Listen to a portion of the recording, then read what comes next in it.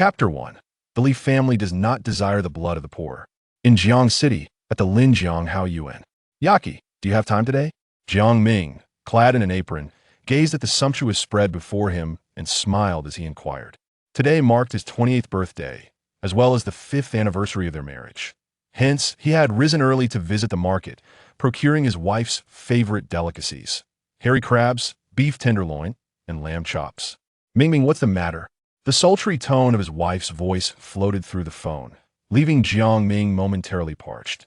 Though his wife possessed long, fair legs and a bosom akin to billowing waves, what truly stirred him was the melodious quality of her voice, especially in the stillness of the night when he indulged in his marital rites, rendering him almost euphoric. Yaki, you've been away from home for quite a while. Your husband misses you. Is there any chance you could come home to keep me company? Jiang Ming suppressed his physical yearning and pleaded. Hee. How pitiful. It's only been a short time, and you can't hold out? Li Yaki's teasing tone intensified, laced with a hint of flirtation. Mother is just unwell, and I've been keeping her company for a bit. I can return tomorrow, darling. Jiang Ming's face, which had just radiated happiness, fell into a state of melancholy upon hearing the mention of tomorrow. Yaki, it's been nearly a month, and hasn't Mother already been discharged from the hospital? Besides, we have a nanny and servants at home. It shouldn't be necessary for you to come, right? Upon hearing her husband's words, Li Yaki realized there was some truth to them. During her time at home, the caregivers have been tending to her needs, leaving her to eat and sleep without requiring assistance. Moreover, today is my birthday. Could you come home to celebrate with me? After uttering this plea, Jiang Ming sighed silently, pondering whether it was unreasonable to desire his wife's presence on his birthday. For the past 5 years, he had always celebrated alone. Each year, his mother-in-law would concoct various excuses to summon his wife back to her family, barring him from entering their home. It was truly disheartening. In that moment, silence enveloped the phone line, causing Jiang Ming's heart to race, a harbinger of ill fortune. After what felt like an eternity, his wife's voice emerged again, tinged with guilt. Darling, I'm sorry. Mother insists I accompany her to the hospital today. You know I cannot refuse her. But Yaki, today is also our 5th wedding anniversary. Shouldn't we celebrate this special occasion together? Jiang Ming expressed his sentiments, hoping to evoke the usual understanding that would prompt his wife to acquiesce to his wishes. Once more, silence reigned on the other end, punctuated only by a faint sigh. Eventually, his wife continued in a pitiful tone. Darling, how about this today? I truly had matters to attend to at the hospital, hence I was unable to extricate myself. I promise to return tomorrow, my dear. Upon my return, I shall bestow upon my husband a grand compensation. Is that not acceptable? Tomorrow, whatever my husband desires, I shall comply, for all must be in accordance with my husband's commands. Is that agreeable? Throughout the entirety of tomorrow, my body shall belong to my husband. Anything he wishes shall be permissible. Will that suffice? I implore you, my husband. The alluring tone of his wife's voice completely soothed Jiang Ming's anxious heart. Celebration is merely a formality. As long as his wife's heart remains wholly his, that is sufficient. Jiang Ming silently acquiesced, yet an unsettling feeling lingered, and after a moment of contemplation, he finally discerned the root of his unease. My dear, hasn't your mother been discharged from the hospital? Why are you still going there? I merely wish to visit a patient. After living with Li Yaki for so many years, Jiang Ming knew her inside and out, not just her physical being, but her very character as well. Her hesitance suggested that there was more to the story. Yaki, who are you planning to visit? What individual could possibly hold more importance than spending your birthday with your husband? Do not lie to me. It's not. I just want to visit Xiao. On what? Jiang Ming sprang up from the sofa. Zhao Xiaoang. This individual is a financial mogul in Jiang City, the young master of the Zhao family, and the heir to the future conglomerate. Initially, he was the son-in-law most favored by his mother-in-law, but Li Yaki, in a fit of defiance, insisted on marrying Jiang Ming instead. Wasn't it said that this man had gone abroad to recuperate after failing to win Li Yaki's affection? How could he have returned? Upon receiving this news, a sense of unease inexplicably surged within Jiang Ming. Yaki, on such an important day, are you really abandoning your husband just to see him? My husband, it is not as you perceive, Li Yaki replied, her tone growing urgent in response to Jiang Ming's accusatory voice that why parents mentioned that Xiaoang is unwell, and they asked me to check on him. After all, my father's company has encountered difficulties, and we must rely on his investment to alleviate our financial strain. Therefore, you intend to offer yourself? Jiang Ming could hardly contain his disbelief, his words escaping him unfiltered. Jiang Ming, what is the matter with you? How can you speak of my parents in such a manner? True, they have not favored you over the years, but they are still my parents.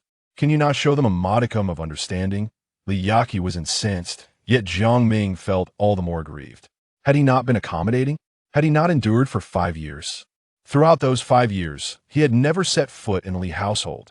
Significant holidays were always celebrated solely by their family. Even on New Year's Eve, when they rejoiced together while he remained in a desolate corner, shedding solitary tears. Moreover, his mother-in-law, Gu Xiao, had been excessively unreasonable, forbidding him from entering their home and confiscating their daughter's phone to prevent any contact between them. However, considering that Li Yaqi genuinely loved him, particularly when she had threatened her parents with a fruit knife, preventing her from marrying, Jiang Ming left him, genuinely moved, especially when bloodshed occurred on the spot. Although he was merely a destitute orphan, he vowed to devote everything he had to love and protect her, ensuring she would endure not even the slightest harm. Thus, over the years, Jiang Ming endured all the injustices to spare Li Yaqi from suffering. Yet, he understood that this was not a sustainable solution. One could not indefinitely tolerate such circumstances, and what of the future? Would he allow their potential children to be treated with disdain as well? Wah! Li Yaqi cried, and the sudden turn of events left Jiang Ming feeling utterly helpless. However, an unnerving voice soon pierced through. Yaqi, what's wrong? Why are you crying? Who were you on the phone with? Jiang Ming, you scoundrel.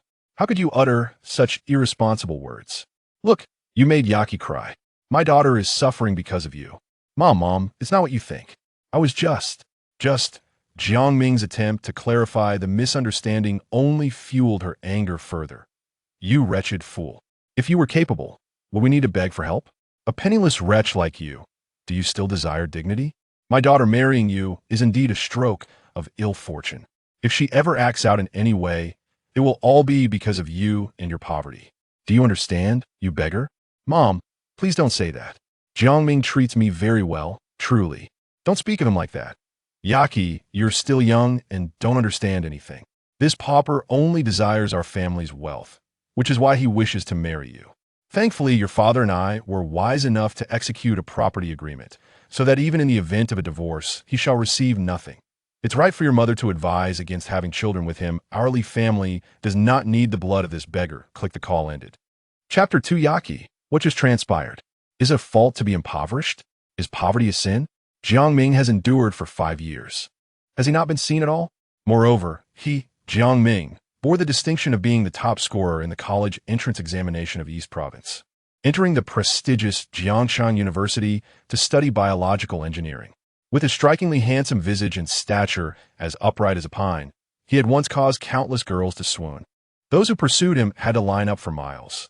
Had it not been for the genuine feelings evoked by Li Yaqi, he would not have forsaken such a vast forest of admirers. Had he known then, he would never have wed this heiress, as the complications were far too numerous. Nevertheless, as long as Li Yaqi continued to love him as before, he would not relinquish her. After all, unwavering devotion was Jiang Ming's motto in love. Since no one would accompany him, he would traverse this path alone. Gazing at the lavish spread before him, Jiang Ming offered a wry smile, if all else failed. He could prepare a sumptuous meal tomorrow to nourish his wife, and then attend to the matters at hand. After dinner, he commenced the cleanup, restoring the living room and kitchen to pristine condition, spotless and immaculate. By the time he finished, it was already 9 in the evening. After freshening up, he intended to scroll through his phone before retiring for the night. However, as he casually passed by his wife's fitting mirror, he couldn't help but steal another glance. Before him was an exquisitely alluring face, undeniably beautiful yet exuding a masculine vigor, complemented by a sculpted physique and the pronounced 8-pack abs that would make any woman gasp in admiration. This was the physical allure that had tamed the wildcat that was Li Yaqi. Otherwise, she would not have insisted so fervently on marrying him. Her desire for his physical form was undoubtedly a contributing factor as well. Just then his phone rang, prompting Jiang Ming to answer swiftly. Yet, halfway there, the ringing ceased. Shortly after, his phone lit up again, signaling a text message. With a hint of suspicion, he opened the message, which read, Jiangxin Grand Hotel, room 508. Hurry, or regret will follow. Good man Green Hat. Upon reading the message, Jiang Ming's eyes twitched involuntarily. Was this scoundrel truly mocking him? And to call himself the Green Hat hero? Just wait until I call you back. However, when he dialed the number from the text, he was met with a busy signal. While he wished to dismiss it, his mind could not resist the urge to speculate. This could either be a prank or a scenario involving infidelity, with his wife Liyaki as the unfaithful party. Yet, she had clearly gone to the hospital to visit a patient, and she loved him so dearly during their intimate moments. She seemed to revel in her role as his wife. Such a situation should not arise. Under normal circumstances, he would never believe it, but tonight, his wife's mention of Zhao Xiaolong tightened his heart inexplicably. Reluctant and unwilling, he finally opened the location application on his phone. This is the GPS device secretly installed by Jiang Ming in Liyaki's car, not out of distrust for his wife, but rather to ascertain the authenticity of her love. Liyaki, embodying the archetype of a naive and innocent girl, often fears being deceived. The mobile display reveals that his wife's vehicle is currently located in the underground parking lot of the Jiangxin Grand Hotel. Jiangchang Grand Hotel, room 508. I must hurry. Regret shall come too late.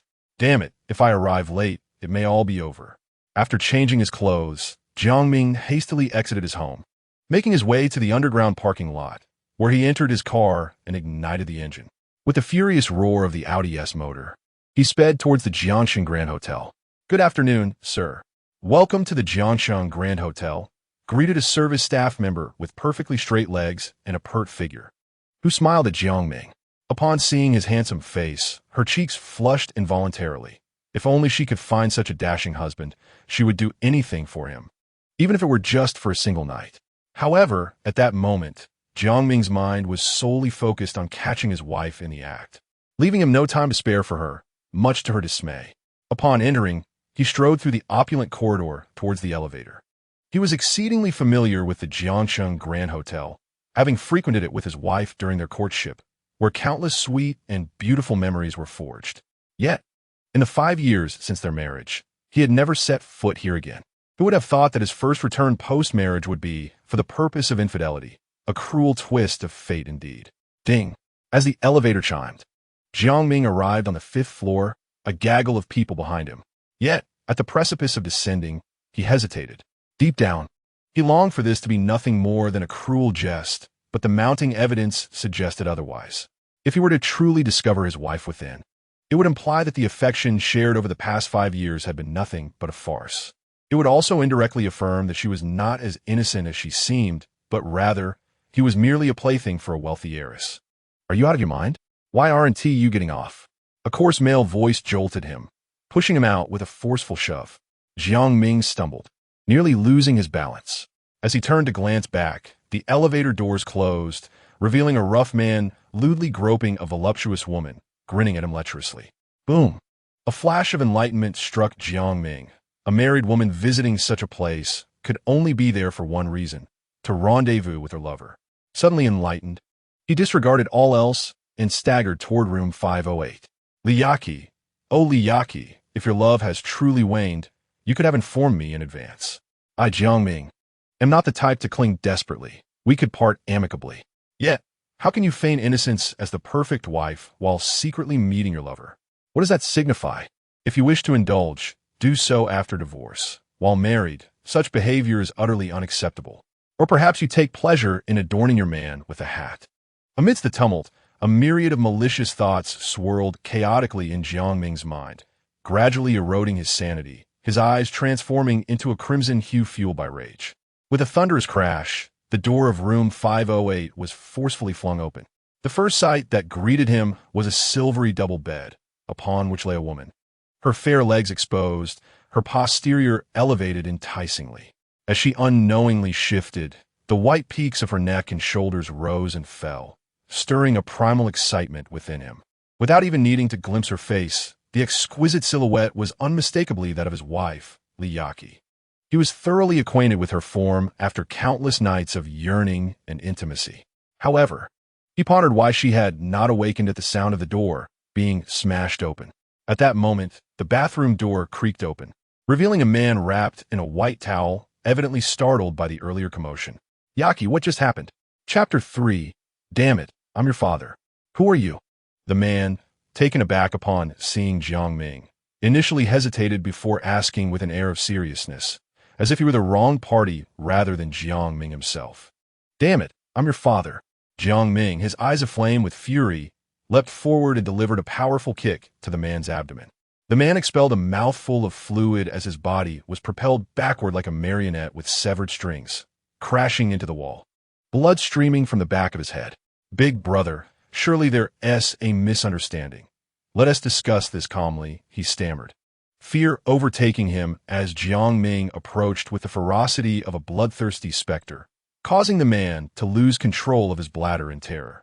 Yet, Jiang Ming offered him no opportunity for explanation. His fists rained down upon the man's head and arms like a tempest. No. The man's cries echoed through the room. What is happening? The violent intrusion stirred a minor commotion, prompting hotel security to rush in to assess the situation. Seasoned in their roles, they quickly grasped the essence of the conflict but prioritized separating the two men to prevent any fatal outcomes.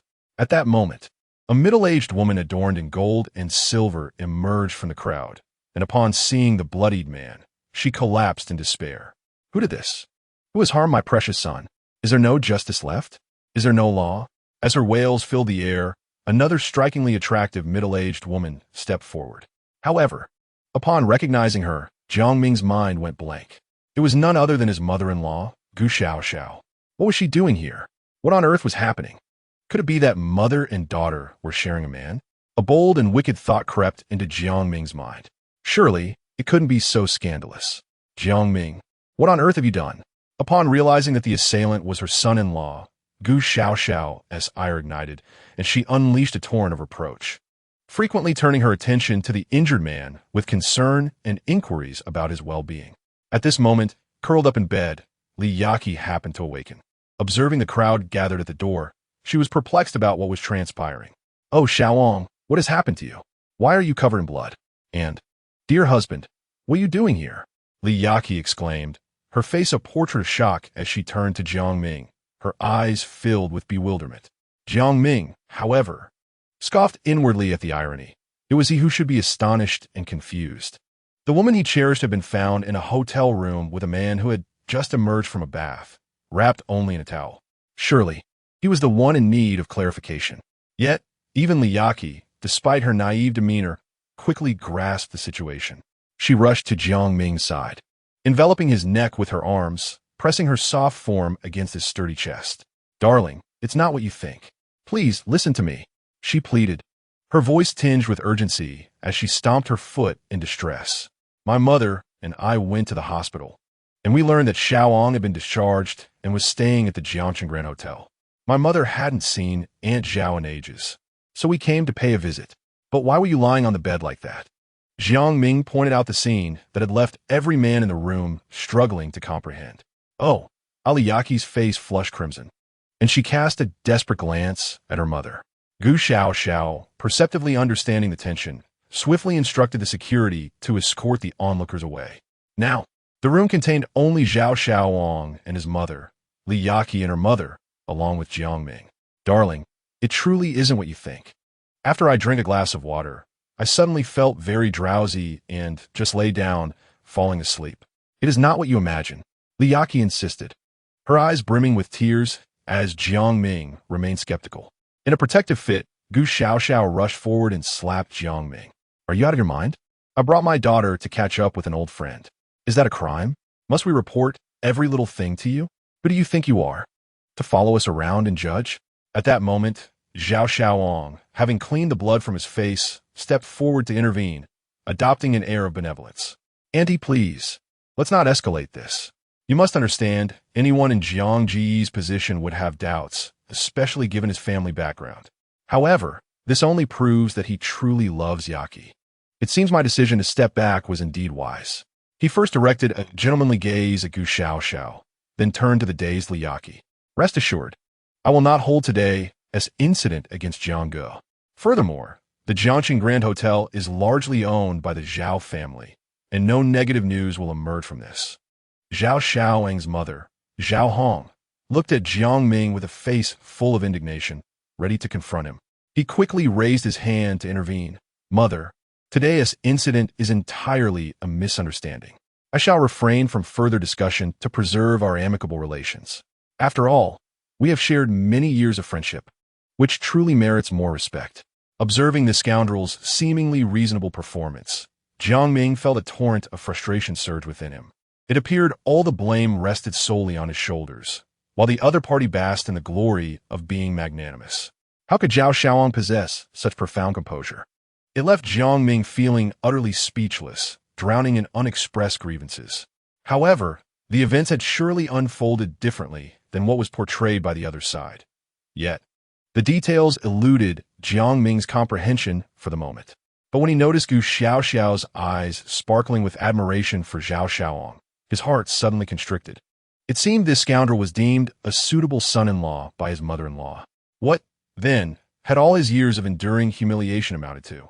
After clarifying the situation, his mother-in-law, Gu Xiao, stormed off in anger, while Zhao Xiaoang and his mother headed to the hospital for a checkup. Originally, Li Yaqi intended to accompany them, but they politely declined, fearing another beating. Thus, Jiang Ming and Li Yaqi decided to return home directly.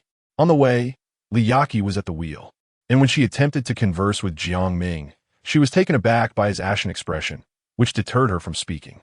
Upon arriving home, they proceeded with their evening routines as if they were strangers, and after completing his tasks, Jiang Ming retreated to the spare bedroom, extinguished the light, and fell into a deep slumber. His heart was heavy with despair, yearning for solitude. He never imagined that his birthday, coinciding with their wedding anniversary, would unfold in such a dismal manner. Suddenly, the bedroom light flickered on, piercing through his closed eyelids. At that moment, Li Yaqi, clad in a seductive black lace nightgown, approached him with a mischievous smile. Darling, I want. Chapter 4. Li Yaqi must be in trouble witnessing his wife's ardor. Jiang Ming instinctively swallowed hard. All the day's discontent dissolved in an instant. Darling, were you jealous earlier? Li Yaqi teased, akin to a sleek black cat, sensually licking her lips. I never expected you to be the jealous type. My darling, how could I do such a thing? You know you're my greatest love, she continued, her intention to surprise him that night now revealed. Before she could finish, Jiang Ming silenced her with a kiss, consumed by a wild, primal urge.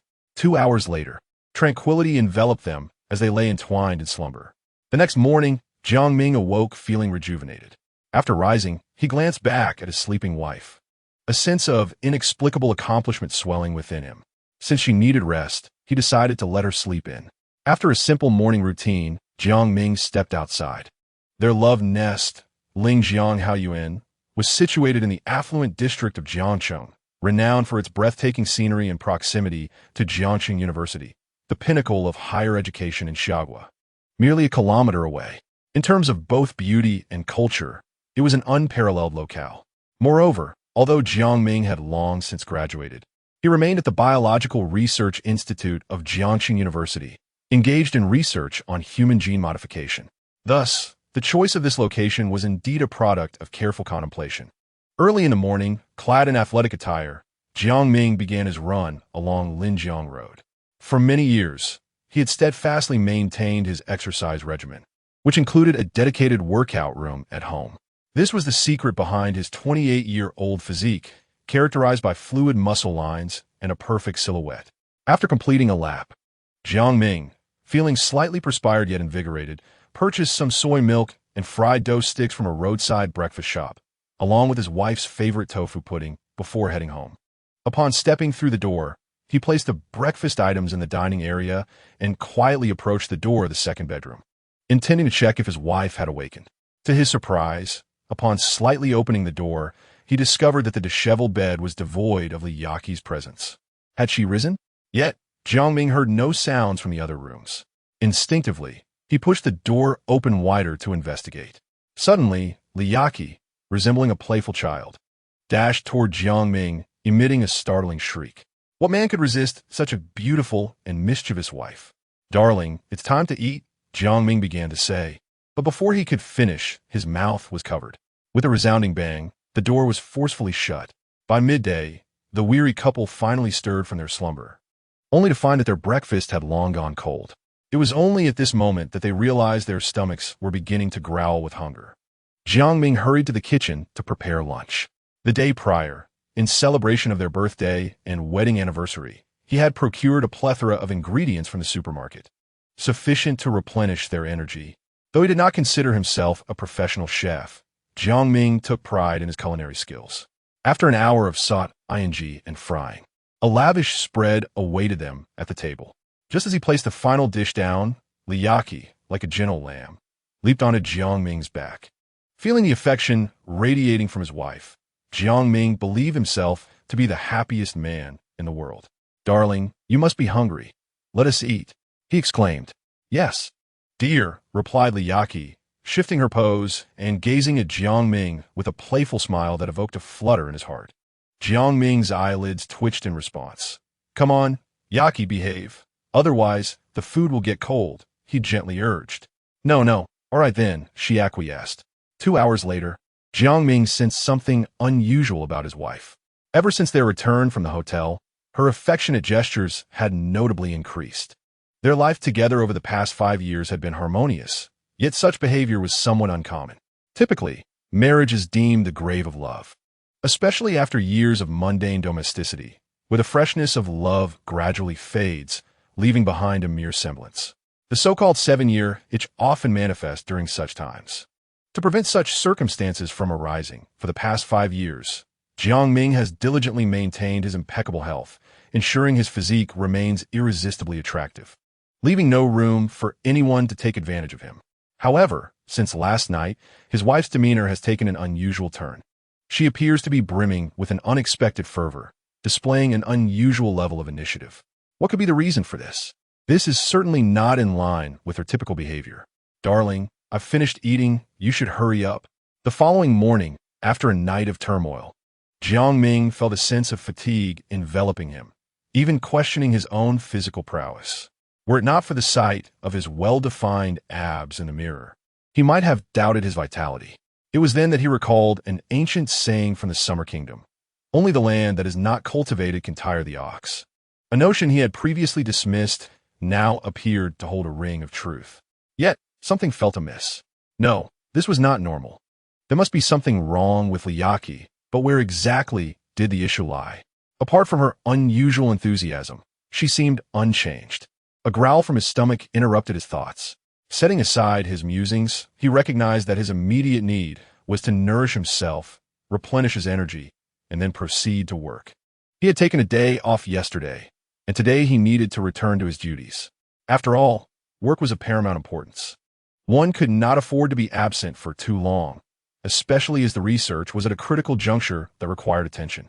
With this in mind, Jiang Ming hurriedly set out for a run. Later, he began his breakfast, which differed from his usual fare. He indulged in a variety of meat dishes, consuming them in abundance. Noticing his wife was still asleep, he left her breakfast along with a note before heading toward Jiangcheng University. Chapter 5: What a Scoundrel. In Jiangcheng, at the lakeside elegance, within the opulent living room of a luxurious villa, a beautiful woman clad in a pink floral-fitted dress knelt on the wooden floor, tending to the wounds of the man seated on the sofa. Master, who possesses the audacity to strike you within the Zhao family's domain. They must truly be courting death. While preoccupied with her words, she accidentally pressed too hard on the wound, causing Zhao Shaoang to wince in pain. Master, I am sorry, I am truly sorry." The woman, frightened, paled at the thought of incurring her master's wrath. "You wretched creature, are you trying to kill me?" Zhao Shaoang exclaimed, striking her with a swift slap that drew blood from her mouth. Suddenly recalling a joyful thought, he burst into laughter, though joy felt hollow when experienced alone. He moved closer to Xiaomei, tilting her chin upwards and gritting his teeth. "Why don't you ask me why I am so happy?" "Why? I ask you why?" Zhao Shaoang's eyes gleamed with madness as he shouted, instilling fear in Xiaomei. Today, she donned a new outfit, eager to escape the torment inflicted by that deranged individual. She cautiously inquired, "Master, what brings you such joy?" "It is because that little vixen, Liyaki, will soon be my slave. Do you understand?" He replied, "Not just her, but even her mother will eventually belong to me." He laughed maniacally. "Is that truly the case, master? But she is the daughter of the prominent Li family in Jiangxing. Moreover, her husband not only excelled in the college entrance examination, but is also exceedingly handsome and attentive. It is said that he cares for Liyaki in every conceivable way, far more than your fleeting moments." Little May dared not voice her thoughts, but was nonetheless curious about how this madman intended to capture Liyaki and reduce her to servitude. Not to mention her mother as well. "Little May, do you know? Liyaki and I have been inseparable since childhood. I have always believed she is mine, entirely and irrevocably. My original plan was for her to belong to me on her 18th birthday." However, Zhao Xiaoang's demeanor shifted abruptly, his excitement surging as he clenched his fists. "But that day, when I was ready for everything, it was that scoundrel Jiang Ming who emerged from the bedroom instead." He raged, kicking over the nearby furniture in a frenzy. "During my years abroad, I have not been idle. At last, fortune smiled upon me, for I discovered a novel drug. Once administered to a woman, she will pour all her affection upon her lover. Yet, after a week, that fervent love will dissipate, and within another 7 days, it will transform into hatred.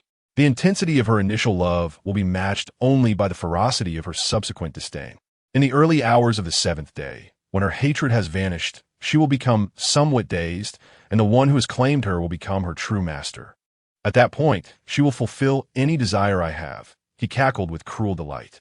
"Jiang Ming, I will force you to witness your beloved surrendering to me, Zhao Xiaoang. Even your disdainful mother-in-law will fall under my control. Is it truly so miraculous, master?" Little May questioned, skepticism lacing her voice. "What need is there for doubt? This single pill is worth 500,000. Do you think my wealth is merely for show?" At the Jiangxing Grand Hotel, the water Liyaki drank contained this very substance. It is a sacred drug designed to dominate affluent and powerful women. Zhao Xiaoang, growing increasingly self-satisfied, suddenly turned his gaze toward the pitiful Little May, seizing her hair with force. A minute later, a contented Zhao Xiaoang slumped onto the disheveled sofa, laughing maniacally at the ceiling. At Jiangxing University, on a tree-lined avenue, a girl dressed in a white sundress with bare shoulders approached Jiang Ming. Senior, she called out from a distance. "Who are you?" Jiang Ming asked, puzzled by the sight of this pure and beautiful girl, one he had never encountered before. "Senior, could you please give me your autograph?" "That is certainly no problem, but do we know each other?" "You may not know me, but I am well acquainted with you." The girl, with an air of shyness, tilted her body slightly, squinting and chuckling softly. In that fleeting moment of inclination, her strap slipped, revealing a tantalizing glimpse of her porcelain skin, which could easily leave a man parched with desire. She was about to speak, but suddenly noticed the senior's gaze had become unervingly rigid. Following his line of sight, she glanced down and, upon realizing the awkwardness, her face flushed crimson as she hastily adjusted her strap back into place. "Senior Jiang, you are quite the celebrity at Jiangxing University. Even now, 5 years later, your photograph still reigns at the top of our campus heartthrob rankings. Remarkably, in person, you exude even more poise than in your photos. Might you grant me an autograph?" Observing the bashful demeanor of the girl before him, Jiang Ming sighed inwardly. It seemed that being exceptionally handsome brought with it an array of complications. Throughout his 5 years at university, he had been the object of affection for countless innocent girls who had confessed their feelings for him. Had he not been a man of integrity, he might have easily indulged in the whims of a bygone era. "All right, where shall I sign?" "Here. Is that really appropriate, considering we are on campus?" Seeing Jiang Ming hesitate, the girl boldly hiked her dress above her knees, exposing her long, supple, alabaster thighs. "Senior, is this acceptable?" Reluctantly, he acquiesced. While he had initially been hesitant, he was mindful of his status as a married man and felt it prudent to comply with her request swiftly. After a brief chat, they finally parted ways. This girl, named Luo Xiaoxian, was a freshman. She claimed that upon seeing his photograph, she had been profoundly captivated. To his astonishment, she had even inquired about the harmony of his married life and whether she still had a chance with him. Have young women become this audacious? Jiang Ming lamented, that perhaps he had fallen behind the times. Nevertheless, he cherished a harmonious relationship with his wife, with all aspects of their union flourishing. As he walked along the tree-lined avenue, Jiang Ming made his way to the Biological Research Institute within Jiangxing University. Over the past few years, he had been collaborating with several professors on a project aimed at the enhancement of human genes. His interest in this field was sparked by an elderly professor who had traveled from abroad to engage in academic exchange. During a lecture, the professor had casually mentioned the topic, igniting a deep fascination within Jiang Ming. Since then, he had developed a formula capable of upgrading human genes. Administering this concoction into the human body promised substantial enhancement and fortification of physical capabilities. However, during trials with laboratory mice, unfortunate accidents occurred, resulting in the demise of the test subjects, necessitating further experimentation. Should his research succeed, it would herald a groundbreaking invention capable of transforming the world. To convert his passion into a profession would be one of life's greatest blessings. Moreover, if he were to achieve success, it would undoubtedly solidify his standing, both in reputation and wealth, thereby securing his marriage. After all, as long as his in-laws remained unconvinced of his worthiness, his marital union would remain fraught with uncertainty and risk. After tirelessly working until 5 in the afternoon, Jiang Ming rose to return home, pondering whether Yaqi had awoken.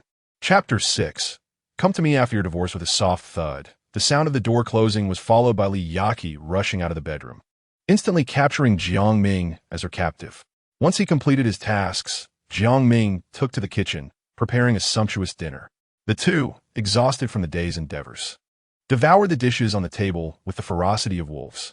After their meal, they settled on the sofa, idly watching television to pass the time.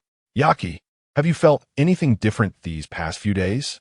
Jiang Ming contemplated for a long while before finally deciding to ask, sensing an unusual fervor and wildness emanating from his wife. Li Yaqi, standing at a height of 172 meters, possessed a typical hourglass figure complemented by a pair of striking curves, a sight that would leave any man drooling. To have such a wife could be considered one of the dreams of men everywhere. Yet, her exuberance ignited a sense of unease within Jiang Ming. As a top student in his college entrance examination, he understood the principle that extremes can lead to reversals. What's wrong, darling? Do you not like me? Li Yaqi playfully swayed her elegant form before Jiang Ming, teasing him. Is it possible that my beloved husband does not fancy me? Not at all, Jiang Ming quickly refuted. It's just what? She pressed. Just that I fear losing you. Hee, what are you thinking, my love? I adore you so much. How could I ever leave you? What do you think about all day? After speaking, Li Yaqi playfully tapped her finger on Jiang Ming's forehead, pushing him gently. At 1 o'clock in the morning, Jiang Ming awoke groggily, increasingly sensing something amiss, particularly the madness reflected in his wife's affectionate gaze, which stirred a sense of inexplicable anxiety within him. He loved his wife dearly, but feared losing her even more. When had her behavior begun to change? After some contemplation, he recalled that night at the Jiangxing Grand Hotel. He remembered how he had burst through the door, only to find Li Yaqi still lying on the bed, seemingly oblivious to his arrival. At the time, it struck him as odd, but he dismissed it. Now, however, it seemed decidedly strange. Even in slumber, such a loud noise should have roused her. He recalled that Li Yaqi had mentioned feeling drowsy after drinking a glass of water. As a seasoned viewer of films, Jiang Ming suddenly felt a spark of alarm. Could she have been drugged? What sort of drug could it be, other than something nefarious? Moreover, she had appeared impeccably dressed at the time, suggesting that no unwelcome advances had occurred, perhaps due to his hasty entrance preventing any such actions. But even if something had transpired, what connection did it have to his wife's current wild demeanor? Jiang Ming was at a loss when suddenly, the thought of the benevolent green hat hero crossed his mind. If it weren't for him, he would have been completely oblivious. While he remained unaware of the identity of this hero, one thing was certain. The person had done him a great service. Thank you. Jiang Ming sent off these 2 words before deciding to rest. After an entire day of labor, he returned home, yet the activities did not cease. His body was undeniably weary. Just as he placed his phone on the bedside table, a sudden, crisp notification echoed, illuminating the screen. Could it be that the other party had replied? With such thoughts in mind, Jiang Ming swiftly unlocked his screen. Haha, you finally remembered me. How courteous of you.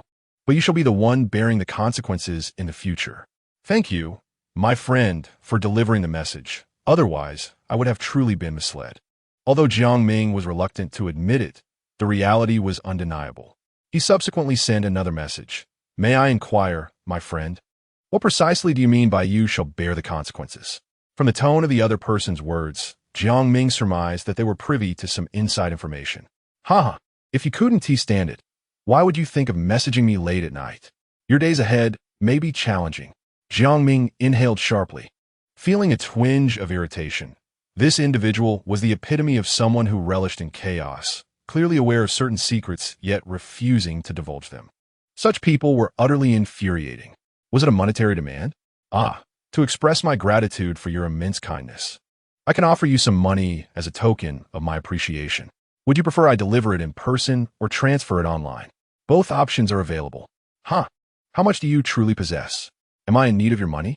But since you've mentioned it, I shall grant you a favor and say 20 million. Jiang Ming nearly spat out a mouthful of blood onto his phone screen, astounded by the audacity of such a request. Did this person believe that money fell from the sky? Although he had married Liaki, whose family had provided a considerable dowry, that wealth belonged solely to his wife. He was not the type to touch her dowry. That would only invite disdain from Liaki's family, especially from her boastful brother-in-law, Li Jiangping. Hastily, Jiang Ming sent a sweating emoji. The other parties seemed to revel in the jest, sending several laughing emojis in response. From these subtle hints, he deduced that this so-called green hat hero was likely a woman. How about this? After your divorce, come seek me out, and I shall reveal the reasons behind everything. Hee, please don't say that. My marriage is blissful and harmonious. I have no intention of divorcing. While I am grateful for your concern, pranks are not appropriate. Jiang Ming earnestly replied. One must not speak in absolutes, nor act without consideration. Should there come a day when you come to your senses, feel free to message me, and I will provide the answers you seek. Goodbye. However, when Jiang Ming sent another message, it vanished into silence, receiving no further response. He attempted to call several times, but each attempt resulted in busy signals. With a heavy heart, he embraced his wife and fell into a deep slumber. The following day unfolded as usual, filled with exercise, work, and sweet moments spent with Liaki after hours. His wife remained as passionate as ever. Though physically fatigued, Jiang Ming still felt fortunate, for he was young and capable of enduring. Yet gradually, Jiang Ming began to sense a shift. Approximately 7 days after the incident at the Jiangxing Grand Hotel, Liaki's fiery enthusiasm began to wane. At first, Jiang Ming felt it was normal. After all, no one could maintain such fervent enthusiasm indefinitely. However, as time progressed, he realized that it was not merely a waning of passion, but rather a chilling coldness. Each day upon returning home, Liaki wore a sullen expression, resembling an iceberg that had endured millennia of frost. Jiang Ming attempted various approaches, uttering countless flattery, yet Liaki remained astonishingly aloof, to the point where she eventually ceased to engage in conversation with him altogether. Ultimately, on the 6th day following the decline of their fervor, Liaki abruptly departed without a word, returning to her parental home. Chapter 7. I let Yaki speak to you herself upon arriving home. Jiang Ming discovered a note on the coffee table. Jiang Ming, let us bring this to an end. I have returned home. Farewell. What could this possibly mean? Everything seemed perfectly well. How could it come to this? In search of clarity, Jiang Ming hurriedly dialed Liaki's number, but initially she refused to answer, and eventually she blocked him entirely. It became apparent that the situation was far more serious than he had anticipated. He quickly reached out to his father-in-law, mother-in-law, and brother-in-law. Yet the outcome remained consistent. Initial refusals to answer, followed by being blocked. Panic enveloped Jiang Ming. As an orphan devoid of relatives or close friends, and having spent 5 years ensconced in his laboratory with little social interaction, his entire existence revolved around Liaki. Losing her felt akin to losing the very axis of his life. No, I cannot afford to lose her. I must not lose her. With this mantra echoing in his mind, he hastily descended the stairs and made his way to the underground parking lot. Upon starting his Audi, he set off towards his father-in-law's residence. Li Zhihui, Jiang Ming's father-in-law, was the head of the Li family in Jiangxing. Having operated there for many years and possessing extensive financial and relational networks throughout the city, while not yet among the most elite families, they were tantalizingly close. Li Zhihui had originally envisioned a marriage alliance with one of Jiangxing's top 4 families, with the Zhao family being a viable option, which also explained his wife Gu Xiaoxiao's fervent enthusiasm for Zhao Xiaoang, a sentiment he did not oppose. If they could secure another powerful family as an ally, the Li family would ascend to become the 5th prominent family. However, he harbored a lingering regret. His son Li Jiangping, who was neither industrious nor particularly astute, which caused him considerable distress. The Li family resided in the affluent Sulan villa on the outskirts of Jiangxing, a locale where only the wealthy and privileged dwelled. Although Jiang Ming had been compelled to stay away for 5 years, Li Yaqi had preemptively registered his license plate with the property management office, thus allowing him unobstructed access as he drove straight in. He recalled his last visit to the Li household 5 years prior, when Li Yaqi had brandished a knife against her neck, threatening her parents that she would marry no one but Jiang Ming. Little did he expect that this visit would be aimed at salvaging his relationship with his wife. Jiang Ming parked his car directly beneath the Li family's villa and engaged in brief self-reflection during the drive. Just a week ago, he and his wife had been inseparable, as if bound by an unbreakable bond. How could it be that in a mere 5 or 6 days, Li Yaqi's demeanor had undergone a complete transformation? It is truly perplexing and difficult to accept. Over the past few days, he has adhered to the previous rhythm, attending to Li Yaqi's daily needs and various requirements with unparalleled diligence. Yet the ultimate outcome is bewildering and utterly unacceptable to him. At the very least, he deserves a reasonable explanation. After parking his car, Jiang Ming made his way toward the villa of the Li family. At that moment, several imposing, fully armed bodyguards stood at the entrance, hired by Li Zhihui to ensure the safety of his family. Upon presenting his intentions, one of the guards entered to convey the message. "Madam has requested your presence." He returned and led Jiang Ming toward the main entrance of the villa. Upon entering the living room, Jiang Ming discovered only his mother-in-law, Gu Xiaoxiao, seated within. He hurriedly approached her with a beaming smile. Yet his mother-in-law remained as cold as ever, causing his heart to sink. "Xiao Jiang, speak your mind. What brings you here?" "Mother, it has been a long time since I visited you and Dad. I came to see you both," he replied. "Nonsense. If it weren't for Yaqi's rejection of you, would you have come today? After all these years, you have shown no decorum. A person raised without guidance simply cannot behave properly." Gu Xiaoxiao began to chide him. However, Jiang Ming felt an overwhelming sense of grievance. After their marriage, he had always brought gifts whenever he visited, yet he was never allowed inside. And even his offerings were cast aside. He had attempted various methods to ease the tension, but each effort was thwarted by their unwavering stance. How could they dismiss him as an ungrateful wretch, devoid of manners? "You must know that Yaqi has confided in me about your situation." Gu Xiaoxiao's frigid words interrupted his thoughts. "She said your relationship has fractured beyond repair, and there is no reason for you to continue visiting. That apartment is yours now. Isn't that what you, the pauper, have always desired?" "Mother, it's not like that. It's not like that at all. Our relationship is quite good." "Good, you say? Yaqi has told me there are no feelings left between you. Now leave." "Mother, Yaqi would never treat me this way. We have been quite happy and sweet together during this time. She would never speak to me like this. It's impossible." Upon hearing Gu Xiaoxiao's words, Jiang Ming's expression turned to one of anguish, his voice choked with emotion. He could not believe a single word of what his mother-in-law had said. Even though Li Yaqi had been somewhat distant lately, such harsh statements could never have escaped his wife's lips. Unless, of course, she had been manipulated by someone else. And these words were fabrications from her captor. Could it be that his mother-in-law would resort to such treachery to tear them apart? "Mother, have you and the others taken control of Yaqi, deceiving me through intermediaries? Though you may look down upon me, Yaqi is an adult now, and to control or imprison her is a criminal act. Although your Li family wields considerable power, I will report this to the authorities and I will resist. Yaqi is my wife, and I will fiercely protect my love and marriage." "Ha ha!" Gu Xiaoxiao suddenly erupted into laughter, casting a disdainful glance at Jiang Ming, as if regarding a madman. "You imprison my daughter? Are you out of your mind? If I were to imprison her, would I not have done so by now? Would I have allowed you, this scoundrel, to sleep with her for 5 years? You, a pig, have defiled my precious daughter for 5 long years. Is that not enough? Get out. Leave the Li family. I do not wish to see you again. First, his beloved wife, Li Yaqi, inexplicably vanished. And now he faced the scorn of a mother-in-law who had always looked down upon him. Jiang Ming, having endured for years, now resembled a powder keg brimming with explosives, ready to erupt and reduce everything to ashes at the slightest provocation. Sensing the escalating tension, Gu Xiaoxiao felt a twinge of fear and quickly pressed the button in her hand. 2 seconds later, a team of bodyguards burst in, firmly restraining Jiang Ming. Throw him out and revoke his license plate. Ensure he cannot enter again.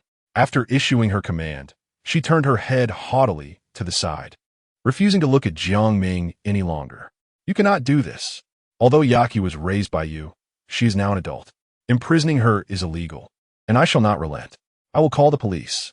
Jiang Ming shouted, forcibly dragged away by the bodyguards. Despite knowing that his actions were futile and not in line with his character, he was willing to fight for his marriage. He could not allow himself to be taken away without putting up any resistance. Very well, I shall reveal the truth to you.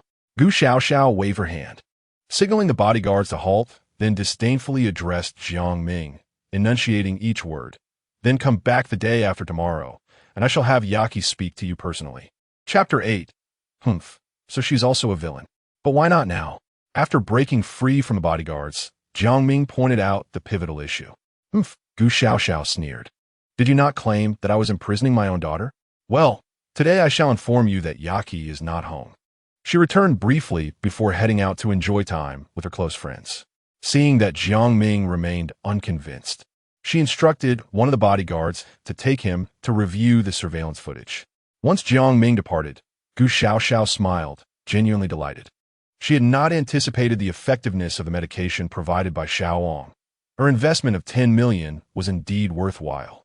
As long as she could rid herself of Jiang Ming, her daughter would certainly thrive.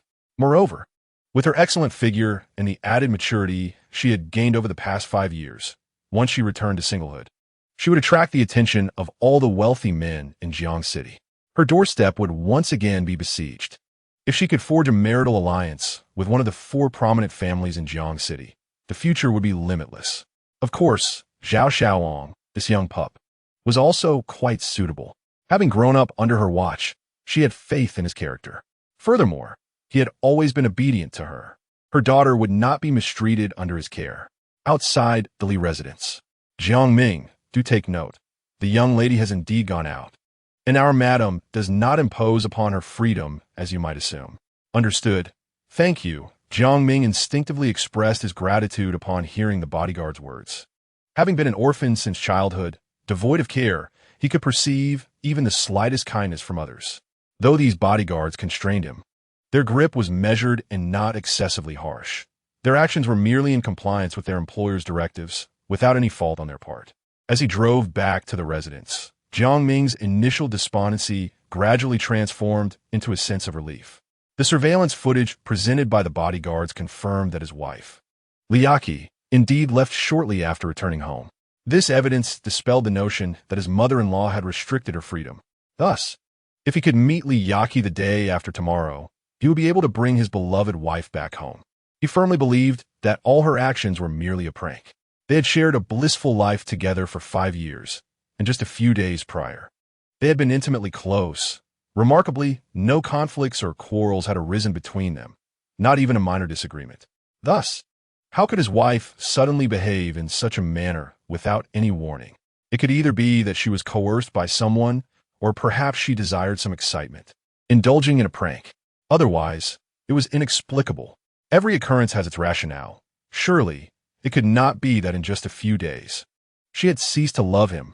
Such a notion was implausible. Upon returning to Linjiang Mansion and parking the car, Jiang Ming ascended the stairs to his home. With time still on his side, he intended to utilize these remaining moments to reorganize his thoughts regarding the recent human genetic modification research. Not long ago, the laboratory mice that had been injected with the serum exhibited remarkable enhancements, with some even managing to gnaw through their cages, and a few astonishingly sprouted wings and took flight. However, their endurance lasted less than 10 minutes before they succumbed to explosive demise. This indicated that significant issues persisted with the genetic modification serum. Therefore, Jiang Ming planned to collaborate with several senior professors to further upgrade the serum to circumvent these problems. Immersed in his work, time often slipped away swiftly. When Jiang Ming next raised his gaze, it was already 10 o'clock at night. Feeling fatigued, he had a light dinner before proceeding with his evening routine. Today had been exhausting, and he believed he could enjoy a restful sleep. Yet in the absence of Liyaki's enchanting and delicate presence, he felt as though something was amiss. According to their usual routine, they would have already commenced their prelude to the evening's activities. In recent days, Liyaki had prepared a myriad of delightful surprises, including romantic whispers, music, and costumes. On one occasion, she even introduced a small riding crop, evoking cherished memories. With these reminiscences, Jiang Ming drifted into a deep slumber, knowing that if he could merely endure one more day, he would soon be reunited with his wife. At that time, they would once again live joyously together, free from worry. The following day, Jiang Ming took a few days off in the laboratory under the pretext of needing to relax, spending the entire day at home engrossed in his research. Only by immersing himself completely in work could he counteract his longing for Liyaki. It was the only way to hasten the passage of the day. After all, the agony of waiting was excruciating. When he finally lifted his gaze again, it was the same hour as the previous day. Evidently, this method proved effective. Once he tidied everything up, Jiang Ming, lying on his bed, attempted to call his wife Liyaki several times and sent multiple messages, yet the outcome remained unchanged. His calls were blocked, and his messages went unsent. It seemed his wife's prank was yet to be exhausted, but tomorrow should be the end of it. At that moment, his phone, which he had placed on the bedside table, vibrated unexpectedly. Yaki had replied, overwhelmed with excitement. Jiang Ming hurriedly unlocked his screen to read the message. Why haven't you divorced yet? If you don't do it soon, your wife will be beyond saving. Good man with a green hat. What do you mean? I love my wife dearly. We will be together forever. While I appreciate your previous message, if you continue to speak this way, I might truly lose my temper. Oh, getting anxious, are we? All right, I'll be waiting for good news from you. If you don't come to see me the day after tomorrow, I may just leave the country, and then you'll have trouble finding me to uncover the truth. Hee hee. The sender concluded with a sly grin emoji. Was this person unwell? Why did she incessantly wish for my divorce? Did she think she would be satisfied if I divorced? It dawned on Jiang Ming that she too was a villain, one intent on disrupting the harmony of others' families. Nevertheless, he reassured himself that tomorrow he would see his wife Liyaki. Once she had enjoyed her prank enough, they could return to their past and the blissful moments of their agrarian life. The thought intensified his longing for Liyaki. As long as he could meet her smoothly tomorrow, all would be well. The following morning, Jiang Ming rose early, exercised, and after finishing breakfast, tidied himself up meticulously. Gazing at his handsome visage and the alluring physique radiating with vitality in a mirror, he smiled, confident that success awaited him. After purchasing numerous gifts along the way, he drove towards Suelan Villa. As his Audi approached the entrance, the barrier lifted automatically, allowing him to proceed directly to the parking space at Li's residence.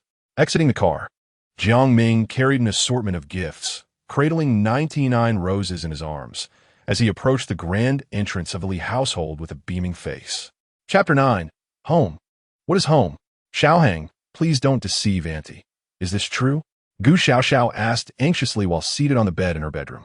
Oh, Auntie, I have grown up under your watchful eye. When have I ever lied? I have always been a good child, came the gentle reassurance from Zhao Xiaohang on the other end of the line. This medicine is exceedingly rare. I went to great lengths and leveraged numerous connections to secure it for 12 million. Xiaohang, you've gone to such trouble and expense for me. I feel quite guilty having only given you 10 million. Ah, dear aunt, there is no need for such formalities. Given our long-standing relationship, it suffices that I can assist Yaki. Monetary matters are of no concern to me. Moreover, when I erred at the age of 18 and faced my parents' reproach, I was utterly despondent. It was your kindness and care that gradually guided me out of my confusion. Gu Xiaoxiao chuckled, her cheeks inexplicably tinged with crimson. You silly child. Why do you say such things? At that time, it was merely because I found you so pitiable that I took care of you. As long as it benefits you, I feel it is worthwhile. By the way, Xiaoong, today marks the day I arranged for Yaki to meet that scoundrel Jiang Ming, correct? At that moment, Zhao Xiaoong, perched at the head of the bed, glanced at the dates circled in red on the wall and replied with a smile. Indeed, Aunt. After taking this medication, one must endure 7 days of infatuation, followed by a cooling-off period of another 7 days, and then a hatred phase lasting 7 days. Today marks the first day of the hatred period, a day when one's resentment reaches its zenith. Excellent, that is good. Gu Xiaoxiao's heart swelled with joy. Today, she intended to make Jiang Ming pay. After a few more idle exchanges with Zhao Xiaoong, she ended the call and headed toward her daughter Liyaki's room. Her daughter had no habit of locking her door while sleeping, so she pushed it open effortlessly. Upon seeing her beautiful daughter, who appeared as if she were frozen in slumber, Gu Xiaoxiao's heart fluttered. What a precious daughter, wasted on that scoundrel Jiang Ming for 5 years. This thought deepened her animosity towards him. Standing there for some time without her daughter stirring, she raised her right hand and delivered a sharp slap to Liyaki. Ouch! Who hit me? Startled, Liyaki jolted upright, ready to express her indignation, but upon recognizing her mother, she flopped back onto her bed. Mom, that hurts so much. Her voice retained its usual sweet and innocent tone. Today, Jiang Ming will be coming to our home. Shouldn't you prepare yourself? Mid-sentence, Liyaki's previously fair and radiant face turned an instant deep crimson, and her tone shifted to a slightly petulant whine. Humph! That scoundrel has shamelessly taken advantage of my daughter for 5 years, and he is still so poor. It infuriates me. Today, I will make him pay. Listening to her daughter, whose anger was laced with an endearing charm, Gu Xiaoxiao felt her heart flutter. Were she a man, she would undoubtedly pursue her daughter. Captivated by her every expression of ire, especially her typically delicate demeanor. As long as Jiang Ming left for good, their family would be one step closer to an alliance with one of the 4 prominent families of Jiang City. After all, what man could resist such an enchanting woman? Just then, a gentle knock echoed from the bedroom door. Who is it? Madam, the young master is requesting an audience. All right, I understand. You may go. Yes, madam. A middle-aged woman, resembling a housekeeper, turned to leave. Does Yaki still require her mother's assistance? No need for that. Are the preparations ready? Everything is prepared. With that, Gu Xiaoxiao placed all the divorce agreements and documents in front of Liyaki. Outside the Li residence, after a brief tidy-up, Jiang Ming, with an air of elegance, carried an assortment of gifts in his left hand while cradling roses in his right, guided by a female housekeeper towards the foyer. Upon entering, Jiang Ming's gaze instantly fell upon Liyaki. He was astonished to find her even more beautiful than a few days prior. Perhaps it was due to his longing for home. Yaki.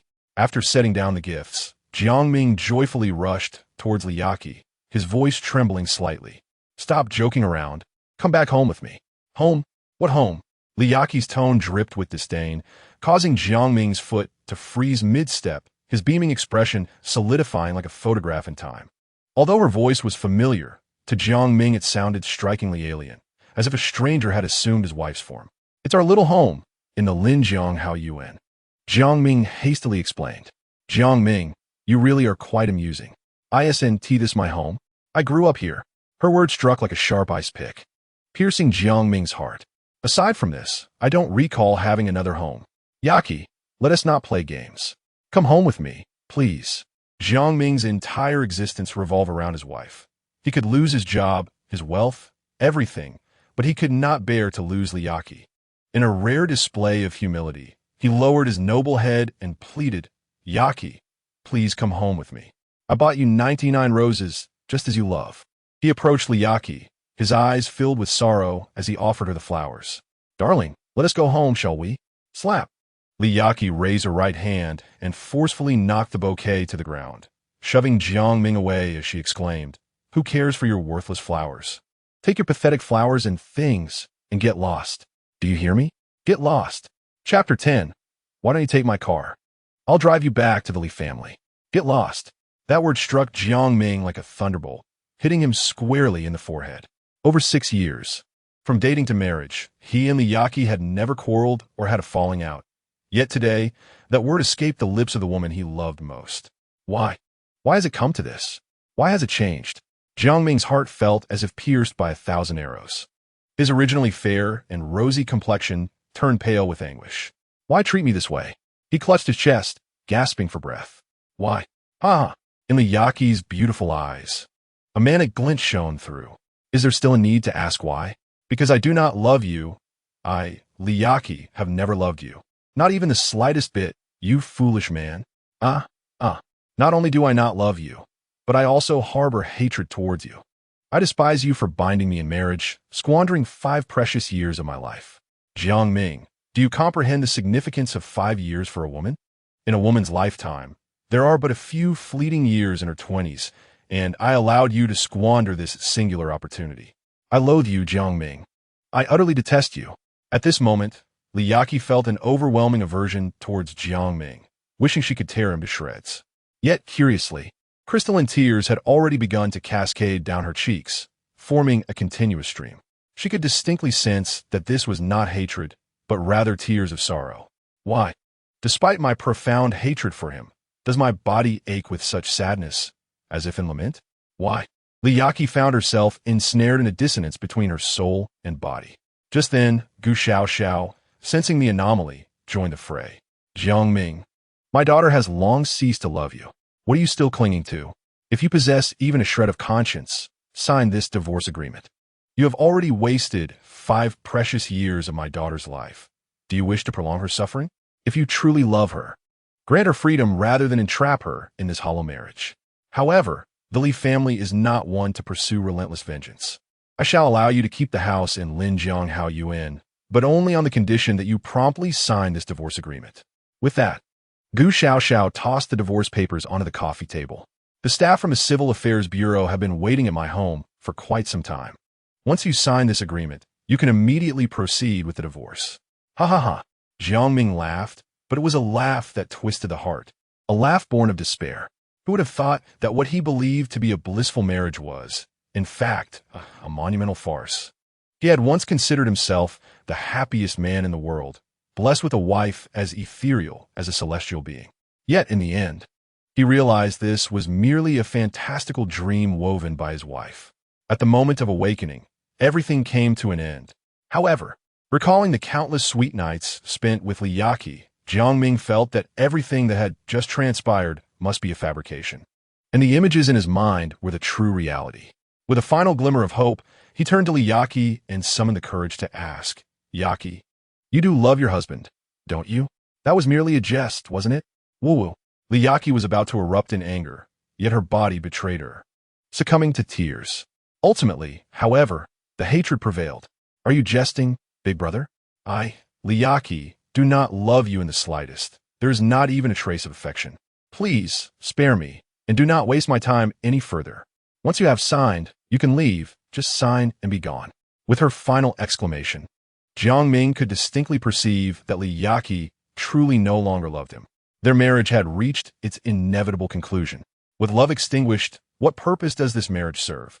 In a heart as desolate as ashes, Jiang Ming, without the slightest hesitation, took up his pen and signed the divorce agreement. Yet at that moment, Liyaki instinctively clutched her chest. Despite uttering the harshest words, she could feel her body enduring an unprecedented agony. Once the signature was affixed, Jiang Ming, with the assistance of the civil service staff, swiftly completed the divorce procedures and departed. He relinquished the property at Linjiang Haoyuan and discarded the Audi, with love vanished. What value do such material possessions hold, especially as they were never truly his to begin with? Amid the triumphant demeanor of his former mother-in-law, Gu Xiao, and the murmurs of numerous attendants and bodyguards, Jiang Ming left, a solitary figure, lost and despondent. Meanwhile, Liyaki, gazing out the window at his retreating silhouette, could not stem the torrential flow of tears. Thunder rumbled as bolts of lightning streaked across the sky, and torrential rain cascaded from above, relentlessly drenching the solitary figure by the roadside. Jiang Ming wandered like a lost soul, while passing cars honked incessantly, veering away in fear that he might act irrationally and provoke an accident. Even pedestrians instinctively sidestepped him, and stray dogs hurriedly cleared a path. The overwhelming feelings of confusion, despair, and anger which simmered beneath the surface began to manifest physically. Do not look at him. Hurry away. This man is teetering on the brink of madness. Jiang Ming instinctively turned towards the source of the voice, causing a nearby couple to scream and flee, even dropping their umbrella in fright. How could even strangers despise me so? No wonder Yaki chose to leave. I truly am worthless, utterly inadequate. Soaked by the relentless downpour, Jiang Ming laughed, a laugh that was both tragic and grotesque. Why, Yaki? Why have you treated me this way? For 5 years, you were so good to me. I invested everything I had in you. Yet in the end, you repaid me like this. Why? Why? He stood in the middle of the road, shouting maniacally, causing nearby vehicles to swiftly turn around and retreat, eager to distance themselves from this disturbed individual. Yet one vehicle remained. A luxurious Bentley approached slowly, and as it passed Jiang Ming, the window rolled down to reveal a handsome, sunlit face, adorned with a mocking grin. Oh, isn't this the esteemed son-in-law of the Li family? What brings you here, looking like a drowned rat? Have you been abandoned? Zhao Xiaong, with a gleeful demeanor, continued. Why not hop in my car? I can give you a lift back to the Li residence. It's on my way, after all. Get the hell away from me. Jiang Ming's eyes seemed to blaze with fury. Oh, still feisty, are we? If you want to get in, I'll be on my way then. I'm just off to visit Aunt Gu and check on Sister Yaki. With a mocking farewell, Zhao Xiaong's laughter echoed as the car sped away, disappearing into the curtain of rain. Chapter 11. A 3-year trial marriage worth 10 million. As the thunder continued to rumble, the rain intensified and the streets lay deserted, vehicles and pedestrians having vanished without a trace. In this vast world, only the lonely Jiang Ming remained, desolate and forsaken. Just as he was on the brink of exhaustion, his body swaying perilously, a Rolls-Royce Phantom came to a halt beside him. The door swung open, revealing a woman holding a black umbrella. She wore a tailored black blazer that clung perfectly to her elongated form, the hem slightly parted to reveal legs that could tempt even the most stoic. As she walked, the white shirt beneath her blazer swelled and trembled, igniting a fervor in the men who beheld her.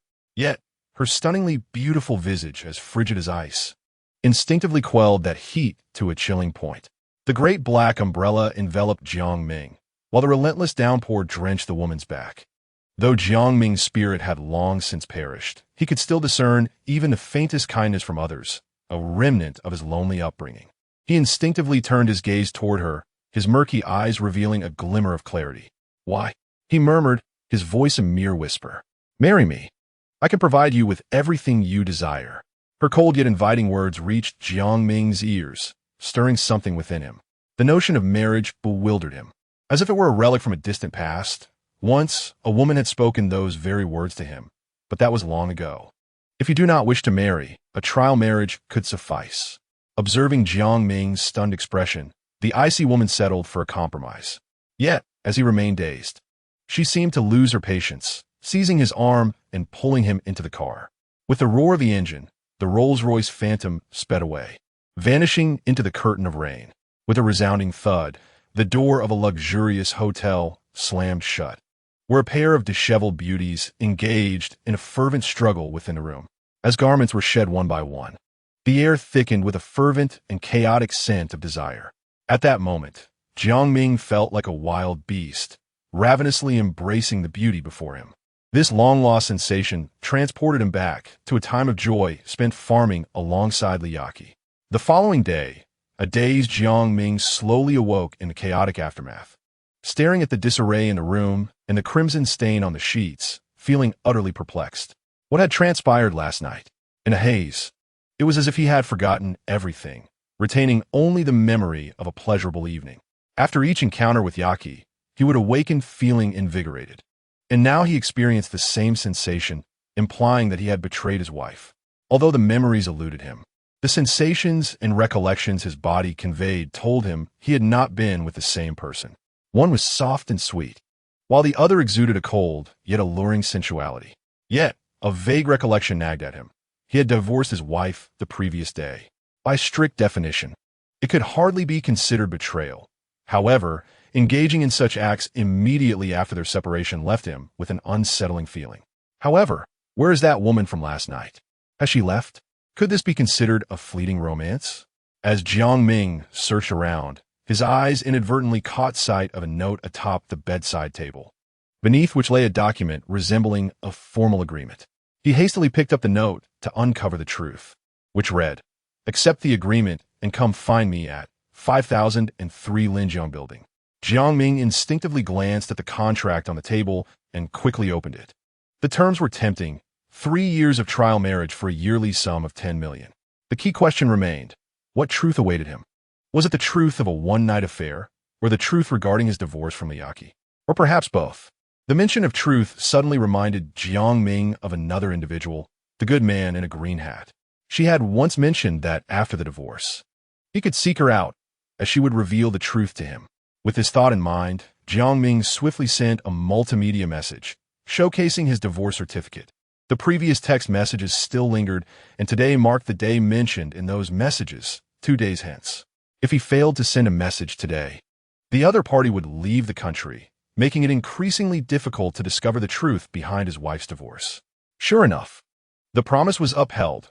Prepare the divorce certificate and come to 5003 Linjiang Building. Remember to bring the agreement.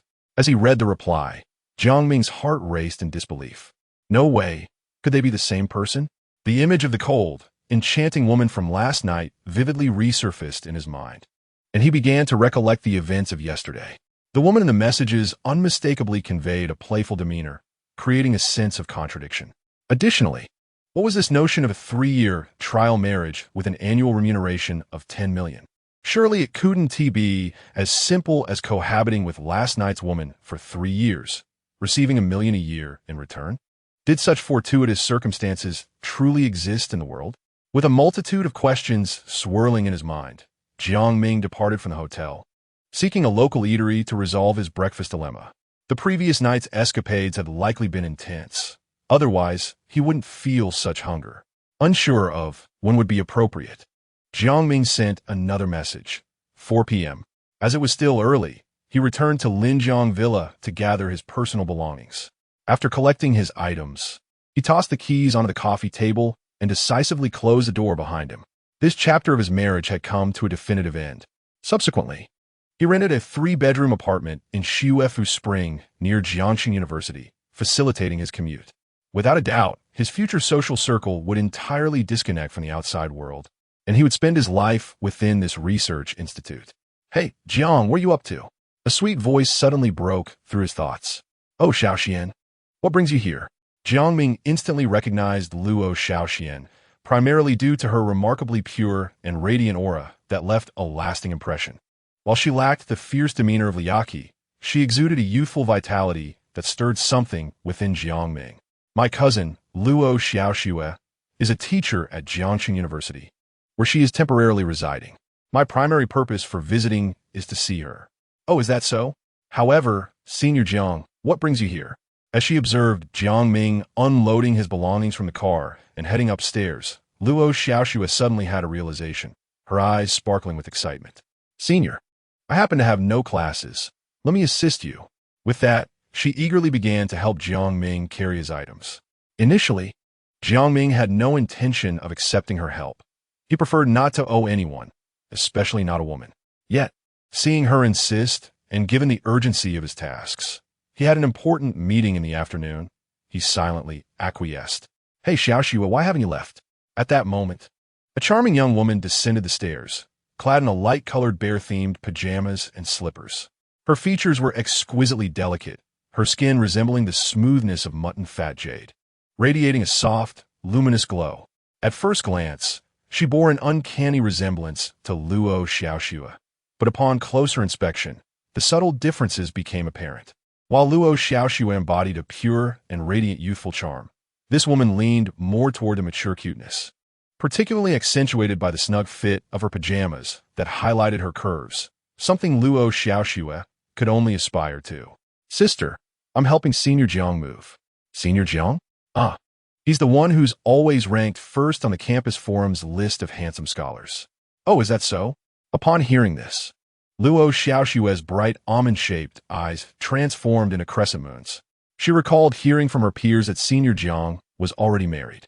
Why is he still planning to live off campus?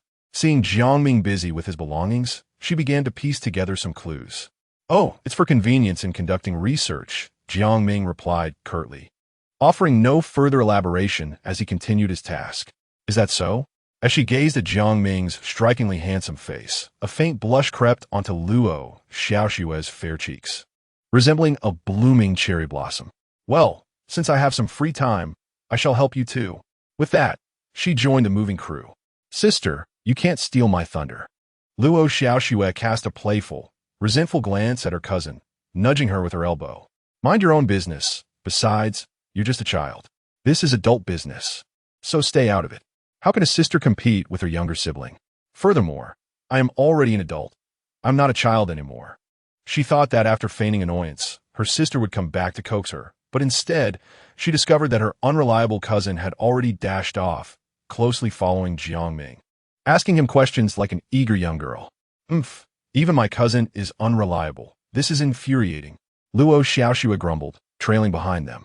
Wow, so Senior Jiang lives right below me? I look forward to getting to know you better.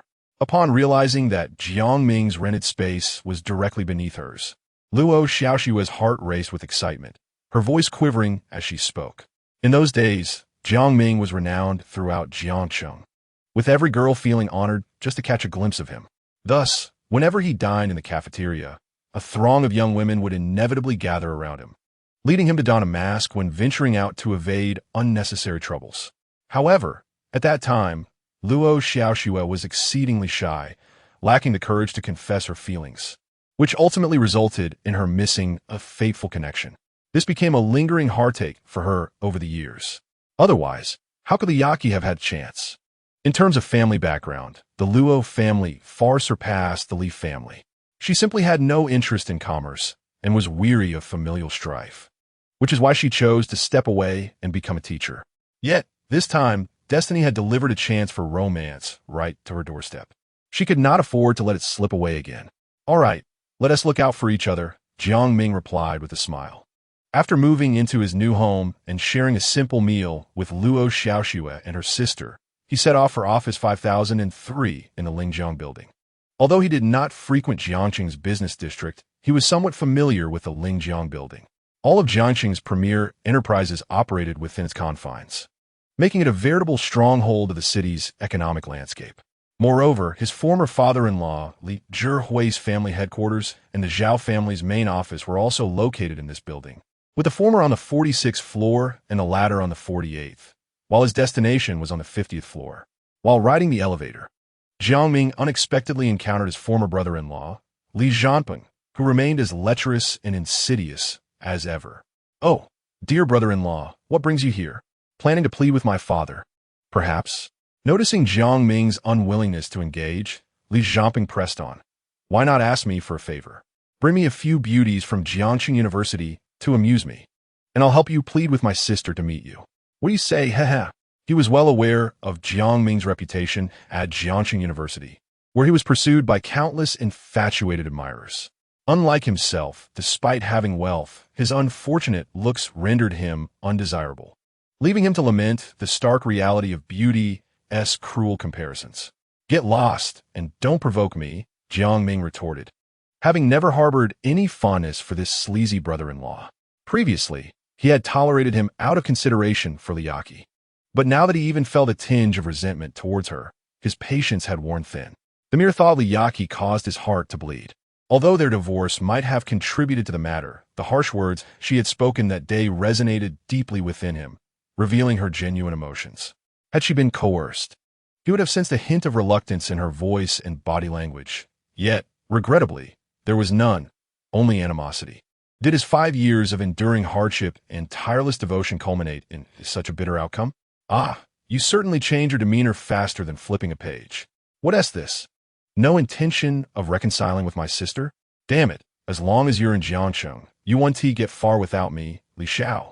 He was about to continue his arrogance, but upon witnessing Jiang Ming's twitching face and his impending fury, he quickly halted, swallowing back the words he had prepared. He had witnessed Jiang Ming's prowess.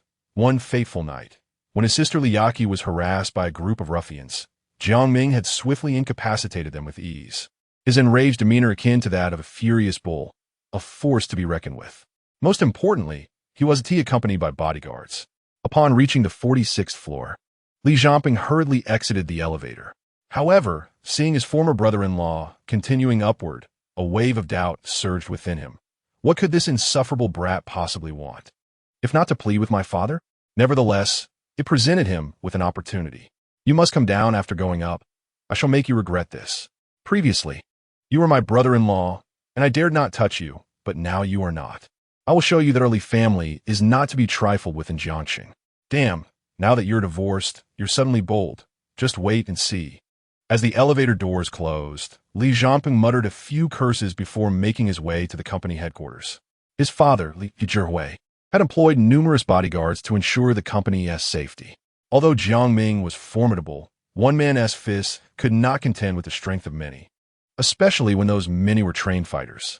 Soon, I, Li Jiangping, shall compel you to kneel publicly and pay your respects to me, even to the point of kissing my feet. Ding! With the elevator's chime, Jiang Ming arrived at the 50th floor. Stepping out, he was taken aback by the sight before him. Chapter 13, A Devious Scheme. At the elevator entrance stood 4 elegant beauties clad in white short-sleeved chiffon blouses and sleek form-fitting skirts. However, upon catching sight of Jiang Ming's handsome visage, they rushed towards him, playfully tugging at his arms as they giggled incessantly. What are you all doing?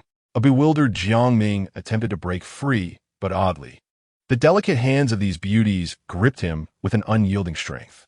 Thus, he found himself being unceremoniously dragged away by the 4 women. As they passed through an office area filled with diligent workers, the onlookers initially gazed in astonishment, but upon recognizing Jiang Ming's striking features alongside the 4 alluring women, comprehension dawned upon them. They swiftly suppressed their laughter, each choosing to bow their heads in silence. Once Jiang Ming was completely whisked away from the office area, they finally dared to stifle their laughter. This was the first time a man had entered there. Could it be that the centuries-old Ice Queen had finally thawed? Knock, knock, knock. Who is it? A cold voice emanated from within the room, and Jiang Ming instantly felt the temperature drop. Mr. Su, the person you were waiting for has arrived. Let him in. The chill dissipated, replaced by a wave of warmth. Jiang Ming was ushered inside by the 4 beauties, and the door closed behind him with a soft click.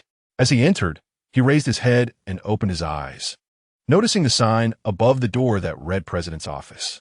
It was evident that the person within was none other than the female president with the surname Su. With such a multitude of employees and the entire 50th floor of the Jiangjiang building belonging to this company, along with the surname Su, it seemed improbable that any Su family other than the prominent Su family of Jiangcheng could possess such power. Inside the room, the light was ample and bright. Directly opposite Jiang Ming was a presidential desk, at which sat a strikingly beautiful woman with an icy demeanor. The moment he laid eyes on her, his mind erupted in a cacophony of thoughts. The figure before him perfectly mirrored the woman he had encountered yesterday, in the rain, under an umbrella, and the one who had been so wild in the hotel. Seeing Jiang Ming lost in a daze, she smiled, a radiant smile that rekindled a flicker of light in his dimmed heart. Don't just stand there, come and sit down, she said warmly, rising to reveal her impressive figure. She approached and gently pulled Jiang Ming closer.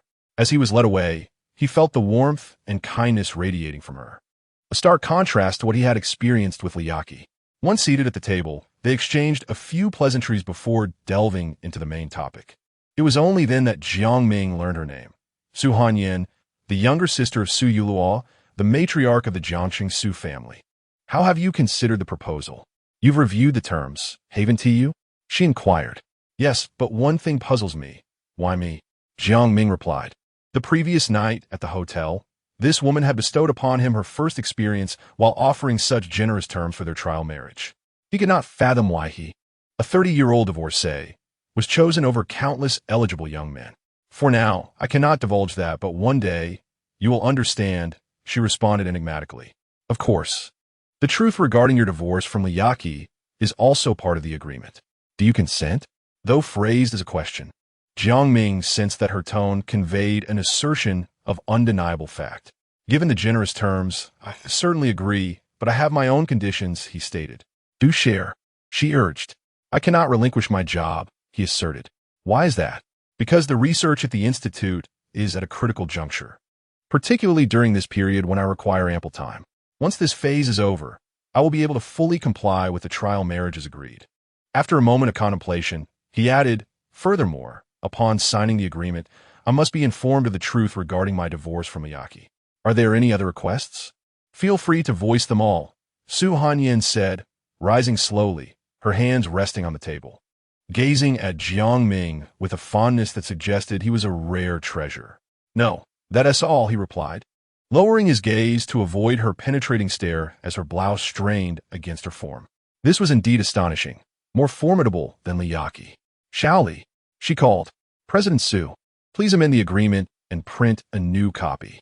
"Of course, President Su."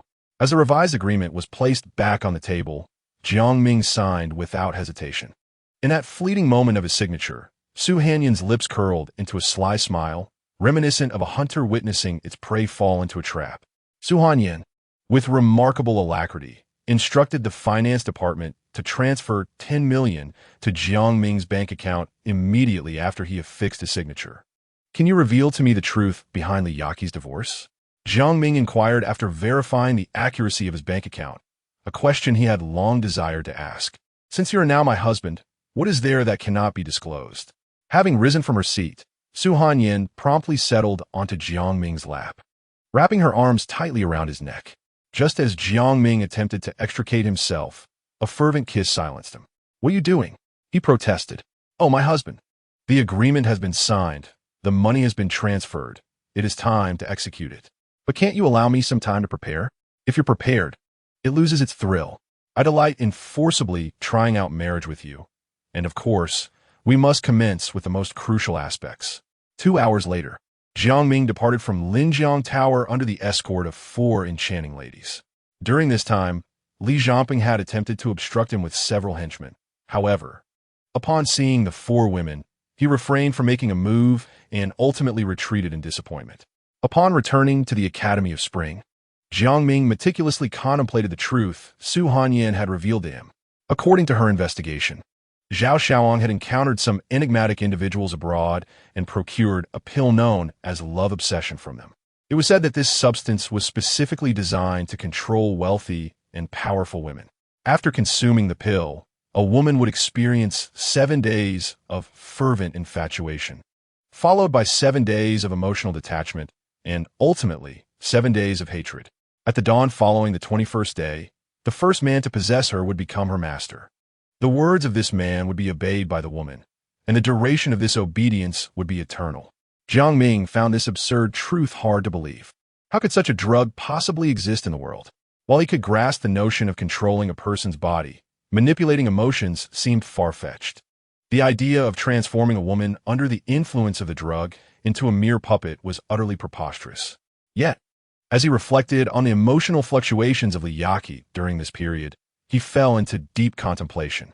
Each of her changes aligned perfectly with the 7-day intervals.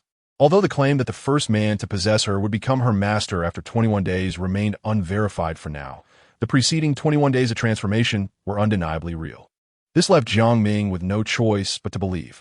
It appeared that this scoundrel not only intended to dismantle his blissful home, but also sought to turn his wife into a slave. Such a malicious scheme. Chapter 14. The 4 enchantresses of the Demon Lord. What a wicked plot. Although my cherished home has already been shattered by you, I shall not allow you to fulfill your aspirations any further. You, Zhao Xiaoang, are indeed diabolically cunning, and I, Jiang Ming, shall never let you escape unscathed. Furthermore, my former mother-in-law, Gu Xiaoxiao, is also an accomplice. Otherwise, she would not have arranged for the meeting between herself and Liyaki on the very first day of the period of hatred. On the day when Liyaki was drugged, which coincidentally was the night he went to the hotel to catch the cheating act, it was all instigated by Gu Xiaoxiao. Otherwise, how could Zhao Xiaoang have had the opportunity? Gu Xiaoxiao, you foolish wretch, how could you betray your own flesh and blood? Ultimately, you will bring ruin upon yourself. According to the information gathered by Su Hanyin, Zhao Xiaoang has a penchant for the sordid mother-daughter scenarios while abroad. Upon hearing this, Jiang Ming was consumed by rage, eager to exact revenge on Zhao Xiaoang, but a single phrase from Su Hanyin halted him. "Darling, as long as you perform well, I will utilize the power of the Su family to aid you in your vengeance." How does that sound? The wife discharged her duties diligently, yet as a husband, he too must fulfill his responsibilities. Reflecting on this, Jiang Ming felt an invigorating surge of spirit. With the backing of Jiangxing's foremost family, the Su family, the prospect of avenging himself against Zhao Xiaoong appeared feasible. After all, it was nearly impossible to topple the future heir of the Zhao clan solely on one's own. However, relying solely on the Su family would not suffice. He needed his own means as well. With this thought in mind, Jiang Ming once again immersed himself in his research on human genetics. If this serum could indeed alter human genetic makeup, bestowing immense strength, it would add an extra layer of assurance to his quest for revenge. Nonetheless, the gene-altering serum currently being developed in the laboratory was highly unstable. Within 10 minutes of being administered to lab mice, the subjects would burst and perish. Was it an issue with the serum's composition or the arrangement of the genes? Under the lamp's glow, Jiang Ming was wholly engrossed in his world of research. Suddenly, a series of knocks echoed. "Who is it?" Upon opening the door, he was greeted by the sight of Luo Xiaoxue, clad in a cool and curvaceous outfit. "You? Ah, senior. What are you doing all alone? Why did it take you so long to answer the door?" Before Jiang Ming could respond, Luo Xiaoxue entered the room with a fruit platter, swaying her alluring hips. After placing the platter on the dining table, she took the liberty of inspecting each room, as if verifying whether her husband was hiding a lover within. Though her acting was quite poor, Jiang Ming chose not to expose her ruse. After all, her home was just upstairs, yet she insisted on coming downstairs for a visit, which was hardly believable. "Senior, it's your first day here, and I didn't have time to prepare a proper gift, so please accept this fruit platter as a token. I hope you won't find it lacking." After inspecting the premises and finding no anomalies, Luo Xiaoxue cheerfully stated, and then, with her right hand, she picked up a slice of watermelon from the platter and brought it to her lips. As her sensual red lips parted swiftly, watermelon juice splattered, staining her neck in a tempting display of red and white. Jiang Ming, observing this spectacle, felt his eyes twitch in response. This was no mere offering of fruit. It was an invitation of sorts. As Luo Xiaoxue caught sight of the rigidity in Jiang Ming's gaze, her face flushed crimson, and in a flurry, she dashed toward the exit. The subtle undulation of her delicate feet accentuated a certain part of her body, provoking an involuntary response from any man. A series of urgent footsteps echoed through the stairwell, followed by a forceful slamming of a door. Jiang Ming could only manage a wry smile at the situation. Meanwhile, Luo Xiaoxue, pressed against the door upstairs, felt her heart racing uncontrollably. She had always considered herself an ordinary woman in terms of appearance and figure, but to her surprise, a mere display of her charm had left her ideal prince momentarily speechless. Could it be that she possessed a certain allure after all? With a determined huff, she resolved to capture the heart of her senior. The more she pondered, the more joy bubbled within her. After locking the door, she gleefully retired to bed, albeit in a different room. According to her reconnaissance downstairs, her senior resided in this very room. Soon it would be her above and him below. In the household's living room, Gu Xiaoxiao wore a look of astonishment. "What did you say?" "Mom, I'm telling the truth," Li Jiangping protested, looking aggrieved. "That scoundrel Jiang Ming not only insulted me, but even dared to speak ill of you. You know I've been terrified of him from the start. Didn't your father hire a host of bodyguards? Why don't you let them teach this ruffian a lesson? Not only has he taken advantage of my daughter, but now he is bullying my son as well. Is there no justice left in this world?" Seeing her son standing there, sniffling and pitiful, Gu Xiaoxiao's frustration bubbled over. How could she have given birth to such a spineless creature? "Well, speak up." Once the atmosphere had been sufficiently charged, Li Jiangping continued his lament. "Mom, it's not that I didn't want to, but Jiang Ming was flanked by 4 others. Those are not people we can provoke." "Excuse me? The 4 demons? What do you mean? Son, are you referring to the 4 little devils under that female demon of the Su family?" "Yes, but that doesn't make sense," Gu Xiaoxiao pondered, her brow furrowing in confusion. How could Jiang Ming possibly be connected to that female demon from the Su family? Isn't it rumored that Su Hanyin has no interest in men? At 31, she has never even been in a relationship. How could that be? "Mom, it's not impossible. With a brother-in-law as handsome, fit, and charismatic as him, if I were a wealthy woman, I would certainly vie to marry him. Get out of here. Come back." Gu Xiaoxiao called her seemingly foolish son back sharply. "You need to keep a close eye on the relationship between Jiang Ming and that female demon from the Su family. Do you hear me? Once her son departed, Gu Xiaoxiao gritted her teeth in anger. Though she had abandoned the man's daughter, she was not about to allow other women to benefit. If it came to that, bringing him under her command was also an option. After all, that old white-faced man was growing feeble, increasingly unable to keep up over the past 2 years. Despite the Su family's current prosperity, it was not beyond the realm of possibility that one day they would meet the same fate as another, ending up with no place to rest. There was precedent for this. Su Hanyan, oh Su Hanyan, just wait. I will ensure that you and your brother meet a dreadful end. With thoughts of the Su family swirling in her mind, she promptly dialed Zhao Xiaoang's mother, Xiao Hong. Sister, how are things progressing with the Su family situation? Little sister, are you anxious? Toppling the Su family is no simple task. It requires careful planning. Moreover, we have yet to fully comprehend the depths of that female fiend, Su Hanyan, which makes us hesitant to act. However, dear sister, fret not. As long as the Su family remains in Jiangcheng, we shall undoubtedly devise a means to uproot them entirely. Why was it so effortless last time? Yet this time it seems to drag on interminably. Gu Xiaoxiao's tone carried a hint of impatience, clearly dissatisfied with her elder sister's response. Chapter 15. Do you think I am truly a benevolent saint? Ah, my dear sister, these two instances are markedly different. Last time, you had your husband, Li Zhihui, acting as an insider, not merely as a spy. This time, the Su family is a formidable entity, and with Su Hanyan's unpredictable prowess, the situation is far more complex. Understood. After exchanging a few more pleasantries, Gu Xiaoxiao ended the call. Meanwhile, Li Yaqi, who had been eavesdropping in the shadows, found herself engulfed in a tumultuous identity crisis. Despite her profound hatred for Jiang Ming, the revelation of his entanglement with another woman inexplicably pierced her heart, causing tears to cascade down her cheeks uncontrollably. Why? Why indeed? Li Yaqi, desolate, sank back on her bed, ensnared in the agonizing depths of her inner turmoil. At Jiang Ming's temporary residence, he had spent most of the past few days in the laboratory diligently enhancing the serum. His efforts bore fruit, as it could now maintain stability for half an hour. During this time, Luo Xiaoxian visited twice, bearing gifts, while Luo Xiaoxue continued her refreshing deliveries of benefits. However, Jiang Ming, well-versed in worldly matters, adhered to the stipulations of his trial marriage agreement with Su Hanyan, which stated that unless absolutely necessary, his body belonged solely to her.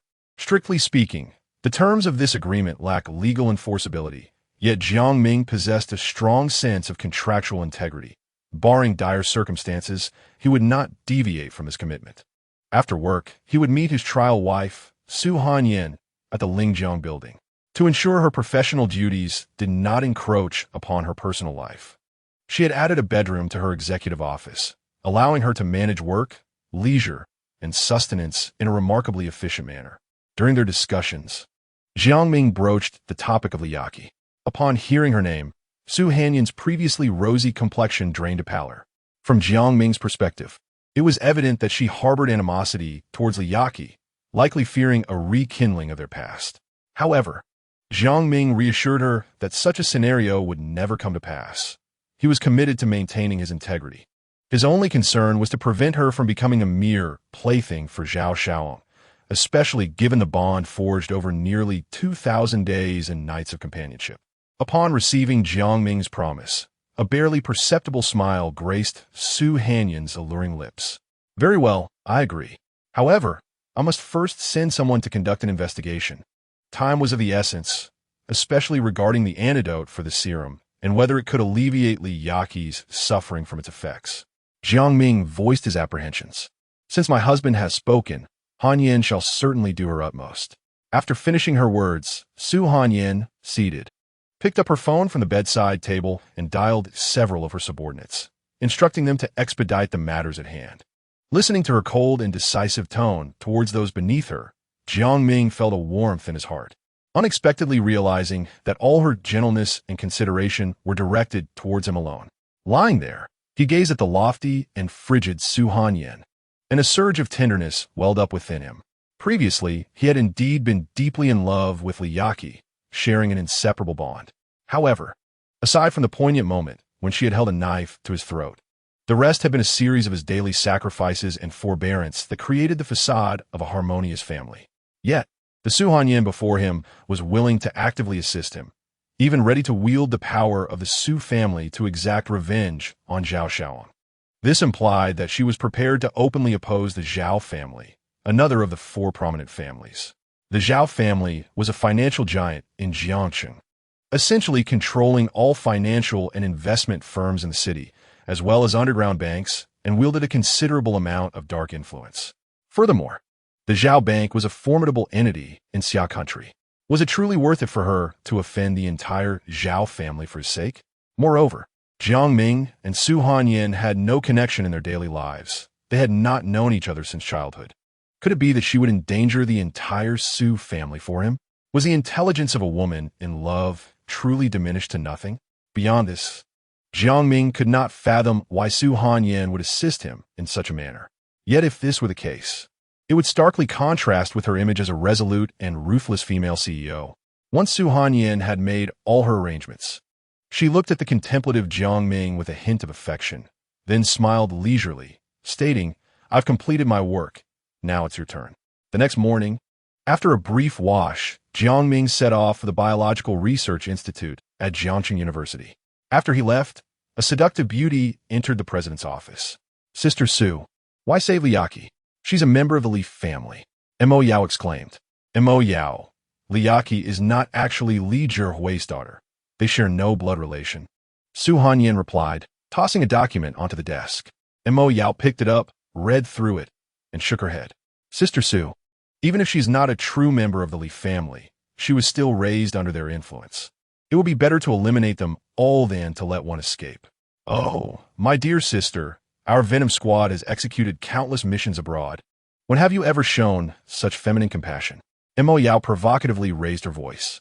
Su Hanyin chuckled lightly, gesturing for her not to worry. "Mo Yao, do you truly believe I am an overflowing saint wanting to save Liaki? Is that not the case? First, Liaki is not of the Li bloodline.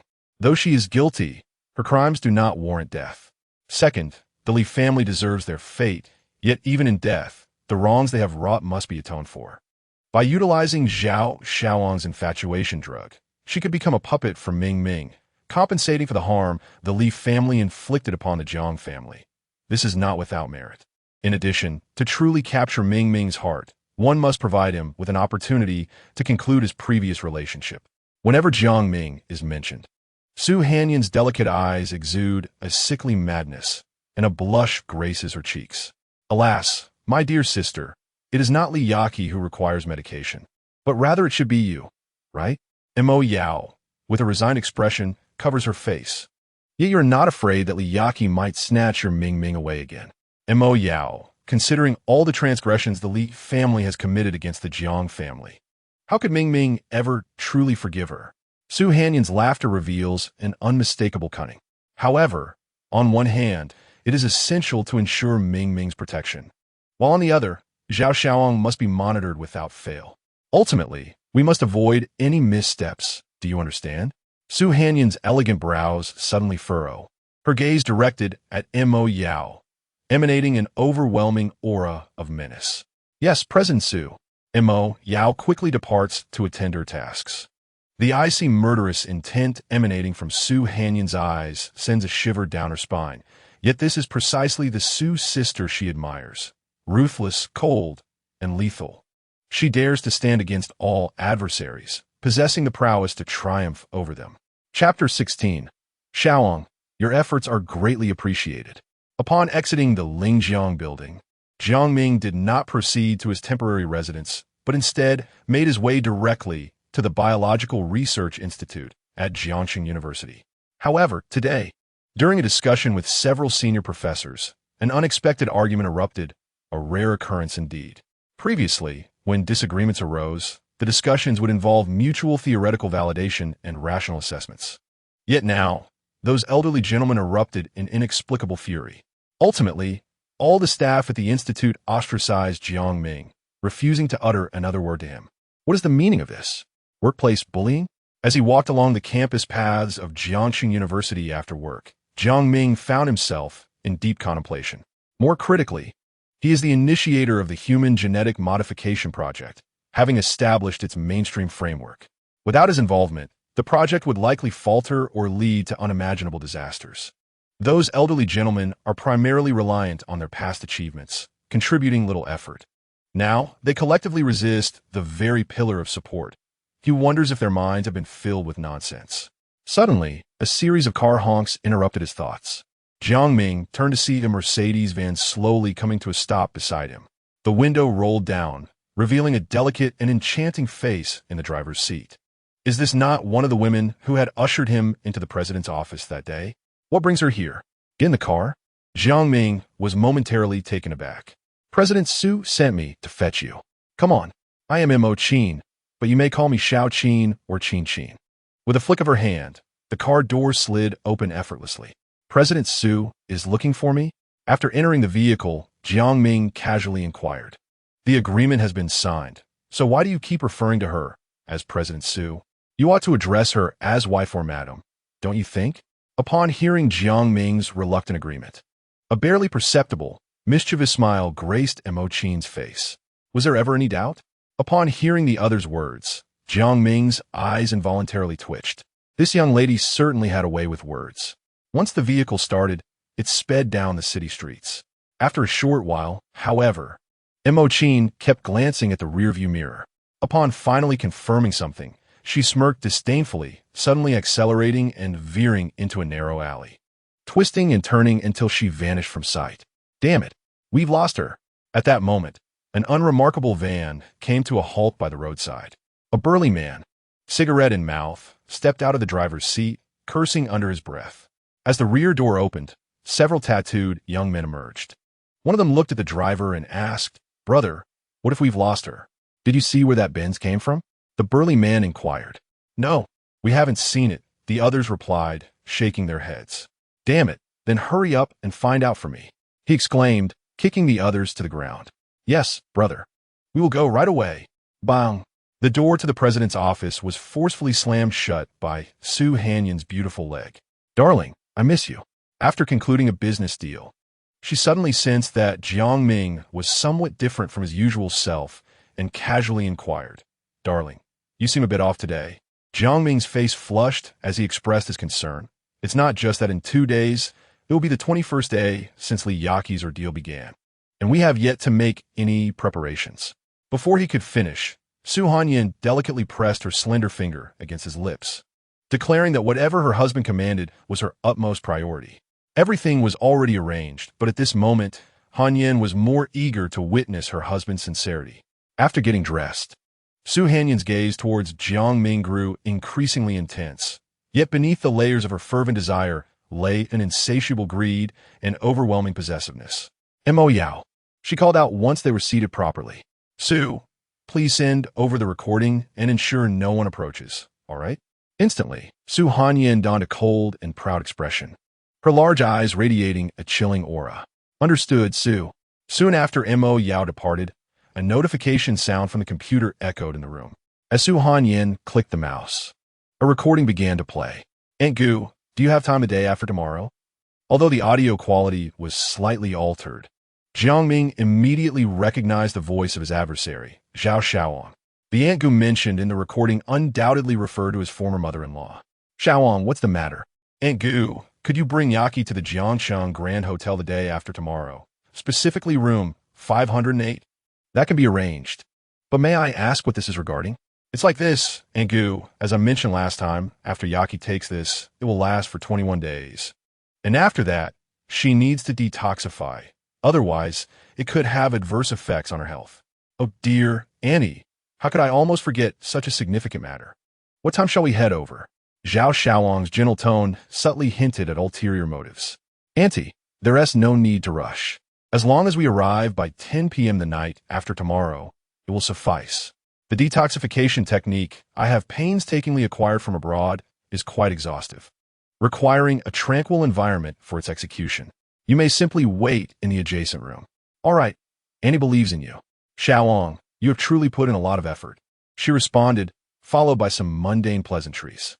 Once the recording concluded, Su Hanyan's bright, clear eyes sparkled mischievously, reminiscent of a young girl plotting mischief.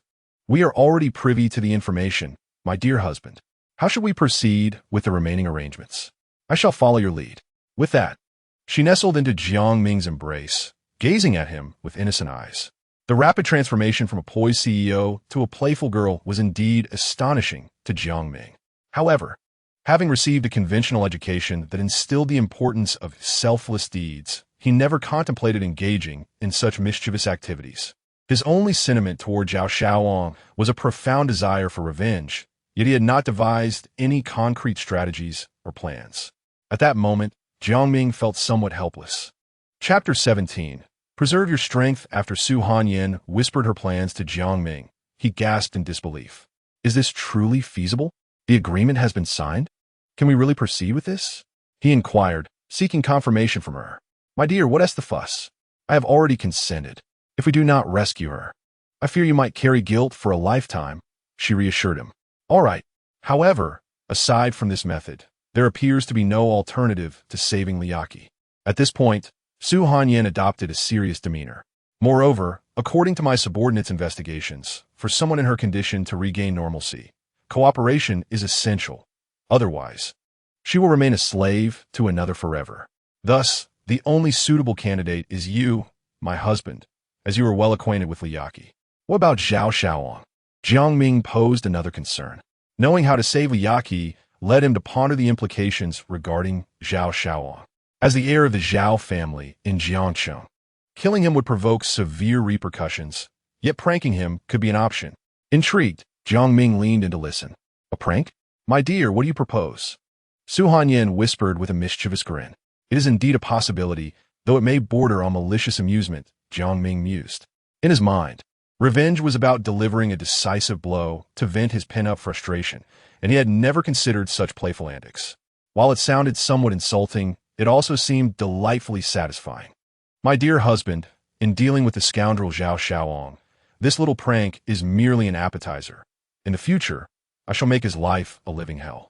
Very well, Jiang Ming blurted out instinctively. Hee. Su Hanyan gazed at Jiang Ming with an infatuated expression.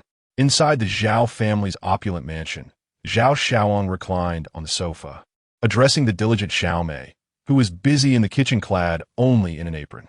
Xiaomei, have you prepared everything I requested? Master, everything is ready. Xiaomei replied as she presented a platter of prime steak to the dining table. However, Master, isn't this quantity a bit excessive? To win over Liaki, I must exert my utmost effort. After all, she has the Li family's fortune backing her. Moreover, her brother Li Jianping is as foolish as can be. Once I secure Liaki, I can deal with Li Jianping, and the vast Li family estate will belong entirely to the Zhao family. By assimilating the Li family, our Zhao clan shall rise above the Su siblings, becoming the foremost family in Jiangqing. Furthermore, Liaki is merely an appetizer. When the opportunity arises, I shall also subdue that which Su Hanyan, and then the entirety of Jiangcheng shall bow before me. Zhao Xiaowang. The mere thought of this caused him to erupt into maniacal laughter, as if possessed by madness. Meanwhile, Xiaomei stood nearby, sighing inwardly. Her master, though still young, was in poor health. Alas, she could only wonder if he could endure with the aid of external forces. According to her understanding, only after 21 days would true submission be achieved, requiring a continuous duration of at least 1 hour. If the time fell short, he would truly become a mindless fool, which was the true origin of the name of the drug loves fool.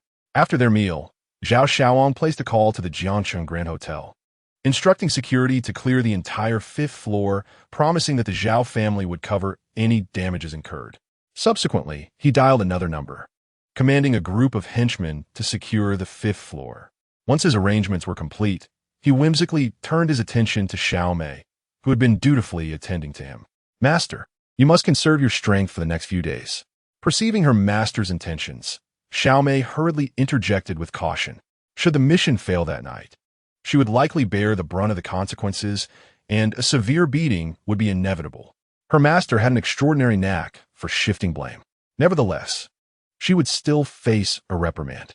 At the Chuilan Mountain Villa, the Li residence, for those engaged in frenetic preparations, the 30-plus hours slipped by like a flash.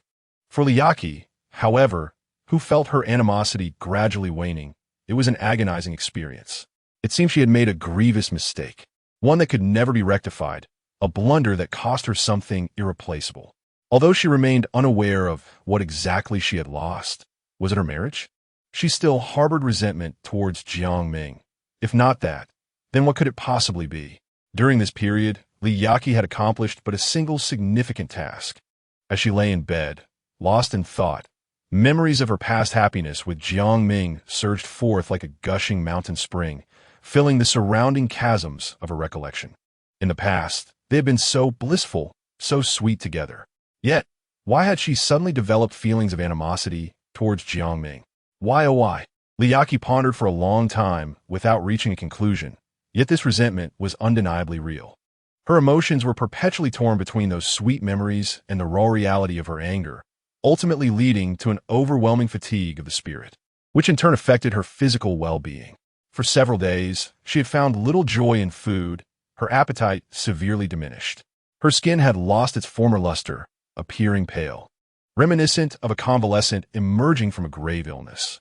Observing this, Gu Xiaoxiao felt a pang of sympathy. However, she believed that once her daughter found clarity, this distress would dissipate, and it wouldn't be long before she returned to her former self, once again the object of desire among the affluent of Jiangqing.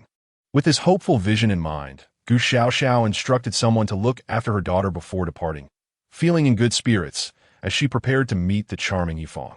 Despite the decline in his physical prowess due to age, their emotional connection remained intact.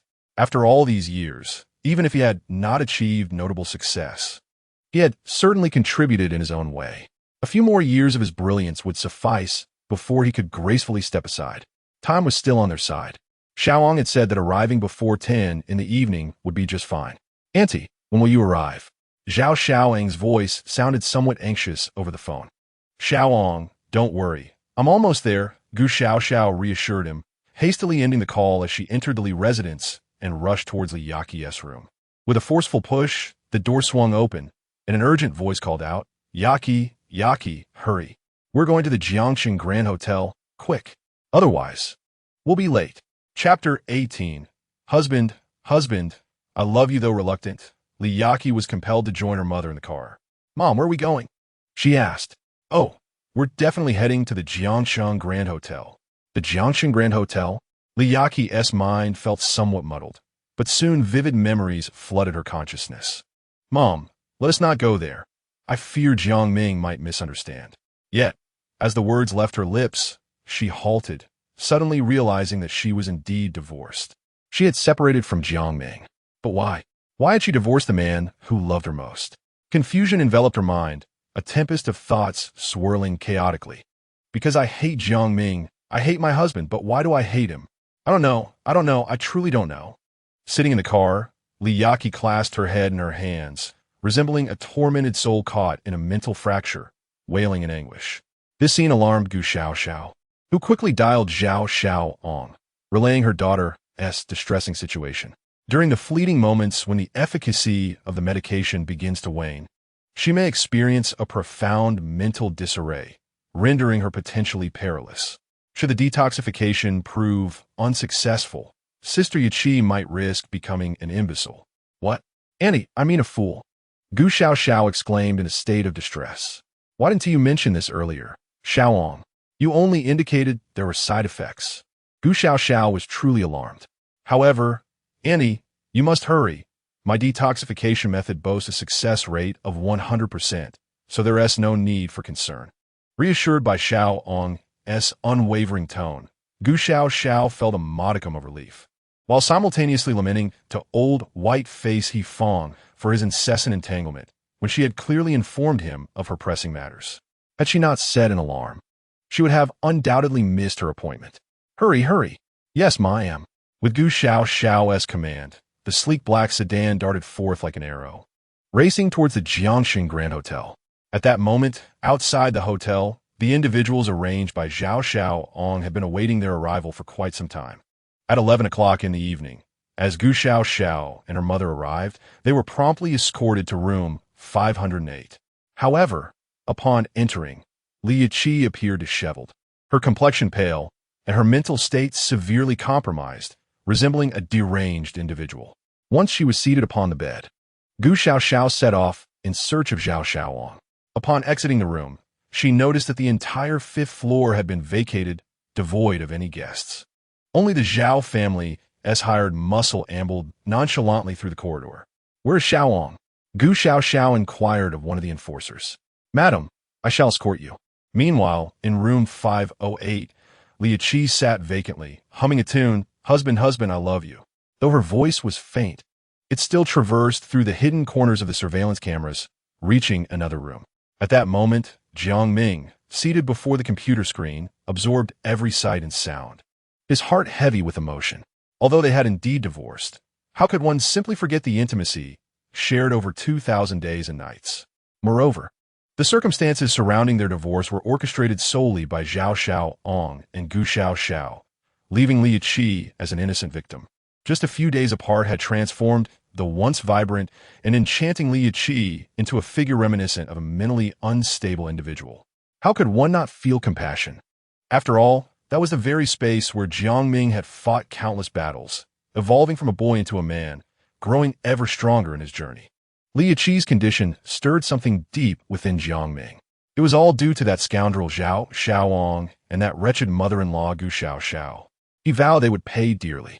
At that moment, a surge of hatred coursed through Jiang Ming's veins, quickening his breath. Suddenly, a smooth, fragrant kiss quelled the fire of anger within him. "Rest assured, my dear," Su Hanyin said gently as she gazed at Jiang Ming, nestling his handsome face beneath the softness of her fair neck. "Sister will definitely be rescued safely. Just trust me." With a snap of her fingers, a slender woman in the corner of the room smiled lightly and spoke into the intercom. "Sister Mo Yao, we can begin."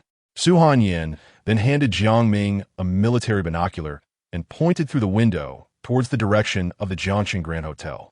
In the darkness, a rope gradually descended from the rooftop, stopping at around the third floor. Soon, a woman clad in a dark, form-fitting outfit gracefully descended the rope, coming to a quiet halt outside room 508. With another snap of her fingers, the woman in the corner spoke again into the intercom. "Let the performance commence." Shortly thereafter, on the opposite side of the Jiangchang Grand Hotel, a myriad of fireworks erupted into the sky, dazzling in their brilliance. All the henchmen in the corridor, including Zhao Xiaowang and Gu Xiaoxiao in another room, were drawn in by the spectacle. "How beautiful!"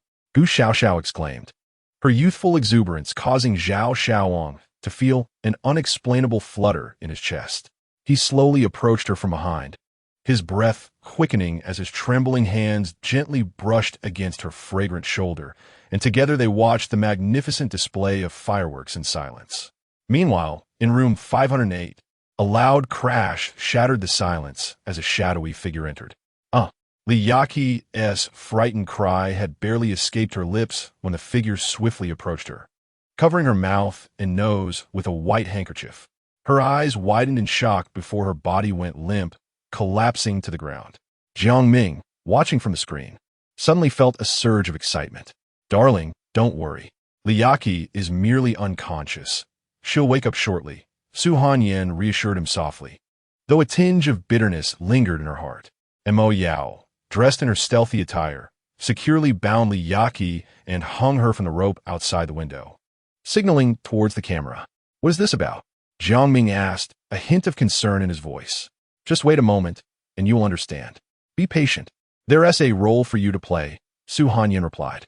Liyaqi was gradually hoisted to the rooftop, and simultaneously, a large, still-moving black woven bag descended to the 5th floor. What would be inside that black bag? Jiang Ming pondered, uncertainty creeping in. "This is a surprise for Zhao Xiaowang." Su Hanyin laughed, her smile both enchanting and sinister. Chapter 19, Sister Su, is it a localized or citywide surprise?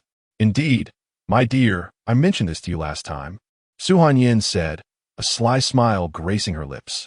"However, my dear, time is of the essence. Whether Sister can successfully rescue will depend on your own capabilities." "What do you mean?" Jiang Ming questioned, somewhat perplexed. "Didn't you say before that after midnight, as long as you reclaim Liyaqi once more, it would count as a successful rescue? Is it really that complicated? This is how you've been living for the past 5 years." I forgot to inform my husband that there are indeed conditions for the takeover. It must persist for over 4 hours. If the time does not meet the standard, the rescue will fail, and she will truly become a fool. Remember, there is only one opportunity, and it must succeed in a single attempt. What? Jiang Ming nearly toppled from his chair, exclaiming, "Why didn't you mention this earlier?" Upon hearing Su Hanyan's words, the beauty in the corner holding the intercom nearly burst into laughter, yet she maintained her professional composure. Just as Jiang Ming's eyes twitched with astonishment at such an explosive scenario, a helicopter soared above the Jiangcheng Grand Hotel. After the silhouette of the aircraft completely vanished, dazzling fireworks in the distance finally came to a close. Brother, whose family is launching such beautiful fireworks? They must have spent a fortune, remarked a henchman on the fifth-floor corridor of the Jiangcheng Grand Hotel, gazing wistfully at the fading fireworks. Let us focus on our work. This is beyond our station. It's likely some wealthy young master pursuing his love interest, right, Zhao? As he spoke, he noticed Zhao Xiaoang striding towards him and quickly greeted him with a humble nod. Fatty, ensure Angu is placed in a quiet room. Absolute silence. Do you understand? Seeing Fatty nod repeatedly, Zhao Xiaoang felt quite satisfied. He then walked towards room 508, pausing at the door to add, "Remember, no one is to enter or disturb without my explicit orders. Those who defy me know the consequences." Zhao Xiaoang's menacing glare sent shivers down the spines of all the henchmen in the corridor, instilling fear and obedience. They had witnessed the unpredictable cruelty of this future heir of the Zhao family and dared not contradict his commands. Seeing his intimidation tactics had succeeded, Zhao Xiaoang retrieved a mysterious blue vial from his pocket, extracting 3 pills and swallowing them dry. This foreign product is potent enough, it should suffice. After tucking the vial back into his pocket, Zhao Xiaoang pushed open the door to room 508 with a lewd grin. "Jiang Ming, your beloved will belong to me tonight and forever. You shall suffer. You shall feel anguish. Ha! How perfect it would be to tame Liyaki before your eyes while relishing in your torment. But there will be opportunities in the future." With this hopeful anticipation, Zhao Xiaoang closed the door behind him with a resounding thud. In another mysterious room, Su Hanyan and the elegant beauty in the corner were fully engrossed in the computer screen. "Sister Su, whose ingenious scheme is this? It's so disgusting. Need you even ask? It must be our boss, Missouri Yao. Otherwise, she wouldn't be so eager to photograph and record everything." Su Hanyan mused before turning to the beauty beside her. "Moine, you little troublemaker, you should learn more from the boss." "What?" "I want to emulate her grotesque and lowly antics," she huffed. However, shortly thereafter, Mo Yin's eyes twinkled mischievously as she said, "Sister Su, I recall that it's called the love infatuation potion. Occupying just an hour should suffice, right? Why did you tell brother-in-law it was 4 hours? Such matters are best left unexamined by a child like you." Su Hanyan, with an expression of impatience, found it hard to withstand Mo Yin's continuous coaxing as she clung to her arm. Ultimately, she offered a perfunctory explanation. "An hour is certainly no issue for your brother-in-law. I merely wish to ascertain the extent of his endurance." Puffed. Mo Yin had just taken a sip of water when she sprayed it out in surprise. "My heavens! I had no idea it could be like that. Today, dear sister, you've truly enlightened me." Yet, the content on the screen was exceedingly distasteful, prompting Mo Yin to shift her gaze to another monitor. "Sister Su, brother-in-law has already begun over there. Wow. His physique is truly impressive. Little rascal. Is that something you should be observing?" Su Hanyan swiftly delivered a light slap to the back of Mo Yin's head. "Look at this. I personally oversee what transpires with your brother-in-law." Mo Yin pouted in defiance, but obediently swapped positions with Su Hanyan, for she knew better than to provoke her elder sister. The next morning, warm, radiant sunlight streamed through the curtain's edge, bathing the 2 exquisite beauties in the room. Mo Yin sprawled across the table, rubbed her drowsy eyes, and peered at the screen before her, which had already gone black, indicating that Zhao Xiaoang's side had concluded and Mo Yao's task was done. However, when she turned her attention to another monitor, she was taken aback by the images displayed, instinctively poking Su Hanyan awake. "Mo Yin, what is the matter?" Su Hanyan inquired curiously. "Sister, take a look at the monitor. Brother-in-law is indeed a long-distance runner." Flushed with embarrassment, Su Hanyin hastily shut off the monitor. Just then, her phone rang. Upon seeing it was a call from Mo Yao, she answered directly. Sister Su, should we send it out locally or citywide? Is that even a question? The more the merrier. Suddenly, a chilling aura emanated from Su Hanyin, her smile turning sinister. Behind her, Mo Yin felt a wave of cold wash over her, goosebumps rising on her arms. Whenever their leader, Su Hanyin, displayed such a demeanor, misfortune was sure to follow. It appeared Zhao Xiaoang was in for a rough time. Inside the Zhao family mansion, the head of the Zhao family, Zhao Jiaqing, sat on the sofa savoring a cup of rich, aromatic coffee after finishing breakfast. This had become an unwavering routine for him over the years. In truth, Zhao Jiaqing had grown up abroad. His mother passed away early, and with his father, Zhao Shui, perpetually busy with work, he ultimately found himself neglected despite being a child from a wealthy family. Moreover, Zhao Shui adhered to the antiquated belief that a real man must endure hardship and toil, resulting in him leaving the 7-year-old Zhao Jiaqing alone in a foreign land. In a place devoid of relatives, he wept countless nights before finally reaching adulthood. One day, while passing by a coffee shop, he tasted a cup of bitter coffee. The experience of a flavor that was bitter at first but sweet thereafter captivated him, mirroring the trajectory of his life, initially bitter, ultimately sweet. However, he did not wish for his son to endure such heartache, for it was indeed too arduous. Thus, Zhao Xiaoang grew up living a life of luxury and abundance. A privileged scion of wealth. Even when he made minor mistakes, they were readily overlooked, as his own character was so upright. How could his son possibly stray far from the path of virtue? At this moment, his exquisitely beautiful and voluptuous wife, Zhao Hong, approached Zhao Jiaqing. Chapter 20. Astonishing. The heir of a grand family has an unusual taste.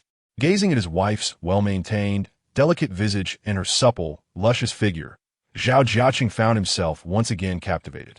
Zhao Hong was someone he had met abroad, during a time when his heart was lonely and desolate. It was she who, with her gentle and expansive embrace, instilled in him a sense of belonging, transforming him from a bashful boy into a true man. Yet, there remained a hint of regret. Brother, how does the coffee I brewed taste? Zhao Hong inquired, her voice lilting and sweet, mimicking that of a youthful maiden. Your coffee is my favorite. Come sit on my lap, he replied.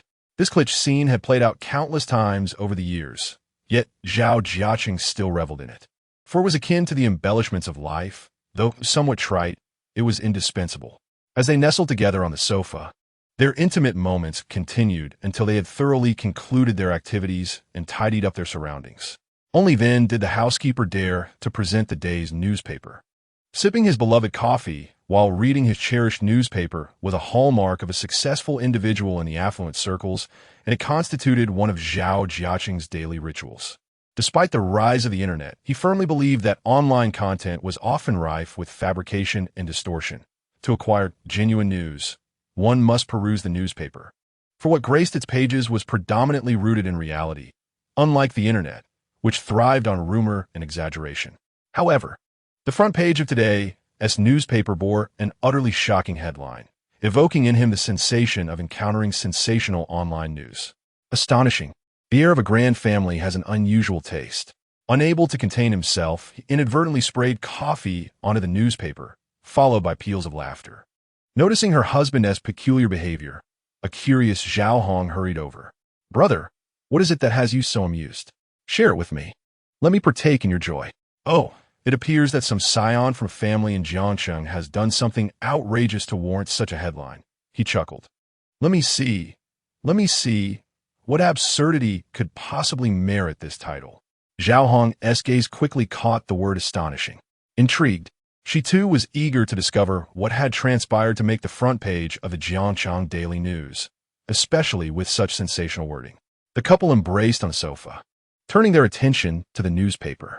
The article not only contained text but also featured photographs from the scene. There, sprawled across a large hotel bed, lay an exceedingly ugly pig coated in black muck with a man in red undergarments draped over it. The man's face was entirely obscured by the dark filth, rendering it unrecognizable. Yet his gaping mouth and the crimson gleam in his eyes betrayed an insatiable greed directed towards the pig. The photograph is exceptionally intricate, capturing the man's grotesque expression with alarming clarity. Upon viewing the image, Zhao Hong nearly lost her overnight meal. Surely, our prominent families in Jiangsheng are respectable. I have encountered many of their children, yet I have never heard of such perverse tastes. Brother, this must be fabricated, a mere fabrication, right? Hong. One cannot dismiss it so readily. I have been an avid reader of the Jiangsheng Evening News for many years, and I can assure you that at least 80% of their reports are likely true. Is that so? It seems improbable, Zhao Hong retorted, still skeptical. I knew it. The current online landscape has led you astray. Those short videos you consume are crafted solely to capture attention, often distorting the truth. Newspapers, however, adhere to authenticity. They cannot simply publish anything haphazardly. Once something is printed, it is generally quite reliable, Zhao Jiaqing asserted confidently, revealing his disdain for the present digital milieu. But brother, I remain unconvinced. If you told me that some rich heir was caught in a scandal with a minor internet celebrity or a small-time star, I believe it. But this seems utterly sensational. Look at you. You are far too naive. Many people today present one facade in public while harboring a completely different nature behind closed doors. Having navigated the financial realm of Jiangsheng for years, I have encountered all sorts. Nothing surprises me anymore, he chuckled, continuing to peruse the content beneath the headline. Jiangsheng financial tycoon set to ascend. Gasping, Zhao Jiaqing continued reading. Although the newspaper did not explicitly mention the Zhao family, the implications were unmistakable. The arrangement of words was akin to a veiled reference to the Zhao group. What on earth was happening? Was the gossip now encroaching upon his own life? Brother, look. There's even a video online, Zhao Hong exclaimed. What is that sticky substance on the black pig? It must be feces. Why is it so exuberant? Unable to contain herself, she flung her phone onto the sofa and rushed to the restroom, retching uncontrollably. Meanwhile, Zhao Jiaqing picked up his phone, continuing to watch. The video garnered immense attention, with the comment section overflowing with unsavory remarks. Whose scion is this? What a peculiar taste. I must say, the wealthy truly know how to indulge. Instead of going to a latrine, they opt for hotel rooms, smearing it all over. I am quite familiar with this room. I brought a certain lady of ill repute here last month, in room 508 of the Jiangsheng Grand Hotel. If I'm mistaken, I shall forfeit my head as a night pot for all. Wow, what a real man. Where did you find him? Focus on the main point. Why are you fixating on that? We must not stray from the subject. However, this fellow seems oddly familiar. Despite the obscuring filth, I feel I've seen him before. This comment ignited a tempest in Zhao Jiaqing's mind. Yes. By merely observing the mouth and eyes, one can ascertain whether it is indeed him. Filled with trepidation, Zhao Jiaqing hastily froze the image of the man's face on his phone and began to enlarge it repeatedly. What is happening? Why does it look more and more like that as I enlarge it? At this moment, Zhao Jiaqing was in a state of utter panic, hastily rummaging through every corner of his home. The once serene and tidy house was now in complete disarray due to his frantic search. Brother, what is wrong with you? What are you doing? Zhao Hong, having just vomited, stood frozen in shock at the sight of her husband in a trance-like state. Where's the magnifying glass? Quickly, give me the magnifying glass. Brother, what do you need that for? Get it for me now, do you hear? Hurry up. Zhao Jiaqing shouted hoarsely, resembling a mad dog. Zhao Hong, like a frightened little girl, wept inconsolably. Brother no longer loves Hong Hong. He no longer loves me. How could you yell at me? With a twitching eye, Zhao Jiaqing approached Zhao Hong, raising his hand to slap her on her soft, plump face. Can't you hear me? Go find a magnifying glass. This slap jolted Zhao Hong back to reality. After rummaging through the house, she respectfully handed the magnifying glass to Zhao Jiaqing. Damn it, this is utterly ridiculous. Using the magnifying glass to enlarge the image of the man's face on the newspaper, Zhao Jiaqing could confirm. This appeared to be his beloved son, Zhao Xiaoong, whom he had cherished for so many years. If this video continued to spread and fell into the hands of malicious individuals, the Zhao family would have no face left to remain in Jiangsheng. No, he must put a stop to this situation before it escalated further. Subsequently, he retrieved his phone, intending to call the company headquarters. Brother, what is going on? With another sharp slap, Zhao Hong fell to the floor, her face swollen and blood trickling from the corner of her mouth. Damn it, this is all your fault. How did you raise our son? Look closely. Is that not your precious son? In a fit of rage, Zhao Jiaqing kicked his wife several times before rushing to the adjacent room to make a call. Son Xiaowange. Thinking of this, Zhao Hong disregarded her pain, clutching the magnifying glass in one hand and the newspaper in the other. As the clock struck 9 in the morning, after a night of turmoil, Jiang Ming was utterly exhausted. He had devoted an entire night to the endeavor of truly saving Miyake. He feared that Su Hanyin might be joking when she said it would take 4 hours, possibly even 8. Thus, Jiang Ming endured for 8 hours without medication, and by the time it was over, it felt as though his back would break. "Hey, darling." With a mischievous expression, Su Hanyin approached the bed, observing the weary Jiang Ming struggling to keep his eyes open. "I'm so tired, can I please rest for a moment?" He weakly managed to say. "Little brother Xiao Ong has finished his prank. Aren't you going to admire our masterpiece?" "What?" A spark of excitement ignited in Jiang Ming's dim eyes. "Where is it? Where is it?" With a knowing smile, Su Hanyin observed Jiang Ming's sudden surge of energy. "Come on, I'll take you to see it." After the words were spoken, several alluring women entered, tasked with assisting the two in changing and applying makeup. Half an hour later, 2 young thugs clad in tailored suits emerged from the room. Could our impersonation of the Zhao family's enforcers truly succeed? Jiang Ming felt a twinge of anxiety. "Darling, what are you afraid of? I've already bribed both of them. Our attire is an exact replica. As long as we avoid deep conversations with others, we will remain undetected." That's reassuring. Upon arriving at the Jiangxing Grand Hotel, the pair made every effort to evade the cameras and infiltrated the premises, settling in a secluded corner on the 3rd floor, preparing to switch places with the 2 suit-clad thugs from the Zhao family. "Please do not get discovered. Our lives rest in your hands," the 2 thugs implored earnestly. "What's this? After accepting $1 million from me, are you now having second thoughts? If so, return the money." To Jiang Ming's surprise, Su Hanyin's voice took on a rough, masculine tone. "I didn't expect Su Hanyin to have such vocal talent," he thought, genuinely astonished. Observing the hesitance in their demeanor, Su Hanyin erupted into hearty laughter. These two had engaged in wrongdoing for years, and it took considerable effort to lure them to the gambling table. After a series of manipulations, not only had they lost their entire fortune, but they also found themselves buried in high-interest debt. At this moment, they were in dire need of money. "You want payment? How dare you? After receiving the money, you don't want to fulfill your end of the bargain. Do you think I'm someone who can easily part with $1 million? No, brother, you misunderstand. It's just that Zhao Xiaoong is quite difficult to appease. As long as we don't reveal our intentions, everything will be fine. Otherwise, we're doomed." The two pleaded incessantly. "Rest assured, we uphold principles. Just stay put and don't move. Once the show is over, I will return to switch places, and you will not be discovered." Turning around the corner of the hallway, the two exchanged a knowing smile. In the corridor on the 5th floor of the Jiangxing Grand Hotel, chaos ensued. "What are you doing? Why are you blocking me? Get out of my way." Gu Xiaoxiao insisted as she attempted to enter room 508 to check on her daughter's detoxification progress, only to be intercepted by the suited bodyguards. "Madam, it's not that we are unwilling. We simply cannot act without young Master Xiaoang's orders," they explained, trembling. "What are you doing? What is wrong with me merely wanting to see my daughter?"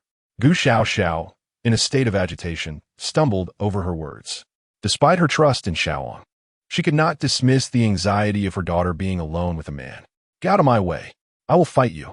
Gu Xiaoxiao attempted to push through, but as a mere woman, she was no match for the blockade of thugs. Just then, a chime echoed from the elevator. The doors slid open, revealing Zhao Jiqing's ashen face. Instantly, the commotion in the corridor ceased, and all eyes turned toward the elevator, including those of Jiang Ming and Su Hanyin, the faux bodyguards. Seeing the true master of the house had arrived, the lead thug hurriedly approached to pay his respects. "You fool!" Without a moment's hesitation, Zhao Jiqing kicked the thug to the ground. "Where is the young master?" "Young master." The hefty fellow instinctively cast a glance towards room 508, yet hesitated to divulge any information. Zhao Xiaoang often engaged in morally reprehensible acts, but due to the Zhao family's esteemed lineage, such transgressions were typically concealed. The number of incidents he had orchestrated was not insignificant. However, this time involved the eldest daughter of the Li family from Jiangxing, and should the truth come to light, it would be exceedingly difficult to account for.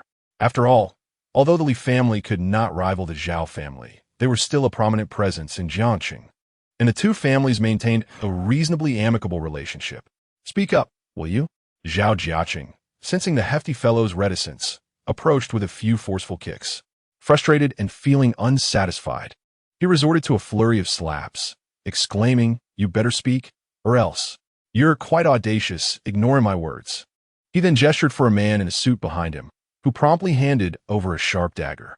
Upon receiving it, he intended to thrust it forward. "Master, please don't."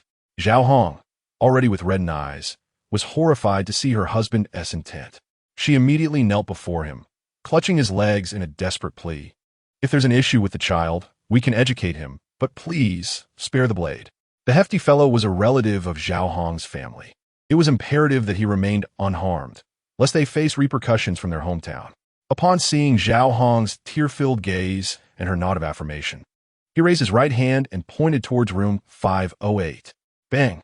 Suddenly, two muscular men sprang forth from behind Zhao Jiaqing. They leaped and forcefully kicked open the door to room 508. Chapter 22. Rumors. What rumors? Zhao Jiaqing stood before the door to room 508, his expression ashen. He fervently wished that the information circulating in the newspapers and online was false.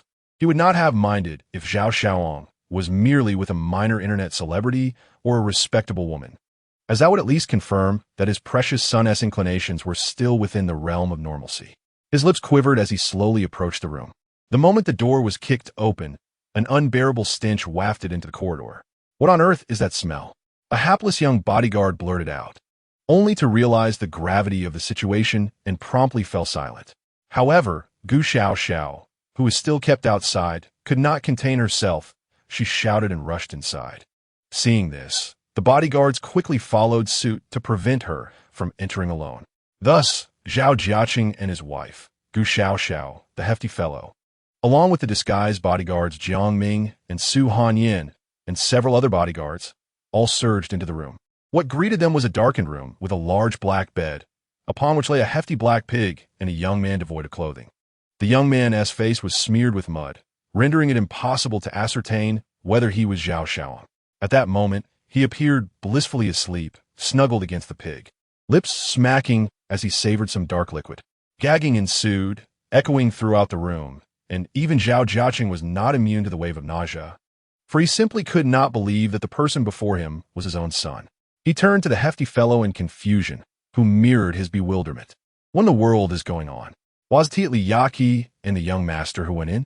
How did a transformed person become a pig and a man covered in filth? Upon discovering that her daughter was missing, Gu Xiao, in a fit of madness, seized Zhao Jiaqing by the collar and bellowed, "Where's my daughter? Where's my daughter? Return her to me." Zhao Jiaqing, taken aback by her fervent inquiry, felt a pang of guilt that stifled his anger. At that moment, the man on the bed stirred awake. Upon noticing the throng of individuals in the room, he instinctively bristled with rage. However, as he recognized the familiar faces, his eyes suddenly sparkled with clarity. "Dad, Mom, Aunt Gu, what are you doing here?" The moment those words escaped his lips, Zhao Hong gasped and fainted on the spot, while Zhao Jiaqing slumped to the ground like a defeated rooster. "Dad, Mom, what is wrong? Did Xiaoong do something wrong again?" he implored. "Please don't misunderstand. I was merely helping Sister Yaki detox." But as he turned to glance at Sister Yaki beside him, a heart-wrenching scream pierced the air. Meanwhile, Su Hanyin had discreetly recorded the entire scene of Zhao Xiaoong's public humiliation. Once finished, she nudged Jiang Ming, and the two stealthily slipped away amidst the chaos. After departing from the Jiangcheng Grand Hotel, Su Hanyin and Jiang Ming changed their attire and ventured into a secluded wilderness. The sky was clear, devoid of clouds, and a gentle summer breeze caressed them, whispering seeds of joy that permeated through their skin, flowing into their veins and settling in their hearts. At that moment, Su Hanyin was no longer the cold and ruthless President Su of the Linjiang building, but rather a budding young girl in the throes of first love. She twirled endlessly on the verdant grass, laughing joyfully, reminiscent of a charming little sister from next door or a gentle confidant from afar. As she reveled in her innocence, Jiang Ming felt the long-buried youthful sentiments within him stir to life. Thus, on that expansive meadow, a man and a woman linked arms, singing and dancing in circles. Their exuberance infectious, inspiring the surrounding flora to sway rhythmically with the wind. Su Hanyan gazed at Jiang Ming with eyes filled with blissful affection, and he returned her gaze, as if the world around them had faded away, leaving only the two of them, perhaps dizzy from spinning or fatigued. They eventually lay hand in hand on the soft grass, staring dreamily up at the sky, and soon succumbed to a deep slumber. At Jiang Ming's rented quarters, Senior, what are you daydreaming about? Luo Xiaoxue, as refreshing as ever, arrived with a platter of fruits. Oh, nothing, Jiang Ming replied, masking his excitement with a wry smile. He had not anticipated that Su Hanyan's method of retribution would be 100 or even 1,000 times more brilliant than his own. He had thought that merely giving Zhao Xiaoang a good thrashing would suffice, only to realize that the most devastating approach was to humiliate him publicly. Hey. Luo Xiaoxue lightly tapped his back with her slender fingers. Do you know? Something big has happened in Jiangqing. What is it? Jiang Ming blinked her big, adorable eyes, feigning ignorance. Really, Senior? Are you that self-absorbed? Upon encountering an opportunity to share some juicy gossip, she immediately perked up. It seems that a certain young heir from Jiang City has an unusual fondness for pigs, particularly the dirty and black variety. As she spoke, Luo Xiaoxue made a face of utter disdain. Isn't that rather grotesque? Jiang Ming played along, although she was curious about the identity of the young man. Do you know which family it is? Well, it was reported in the newspapers. Apparently, it's the young master Zhao Xiaoang from the Zhao family. Are you certain? I believe so, and it's all over the internet. It's quite exaggerated. But just a moment ago, someone attempted to debunk the rumor. Debunk? What do you mean? Jiang Ming was intrigued, wondering how one could possibly refute such a claim. They said that someone with a twisted sense of humor was impersonating the Zhao family heir, causing significant distress to the Zhao family. When the Zhao family threatened legal action, the impersonator panicked and turned themselves in, claiming it was all meant as a prank and even kowtowing to the Zhao family in apology. And what happened in the end? It seems the Zhao family was magnanimous enough to forgive the individual and demanded that the malicious online platforms issue a public apology. Are they really that formidable? Jiang Ming was taken aback, realizing that all the commotion had been in vain. However, it couldn't be dismissed lightly. For Zhao Xiaoang, it was a devastating blow. Although the Zhao family could temporarily conceal such scandals due to their prestigious background, the day would inevitably come when the truth would be revealed. Oh dear, Senior. And to think you married into the Li family. The Zhao family is the second most powerful clan in Jiang City, only second to the Su family with vast influence. Nonetheless, this incident has caused substantial harm to the Zhao family. Observing her senior's still bewildered demeanor, Luo Xiaoxue felt compelled to elaborate further. The stocks of several financial companies owned by the Zhao family, as well as those of Zhao Bank, plummeted today, though they may recover gradually. This incident has led to a staggering loss of several hundred billion, marking a significant financial hemorrhage for the Zhao family. After witnessing the moment of comprehension dawn upon her senior, Luo Xiaoxue felt a surge of accomplishment, her confidence visibly soaring. Suddenly, a series of knocks echoed from the door, startling both of them. Who could it be at this hour? Chapter 23. Unexpectedly, my brother-in-law is hiding a beauty, it's you. Jiang Ming opened the door to reveal a familiar and alluring beauty. Brother-in-law, why did you forget about me so quickly? Moine giggled as she sauntered into the room.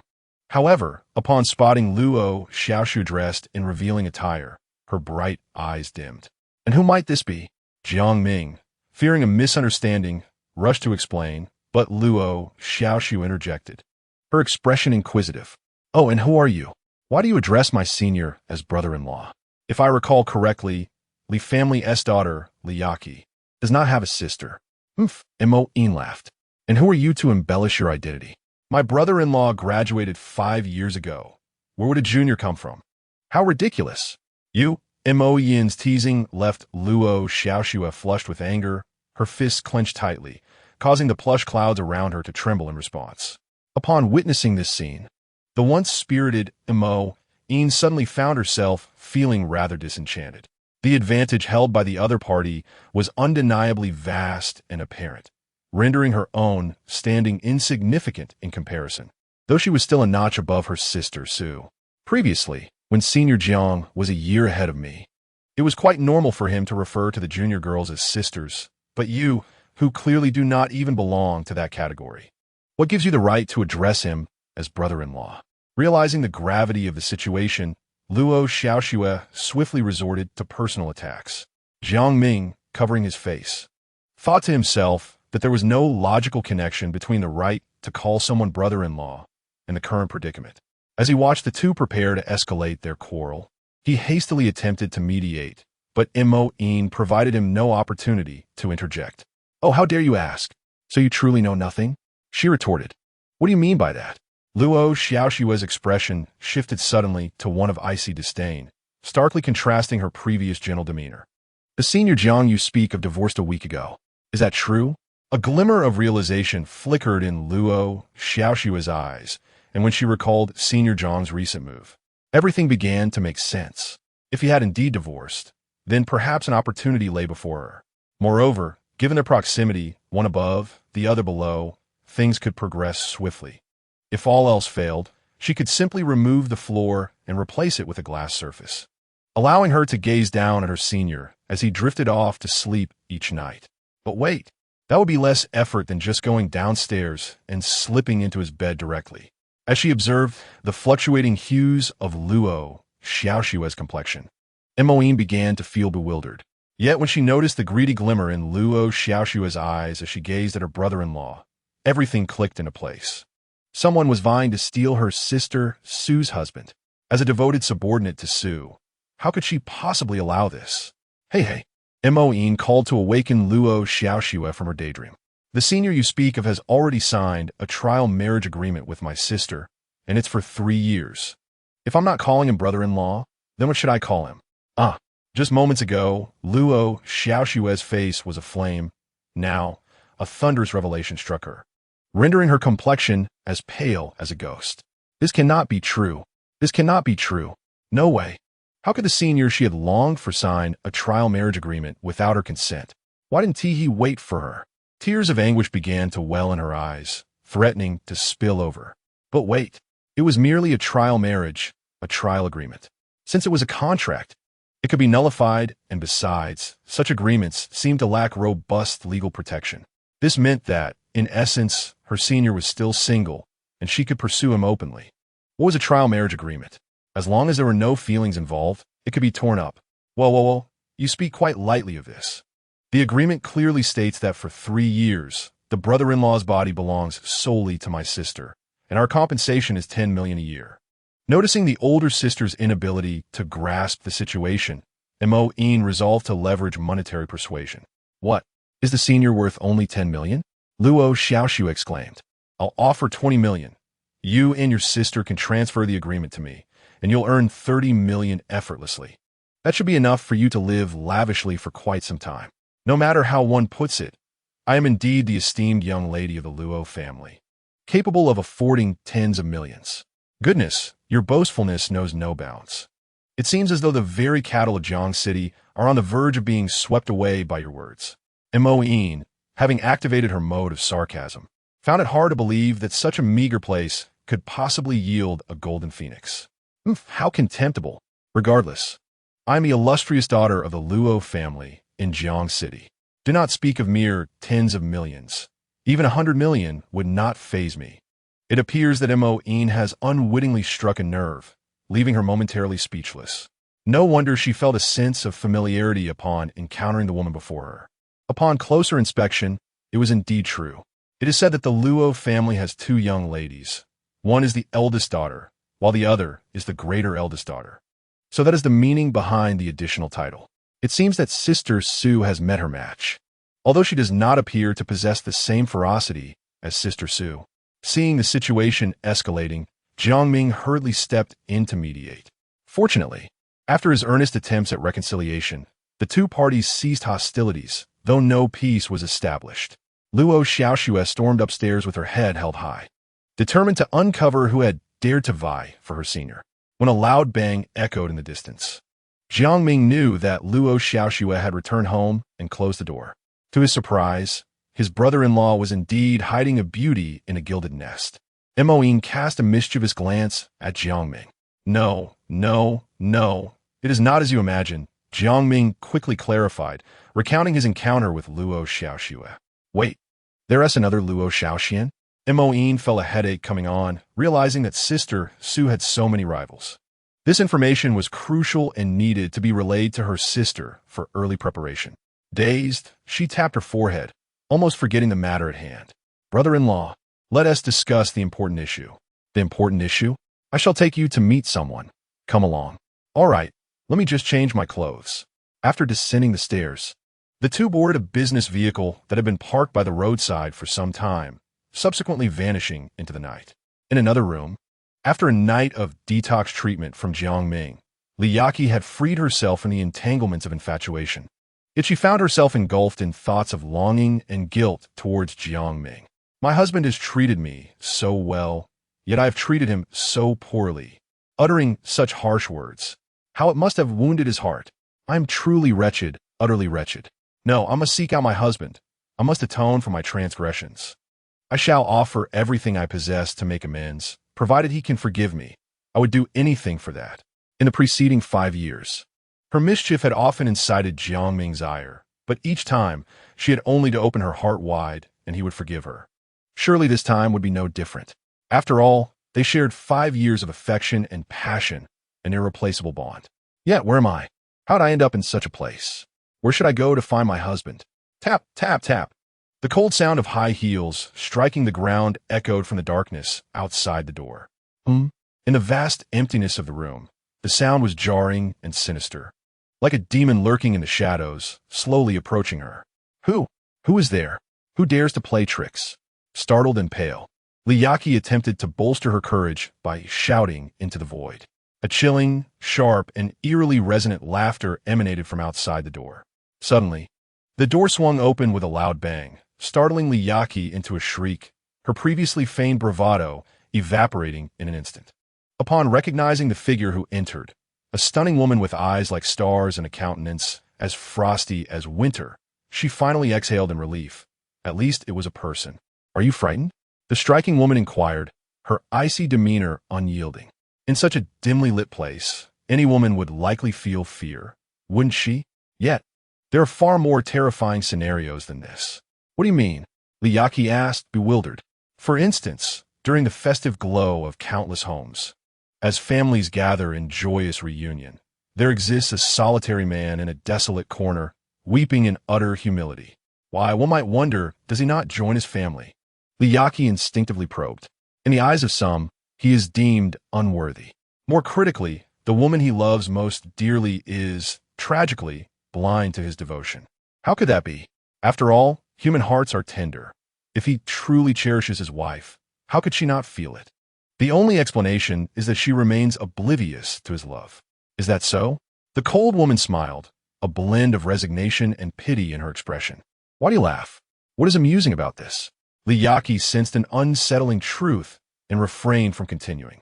Consider, too, a warm home where a husband prepares a lavish dinner, filling the table with his wife's favorite dishes to celebrate both his birthday and their wedding anniversary, only to find her in a hotel with another man. Stop, please. Before the words could finish, Liyaki's face contorted in anguish, as if pierced by 1,000 needles. Or, imagine a husband who believes his devoted wife is merely jesting. He drives joyfully to fetch her home, only to be met with scorn and forced into divorce, leaving him bereft. You cannot fathom the despair he felt amidst the torrential rain and the derision of countless passers-by. In that moment, he was like a lost soul, adrift in the storm. Enough. Please, just stop. I know I was wrong. I acknowledge my faults. It's all my fault. Liyaki wept, her tears cascading like rain on a fragile flower. It was only then that she realized the depth of her hurt towards Jiang Ming. But I can make amends. We have 5 years of love. We share a bond of 5 years. I will dedicate the remainder of my life to atoning for my mistakes. Is that not sufficient? With trembling lips, Liyaki uttered her confessions. But this time, it was his life that you owe him. What, then, can you offer in return? Save my life. Liyaki gazed incredulously at the frigid woman before her. The latter recounted all the events of this tumultuous period, including the harrowing detoxification process Jiang Ming endured the previous night. You speak nonsense. Such absurd remedies cannot exist. How could such ludicrous events transpire? Liyaki vehemently denied the reality before her. However, when the other party presented her with all the information regarding the love obsession drug, along with recordings of Zhao Xiaowang, she was left in a state of bewilderment. You may judge for yourself. I shall await your conclusion. Liyaki hastily scrutinized the materials and ultimately discovered that it was all, astonishingly, true. The most shocking revelation was that her beloved mother was complicit in this scheme. How could this be? Liyaki felt a sense of foolishness wash over her, coupled with profound guilt towards Jiang Ming. She sensed that no matter how much of her remaining life she devoted, it would never suffice to atone for the debt she owed him. Is your harm towards him not even greater? The cold tone pierced through Liyaki's already shattered soul like a razor. What do you mean? Her chest heaved violently, fearing further shocking revelations from this woman. Your father, Li Zhihui, is one of the murderers of Jiang Ming's entire family, and as his daughter, you are equally culpable, nearly extinguishing Jiang Ming's spirit. This explosive revelation sent tumultuous waves crashing through Liyaki's heart, prompting a startled scream to escape her lips. Moreover, you were merely an adopted daughter, surreptitiously taken by Li Zhihui to conceal the truth. Your biological father, mother, and sister all perished at his hands. No. The devastating news shattered Liyaki's psychological defenses, leaving her pale as she clutched her aching heart, retreating slowly until her back met the wall, bringing her to a halt. The mother she believed to be her own, Gu Xiao, was in fact the one who had murdered her own daughter. To placate his wife's emotions, Li Zhihui had merely sought out someone who bore a striking resemblance to his daughter. Thus, you are but a substitute. The cold tone sliced through Liyaki's heart, rendering it utterly desolate. Overwhelmed by the weight of the revelations, Liyaki fainted on the spot. Sister Su, is this not a tad too cruel? A figure emerged behind Su Hanyin. It was Mo Yao. Have you not often remarked on my merciful nature? Mo Yao was momentarily silenced, as if this was the true essence of Su Hanyin, the genuine leader among the four sisters. Furthermore, to discreetly eliminate the Li family without attracting the attention of the other prominent families, Liyaki was indeed the optimal point of entry. Su Hanyin maintained her cold demeanor, her expression frosty, adding, moreover, Liyaki herself seeks vengeance. Otherwise, would she wish to live her life in such a muddled state? Indeed, you have considered this thoroughly. Sister Su. Yet, why have you brought my brother-in-law here? To unravel the love obsession poison, your brother-in-law has devoted an entire night's labor, filled with deep emotion. They should at least have the opportunity to meet.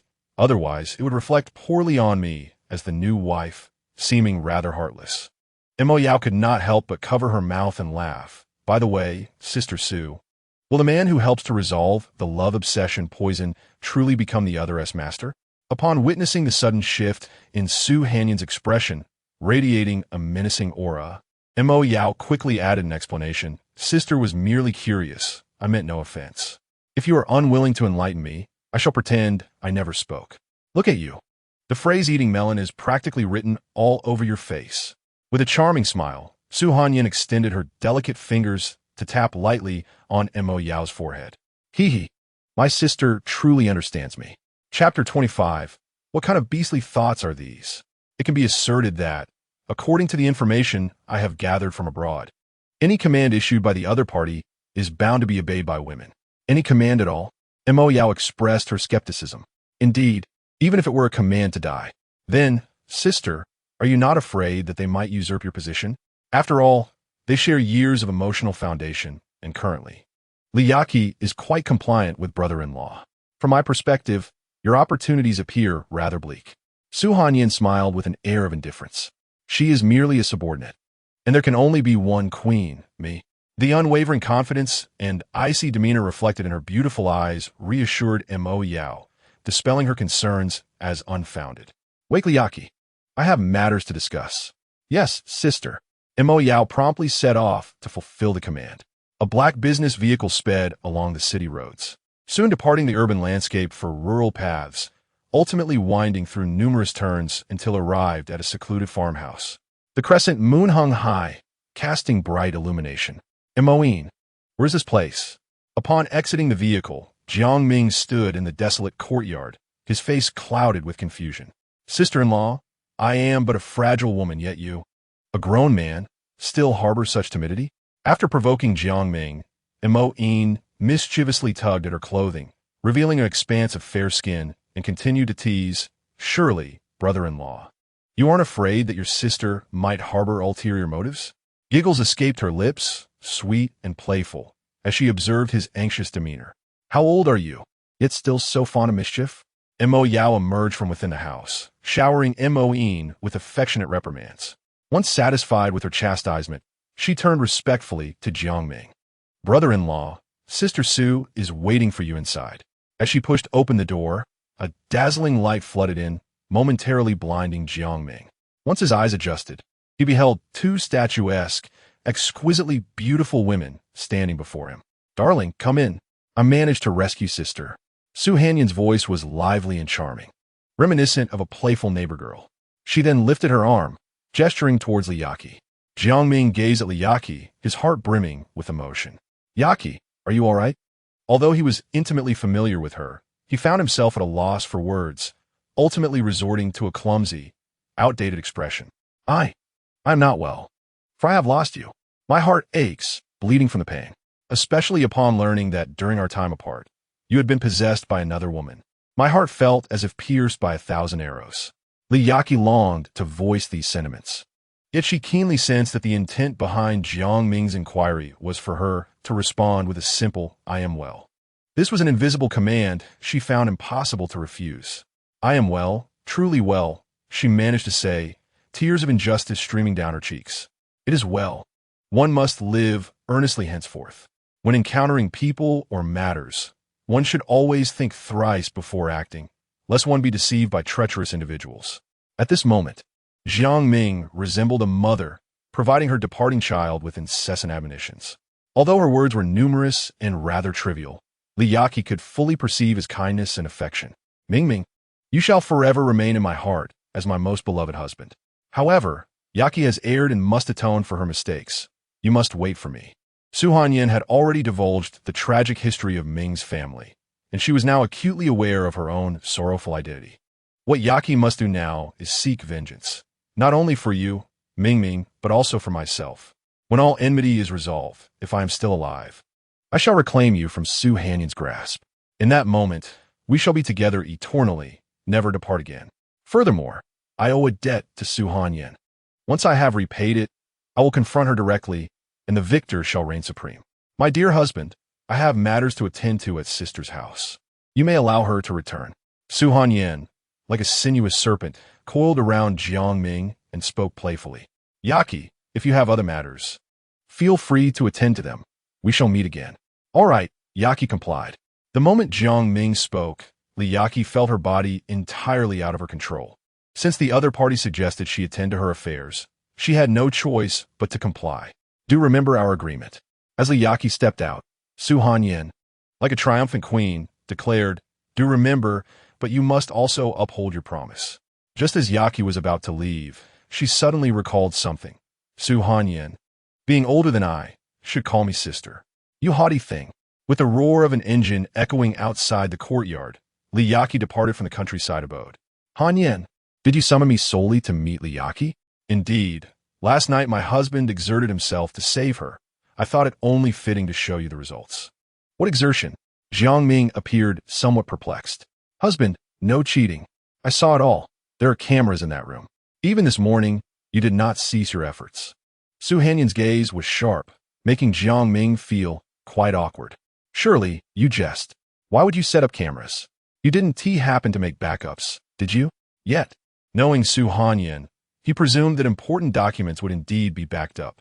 After all, she had specifically instructed her subordinates to ensure they had multiple backups of the video capturing Zhao Xiaoang's social demise. I merely feared failure in the rescue. Hence I endeavored more diligently. After all, we share many years of affection. I could not allow her to truly become a fool. Jiang Ming hastily clarified, anxious to avoid any misunderstanding with Su Hanyan. With a laugh, Su Hanyan observed Jiang Ming's mortified expression, saying, Oh dear husband, you are overly concerned. Am I truly so petty? I understand your feelings. It is simply that. Just what? Simply that I too wish to experience it. What? Jiang Ming was left utterly dumbfounded, pondering the audacity of such predatory thoughts. Suddenly, a piercing noise shattered the stillness as a vehicle, its license plate obscured, plot necessity. Do not take it literally, stealthily maneuvered to evade surveillance, coming to a halt in a secluded corner of the Chui Lan villa. Moyao, is it time for me to escort you in? Li Yaqi inquired, turning to the figure behind her. No need. I'm not a child, Li Yaqi replied, alighting from the vehicle and making her way towards the villa's main entrance. Miss Li, remember your agreement with General Su? Moyao reminded her. Li Yaqi, am not one to engage in deceit. I shall uphold my word, provided you all honor your commitments as well. Without glancing back, Li Yaqi continued her path forward. Our Su family is known for our integrity. We shall never renege on our promises. Please rest assured, Miss Li, very well.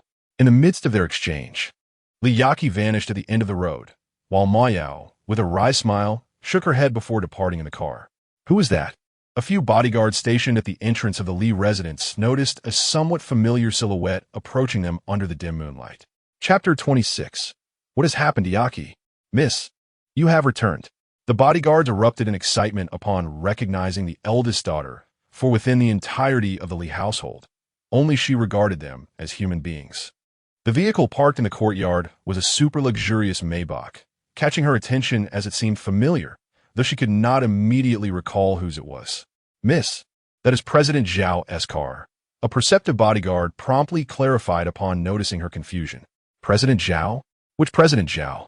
Miss, it is Zhao Jiaqing, the head of the Zhao family, and his wife is also here, haha. Ah, understood. Just as Li Yaqi prepared to proceed, her mother, Gu Xiao, rushed over, guided by a bodyguard. Oh, my darling, where have you been? You scared your mother to death. She attempted to embrace her daughter warmly, but Li Yaqi deftly evaded her. Ever since Su Hanyan learned of her true identity and tragic past, she harbored immense resentment towards the Li family. Were it not for the need to exact vengeance for Jiang Ming and herself, she would have yearned to escape this place forever. Daughter, what troubles you? Are you blaming your mother? Gu Xiao suddenly appeared heartbroken. No, I'm merely a bit weary and wish to rest, suppressing the fury bubbling within her. Li Yaqi feigned exhaustion. At that moment, three familiar figures emerged from the living room. Her father, Li Zhihui, and a Zhao couple. In times past, their presence would have brought her comfort and warmth, but now, in Li Yaqi's eyes, they appeared as demons donning masks. Li Zhihui, in a bid to placate his wife, had even sought a substitute resembling their daughter. To avoid complications, he had gone so far as to murder the girl's biological parents and her younger sister, an atrocity more heinous than that of a demon. Meanwhile, the Zhao couple, fully aware of their son Zhao Xiaoong's myriad misdeeds, chose to shield and indulge him, leading to numerous tragedies.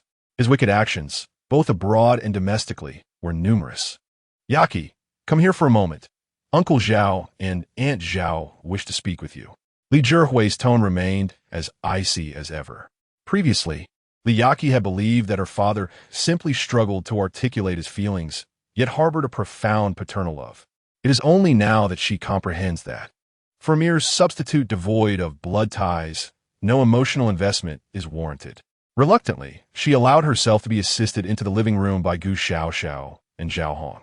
Before she could even settle into her seat, Zhao Jiaqing could no longer contain himself and posed the question, Yaqi, where were you last night?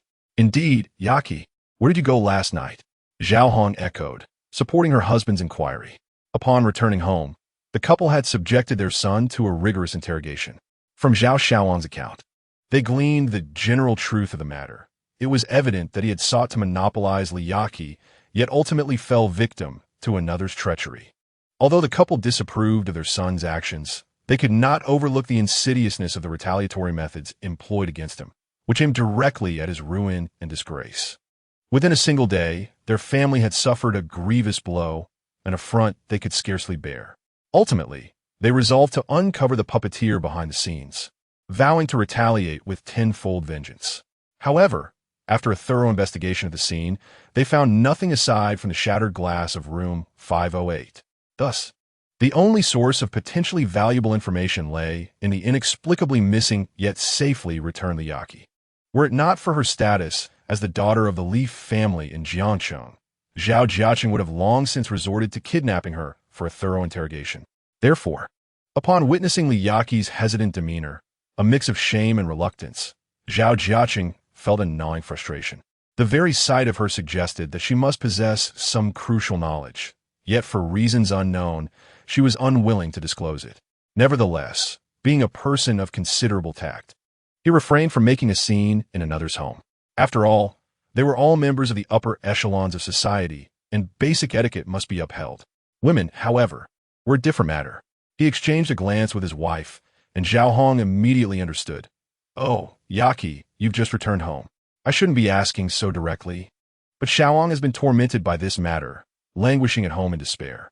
Moreover, he suffered at the hands of villains to save you and to counteract the poison. If you possess any vital information, you must share it with me. Should you find yourself in any distress, your uncle Zhao and I will undoubtedly stand by you." Zhao Hong wept as she spoke, embodying the image of a compassionate mother and a benevolent figure. "Yes, Yaqi, if you know anything important, please do tell us." Gu Xiaoxiao chimed in, naive yet earnest, for in her eyes, Zhao Xiaoang was a hero who had been harmed while rescuing the daughter. Just then, Li Yaqi was about to speak when her father, Li Zhihui, standing nearby, could no longer restrain his urge to interject. However, his tone bore a tremor unlike before. "Yaqi, if you know anything, please tell your Aunt Zhao. Look at how anxious she is." Li Yaqi immediately sensed something amiss. She swiftly turned to her father and precisely caught the compassionate gaze Li Zhihui directed toward Zhao Hong. Although the latter attempted to mask his emotions in a flurry of confusion, this subtle shift did not escape her notice. Li Zhihui had always been the epitome of a stoic figure within the household, maintaining an icy demeanor towards his longtime wife, Gu Xiaoxiao, and his cherished son, Li Jiangming. Throughout her upbringing, Li Yaqi had never encountered a tremor in his voice nor witnessed a glimmer of tenderness in his eyes. It appeared that his capacity for softness existed, albeit not directed at this moment. It seemed that in her quest to dismantle the Li family, she had acquired an additional card, potentially a trump card, alongside the advantages provided by Su Hanyan. If wielded with prudence and finesse, it could lead to Li Zhihui's utter downfall. At this juncture, Li Yaqi suddenly adopted a pitiful expression, her eyes brimming with tears as she lamented her plight, as though her circumstances were not vastly different from those of Zhao Xiaoang. "Yaqi, what is the matter? Indeed, what troubles you, Yaqi?" Regardless of the reassurances and inquiries from those present, Li Yaqi merely wept inconsolably, saying nothing, nearly choking on her sobs. Witnessing her distress, the Zhao couple refrained from further questioning, offering a few comforting words before taking their leave. On the way home, Zhao Jiqing seethed with indignation in the car. "Damn it, this wretched woman is putting on quite the performance. If it weren't for Li Zhihui, I would have tied her up and given her a good thrashing by now. Darling, don't be angry. What could a young girl possibly hide? Let her subordinates keep watch. They will surely uncover some clues." Furthermore, Zhao Jiqing inquired of the driver, what was the name of the Li family's former son-in-law? "Sir, the investigation has revealed that his name is Jiang Ming." "Jiang, you say?" "Yes, indeed, sir." "Have we looked into his background?" "Yes, sir." "Allow me to report." Chapter 27. It seems there's more to this story. Sir, Jiang Ming, 10 years ago, emerged as the top scorer in the college entrance examination of the Eastern Province and was subsequently admitted to the biological engineering program at Jiangxing University. Due to his outstanding academic performance and striking looks, he quickly earned the titles of the university's foremost scholar and heartthrob. At that time, all the girls at the university were enamored with him. Ultimately, it was the Li family's daughter, Li Yaqi, who surpassed the rest. She moved Jiang Ming by threatening to take her own life, leading to their marriage a year after graduation. And with their married life, Zhao Jiqing suddenly found himself intrigued by the somewhat legendary figure of Jiang Ming. After marriage, Jiang Ming engaged in research on human genetic modification at the Jiangxing University Biological Research Institute, living a reclusive life. Thus, for the past 5 years, information about him is nearly non-existent. However, through the household staff and bodyguards of the Li family, it has come to light that Gu Xiaoxiao and Li Zhihui have been quite displeased with their daughter's choice, prohibiting their son-in-law from visiting for the past 5 years. Has he never visited? Zhao Jiqing was not the only one intrigued. Zhao Hong also took interest. "Madam, The information from the Li family's servants seems accurate. However, there was one occasion, approximately 7 or 8 days ago, when he did visit, but it was on that very occasion that they divorced. Strangely enough, that day, after the rain, the disheartened Jiang Ming seemed to have been taken away by the Su family. What? Exclaimed Zhao Jiaqing and his wife in unison. Indeed, sir. At that time, it was uncertain if it was the Su family, but after receiving orders to investigate Jiang Ming, our men swarmed to gather information. Eventually, we discovered through hotel surveillance that this scoundrel was in a room with Su Hanyin, the eldest daughter of the Su family, that very night. Moreover, the following day, he visited the Su family's office at the Linjiang building, presumably to meet Su Hanyin. Zhao Jiaqing inhaled sharply, realizing that Jiang Ming not only possessed a legendary background, but also wielded extraordinary methods. No one knew better than him what kind of person Su Hanyin was. Originally, the Su family was ranked 4th among the 4 prominent families in Jiangcheng, but ever since Su Hanyin returned from abroad several years ago, the Su family has soared to prominence, ultimately surpassing the Zhao family to become the leading family. This woman not only possesses keen business acumen, but also commands a ruthless cadre of professional enforcers. It can be said that the Su family's ascendance to the top was achieved not only through management, but also through sheer force. Furthermore, it is rumored that this formidable woman is indifferent to men, surrounded instead by a retinue of female subordinates. Little did anyone know, her indifference was merely due to the absence of a suitable candidate. One cannot help but wonder what it would be like to experience the allure of this formidable woman. Lost in such thoughts, Zhao Jiaqing quickly reined in his wandering mind. What about Jiang Ming's family background and the information prior to his arrival in Jiangcheng? Sir, we are currently investigating. The moment we obtain any information, I shall report to you immediately. Subsequently, silence enveloped the car, yet Zhao Jiaqing's thoughts remained in constant motion. Jiang Ming's divorce from Liyaki was likely orchestrated by his scoundrel son, Zhao Xiaowang, in collusion with Gu Xiaoxiao, and he had heard whispers of a miraculous drug. Hence, the original plan of his son must have been to dominate Liyaki within 21 days, thereby achieving complete control over her. Furthermore, from the interrogation of his son's subordinates, it was revealed that the son aimed to annex the Li family by monopolizing Liyaki, thereby elevating the Zhao family's enterprises above the Su family and claiming the title of the leading family. Who would have thought that his son harbored such grand aspirations? Admirable indeed, though the means employed were rather despicable. Nevertheless, if one wishes to secure the position of Jiangcheng's foremost family, what does it matter if the methods are somewhat unscrupulous? After all, is it not said that no man is truly a man without some poison in his veins? Yet, in the end, he was unaware of the hidden machinations that led to their downfall.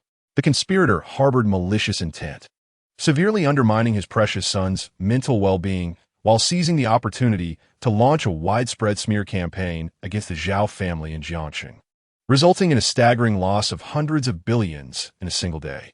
Had it not been for Zhao Jiaqing's rapid public relations efforts to counter the rumors, the damage would have escalated further. Damn it, who could it be?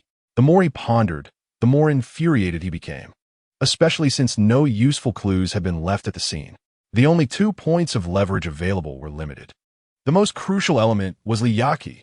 How did she leave the hotel, and who came to her rescue? If that person could be identified, the mystery would be largely unraveled. Another matter concerns Jiang Ming, who was initially intended to be captured and subjected to severe interrogation. However, due to his connections with the Su family, such actions cannot be overtly executed.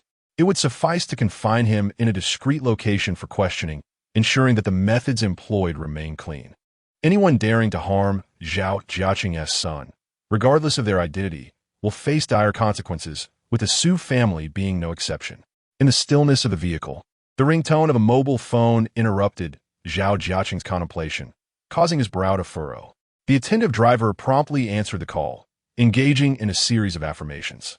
Upon concluding the conversation, the driver quickly relayed the information. "Sir, we have received news from the East Province." "Speak," Zhao Jiaqing commanded. Jiang Ming is an orphan, having grown up in an orphanage with little family or friends. The director who raised him passed away 3 years ago. After digesting the driver's report, Zhao Jiaqing concluded that there was little to uncover about Jiang Ming's past. What could be discerned about an orphan with no familial ties? Thus, the investigation should focus on how he established a connection with the Su family. After delegating this task, Zhao Jiaqing fell into deep thought, only to be suddenly reminded of something. What exactly is Jiang Ming researching at the Biological Research Institute? Sir, we only know it pertains to a human gene modification project, but specifics remain elusive due to the high level of confidentiality surrounding the research, compounded by the secret financial backing from the Qin family of Jiangxing, which prevents us from intervening directly. The Qin family, specifically Old Man Qin VI. It appears there are ulterior motives at play. The following morning, Su Hanyan intended to arrange for Jiang Ming to stay in a luxurious residence near the Linjiang Tower, but he declined. Jiang Ming preferred to reside near Jiangxing University, a place where he felt utterly familiar. A new location might prove inconvenient, and, more importantly, commuting would be far more convenient without the need for haste. Brother-in-law, do make sure to rest well, Mo Yin said as she delivered Jiang Ming before departing. However, just before leaving, she added, I hope you will take good care of yourself in the future. What could that imply? Yet, Jiang Ming was too fatigued to ponder the matter further. After requesting a half-day leave from the Biological Research Institute, he sank into a deep slumber. He was utterly exhausted. Completing a marathon over 2 consecutive days with 2 women was indeed a daunting task. The first marathon was a desperate effort to save someone, consuming all his energy, as he feared failure would render his efforts in vain. The second run was more leisurely, offering a vastly improved experience.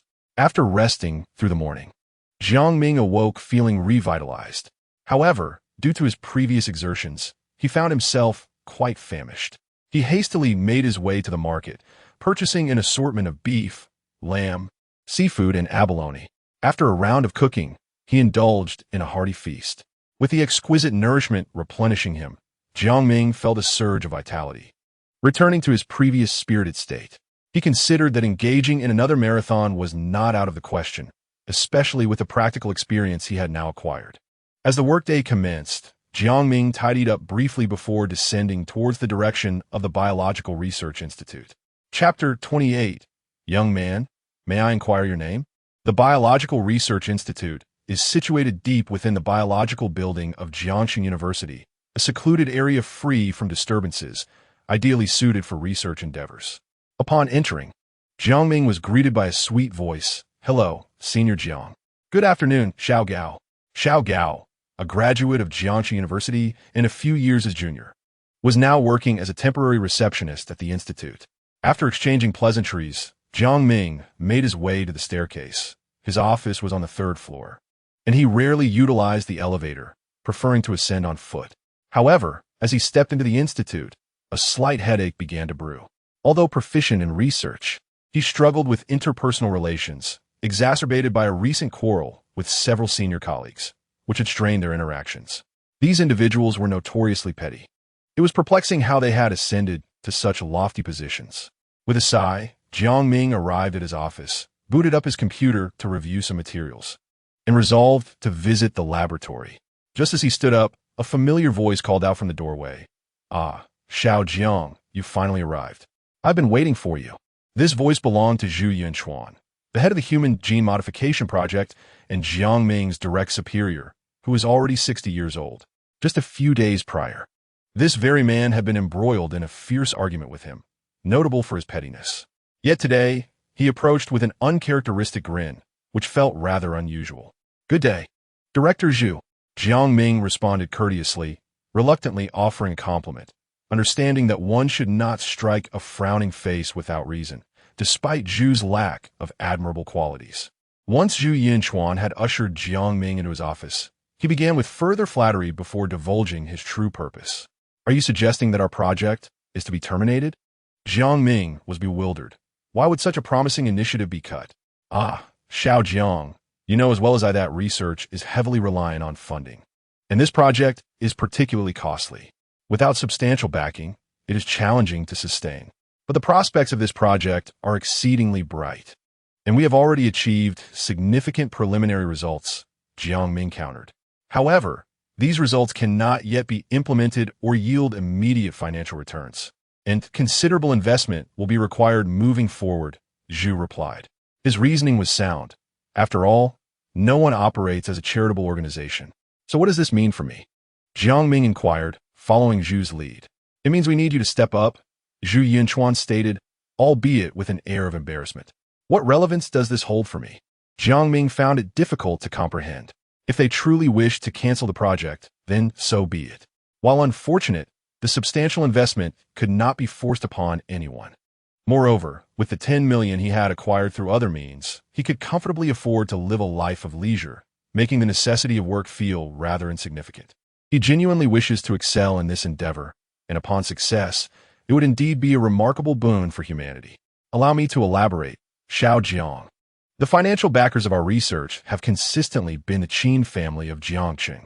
As you are aware, the Qin family is one of the 4 prominent families in Jiangqing, and they own a significant portion of the hospitals, pharmacies, and cosmetic surgery clinics in the city, thus possessing substantial financial resources. Director Zhu, please speak plainly without beating around the bush. Sitting in his seat, Zhu Yinshan sighed repeatedly, seemingly engulfed in profound internal conflict. After a considerable pause, as if he had come to a realization, he clenched his fists and lightly struck the table. Xiao Jiang, the individual responsible for funding this project from the Qin family, is their 4th son, Qin Shui. She has a penchant for young men. Zhu Yinshan faltered, embarrassed, and covered his face with his hands. Upon hearing this, Jiang Ming's face contorted in disbelief. You shameless old man. Are you suggesting that he should sacrifice his dignity to secure funding? Though he may currently be in a subordinate position, he is not someone so easily swayed. Seeing Jiang Ming's disdainful expression, Zhu Yinshan understood that his proposition was unlikely to succeed. Nonetheless, he clung to a glimmer of hope. Xiao Jiang, let us do this. I will not put you in a difficult position. Just attempt to persuade her once. If successful, the entire project team will regard you as our leader. If unsuccessful, it simply signifies that fate has conspired against this project, and we will accept that. Just a conversation? Jiang Ming remained skeptical of his words. Yes, just a conversation. Mr. Qin is present today. You need only to engage in dialogue, without any sacrifices required. Jiang Ming hesitated. Although Qin Shui is 39 years old, she's exceptionally well maintained, both in figure and skin, rivaling women in their 20s. Therefore, engaging in this conversation would not be a loss for him. However, the notion of such words escaping the lips of this earnest elder made Jiang Ming feel quite uncomfortable, causing goosebumps to rise on his skin. At that moment, the office door swung open, and the project team members stood before Jiang Ming, their faces alight with anticipation. Sighing, Jiang Ming thought that if he refrained from participating, it would be as though he were committing a historical transgression. If it were merely a conversation, it was not impossible. Moreover, this project was his first venture, and as its initiator, it would indeed be a pity for it to falter at this juncture. Very well, I shall give it a try, but I cannot guarantee the outcome. After careful contemplation, Jiang Ming resolved to make the attempt. Excellent. The room erupted in a chorus of praise and enthusiastic applause. A series of knocks echoed at the door. Come in, came a languid voice from within. Standing hesitantly at the door, Jiang Ming glanced back at his colleagues, who were all energetically gesturing encouragement from a distance. They truly seemed to relish the unfolding drama. Alas, there is no choice but to venture forth. Who knows? Perhaps a mere conversation might lead to success. With a creak and a slam, upon entering and shutting the door, Jiang Ming hastily introduced himself without sparing a glance at his counterpart. Hello, President Qin. I am the researcher for this project. My name is Jiang. Suddenly, a loud crash accompanied by a scream echoed, and President Qin seemingly vanished into thin air, leaving a cloud of dust swirling beneath the table.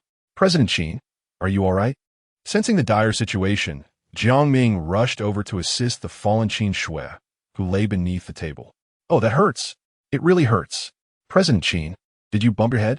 Please be gentle here, he gently urged as he helped her back into a seated position. As she regained her composure, a spark of surprise illuminated her beautiful eyes. Young man, what did you just say your name was? Chapter 29. Shall we sip tea and chat? President Qin, my name is Jiang Ming. Could it be that you are the Jiang Ming who has consistently held the top spot on Jiangqing University's handsome list? Qin Shui exclaimed, her expression one of disbelief. Yes, indeed, President Qin. Jiang Ming felt a touch of bashfulness in the presence of the 39-year-old woman.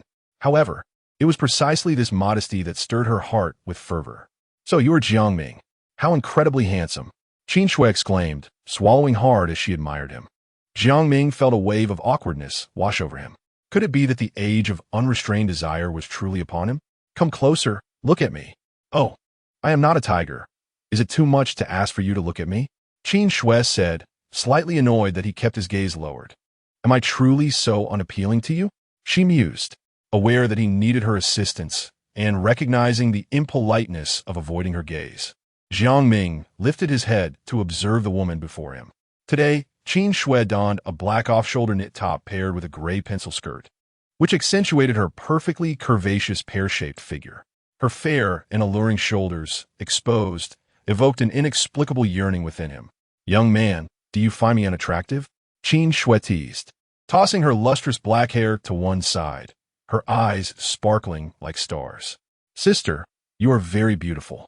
Jiang Ming spoke the truth. Though she may not quite match Su Hanyin and Li Yaqi, her exquisitely rounded face remained a rare gem, unparalleled in beauty. Moreover, her mature, pear-shaped figure, honed through years of experience, rendered her unmatched by Su Hanyin and Li Yaqi. Then why did you not even glance at me earlier? President Qin, today, I came specifically to discuss the project. The potential for this project is exceedingly vast. Jiang Ming deftly sidestepped her inquiry, addressing the matter at hand. Furthermore, should the project succeed, it would benefit all of humanity. It would be a pity to abandon it merely due to a lack of funding. Is that all? Yes. President Qin, continuing to invest is certainly not an issue. However, Jiang Ming, dear sister has but one request. Would you mind visiting me daily during work hours?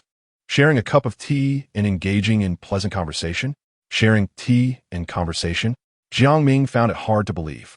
Qin Shui instantly discerned his apprehension and quickly reassured him. Yes, indeed, it is merely about sharing tea and chatting. Yet, Jiang Ming was no fool. Judging by her demeanor and the glimmer of avarice in her eyes, it seemed far more than just a simple chat over tea. I'll consider it. Upon hearing his response, Qin Shui felt a twinge of urgency. It was the first time she had encountered a young man who stirred her emotions. How could she let him slip away? Oh, come now. A robust young man, such as yourself, afraid of a mere woman? Besides, it wouldn't encroach upon your free time. As long as I am here. A brief visit before your work to check in, share a cup of tea, and have a little chat would suffice. I don't require much of you. Seeing Jiang Ming still hesitating, Qin Shui employed a bit of provocation. Are you truly worried that I might bite? Am I really that intimidating?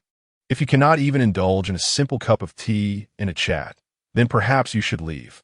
How would he explain to his colleagues if he really just walked away? If it was truly only a matter of sipping tea and conversing? It was not out of the question. Qin, let me clarify. I am married.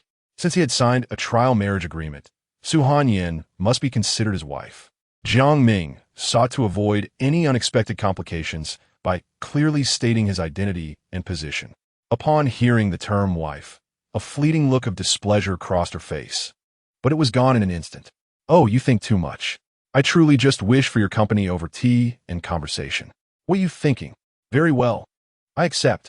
In a corner outside the room, an elderly man with white hair cast a worried glance at Zhu Yanchuan. Old Zhu, do you think Jiang Ming can handle this? It should be fine. I've heard that the fourth miss of the Qin family has a penchant for young men. Yet over the years, none have caught her eye.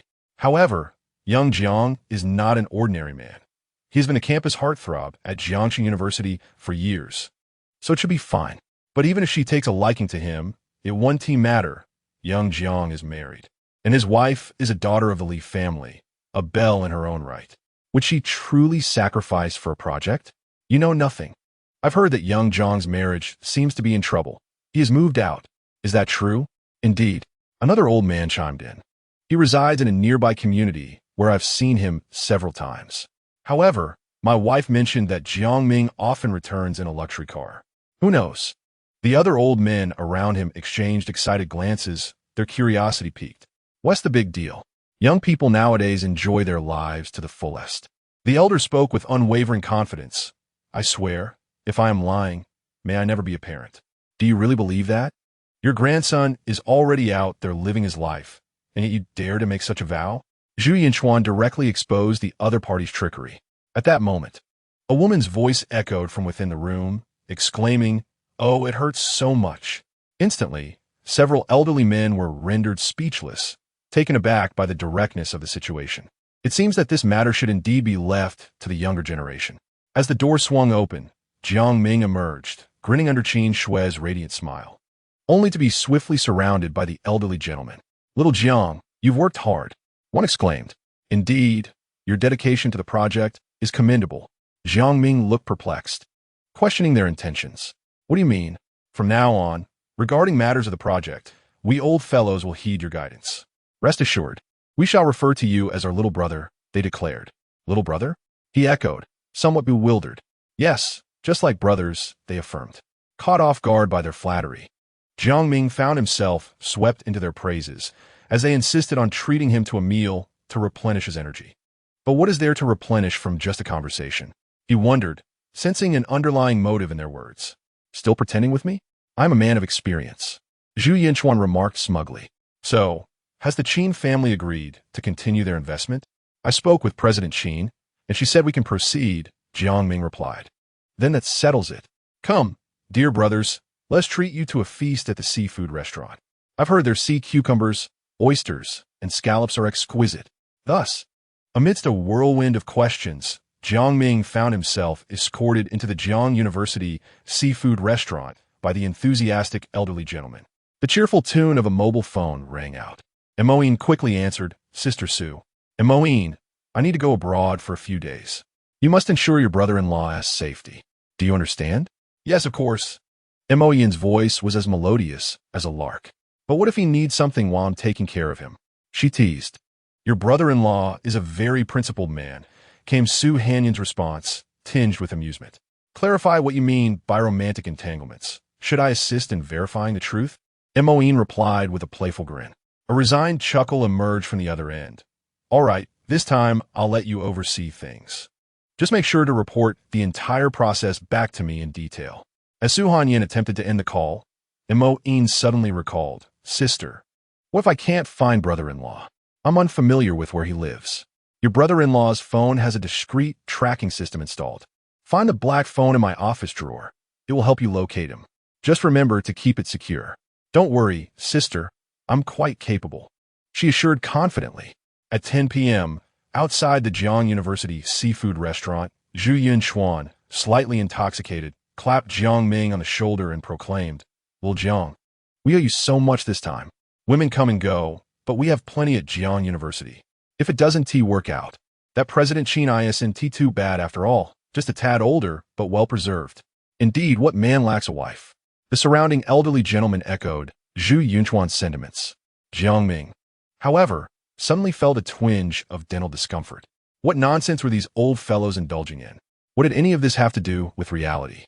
Although Li Yaqi had divorced him, he had never spoken of it publicly. Moreover, he was hardly lacking in female companionship now. The disconnect was bewildering. Jiang Ming, irritated by their nonsensical chatter, decided to take his leave after a brief exchange of pleasantries. Yet, they clearly had no intention of letting him go, following him with their incessant banter. "Look at that. We were right, young brother.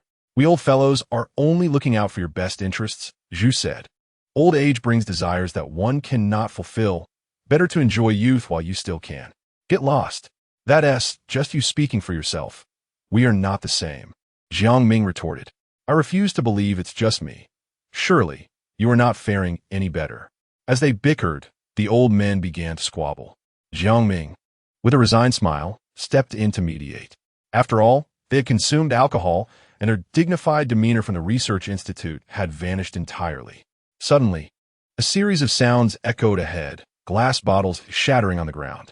A group of disheveled youths, clad in tattered jeans and brandishing baseball bats, approached with a swagger. "Who is Jiang Ming? The one they call the top heartthrob of Jiangxing University?" One of the leading youths, with a cigarette dangling from his lips, stepped forward, his tone dripping with disdain. "It can't be you old geezers, can it? Who are these little rascals, daring to act so brazenly at Jiangxing University? Do they even know who we are?" Zhu Yinchuan and the others, having navigated the halls of the university for years with respect and reverence, were taken aback by the audacity of these youngsters. I have connections with the chief of the Jiangming Police Department. If you don't want to be summoned for a little chat, you better step aside, one of the older gentlemen warned, his tone laced with authority. The youths erupted in laughter, their mockery ringing loud. You old fossils must be out of your minds. We are thugs and rogues, not students or teachers. They jeered, brandishing their bats and advancing menacingly. Don't come any closer. We will call the police. Zhu Yinchuan, suddenly sober, pulled out his phone, considering it the safest course of action. Oh, I'm so terrified. Please, don't call the cops. I'm quaking in my boots. The youths laughed even more uncontrollably. I am Jiang Ming. What business do you have with me? Jiang Ming stepped forward, positioning himself protectively in front of the elderly gentleman. It was evident that the group was well prepared and familiar with him. After all, their confrontation was too precise. He wondered who he had offended this time. Well, you got some guts. Since you're so brave, just come along with us, and it'll spare you from a beating, the leading youth said, gesturing in a particular direction, signaling for him to follow. You must provide me with a reason. I cannot simply follow you blindly. As he spoke, Jiang Ming's eyes darted around, searching for an opportunity to escape. Since their focus was on him, naturally, they would not trouble the elderly gentleman behind him. Given their influence at Jiangxing University, the local ruffians would likely think twice before acting against them. At this moment, his primary concern was to ensure his own safety and identify the optimal escape route. Although he was physically robust, the sheer number of opponents, armed and ready, rendered a direct confrontation tantamount to courting death. Don't be so ungrateful. The leader, a brash young man with yellow hair, seemed experienced, immediately discerning Jiang Ming's intentions. He tossed a stick to a nearby lackey and clapped his hands.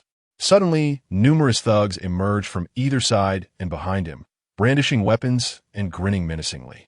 The elderly gentleman behind Jiang Ming, upon witnessing this display, quickly sobered up, their legs trembling in fear, unable to maintain their balance. Is it true, Xiao Jiang? Who have you offended? We are on the verge of retirement. Don't lead us to ruin. They pleaded, panic evident in their voices. If you wish to live, get out of the way. With a furious shout from the yellow-haired leader, the previously bold old men scattered like frightened birds, cowering in the corners, hands on their heads, trembling as if they had just been apprehended by the police. Just moments ago, you were so boastful, and now look at you, utterly deflated. Truly pathetic. After mocking them, the yellow-haired leader turned his gaze to Jiang Ming. You are quite handsome, but being too good-looking can be a curse, easily attracting troublesome debts. What debts? Jiang Ming pondered, incredulous. I have encountered only 2 women in my life. How could I possibly owe anything? That's not for us to decide. You must come with us and explain to the creditor. Bind him. At the leader's command, a dozen thugs surged forward with ropes. Sensing the danger, Jiang Ming swiftly incapacitated a few of the nearest assailants and began to charge wildly, desperate to carve a path to freedom. Though he could not overpower them, evading capture seemed feasible. Yet, Jiang Ming underestimated his adversaries, for among them were skilled fighters. They moved like hunters, fashioning a thick rope into a noose that ensnared his neck and limbs with alarming speed. In mere seconds, he found himself bound tightly, rendered immobile. Chapter 31. The blessing of youth, are you not resisting? Did you not intend to flee? Let us see where you can run now. The disdainful yellow-haired leader taunted as he loomed over the helpless Jiang Ming. Xiao Jiang is still too reckless. Otherwise, he wouldn't have been caught. Zhu Yinchuan, trembling in a corner, sighed in agreement with the others. Debts of this nature are the most perilous. The laughter of the yellow-haired thugs grew increasingly maniacal. Suddenly, a piercing roar of motorcycles echoed from afar, causing all present to momentarily freeze in shock. Before anyone could react, a strikingly red motorcycle barreled in, and several yellow-haired thugs, caught unawares, were sent sprawling. Amid a chorus of pain cries, the motorcycle came to a halt beside Jiang Ming. A woman clad in a sleek, glossy black leather outfit gracefully dismounted, lifting her long, slender leg. Brother-in-law, I'm here. She removed her helmet, revealing a cascade of shiny chestnut hair and an exquisitely familiar face. Indeed, it was Moin. Brother-in-law, what has happened to you? Jiang Ming, with a dismissive pout, expressed his exasperation. Isn't it obvious? I've been tied up. Just as Moin reached out to free him, an obnoxious voice interrupted from a short distance away. Hey, not bad, little girl. That figure, that face. The leader of the yellow-haired thugs leered, his gaze shamelessly roaming over Mo Yin's perfect curves, finally lingering on her most prominent features. Was it you who tied up my brother-in-law? Mo Yin turned, her expression one of disdain. It wasn't me, the thug grinned, but I did give the order. However, if you're willing to entertain your brother, perhaps I might feel generous and let him go. Before he could finish, Mo Yin, like a wraith, raised her right foot and delivered a powerful kick to his smirking face. With a scream, the thug was sent flying, blood spraying from his mouth and nose. Damn it. You're asking for it. Brothers, attack. The yellow-haired leader, now bloodied and furious, could hardly believe his predicament. When have I ever suffered such humiliation at the hands of a little girl? He bellowed. Beat her to a pulp. But leave that girl for me. I have plans for her, damn it. The leader was bewildered. Was this girl some kind of secret agent? In mere moments, the motorcycle maiden had taken down a dozen thugs. And in the blink of an eye, all of his men lay incapacitated, groaning in pain. Please no. I was wrong. I was wrong. The blood-soaked leader, seeing Mo Yin approach with a murderous glint in her eyes, fell to his knees in abject terror. Was it you who said you wanted to have some fun with this lady? Mo Yin sneered. And no, I didn't say anything. I swear. The leader pleaded desperately. Mo Yin then raised her right foot and ruthlessly stomped down on his most sensitive area, grinding her sharp heel back and forth. Agonized screams echoed, tightening the expressions of all the men present, even those hiding in the corners. This girl was truly merciless. It was evident that the yellow-haired thug's life would never be the same again. Get lost. If I see you again, you'll meet the same fate. The thugs, in a panic, forgot their injuries and fled in disarray, leaving behind a chaotic scene littered with shoes and clubs. Brother-in-law, are you all right? I almost arrived too late. Mo Yin turned to Jiang Ming, her face transforming into an innocent, adorable visage, her voice soft and melodious. I'm fine, still caught in the aftermath of the tumultuous confrontation. Jiang Ming had yet to fully comprehend the situation. Today, I was fortunate that Sister Sue's timely message reached me. Otherwise, if my brother-in-law had been injured, it would have caused great distress. Pouting her lips and speaking in a playful tone, Mo Yin hurriedly untied Jiang Ming and brushed the dust from his clothes. Once everything was taken care of, Mo Yin mounted her crimson motorcycle and beckoned her brother-in-law to join her. Brother-in-law, hold on to me. Oh, there's no need to feel shy. Just wrap your arms around my waist, like this, tight, just like that, and lean against my back. Be sure to hold on firmly. My speed is swift. Or you might feel frightened. Meanwhile, a few older gentlemen squatting not far away were utterly dumbfounded by the scene before them. What on earth is happening? Who is this alluring young lady on the motorcycle? Old Zhu remarked, this little Jiang is far superior to us in our youth. Old Li added, this is an entirely different league. She is married to a wealthy heiress, mingling with high-powered executives by day and now gallivanting with a young sister-in-law.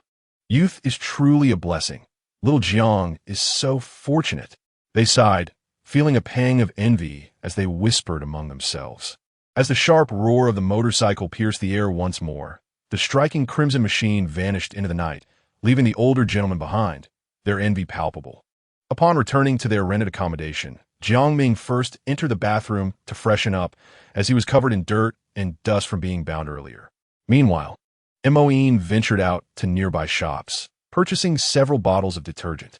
Upon her return, she shed her leather jacket and began to clean the bloodstains from their earlier scuffle. After washing up and donning fresh attire, Jiang Ming emerged from the bathroom to find Mo Yin seated on the sofa, her outfit a dazzling white. Oh, come on. Big sister, you really should be more mindful. There are distinctions between men and women. Jiang Ming quickly averted his gaze. However, after indulging in a hearty meal earlier, he felt an unexpected heaviness within, as if a volcano were primed to erupt. Yet, Jiang Ming's self-discipline was commendable. He suppressed his feelings, maintaining an outwardly calm demeanor. Though soon he found the heat within him becoming unbearable. Mo Yin, seated on the sofa, continued to tend her leather jacket, allowing her fair and graceful curves to be illuminated by the bright living room lights. I refuse to believe there exists a man who could remain unmoved by me.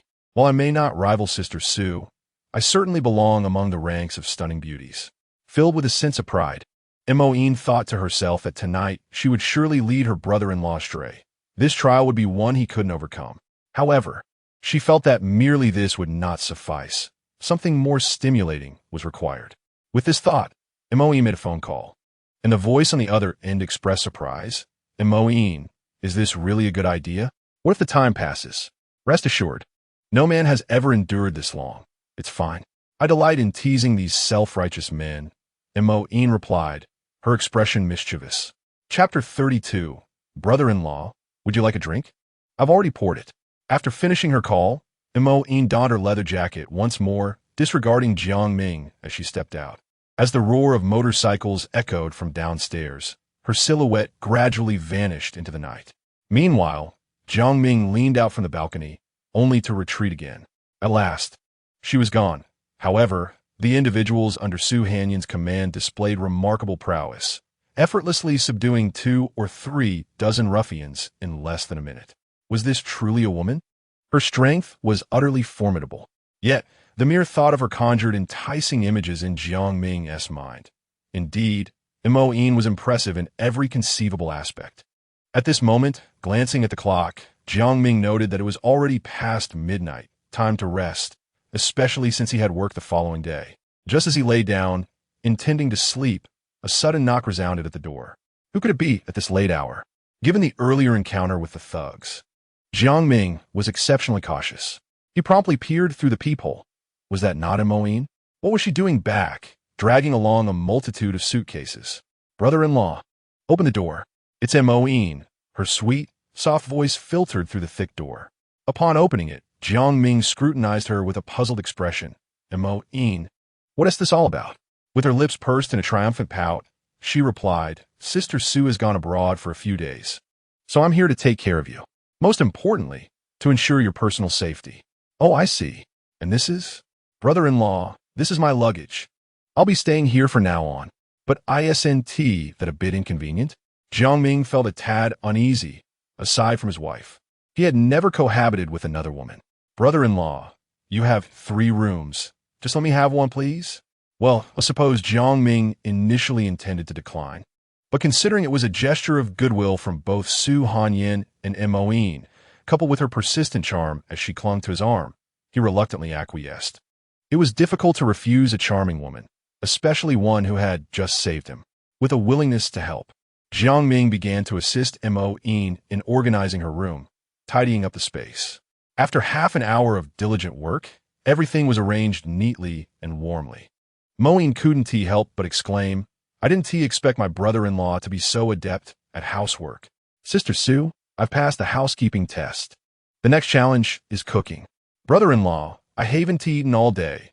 I'm starving. Moin gazed at Jiang Ming with a look of longing. It's already past midnight. Can't you hold off until morning? No, I'm really hungry. Can't you do something for me tonight? Realizing that if he didn't prepare something for her, he would be unable to rest, Jiang Ming pondered briefly before smiling. All right then, let us keep it simple. Some noodles and a fried egg. What does that sound? No, I want to feast. I'm starving. Brother-in-law, you're so stingy. Unable to resist the playful coquetry and subtle sarcasm of Moin, Jiang Ming eventually decided to prepare a meal. However, given the late hour and the need for discretion, he opted for a low flame and set the range hood to its quietest setting, ensuring minimal noise during the cooking process. Observing this meticulous endeavor, Moin wore a satisfied expression. Her brother-in-law was not only patient but also attentive to the feelings of others. It seemed that Sister Su had indeed struck gold this time, as the richly aromatic braised beef and vibrant stir-fried Shanghai greens graced the dining table. Moin's taste buds were tantalized. She swallowed repeatedly, her beautiful eyes reflecting an insatiable greed for the food before her.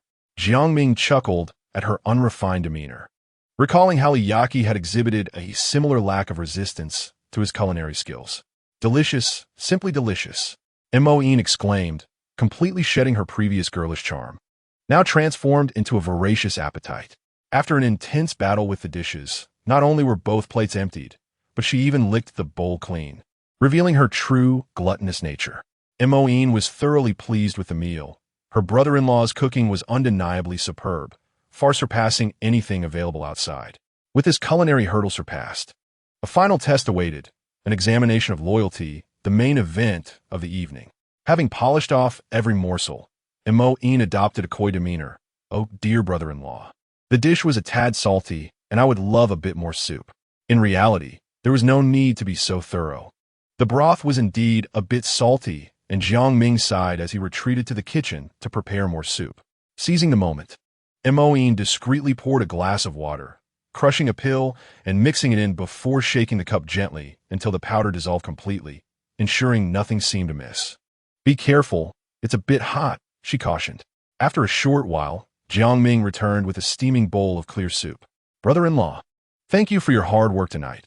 I've prepared a glass of water for you as a token of my appreciation." "No need for thanks, Mo-in. You saved me tonight." Jiang Ming modestly declined her gratitude. "Brother-in-law, would you like to drink? I've already poured it for you." "Well then, thank you." Jiang Ming, no longer hesitant, lifted the cup and drank it all in one go. "Now, I shall begin with the soup."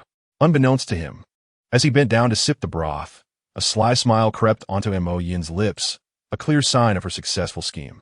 10 minutes later, Jiang Ming suddenly felt a disconcerting sensation. His body was flush and swollen, and the simmering pressure within him escalated to a boiling point, as if a volcano were on the verge of eruption. As he gazed at Mo-in, his eyes reflected an overwhelming desire and madness. What was happening? No, he could not remain here any longer. Mo-in sighed, feeling weary, and decided to retire for the night without waiting for a response from her brother-in-law. She hastily entered her bedroom, locked the door, and lay on the bed, grappling with the tumultuous desires within her. 10 minutes passed, then 30, and an hour slipped away. As time marched on, Mo-in, who had initially been filled with confidence, began to feel a pang of anxiety. The medication she had administered to her brother-in-law was a foreign substance designed to test a man's fidelity. Typically, the man would be confined in a room with an enchanting woman. If he could endure for 10 minutes, he was deemed reasonably loyal. 30 minutes indicated exceptional fidelity. While an hour was a rarity, with only a handful of men across numerous years of testing managing to achieve this feat, her brother-in-law, Jiang Ming, had already persevered for an hour, surpassing 99 of men in terms of loyalty. However, as the clock approached the 2-hour mark, Mo-in felt an ominous dread. If he exceeded this time, complications would surely arise. According to her understanding of the drug, if a man harbored any impure thoughts towards a woman and acted upon them within 2 hours, the effects of the drug would dissipate instantly. Yet if by some miracle he managed to resist for over 2 hours through sheer willpower, the potency of the drug would multiply, necessitating the presence of an untouched woman to neutralize its effects. Failing to do so would spell ruin for the man as future. Is my brother-in-law truly capable of such restraint? Mo-in pondered anxiously as time slipped away. Although she had yet to lose her own innocence, it seemed a waste to let it all end here. If he indeed held out for 2 hours and she did not intervene, she would be condemning him and, in turn, causing harm to Sister Sue, a fate that would render her a villain throughout history. Brother-in-law, don't hold back, given just this once, and the effects of the drug will fade swiftly, she prayed fervently, hoping he would not withstand the 2-hour threshold. 30, 31, 58, 59, boom. The moment the timer struck 0000, a bolt of lightning flashed through Mo-yin's mind, shattering her last shred of hope. It's over, it's all over. This is the consequence of entrapment. My cleverness has backfired, she lamented. For years, I have delighted in ensnaring others. Yet today, I have ensnared myself. Having witnessed no one breach the 2-hour mark since the drug's inception, she had dared to use it for testing, only to find herself facing an unexpected outcome. What astonishing luck, she exclaimed. Determined to check on her brother-in-law, she mustered what little hope remained and approached the door, only to find it locked from the inside. Undeterred, she quickly fashioned a makeshift tool from a piece of wire and easily unlocked it. With a click, she swung open the door and flicked on the lights, revealing Jiang Ming peacefully asleep on the bed. His body was suffused with a crimson hue, as if all the blood within him had surged to the surface. Even the air he exhaled seemed to radiate heat. Mo-in approached Jiang Ming, touching her brother-in-law's blood-red form, overwhelmed by a singular sensation, the intensity of warmth. It felt as though he was suppressing an extraordinary fervor within, and if this fervor was not released soon, he would be in grave danger. Jiang Ming's once alluring and handsome lips had become parched and cracked, resembling the surface of a riverbed that had dried for a century. Mo-in let out a heavy sigh towards the ceiling, then removed her meticulously cleaned leather jacket and slipped inside it. Sister Sue had saved her life, and her brother-in-law was of paramount importance to Sister Sue. Whatever action she had to take, she must ensure his safety. After all, the one who tied the knot must also be the one to untie it. The following day was Friday, typically a work day. Yet Luo Xiaoxue felt unwell and requested a half-day leave from school to rest at home. It was evident how ill-prepared she was for such a situation. As the daughter of the Luo family, she had been utterly sheltered, with all household chores managed by servants. When had she ever lifted a finger?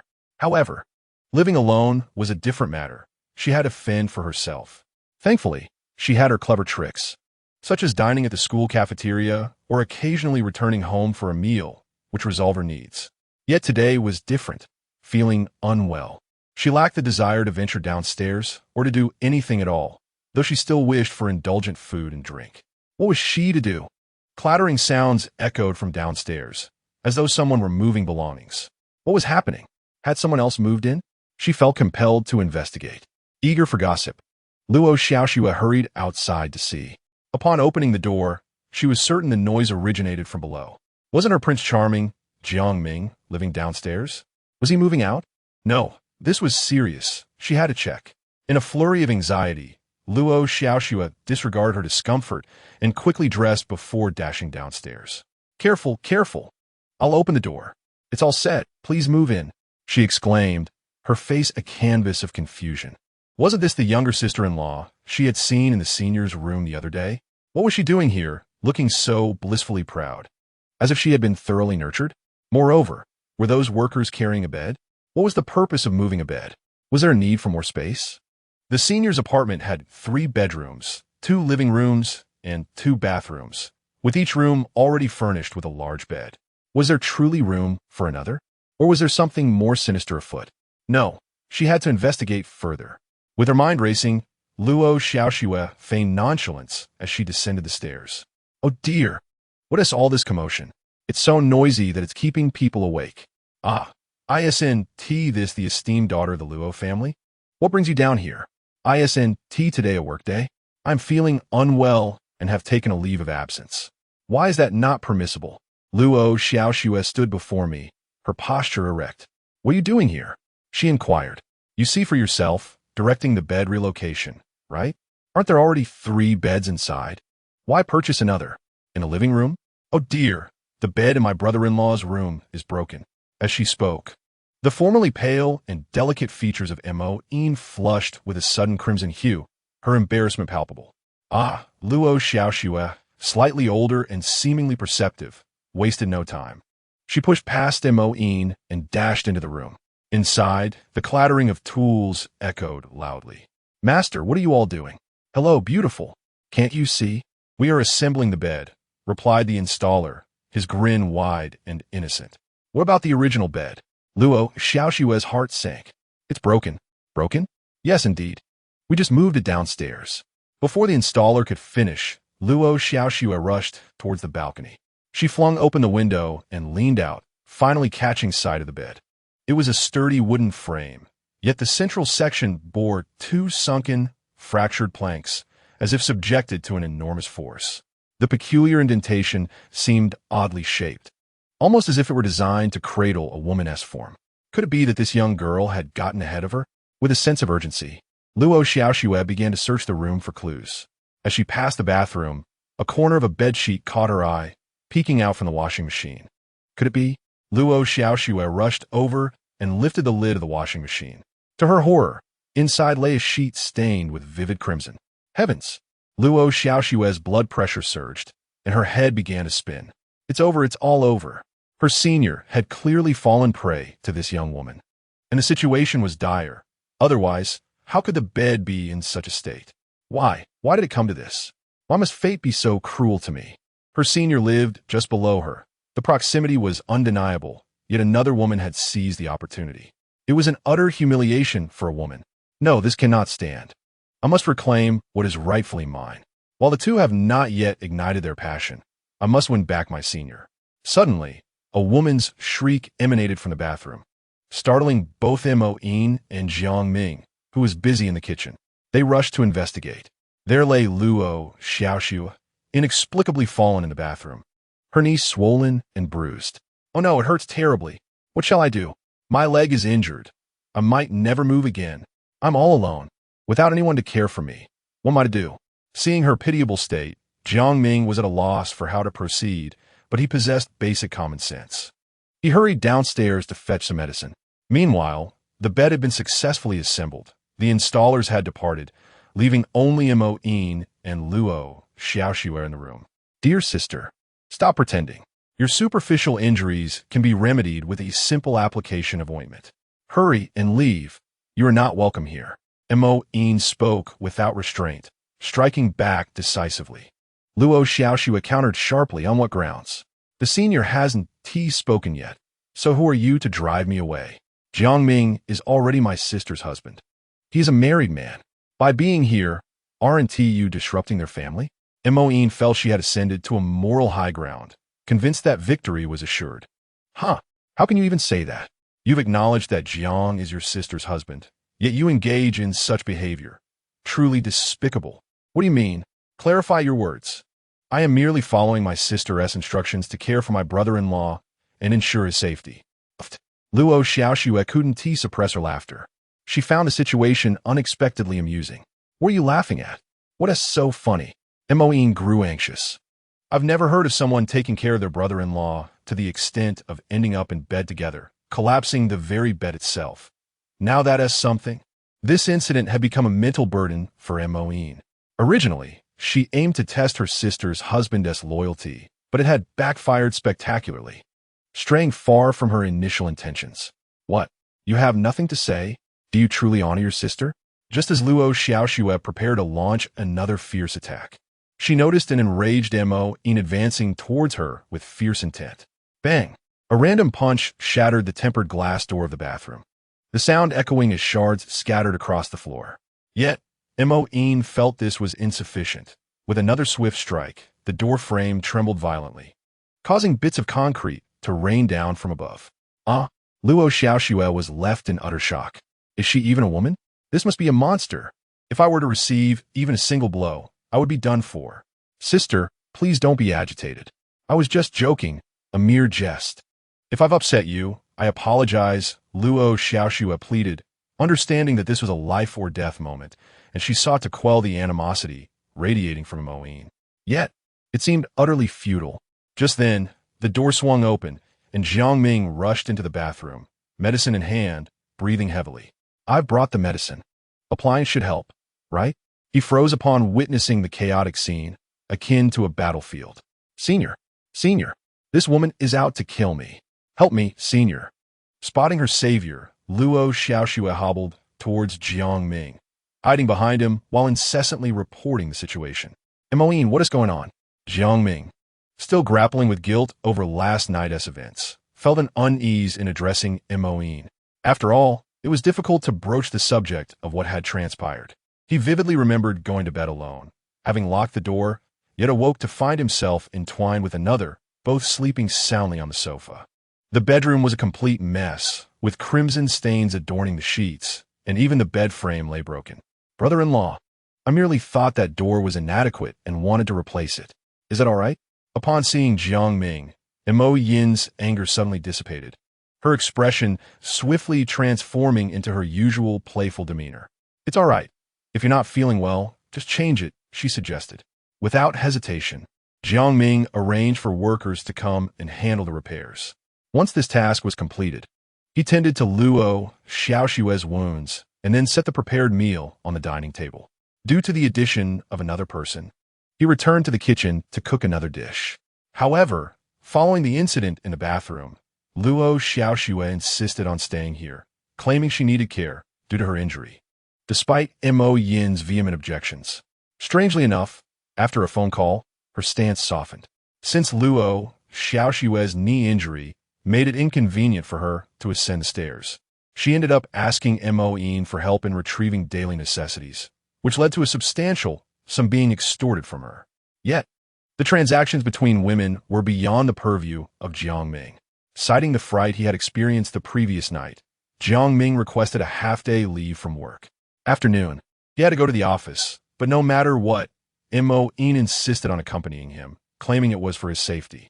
Eventually, unable to resist her determination, Jiang Ming acquiesced, although he imposed a condition. Moin, your outfit is inappropriate. Since we're going to school, you must change into something more suitable. Brother-in-law, is that necessary? Moin attempted to charm her way out of it, but Jiang Ming firmly refused. With no other options, she donned an outfit reminiscent of a pure college student. However, she had one demand. She insisted on riding her striking red motorcycle onto campus. After Jiang Ming reluctantly agreed, the following scene unfolded. A stunningly beautiful young woman rode her eye-catching red motorcycle, transporting the campus heartthrob who drove countless girls into a frenzy along the school path. This spectacle not only garnered numerous glances, but also ignited a flurry of discussions among the female students. Is it true that our school's top heartthrob, Jiang, is divorced? No way. Didn't he marry into a wealthy family? What's going on? I bet the heiress is crying her heart out in the restroom. It seems our heartthrob has been tamed by a nidus. Is it really true? If he is divorced, do we stand a chance? If he truly is, who knows? Maybe spending just one night with him could lead to anything. As the girls engaged in their fervent discussions, Jiang Ming remained oblivious, having entered the Biological Research Institute to commence his afternoon duties. However, with Qin Shui absent that day, he was not required to check in and could begin work immediately. Though he was accompanied by a beautiful bodyguard, the others, though unfamiliar with her, recognized her prowess from the previous night, and they all greeted Moin with respect, acknowledging that she had, in a way, saved them. Yet, within the Research Institute, Moin found herself exceedingly bored, surrounded by a plethora of experimental apparatuses and computer screens, with no one to converse with, leaving her feeling utterly disinterested. Once brother-in-law Jiang Ming enters his work mode, he becomes utterly absorbed, completely disregarding others. Moin truly cannot fathom the purpose of studying such matters. Bored to tears, she retreats to a distant corner and quietly calls her elder sister Mo Yao, afraid to disturb Jiang Ming's concentration. Sister, I am so bored. What are you up to?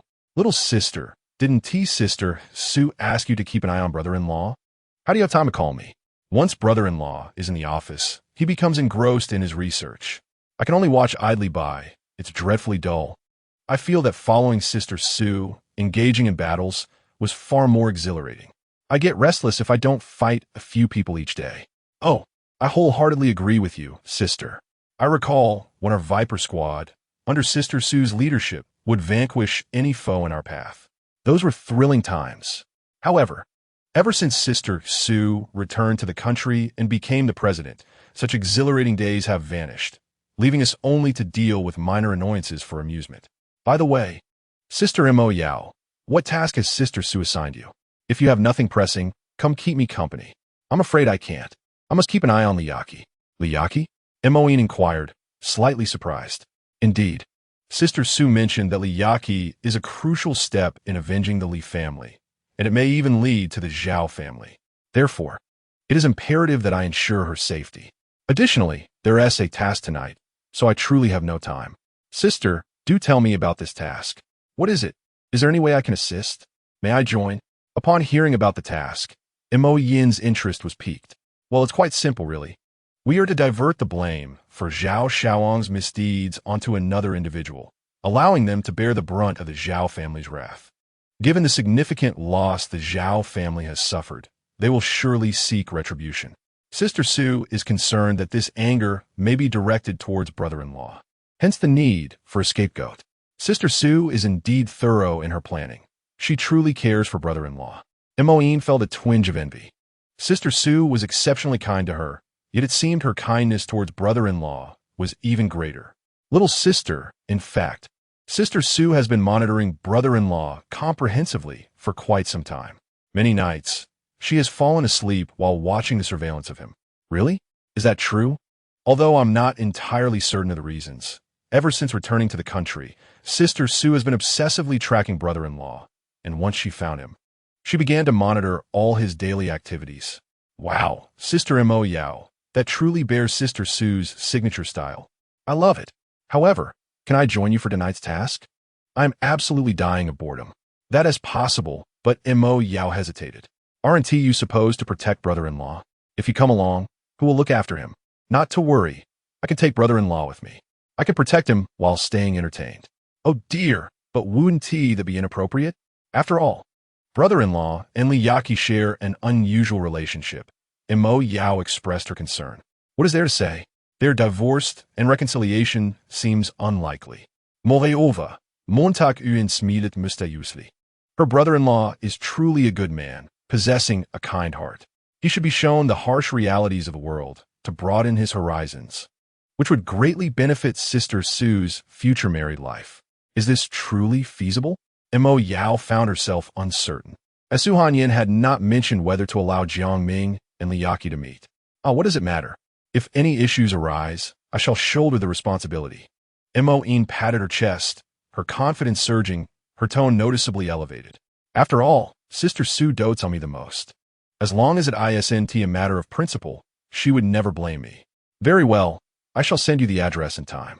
Remember to keep your movements discreet. Do not jeopardize the plan. Understood? Understood. Rest assured, Sister Mo. After exchanging a few more casual remarks, Mo Yin ended the call.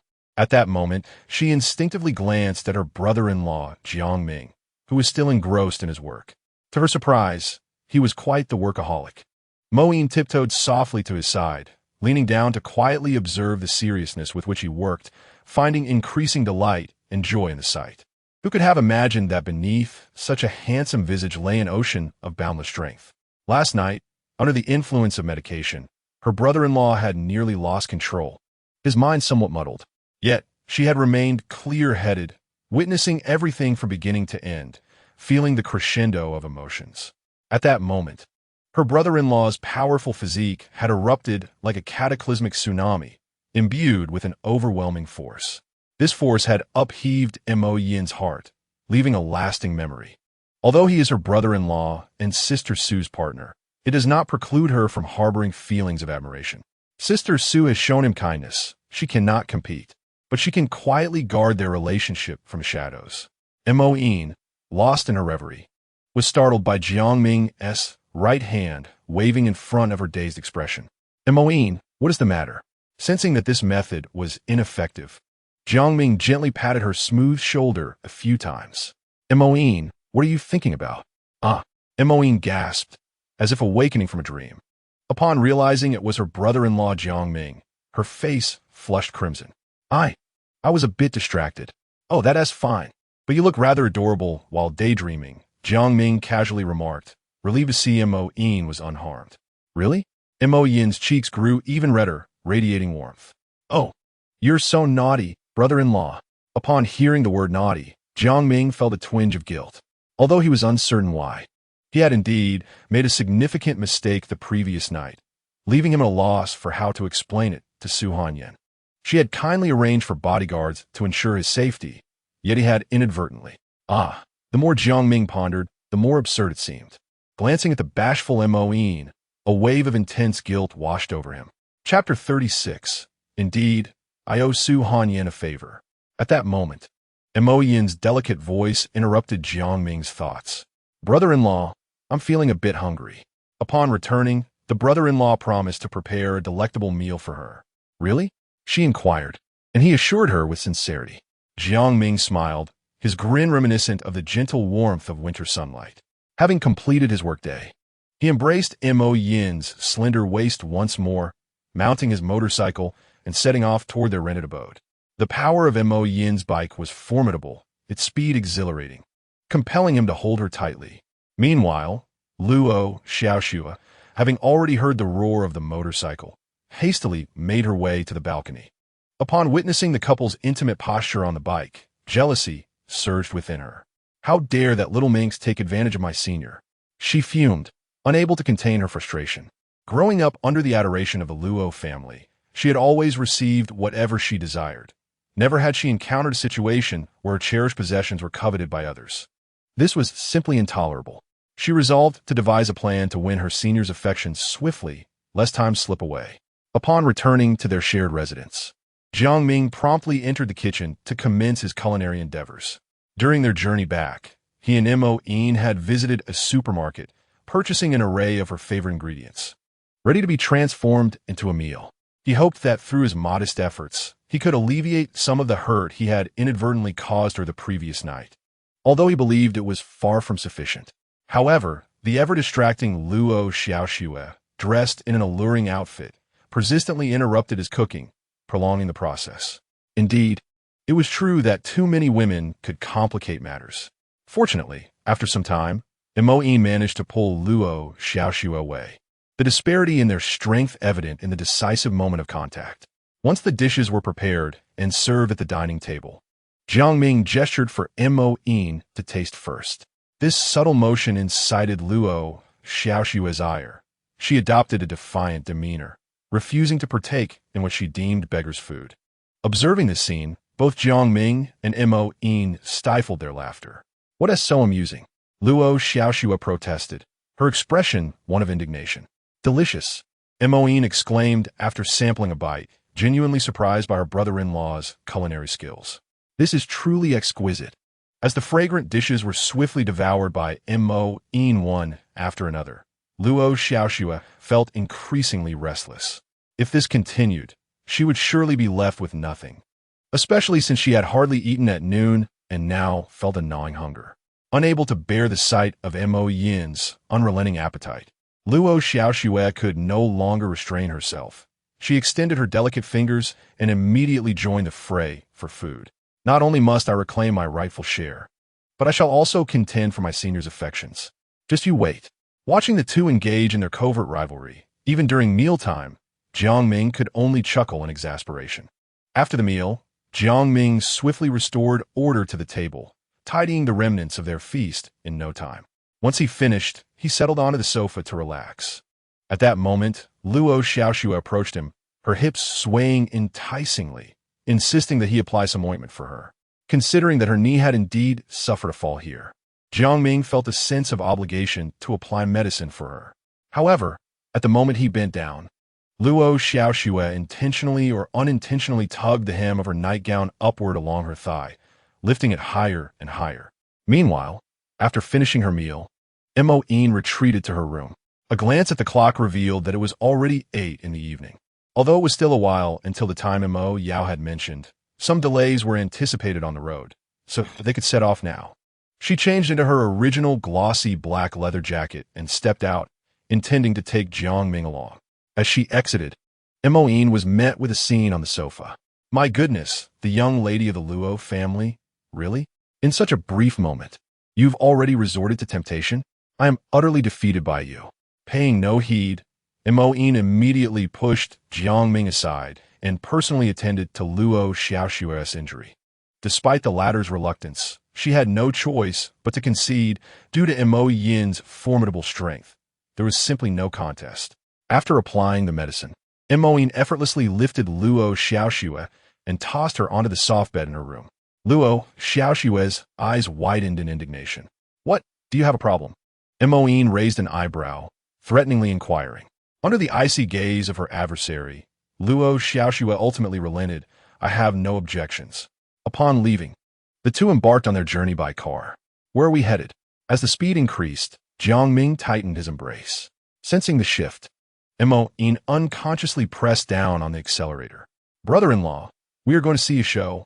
"What show?" Jiang Ming asked, curiosity piqued. "An exciting performance, featuring someone you are most familiar with."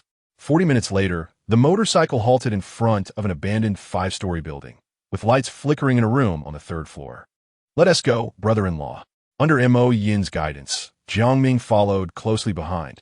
Inside an abandoned room on the 3rd floor, several illuminated computer screens were surprisingly present, alongside a few striking women clad in black. Upon seeing Mo-in, they hurriedly approached to greet her. "Mo's sister, you're here." "Yes, is everything ready?" "Indeed." "And who is this?" "From now on, you shall refer to him as brother-in-law. Is that understood?" "Yes, hello, brother-in-law." The attractive women in black lined up before Jiang Ming, warmly welcoming him. "Hello, everyone." Jiang Ming, somewhat flustered, could only respond awkwardly. Meanwhile, Mo Yin's demeanor shifted to one of coldness. No longer the delicate and charming figure she had been. "Where's Mo Yao?" One of the women in black quickly extended her right hand, pointing toward a corner of the screen, over there. Mo Yin and Jiang Ming instinctively turned their gaze, discovering Mo Yao dressed in dark attire in the lower right corner of the screen. Even in the dim lighting, her alluring figure was undeniably captivating. However, at that moment, Mo Yao seemed lost in a reminiscence of a conversation with Li Yaqi. An hour earlier, at the Li residence in Suilan Mountain Villa, in Li Yaqi's chamber, she coldly regarded Mo Yao. "If I assist in exacting revenge on the Li family, will that settle the debt of gratitude I owe to Su Hanyan?" Since Li Yaqi discovered her true origins and the real reason behind her divorce from Jiang Ming, she has undergone a profound transformation.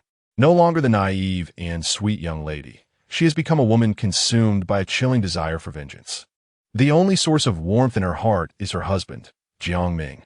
"Li Zhihui killed your biological parents and younger sister.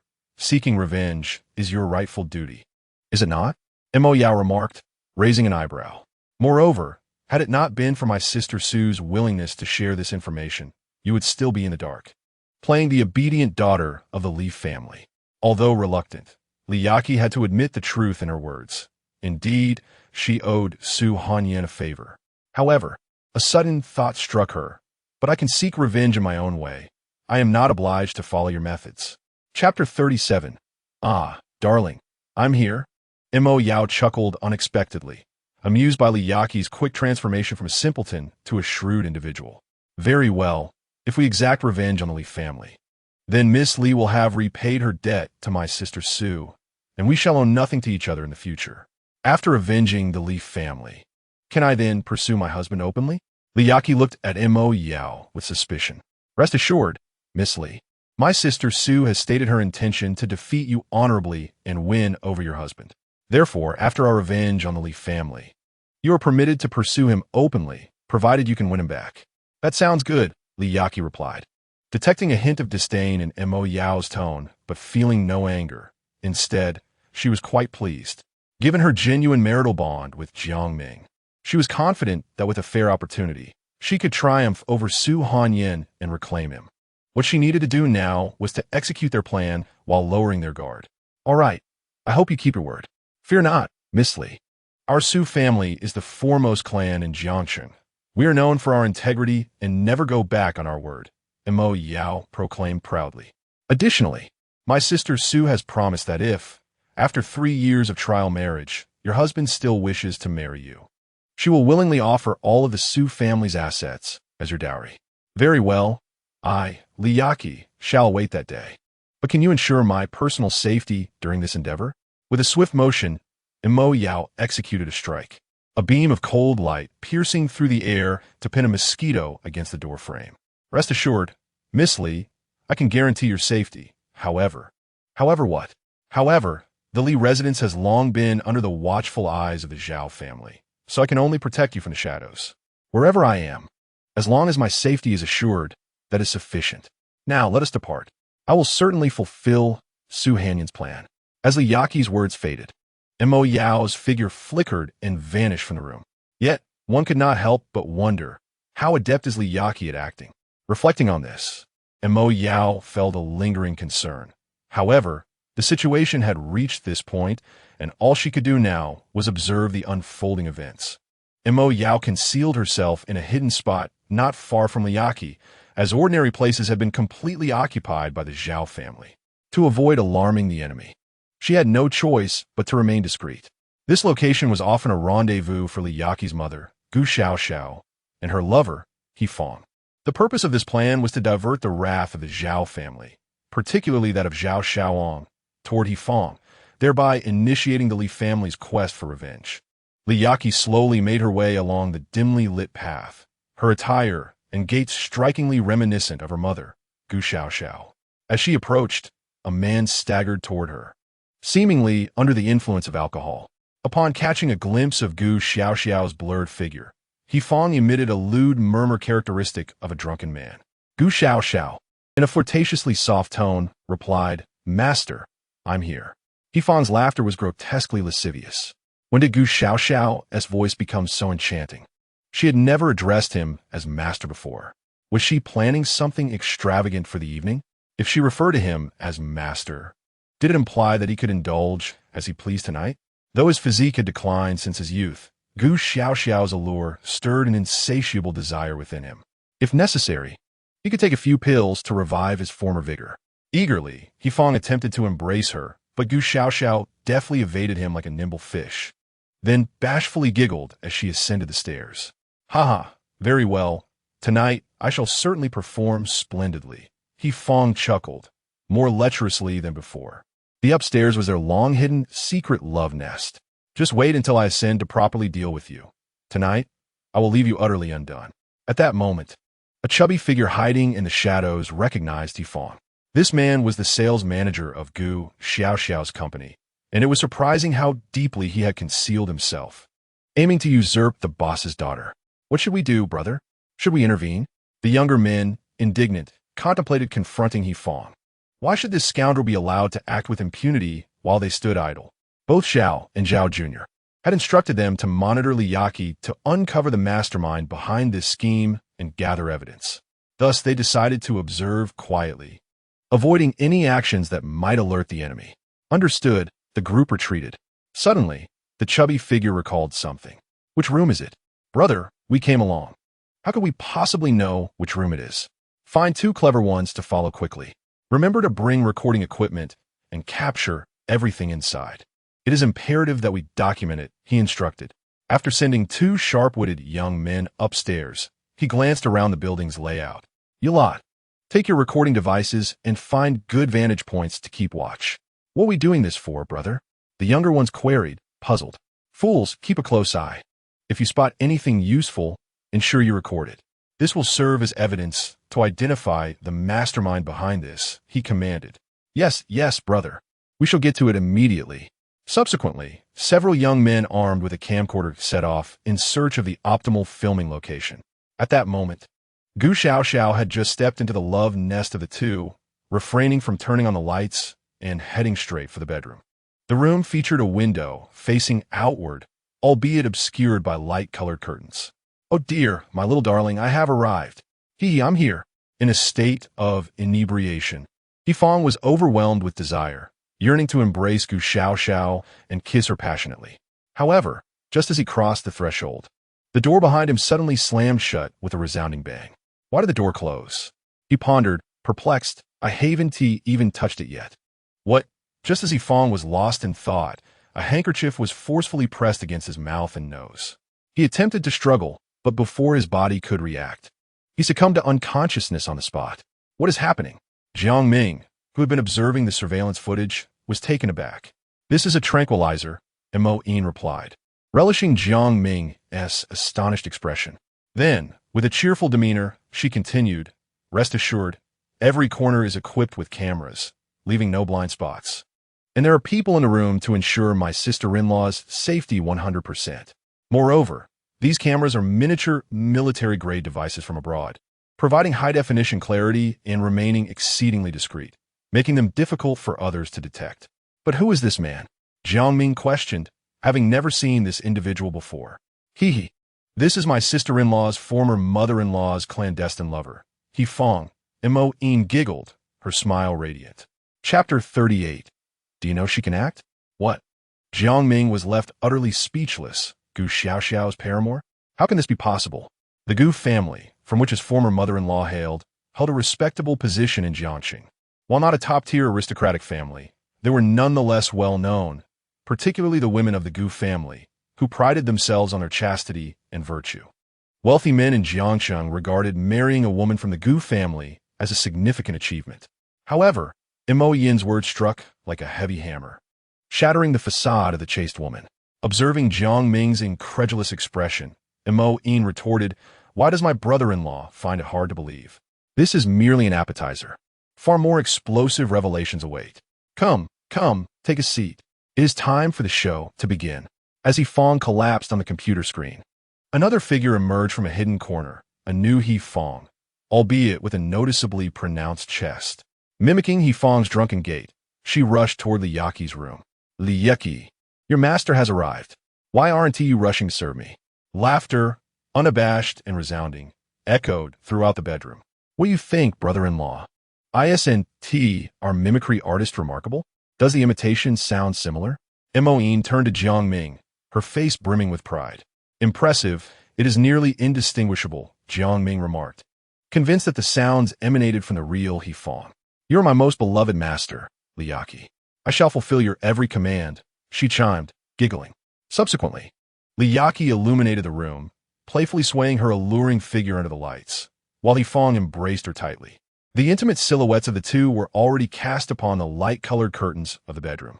On the high-rise building opposite the window, two members of the Zhao family were eagerly swallowing their saliva while filming the scene.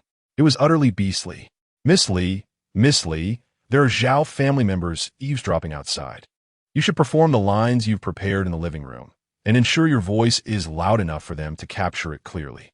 The hidden Mo Yao commanded Li Yaqi through her earpiece. After the intimate encounter with Hefang in the bedroom, Li Yaqi was playfully tugged towards the living room. The experience of you two, mother and daughter, is delightful. I, Hefang, have no regrets in this life after having you both. His laughter, filled with the satisfaction of a man who has succeeded, echoed in the air. It is my utmost honor to serve my master. I genuinely adore you, master. Li Yaqi's enchanting tone wafted through the door, reaching the outside, causing the two men eavesdropping to feel an overwhelming sensation of arousal. Damn, how can any man resist such a woman? Especially with that sultry, seductive voice that continued to resonate. It was truly torturous for the listeners. Once everything concluded, Li Yaqi limped out of the room, wiping away tears as if she had just endured inhuman torment. Miss Li, it's such a pity you're not acting. Your performance is nothing short of textbook quality. Although she was merely listening through the earpiece, Mo Yao could discern the brilliance of Li Yaqi's acting from her tone alone. After receiving compliments, a sly smile crept upon Li Yaqi's lips. In her years of marriage with Jiang Ming, such displays were merely commonplace. Today, however, it was a performance. While in the past, it had been genuine emotional expression. As she recalled intimate moments with her husband, she felt a surge of passion. Unbeknownst to her, her affection for Jiang Ming deepened further. What was once skin-deep love now penetrated to her very bones. I must reclaim what is rightfully mine. Husband, wait for me, she thought resolutely. Moine clapped her hands in excitement, exclaiming, Impressive, impressive. Brother-in-law, who would have thought that my ex-sister's performance would be exemplary? After all these years together, did you know she could act? Jiang Ming was rendered speechless. Truth be told, throughout their years of intimacy, he had regarded Li Yaqi as a simpleton, never realizing her capability for such riveting performances. He had underestimated her. Yet, the familiar timbre of her voice continuously stirred his heartstrings, evoking countless sweet memories. At that moment, Mo Yin's phone rang. Glancing down, she saw it was a call from Mo Yao. Sister, today's performance was truly spectacular. That was arranged well by Sister Sue. Ensure that those few people clean up the scene without leaving a trace. I need to follow Li Yaqi and ensure her safety. The performance cannot be in vain. Remember to wrap things up properly. Understood, my elder sister. After hanging up, Moine began instructing those on site to evacuate and order the dismantling of all cameras within their love nest, erasing any traces. Finally, she instructed that before leaving, they should wake Hefang and follow him. Brother-in-law, how did tonight's performance go? As Moine rode the motorcycle, her face slightly turned, she inquired of Jiang Ming, who was behind her. Indeed, the human heart is treacherous, brother-in-law. My sister holds no intention of belittling anyone. She merely hopes you won't be too naive, for the world is fraught with peril.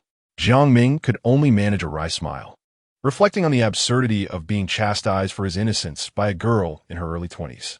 He found himself pondering whether it was her ignorance or his own sorrow that was at play.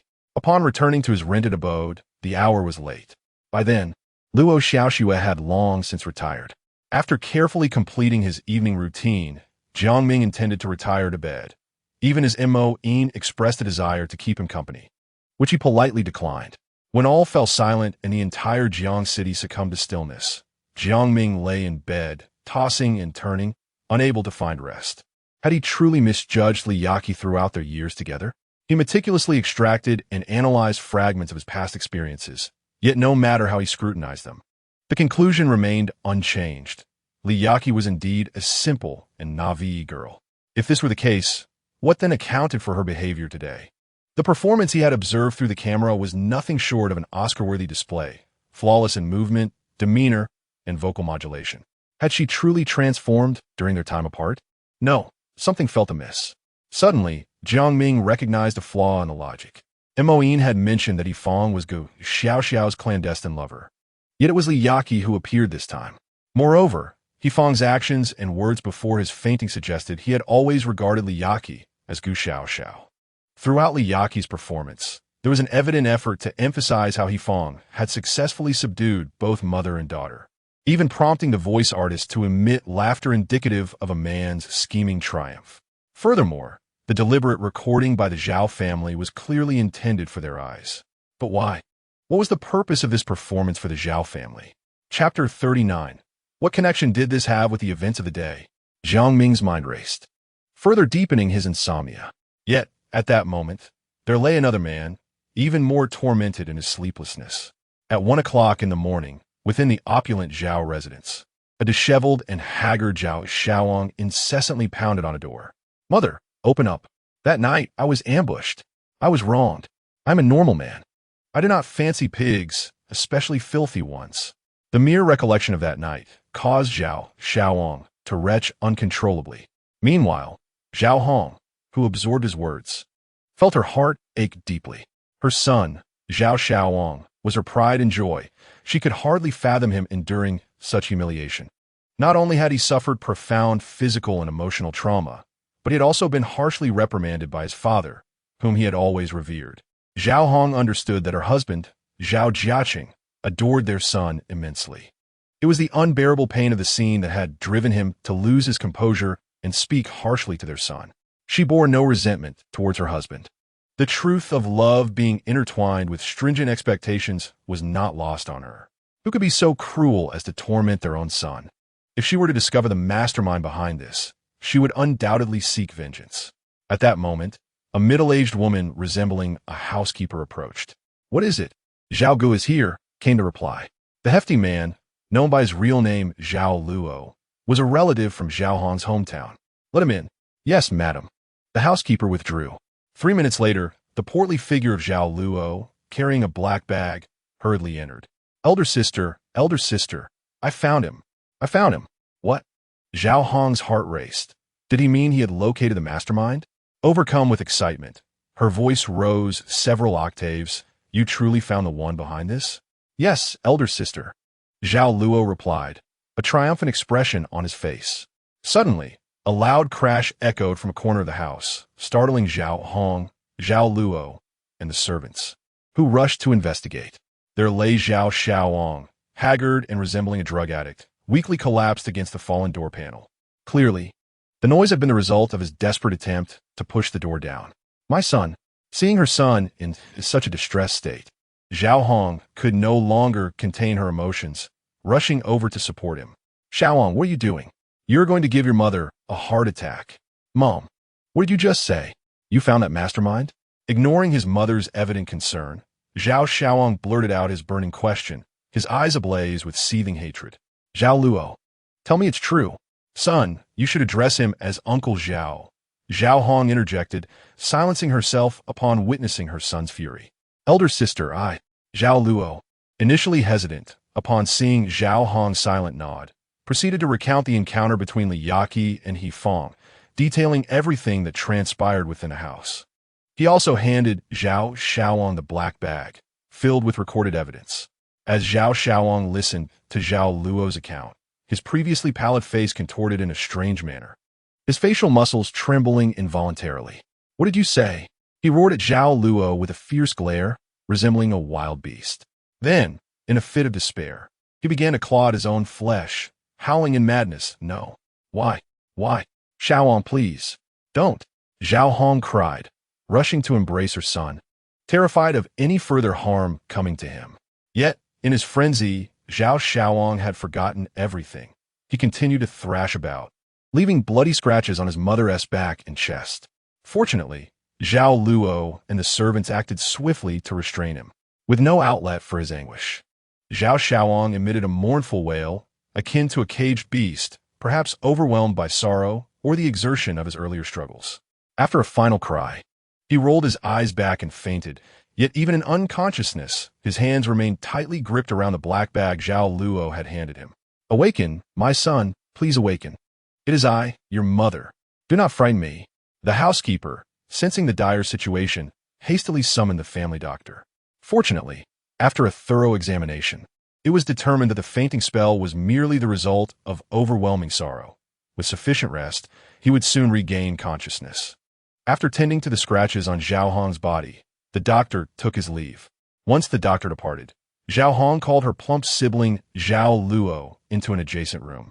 "Luo, what could have caused Xiaoang to behave this way?" Zhao Luo, being Zhao Hong's close kin, had spent the duration of Xiao Ang's time abroad in his company, making him the most knowledgeable about the young man. "My dear sister, I am his mother. There should be nothing left unsaid." Observing Zhao Luo's expression, Zhao Hong discerned that her son harbored a secret unknown to others. "Speak up. What is there to conceal from me?" Zhao Luo remained silent, casting a glance towards the servants outside. In an instant, Zhao Hong understood the need for discretion. She led Zhao Luo into a more secluded room, dismissing those nearby. "Now speak." "Yes, sister. In truth, the young master has been experiencing some psychological issues during his time abroad." As he began to speak, Zhao Luo hesitated, uncertain whether he should divulge such sensitive information. Zhao Hong, exasperated by her brother's indecision, kicked him to the ground. "For heaven's sake, just tell me." Yes, sister, I will speak. The young master has developed an unsettling affection for mothers and daughters." "What did you say?" Zhao Hong was left utterly astonished, struggling to believe her own ears. Seeing her disbelief, Zhao Luo recounted every indiscretion of Zhao Xiaoang during his years abroad, explaining that the substantial sums of money requested from the Zhao family were, in fact, to quell unnecessary troubles. Zhao Hong recalled her husband Zhang Jiaqing's incessant inquiries regarding their extravagant spending, never realizing it was for such a purpose. Yet, she questioned how this related to the current predicament. Impatient with the unfolding revelations, Zhao Hong felt these matters were not the priority. She urgently needed to understand the reasons behind her son's madness and despair. "Why are you hesitating again?" Zhao Hong raised her hand, ready to strike Zhao Luo. "Please, sister. No need for violence. I will explain. You may not have noticed, but Gu Xiao and Li Yaqi are also mother and daughter." Zhao Hong was left speechless. In fact, the young master's proclivities had manifested even before his departure abroad, becoming increasingly severe and distorted. He has long considered Li Yaqi as his personal possession, including her mother, Gu Xiao. Everything had been within his calculated plans. However, when Li Yaqi turned 18 and met Jiang Ming, everything changed. The young master, who had previously been somewhat normal, became profoundly twisted and deranged that very year. Chapter 40. Moin, allow me to carry this burden.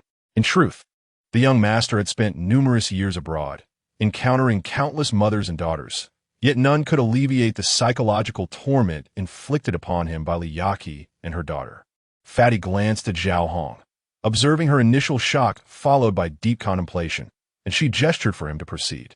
Everything he had done abroad was merely preparation for possessing Gu Xiao and Li Yaqi, especially after he learned of a miraculous drug known as love's obsession, which made him feel that an opportunity had finally arrived. Thus, he returned to his homeland a month prior. "Love's obsession?" Zhao Hong queried, her expression one of confusion. Fatty quickly elaborated on the drug's effects. "So, you mean to say that upon returning, Xiaoang had made all necessary preparations, only to have this scoundrel, He Fong, seize the opportunity and successfully claim Gu Xiao and Li Yaqi for himself?" "Indeed, sister," he replied, "that is why the young master is so heartbroken and despondent." Zhao Hong's countenance darkened ominously as she inquired about this He Fong and whether any remedial measures could be taken. According to the investigation conducted by the younger brother, He Fong was the sales manager for Gu Xiao's company, and they had been exchanging glances for many years. Moreover, He had a history of being imprisoned over 20 years ago for harassing women, and in recent years, he had extorted considerable sums from Gu Xiaoxiao, maintaining multiple mistresses outside. What did you say? Zhao Hong's eyes suddenly turned crimson with fury. Not only does he indulge in women, but he also exploits their wealth to maintain his affairs. Although the money belonged to Gu Xiaoxiao, it ultimately traced back to Li Zhihui. How could he? My dear brother, is there any way to remedy this? Fatty observed Zhao Hong, whose lips quivered with a madness that instilled fear in him. He thought to himself, if no solution emerged, the wrath would surely be directed at him. Sister, I have a plan. If we can capture Hifeng and allow the young master to exact his revenge, perhaps after venting his frustrations, his spirits may lift. Furthermore, if Hifeng were to perish, the young master might reclaim Li Yaqi and Gu Xiaoxiao. Very well. Let us proceed with this plan. That night, Jiang Ming, who had gone to bed quite late, remained asleep well into the next day. Knowing it was Saturday, a day of rest, Imoine refrained from waking her brother-in-law, yet she busied herself with threats aimed at Luo Xiaoxiu, intending to oust her from the house to clear the path for her sister, Su Hanyan. Oh, my hands are itching, she exclaimed, lightly flicking a knife with her delicate fingers. With a sharp crack, the knife shattered into several pieces, the fragments clattering on the floor. What are you doing? Please, don't act rashly. Luo Xiaoxiu's face turned pale with fear. Was she still human? Was she even a woman? She could scarcely fathom how the senior had tamed her that night. She had heard of Su Hanyan, the veritable queen of darkness, with 4 little devils under her command. She never anticipated the younger ones could be so formidable. What chance would she stand against Su Hanyan? This thought instilled a sense of trepidation within her. However, the Prince Charming of her dreams stood before her. If she relinquished this opportunity, the senior would indeed slip away forever. I must summon my courage just this once. I shall bravely fight for my love. And what if I succeed? Once victorious, I would claim my senior for myself. Relishing the sight of Su Hanyan defeated at my feet, what a delightful sensation that would be. Hey, as I observed Luo Xiaoxiu suddenly breaking into a silly grin, I was taken aback. What has gotten into her? Has she lost her mind? I'm not afraid of you. Luo Xiaoxiu stood tall, exuding an air of defiance. She could not believe that as the esteemed daughter of the Luo family, she would be intimidated by someone so insignificant. If you dare to provoke me, Su Hanyan, the Luo family will not let this matter rest. Just as I was about to confront Luo Xiaoxiu with further threats, the door creaked open, and a weary Jiang Ming emerged from within. Upon lifting his gaze, it was rather fortuitous that his eyes landed directly on Luo Xiaoxiu's prominent assets. What is this? How can it be so large? It almost feels familiar. Upon noticing Senior's dazed expression fixated on her endowments, Luo Xiaoxiu's face flushed crimson, accompanied by a soft gasp. It was only then that Jiang Ming seemed to awaken from his stupor. No, Xiaoxiu, please don't misunderstand. Senior. There is no need for explanations. I know, Xiaoxiu knows. With that, she proudly elevated her stature even further, casting a glance at Imoine's fair neck, reveling in her secret delight. So what if she has fair skin, beauty, and long legs? In the key areas, I surpass her. Imoine felt a twinge of jealousy at the provocative look exchanged between them. In terms of height and elegance, Luo Xiaoxiu was slightly inferior. Yet when it came to certain attributes, she undeniably fell short. Alas, it seems that to truly overcome her, I must rely on Sister Su. But when will you return? Dir Sister Su? At that moment, Jiang Ming intended to clarify the misunderstanding, but upon witnessing the sparks of animosity igniting in the eyes of the 2 women, he quickly interceded to separate them. One tiger is already a handful. Having 2 poised for conflict would surely wreak havoc. After successfully mediating between them, Jiang Ming hurried to freshen up and prepare breakfast. It was a weekend, and with little to do, he planned to take a stroll in the park afterward. As Imoine was assigned to guard him by Su Hanyan, she naturally followed suit. However, Luo Xiaoxiu insisted on joining, claiming that despite being unwell, she also needed exercise. Initially, Jiang Ming resisted, but ultimately, he succumbed to her relentless persistence. Yet, Luo Xiaoxiu insisted that given her recovering knee, she needed him to carry her. Jiang Ming was about to oblige when Imoine intervened. Brother-in-law, let me handle this. Such physical labor is better suited for me. With a mischievous grin, she approached the pouting Luo Xiaoxue and, before anyone could react, lifted her on her back. Let us go, brother-in-law. This weekend, the park was bustling with lively crowds, particularly families enjoying outings and young couples seeking romantic rendezvous. Mother, why is that older brother over there not carrying his girlfriend, but instead allowing the beautiful older sister behind him to do so? A curious little boy, busy digging in the sand, posed a question. The mother, accompanying her son, followed his gaze and beheld a peculiar scene, unsure of how to elucidate it. Dear, look how strange it is. A man is conversing merrily with a woman who is carrying another woman. What is going on? Why does he lack a shred of masculine decorum by not stepping forward to assist? As Jiang Ming strolled past a park bench, a lady intentionally voiced her discontent loudly.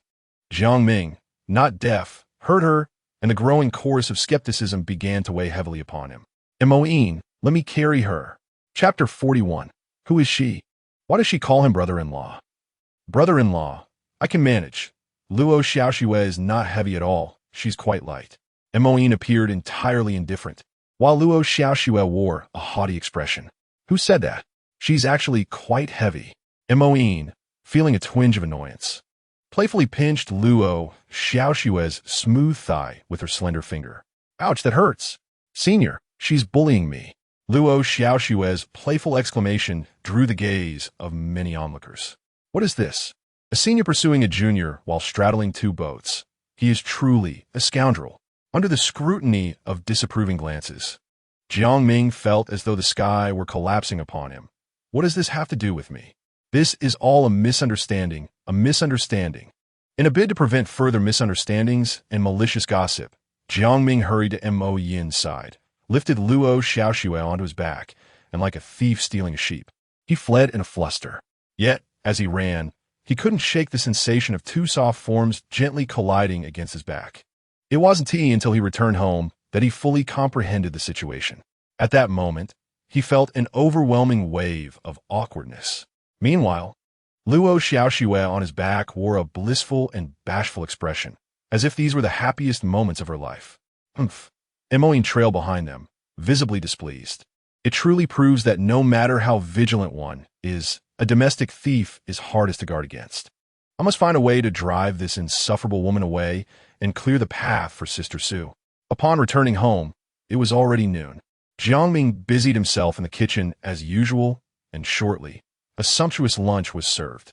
This time, Luo Xiaoxue wasted no time and dove straight into the meal, prompting Mo Yin to follow suit like a ravenous wolf. How can such stunning beauties eat my cooking with such disregard for their image? Jiang Ming lamented internally. After the meal, he began tidying up, and once everything was in order, he retreated to the bedroom to commence his work. Originally, Mo Yin's room served as a study, but had been occupied, leaving him no choice but to work in the bedroom. Thus, during the weekend, Jiang Ming dedicated himself to work, navigating the playful banter and squabbles with the two women. On Monday, Jiang Ming headed to the Biological Research Institute, with Mo Yin steadfastly accompanying him, as always. Having fully recovered from her knee injury, Luo Xiaoxue still insisted on staying at Jiang Ming's residence. Early in the morning, Mo Yin and she had a heated argument about it. To quell the discord, Jiang Ming reluctantly allowed her to stay a few more days, on the condition that she must not quarrel with Mo Yin, thus calming the situation. However, with her goal achieved, Luo Xiaoxue left the house with an air of smug satisfaction, exclaiming, "Senior, today's breakfast was absolutely delightful." Mo Yin was nearly beside herself with frustration. This woman was untouchable and unscoldable, flaunting her assets right in front of her. It was utterly infuriating. The subtle emotional shift between women went completely unnoticed by the oblivious Jiang Ming. After breakfast, he casually settled onto Mo Yin's back as she rode the motorcycle to work. Upon arriving at the workplace, Xiao Gao hurried over, exclaiming, "Senior, President Qin is here today. She specifically asked for you to come up and join her for tea." With a knowing glance towards Jiang Ming, Xiao Gao licked her alluring lips, captivated by his striking looks and enviable physique. It was no wonder even President Qin of the Qin family had taken notice of him. She couldn't help but wonder when she would have the chance to share a romantic evening with him. "All right, I'll head up now. Jiang Ming replied with a smile before making his way upstairs. Xiao Gao's cheeks flushed with excitement. He smiled at me. He actually smiled at me. Montauk Yun, observing her infatuated expression, felt helpless. Her brother-in-law had an undeniable charm that attracted women effortlessly. She pondered whether Su Jiejie could manage the competition amongst these women. Wait, President Qin for tea? What's going on? ISNT, the Biological Research Institute, filled with older gentlemen? The last time she visited, aside from Xiao Gao at the entrance, there wasn't a single woman in sight. When did a President Qin emerge? Realizing the situation might be precarious, Mo Yin hurriedly followed. Inside a room on the 4th floor of the Biological Research Institute, Qin Shui exclaimed upon seeing Jiang Ming, "Brother, why did you take so long? I've been waiting for you." Her gaze was filled with a hunger that was hard to conceal, and she swallowed hard, attempting to appear less desperate. President Qin, I arrived at my usual work hours, Jiang Ming replied, feeling slightly awkward, especially since he had a trial marriage agreement with Su Hanyin and wished to avoid unnecessary entanglements. Oh dear, do you think I'm a tiger? Just look at me. At 39, Qin Shui maintained herself exquisitely. Her skin was as smooth and luminous as freshly squeezed milk, radiating an enticing fragrance. Wherever she went, she was the object of desire for countless men, yet here, she found herself ignored by Jiang Ming, who had been indifferent from the outset. Am I not attractive enough? No, I must win him over. I shall have him kneel at my feet and call me your majesty. With determination, she resorted to provoking him, trying to ignite his interest. Seeing that he remained unmoved, she decided to employ her most enticing tactics, which seemed to have some effect as Jiang Ming finally lifted his gaze toward her. Today, she donned a beige vest dress, accentuating her narrow waist and voluptuous hips, beautifully showcasing the advantages of her pear-shaped figure. Noticing a glimmer of interest in Jiang Ming's eyes, Qin Shui swiftly approached him with a cup of tea, swaying her alluring waist. Brother, the tea has long been prepared. Come, have a cup. After finishing their tea and conversation, Jiang Ming stepped out of the room, reluctantly departing under Qin Shui's lingering gaze. He had not anticipated such warmth from President Qin, nor did he expect their tea chat to be genuine. However, upon exiting, he encountered the unfriendly expression of Mo Yin in the corridor, causing Qin Shui to involuntarily furrow her brows. Who was this young girl, and why was she waiting for Jiang Ming? Brother-in-law, let us go. We shall ignore this old witch. Thus, Jiang Ming was propelled towards the laboratory by Mo Yin's insistence, leaving Qin Shui seething in place. Questioning the girl's identity and why she referred to Jiang Ming as brother-in-law, while also calling her an old witch. Suppressing her irritation, she began to analyze Jiang Ming's background. According to her investigation, Jiang Ming had divorced Li Yaqi, so why was someone addressing him as brother-in-law?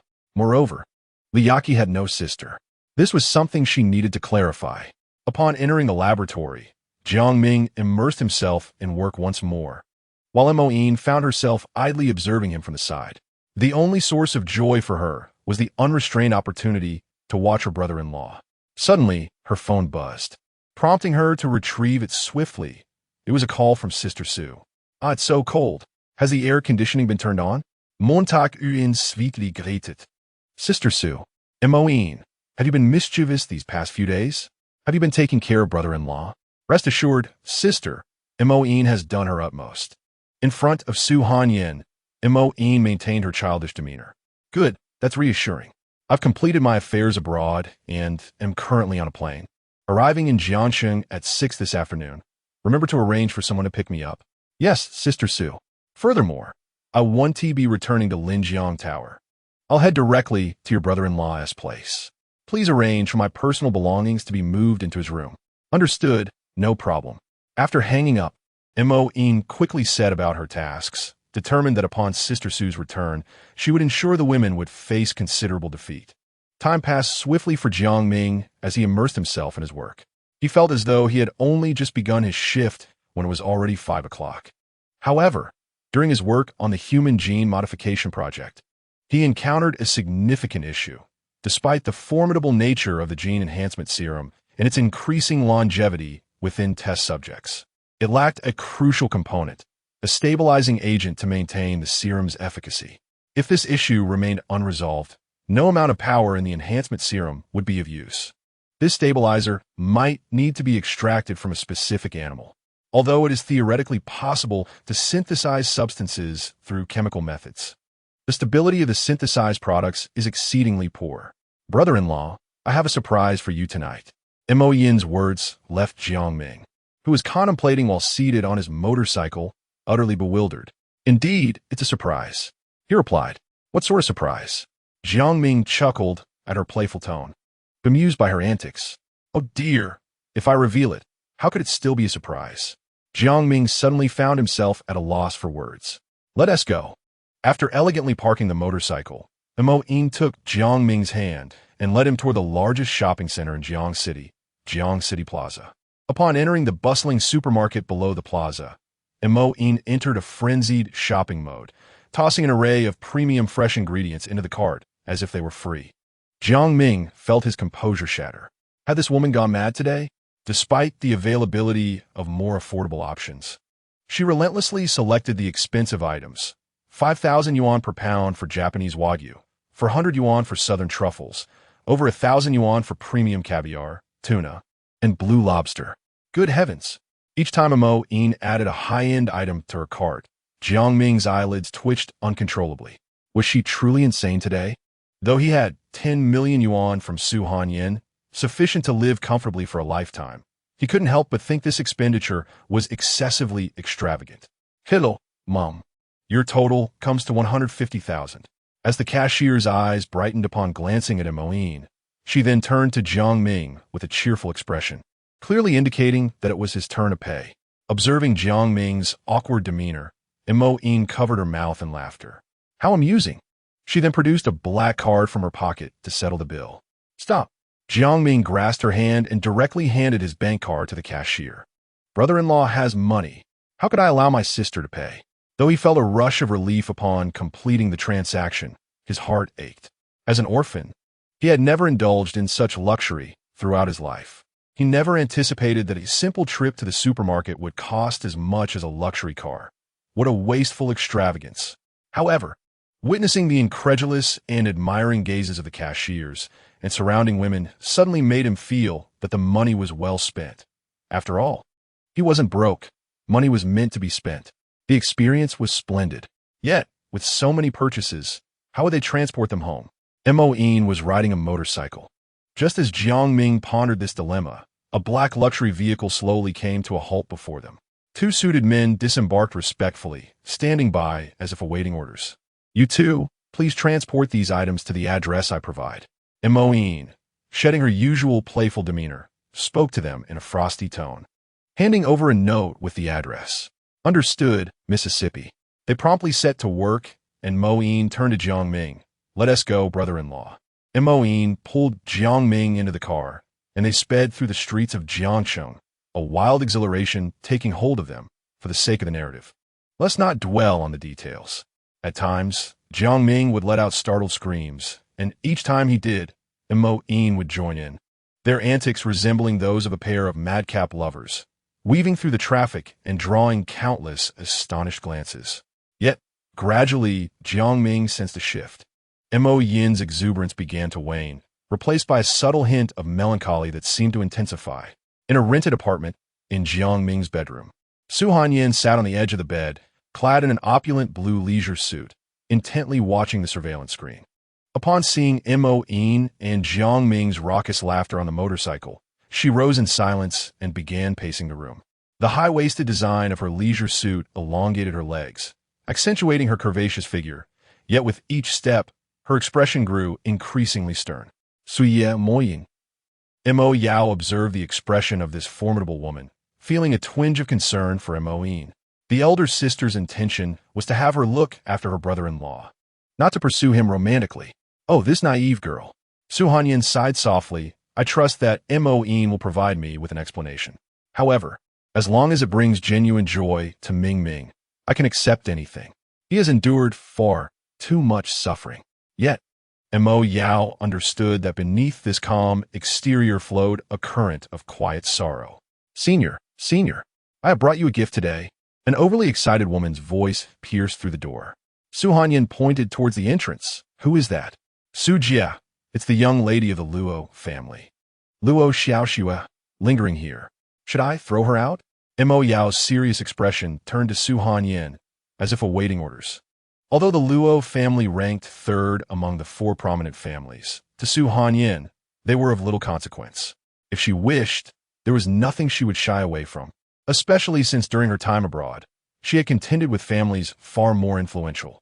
Back then, they were in the open while she remained in the shadows. But now, everyone was in plain sight, and her methods could not be as covert. Su Hanyan's countenance turned icy as she smirked disdainfully. Mo Yao, if we were to expel her, it would lack excitement. The stronger the opponent, the more delectable the fruits of victory, be it in career or love. Yes, Su Jia, Mo Yao responded with a radiant smile. This was the venomous leader she recognized. Let us go greet her.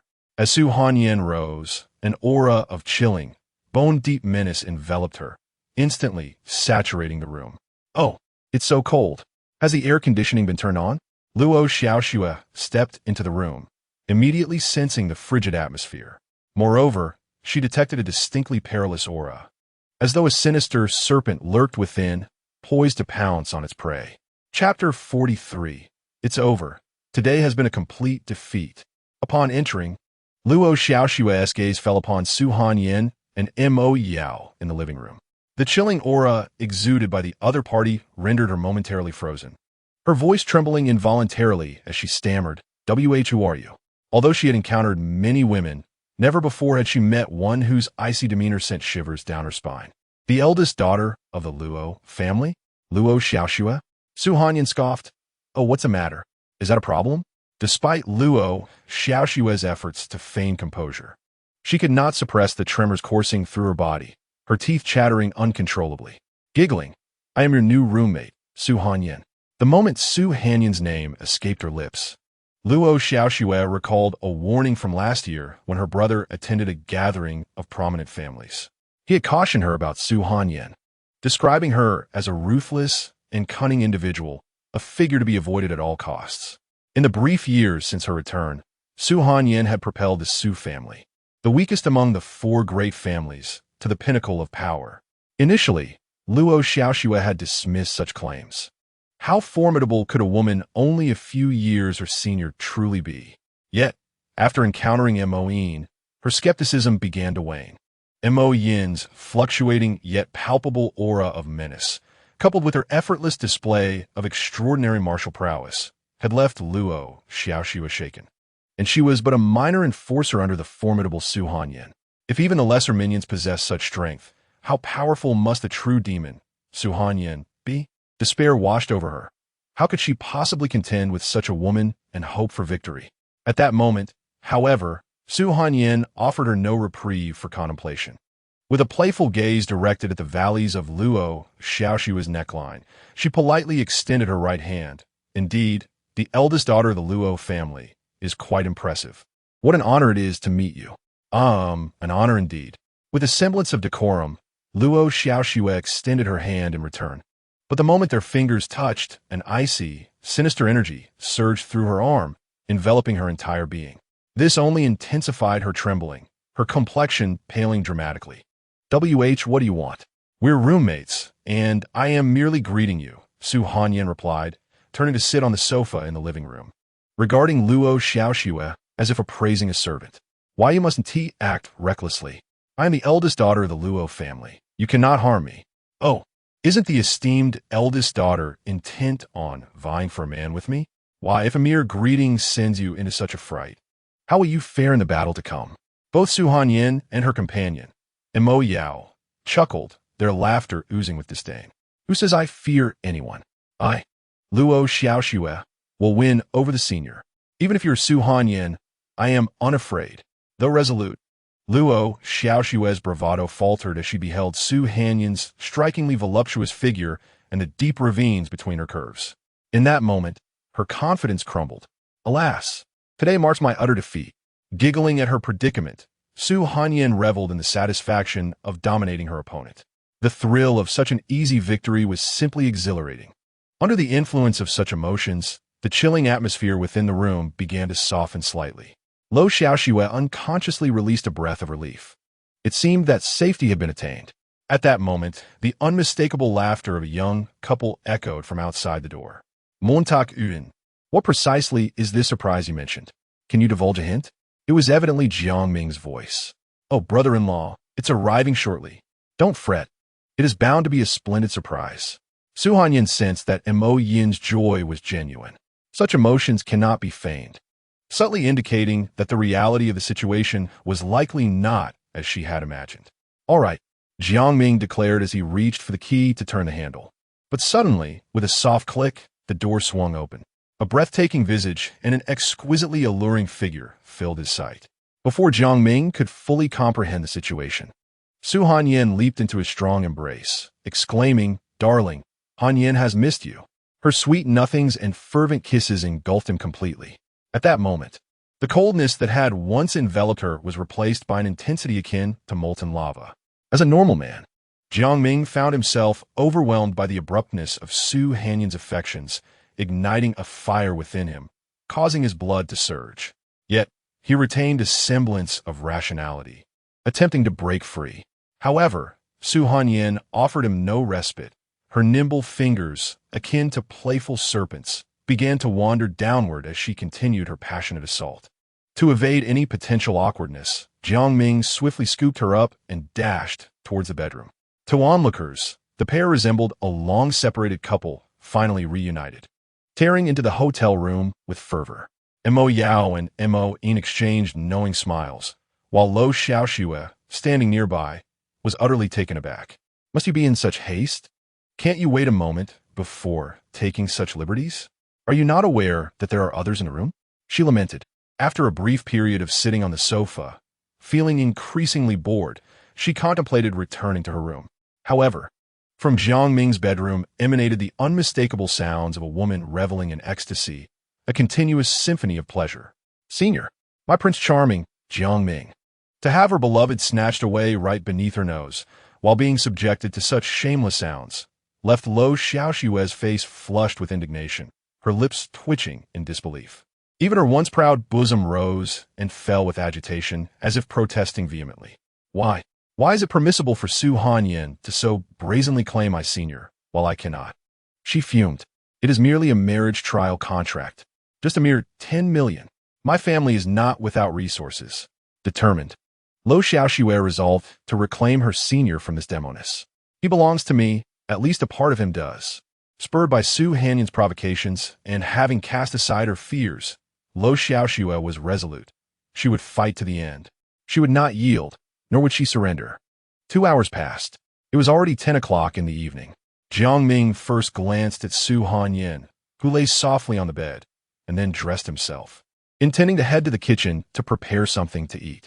He had suddenly felt a pang of hunger during the earlier moments, and besides, Hanyin had mentioned that she had been on a plane for over 10 hours, without a drop of water or a grain of rice, and was also hungry. As Jiang Ming opened the door and was about to cross the living room to enter the kitchen, he was met with an embarrassing scene. Upon seeing him, the Mo sisters, Mo Yao and Mo Yin, immediately stifled their laughter, while Luo Xiaoxue, standing nearby, puffed her cheeks in a manner reminiscent of an irate little frog. Jiang Ming's heart sank. It was evident that the interaction he had just shared with Su Hanyin had been witnessed by them. And though it was not as mortifying as the situation with Zhao Xiaoang, he felt as if he had suffered a social death in that moment. What was he to do? Chapter 44. Alas, another sleepless night awaited him. Feeling utterly flustered, Jiang Ming, with a flushed face, hurried into the kitchen to keep himself occupied. Meanwhile, the Mo sisters could hardly contain their laughter, and even Luo Xiaoxue, who was puffing up like a small frog, couldn't help but chuckle softly. Who would have thought that the shy senior could be so amusing? After a flurry of activity, Jiang Ming presented a lavish spread on the dining table. These delicacies were crafted from the finest ingredients he had purchased with Mo Yin at Jiangqing Square, and after his careful cooking, they became nothing short of culinary masterpieces. Luo Xiaoxue, her stomach already growling, could hardly wait to dig in. However, at that moment, the Mo sisters shot her a chilling glare. Sister Su has yet to arrive, and you dare to take the first bite? They seemed to say. Goodness, haven't all the men been snatched away by Sister Su? Must you even devour the food? How ruthless! Yet, these grievances remained unspoken, buried deep in Luo Xiaoxue's heart. Constrained by the circumstances, she could only sit there in silence, awaiting Su Hanyan's arrival with a sense of grievance. Jiang Ming, like an invisible man, stood quietly, not daring to make a move or speak a word. He had yet to recover from the earlier embarrassment. The living room fell into an awkward silence. Approximately 10 minutes later, a languorous yawn echoed from Jiang Ming's bedroom. Su Hanyan emerged, clad in a simple black silk camisole and slippers, her appearance captivating. Luo Xiaoxue was utterly stunned. The level of her beauty was an entirely different realm, incomparable to her own. Just when she thought she was extraordinary, she realized there existed such a mesmerizing enchantress. Ignoring Luo Xiaoxue's wide-eyed gaze, Su Hanyan first entered the bathroom for a quick wash, then took her seat at the dining table as the hostess. "The food is getting cold. Let's eat," she declared, prompting the others to finally pick up their chopsticks.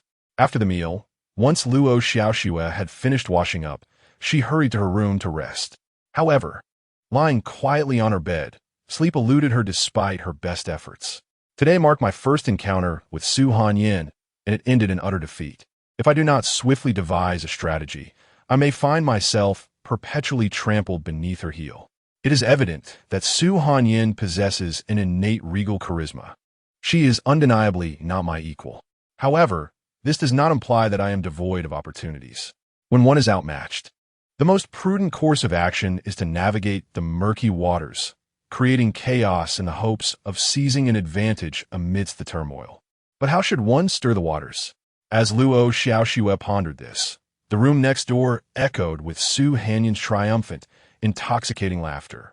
This not only flushed her cheeks, but also left her restless in solitude. I must expedite my efforts to navigate these murky waters. The following morning, Jiang Ming rose early and, after completing his morning run, hurried to prepare breakfast. The previous night, the 4 female warriors had explicitly requested a hearty meal crafted by him. Time was of the essence that morning, compelling him to hasten his preparations.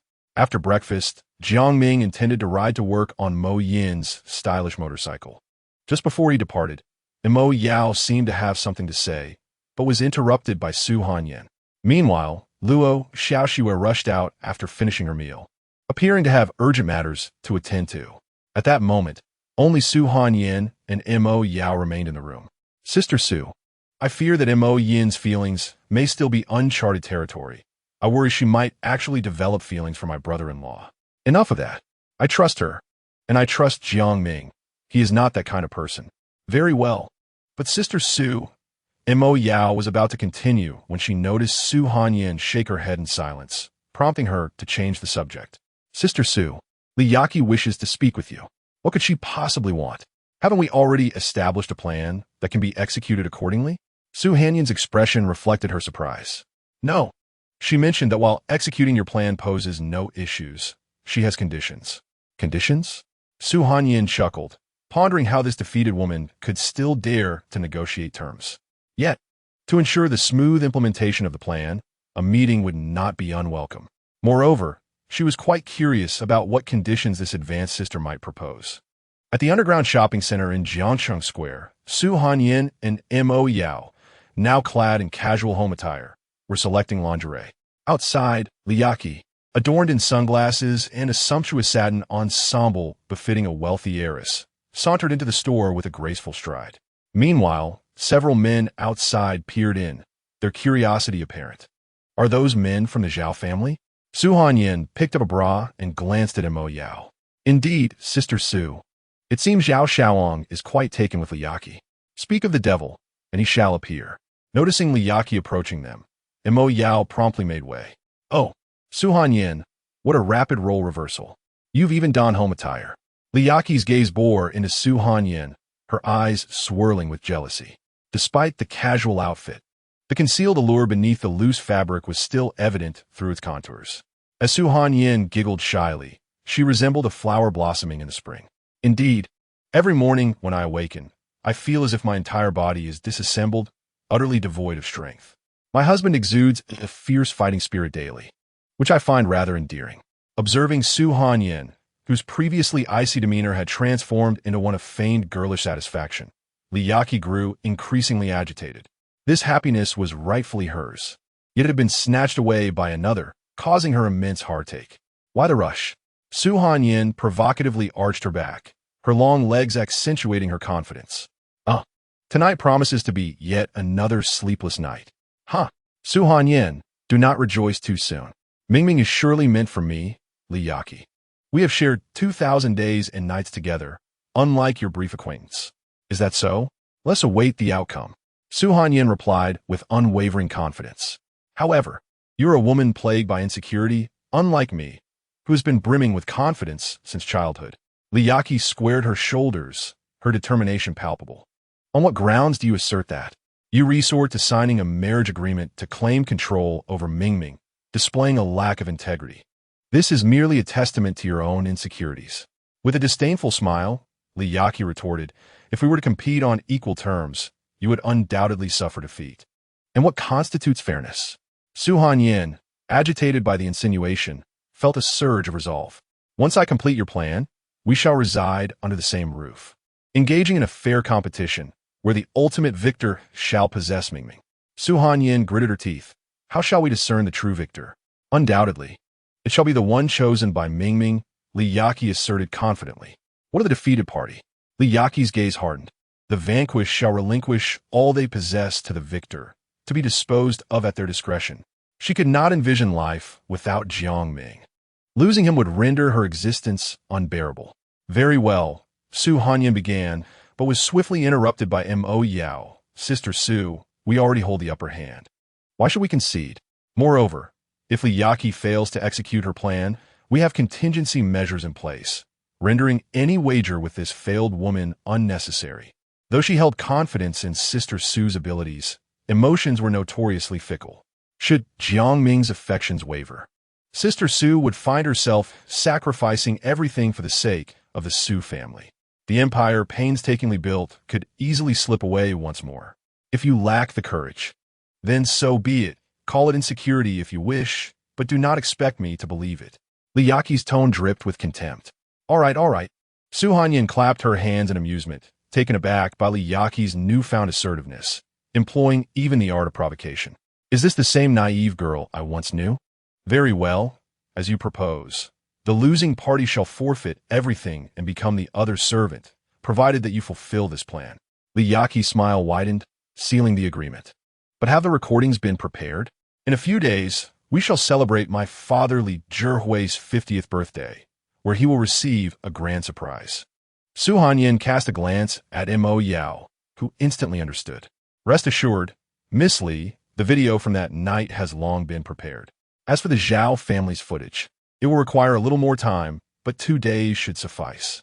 Very well, just ensure that the execution of the plan is not delayed, Li Yaqi said before gracefully departing. Watching her retreating figure, Su Hanyin instructed Mo Yao, let us assign someone to protect her. After all, she is a crucial figure in executing the plan. Once Mo Yao had made the necessary arrangements, the two left the lingerie store and headed towards the Lingjiang building. Upon returning to the president's office, Su Hanyin inquired of Mo Yao, how much useful information can we obtain from Zhao Shaoang? Sister Su, if it pertains to He Fong, we can say the harvest is plentiful. However, the Zhao family is on high alert, making it exceedingly difficult for our people to infiltrate. We can only rely on high-definition cameras for close-up shots, and then synthesize the video through manual dubbing. That won't suffice. Moreover, Li Zhihui isn't a fool. He will undoubtedly check if the video has been tampered with. We have found another channel to access the original video from the Zhao family, but it requires us to provide some information, so it will take a little time. What channel? Su Hanyin asked, intrigued. Mo Yao quickly whispered a few words in her ear. Upon hearing this, Su Hanyin smiled. Ah, splendid. She is indeed a person we can utilize. However, we must ensure her exposure remains minimal. In the future, she may prove to be quite valuable in our endeavor to topple the Zhao family. After leaving her residence, Jiang Ming rode Mo Yin's motorcycle into the Biological Research Institute at Jiangxing University to commence a day's work. However, prior to officially starting, he was obliged, as per custom, to visit Qin Shue's office for a cup of tea and some light conversation. There was no way around it. She was the project's financier, and he had to cater to her. Initially, when meeting President Qin, Jiang Ming felt a tinge of aversion, sensing the long-standing desire hidden within her gaze. Moreover, having already signed a trial marriage agreement with Su Hanyin, he instinctively wished to distance himself from such a woman. Yet, after their enthusiastic interaction the previous day, he realized that her intentions might indeed be as simple as sharing tea and conversation. Gradually, his guard began to lower.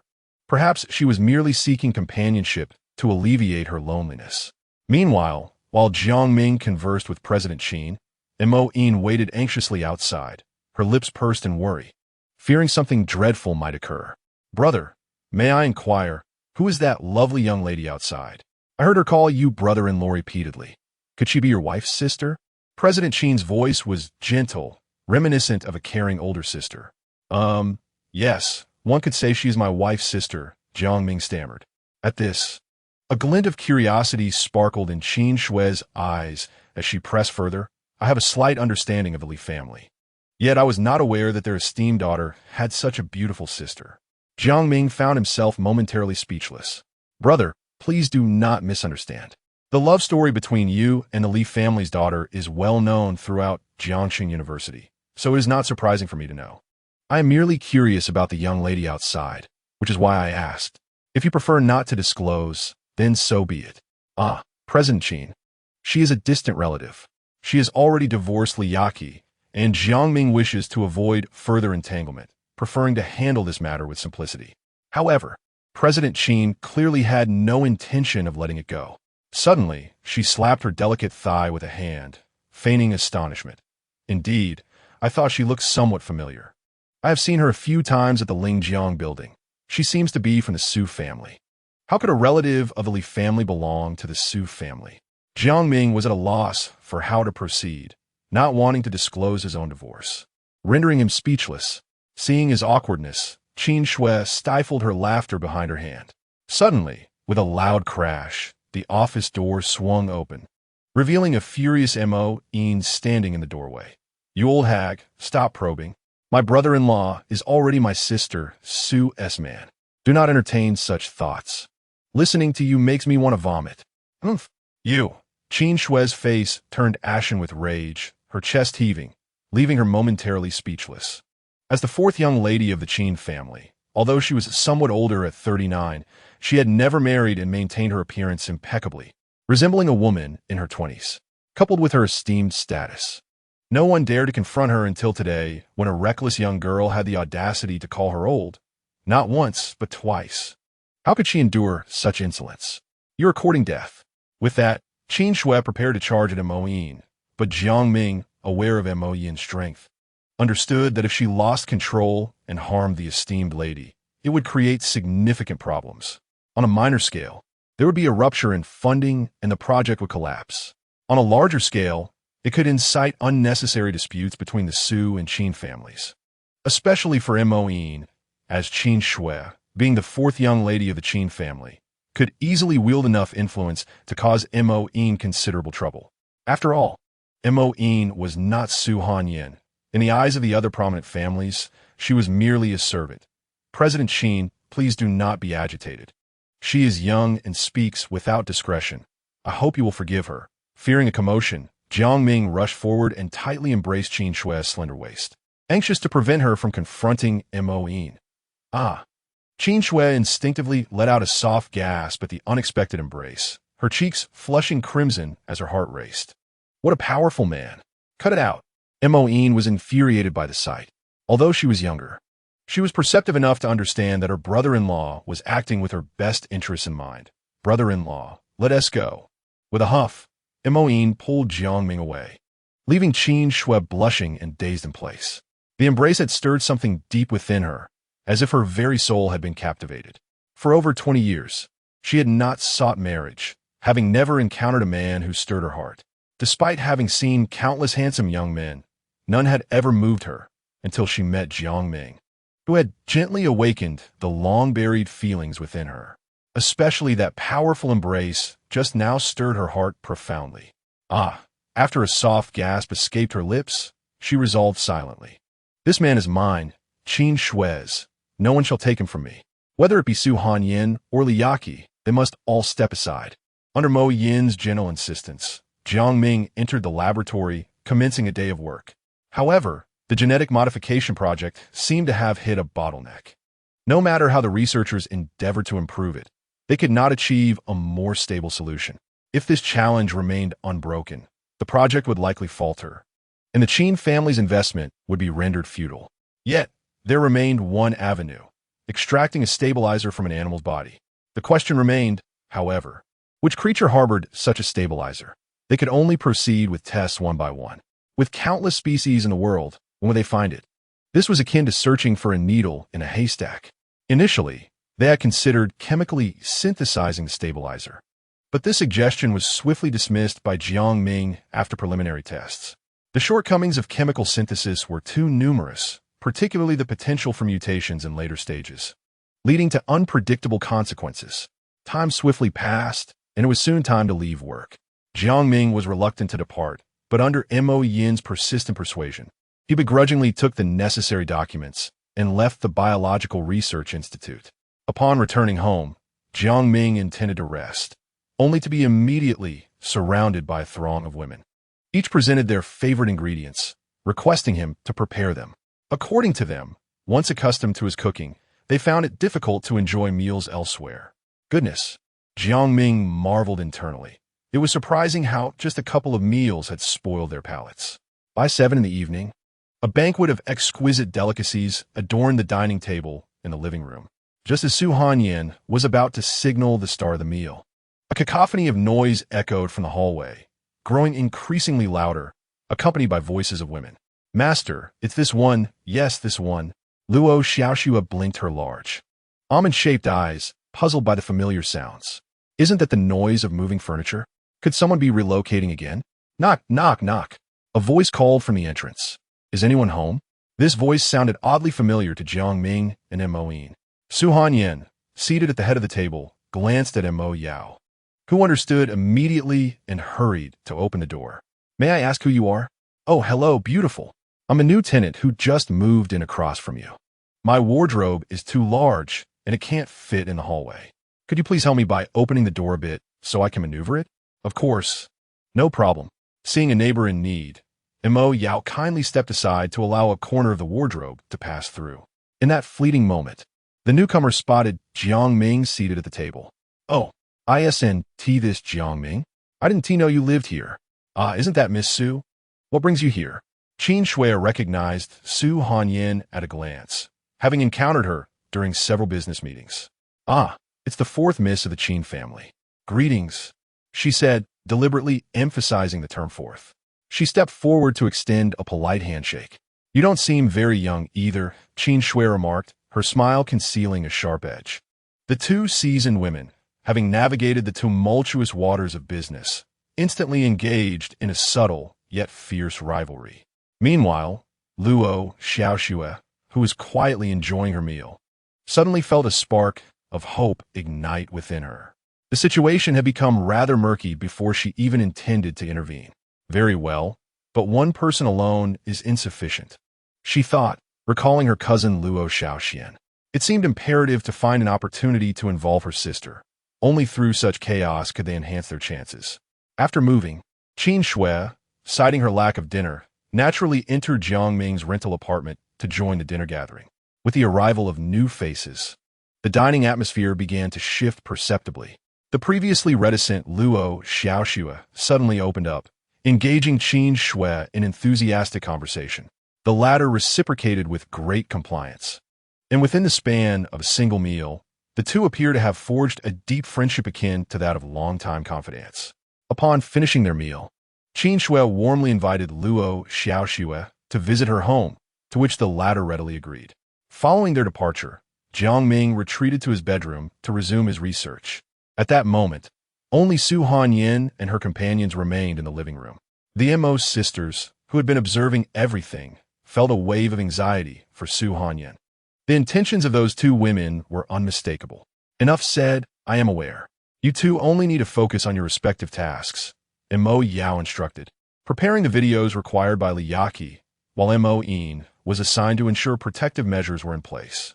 After issuing her orders, she entered Jiang Ming's bedroom, resting her chin on her hands as she gazed affectionately at him. The following day, the small rental apartment was filled to capacity, with 5 women seated around the dining table, eagerly awaiting breakfast. In the bustling kitchen, Jiang Ming found himself overwhelmed with complaints. It was no wonder the farmers in the fields appeared so gaunt. It was either due to insufficient food or sheer exhaustion. He could truly empathize with their plight now. After breakfast, everyone dispersed for their respective jobs, and after a brief tidy-up, Jiang Ming also left the apartment. "Jiang Ming, come ride with your sister," Qin Shui said as she pulled up in a striking red sports car. "Having treated you to 2 meals, I feel rather embarrassed. Let us make it up by having you ride with me. It's conveniently on my way. Please, who is interested in riding in your car?" "The Su family is hardly lacking in vehicles," Mo Yin retorted disdainfully. Jiang Ming felt a headache coming on as the 2 women began to bicker. However, Mo Yin, being younger and less experienced in social matters, fell prey to Qin Shui's provocations after a few jabs. "Humph, do you think I lack the courage? What a ridiculous international joke. I, Mo Lao-san, have traveled far and wide. Is it merely about riding in your car? Come on, brother-in-law. Today we shall take her vehicle, and you shall witness my audacity." Indeed, I, Qin Shui, have long been aware that Miss Su has 4 little devils at her command. Especially the third one. She is utterly fearless, quite formidable indeed. Jiang Ming observed intently, while Mo Yin was utterly captivated by Qin Shui's cleverness.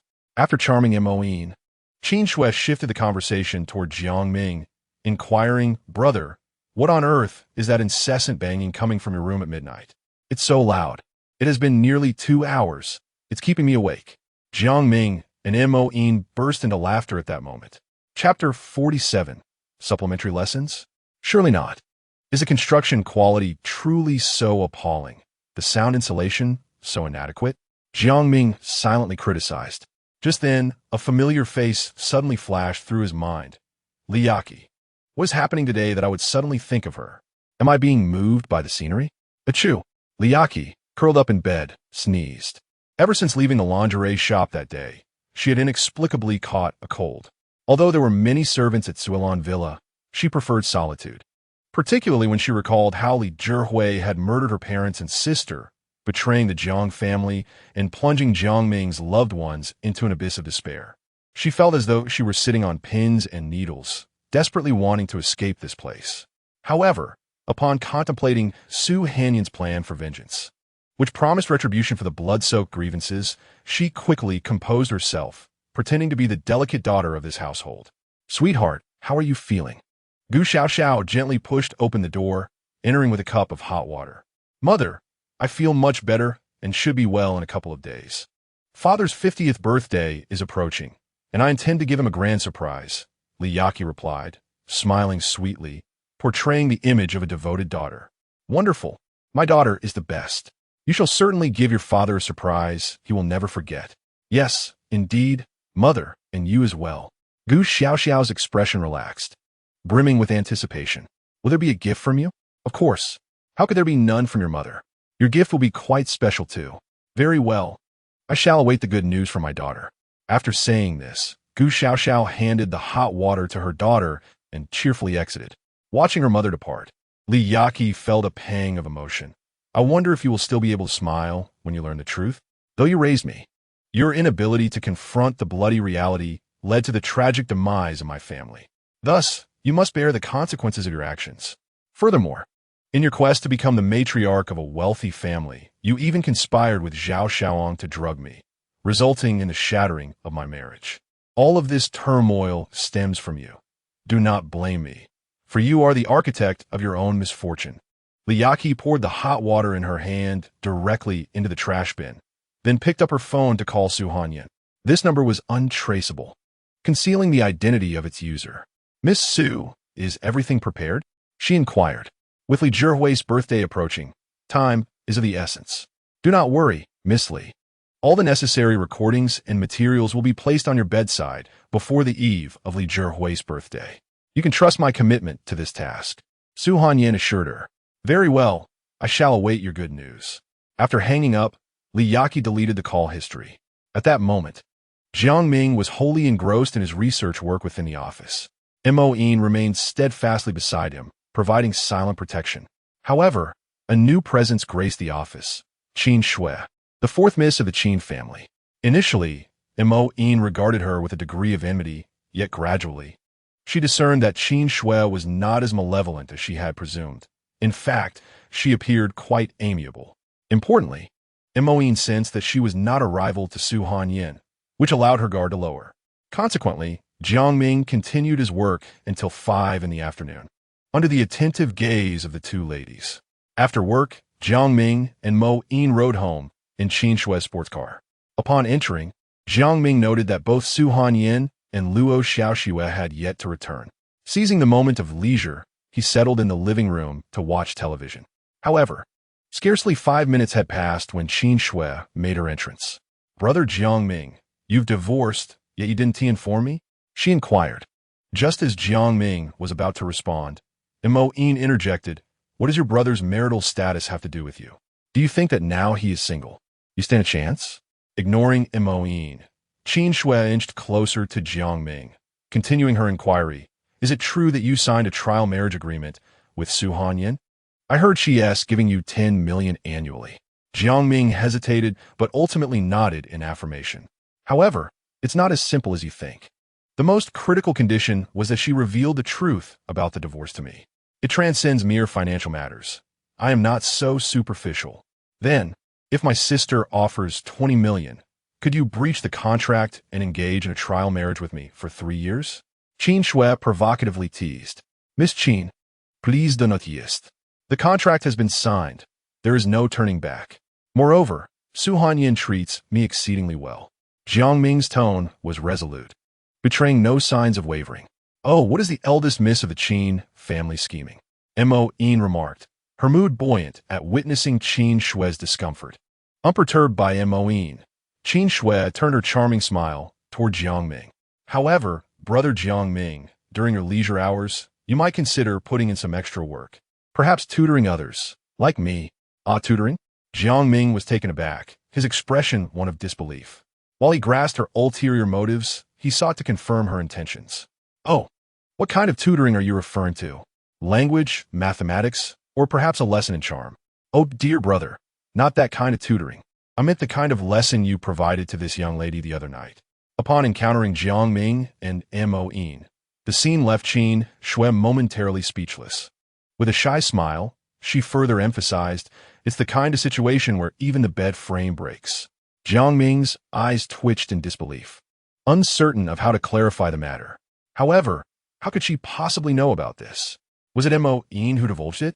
After all, only he and Moin were privy to this incident, yet she did not strike him as the type to gossip. Moreover, he was still somewhat in the dark regarding the events of that night. He had genuinely gone to bed quite early, yet for reasons unknown, he woke the following morning, sprawled on the living room sofa, embracing Moin's alluring figure. Upon awakening, he noticed the crimson sheets in the bedroom and the broken bed frame, which led him to comprehend what had transpired. Qin Shui glanced at Jiang Ming and Moin, observing their mutual silence, and a sense of delight surged within her. She had not anticipated that Luo Xiaoxue's words would hold truth. Was this not the key to unlocking a corner of Jiang Ming's psychological defenses? Luo Xiaoxue had also mentioned that this occurred before Su Hanyin's arrival, and given the somewhat regretful and awkward expressions on their faces, it seemed that the formidable Su Hanyin remained unaware of the truth. "Brother, is this acceptable? But fret not, dear brother, I shall not treat you poorly. Money is of no concern." Just as she was about to finish her thought, the door was forcefully swung open, revealing the strikingly beautiful Su Hanyin, her expression dark and foreboding. The atmosphere in the room instantly turned heavy and frigid, suffocating the trio. Chapter 48.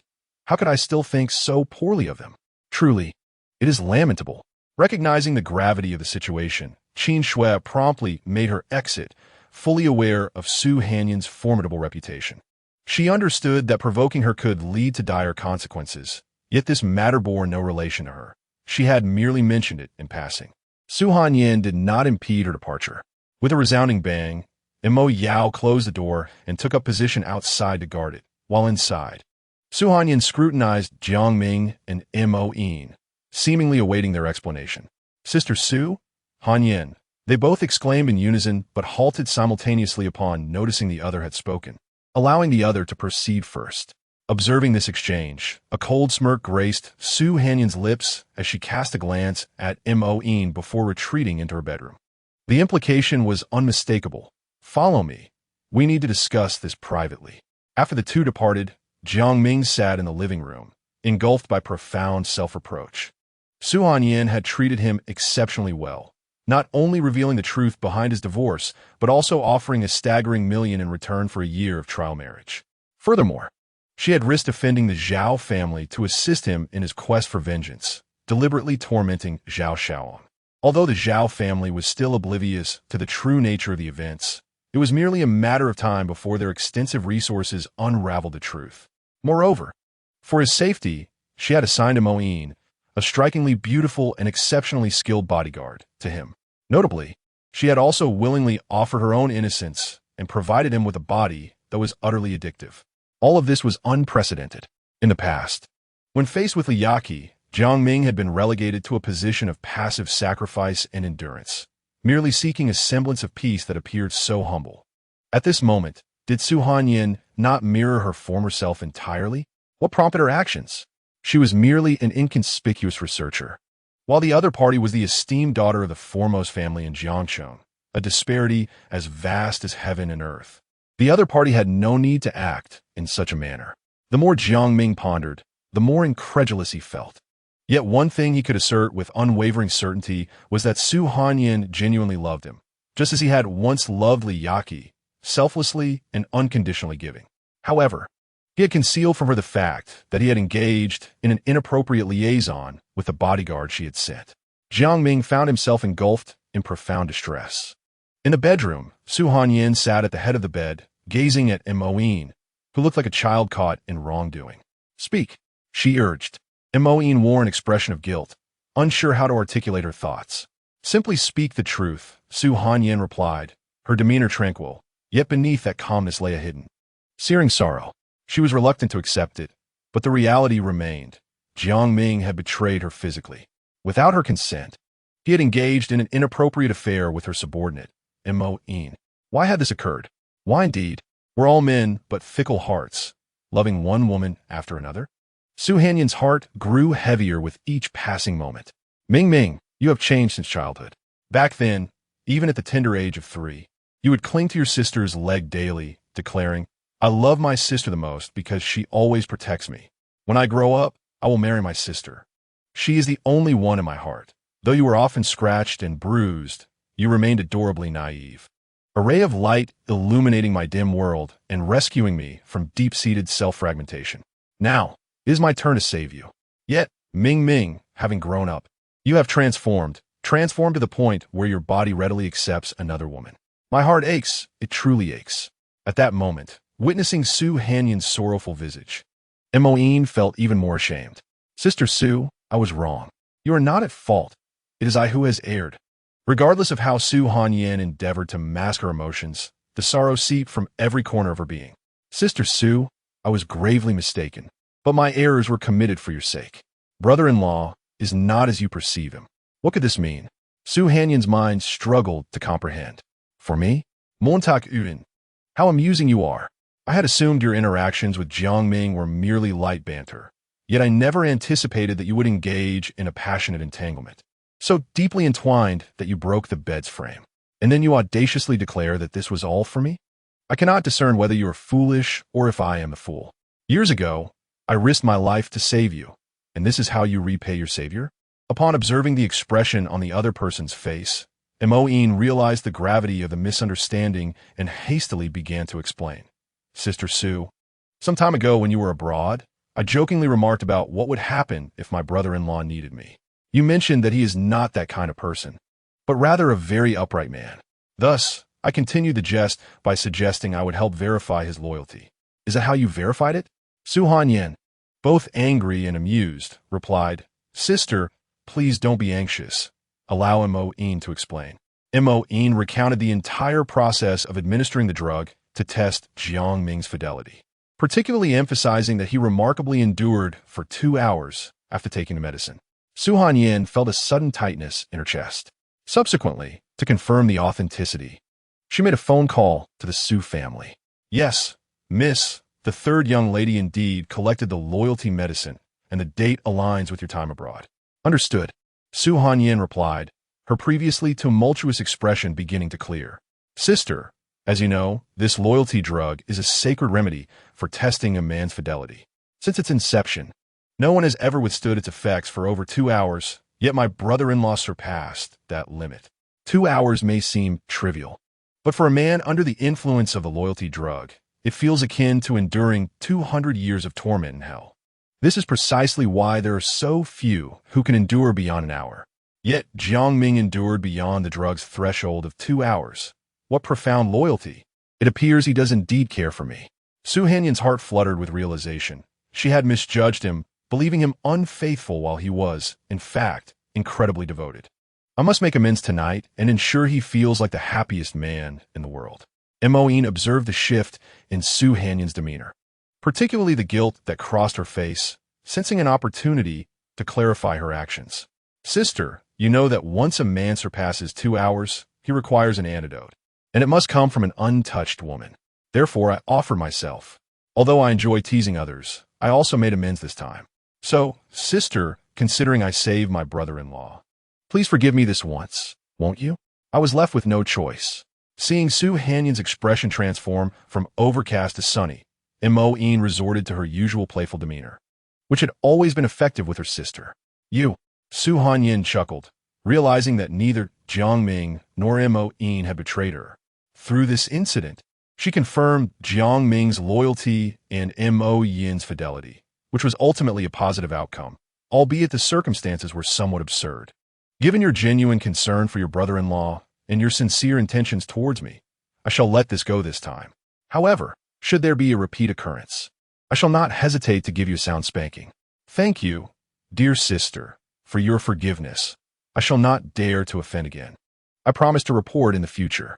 Should there come a day when you are unwell, I shall willingly take your place. Now off you go. Su Hanyin feigned anger symbolically, and Mo Yin, understanding the hint, promptly left the room. Though Mo Yin had merely jested, unbeknownst to her, it could very well become a reality. In her quest for vengeance and to restore the Su family's former glory, she had cultivated a formidable skill under her master's guidance, one that, once perfected, would render her virtually invincible. This was the reason why, under her leadership, the Viper Squad swept through Blue Star, conquering all in their path. However, this technique possessed certain drawbacks. Throughout the year, the couple's intimacy could only be sustained for half the time, while the other half demanded abstinence. For herself, this was of little concern. But for a robust man like him, there would surely be needs in that regard, and judging by the duration and intensity of his desires, they could be described as quite vigorous and enduring. To truly possess Ming Ming, one must consider the various needs of the other party. Perhaps, during the period of physical abstinence, finding someone to take her place could be a viable option. Yet, the substitute must exhibit unwavering loyalty. Thus, Mo Yin appeared to be an excellent choice, especially since she had sacrificed herself to save Jiang Ming. With a myriad of thoughts swirling in her mind, Su Hanyin exited the bedroom. Upon seeing her emerge, Jiang Ming hurried forward, eager to explain. Hanyin, but Su Hanyin did not grant him the opportunity. She leapt directly into his arms. Thus, two individuals, each harboring guilt towards the other, embraced and tumbled into Jiang Ming's bedroom. Meanwhile, Luo Xiaoxue, weary after a day's work, ascended the stairs. She had not anticipated that being a teacher could be so exhausting. Indeed, it seemed far more leisurely to remain her family's cherished daughter. However, she was reluctant to confront the troubles of the Luo family, where money and power had become the focal points of contention, nearly eroding familial bonds. Initially, she intended to return to her rented apartment, but upon considering the hour, she recalled that her senior must be preparing dinner. His culinary skills rivaled those of a top-notch chef, and she simply could not miss the opportunity. Is that not Mo Yao? Why isn't she going inside? With lingering doubts, She greeted Mo Yao before attempting to knock on the door. Just as Luo Xiaoxue raised her hand, sultry sounds wafted from behind the door, causing her lips and eyes to twitch uncontrollably. Su Hanyin, you scoundrel. Try to monopolize my senior again. How could the esteemed daughter of a Luo family be subjected to your lecherous dominance night after night? This is infuriating. She resolved to enter, determined to create an awkward situation for them. Just then, the door across the hall swung open, revealing Qin Shue's innocent smile. Hey, Xiaoxue. At this hour, it's best if you don't go in. Come here to your sister. Before Luo Xiaoxue could comprehend the situation, she was pulled into the room. Xiaoxue, you are truly naive. Do you think that entering like this will embarrass Su Hanyin? Seeing her still somewhat dazed, Qin Shui gently pulled her into the bedroom and continued her enlightening analysis. As long as you enter, Su Hanyin will not only feel no embarrassment, but will also grow increasingly pleased. The more commotion you create, the more exhilarated she might become. And her intoxicating voice will only grow louder. Do you understand? Qin Shui found her adorably foolish demeanor utterly charming, instantly perceiving her as a potential ally to be fully courted and utilized. Both you and I wish to seize Jiang Ming for ourselves. Yet as you can see, Su Hanyin monopolizes Jiang Ming's younger brother, leaving the rest of us with no opportunity whatsoever. But what can we do? They possess a marriage trial agreement, which is legitimate and legally binding. We can only watch helplessly, Luo Xiaoxue aside in pretense. Silly sister, this marriage trial agreement is essentially akin to a cohabitation arrangement, and it holds no legal protection whatsoever. The main issue lies with Jiang Ming's younger brother. He is a man of integrity and possesses a strong sense of duty. If we can endure until the 3-year term concludes, opportunities may still arise. 3 years, dear sister. Not only is that an eternity, but we would also have to endure Su Hanyin's oppressive presence for that duration. I fear I may not withstand it. After expressing her concerns, Luo Xiaoxue looked at Qin Shui with hopeful anticipation. If she said so, there must be another way. This older woman, despite her years, was clever and resourceful. To break the deadlock, one must approach Jiang Ming or his ex-wife. Luo Xiaoxue was immediately baffled. While she could grasp the notion of dealing with her senior, targeting the ex-wife, Liyaki, seemed like an outlandish idea. With a charming yet cunning smile, Qin Shui explained, to approach Jiang Ming, we must secure a commitment from him. He is a man of his word. As long as we devise a means to elicit a solemn promise from him, opportunities will arise. We can begin with small commitments and gradually escalate, catching Jiang Ming off guard in the process. Upon witnessing the clarity return to Luo Xiaoxue's previously foggy gaze, Qin Shui felt confident in her potential. The reason for also targeting Li Yaqi stemmed from information gathered during my investigation, revealing that Jiang Ming and Li Yaqi had an exceptionally harmonious marriage over their 5 years together. Yet, for reasons unknown, they had abruptly divorced not long ago. Abruptly? Luo Xiaoxue seized upon this crucial detail. Indeed, it was quite sudden. For two deeply in love individuals to suddenly part ways is certainly abnormal. There may be some underlying intrigue. Luo Xiaoxue was eager to inquire further, but Qin Shui halted her. Not long ago, a disturbance occurred at the Jiangsheng Grand Hotel. It seems Jiang Ming caught Li Yaqi in the act of infidelity with Zhao Xiaoong, which suggests the problem lies therein. Isn't that obvious? Li Yaqi must have cheated with Zhao Xiaoong, and then the senior caught them in the act, discovering that his long-standing love and marriage were but a ruse. He was enraged and chose to divorce. Such a plot twist is hardly surprising. I've read countless similar stories in various gossip columns. Wait, there is still more to unfold. Qin Shui interjected, sensing Luo Xiaoxue's alarm. Could it be that Li Yaqi had more than one affair? Qin Shui playfully slapped her forehead and covered her face, feeling quite embarrassed. Sister, you're overthinking it. After the scandalous incident, Jiang Ming and his wife returned home, but merely a fortnight later, Li Yaqi took the initiative to propose a divorce agreement. Ultimately, under the provocation of Li Yaqi and her mother Gu Xiaoxiao, Jiang Ming was compelled to divorce. Luo Xiaoxue donned an inquisitive expression, indicating that the sister implied the divorce was initiated by Li Yaqi rather than being Jiang Ming's intention. Indeed, the implication was quite clear. Li Yaqi's feelings for Jiang Ming had dissipated, leading her to seek an end to their union. Given that Li Yaqi had lost affection for Jiang Ming, how could one possibly approach her? Luo Xiaoxue harbored doubts regarding Qin Shui's proposal. Qin Shui smiled mysteriously. Yet the crux of the matter lay elsewhere. Chapter 50. Oh dear sister, please don't keep me in suspense. Just tell me. I am nearly beside myself with anticipation. Luo Xiaoxue implored, embodying the demeanor of a distressed little girl. Following the day of his divorce, Jiang Ming left the Li residence, utterly despondent and alone in the rain. However, it was during his lowest moments that Su Hanyan appeared, and that very night, the two found themselves together in a hotel room. Ah, Luo Xiaoxue exclaimed, her expression one of disbelief. Furthermore, it seemed that since then, Li Yaqi had undergone a transformation, resembling a disoriented individual. Clearly, her decision to divorce Jiang Ming was not made lightly. Luo Xiaoxue furrowed her brows, pondering what this could signify. Hee. Qin Shui laughed triumphantly.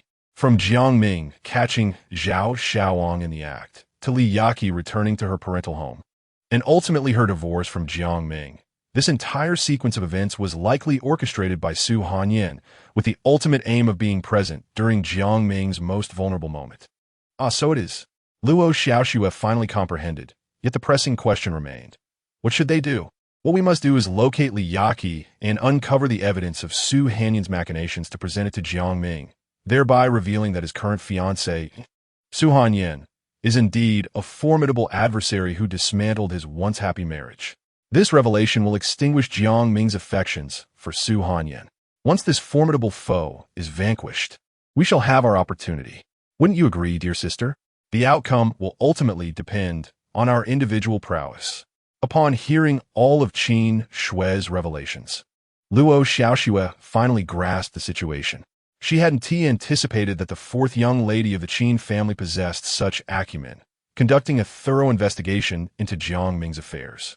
If the assertions were indeed accurate, then reclaiming Jiang Ming from Su Hanyan would bolster her chances significantly. Confident in her ability to triumph over the present adversary, Luo Xiaoxue considered that it was prudent to initially align with Qin Shui's strategy to create some confusion. After all, unconventional approaches might yield extraordinary results. However, Sister Qin, Luo Xiaoxue adopted a placating demeanor. Though we are both daughters of esteemed families, we rarely interact. How, then, shall we procure the desired information from Yaqi? Sister, I have a plan. What plan? In 3 days, it will be the 50th birthday of Li Zhihui, the head of the Li family in Jiangxing.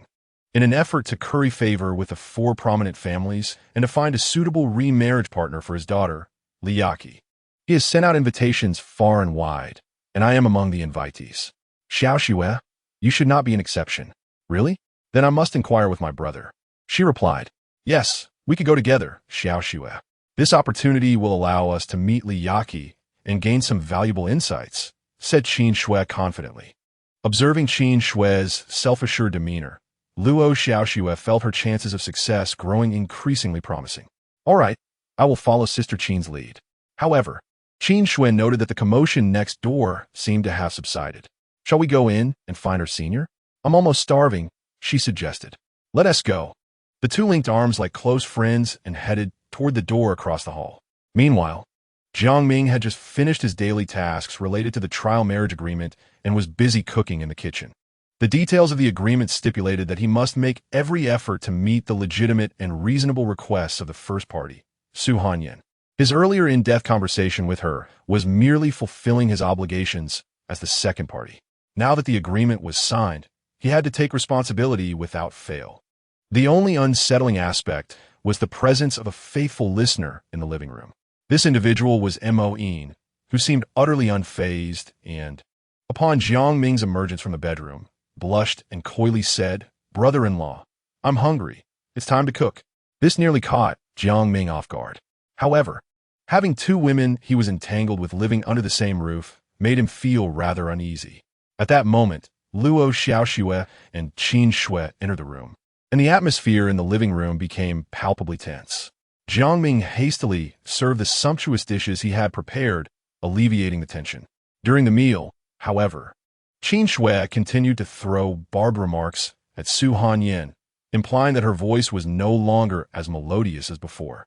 To which Su Hanyan retorted that some people did not even have the opportunity to sing. Luo Xiaoxue maintained a facade of neutrality, stifling her laughter. Though occasionally she would cast a shy glance at Jiang Ming, her cheeks flushed. As the saying goes, 3 women make a play, and with 5 women present, Jiang Ming felt overwhelmed.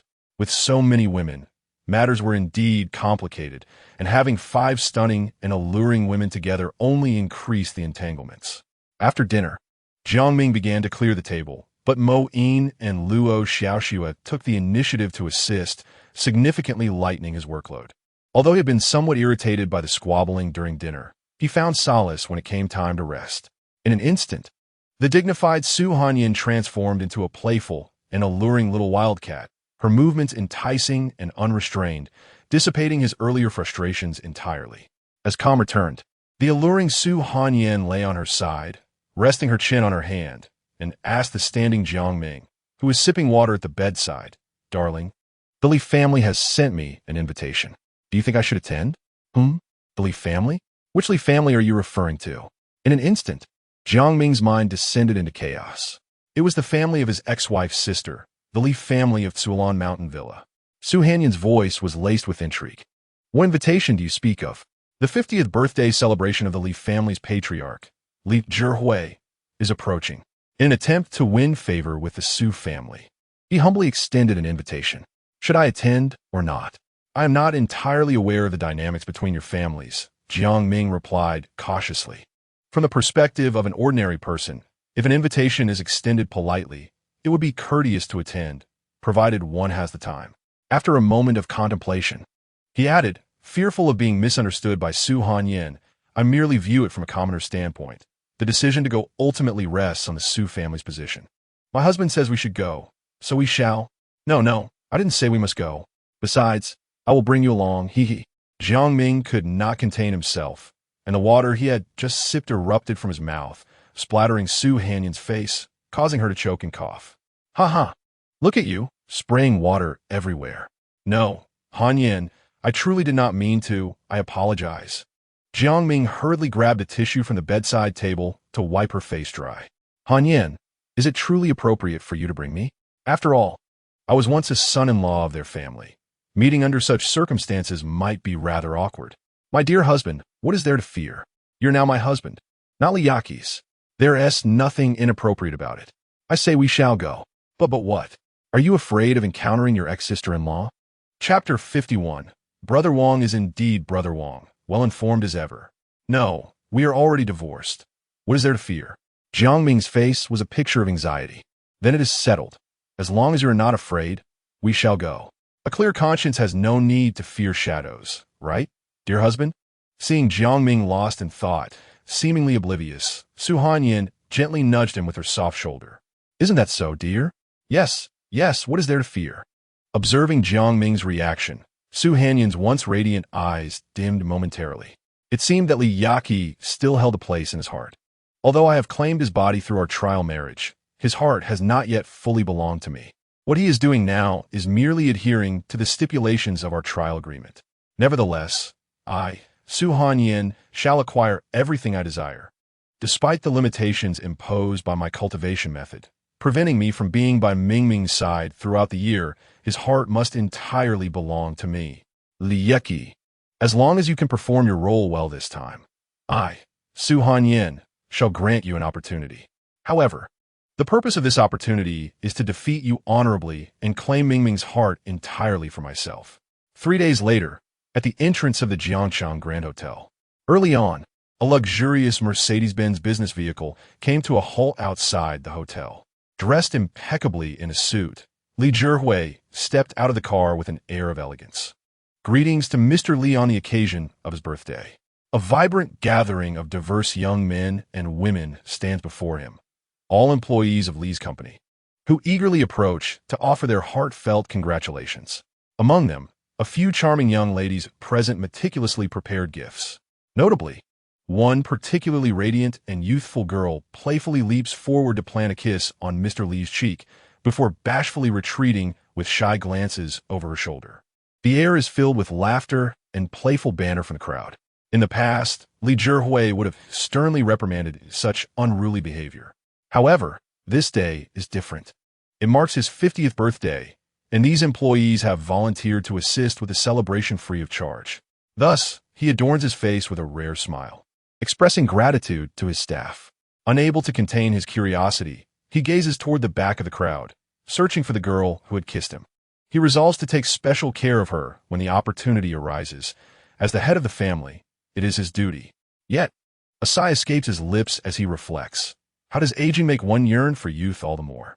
Despite Gu Xiaoxiao's exceptional beauty, age has taken its toll, leaving her skin lacking the elasticity of youth. Perhaps it is the vibrancy of youth that better suits those in their middle age. Accompanied by a cadre of bodyguards, he makes his way into the hotel. A steward beside him diligently reports on the status of the invitations sent and the responses received. Sir, we have dispatched invitations to all the influential families within Jiangcheng, and they have responded swiftly, affirming their attendance. As for the 4 prominent families, sir, aside from the Su family, who assured us of their presence, the others have yet to reply. The steward casts a timid glance at Mr. Li. The mention of the Su family causes Li Zhihui to ponder.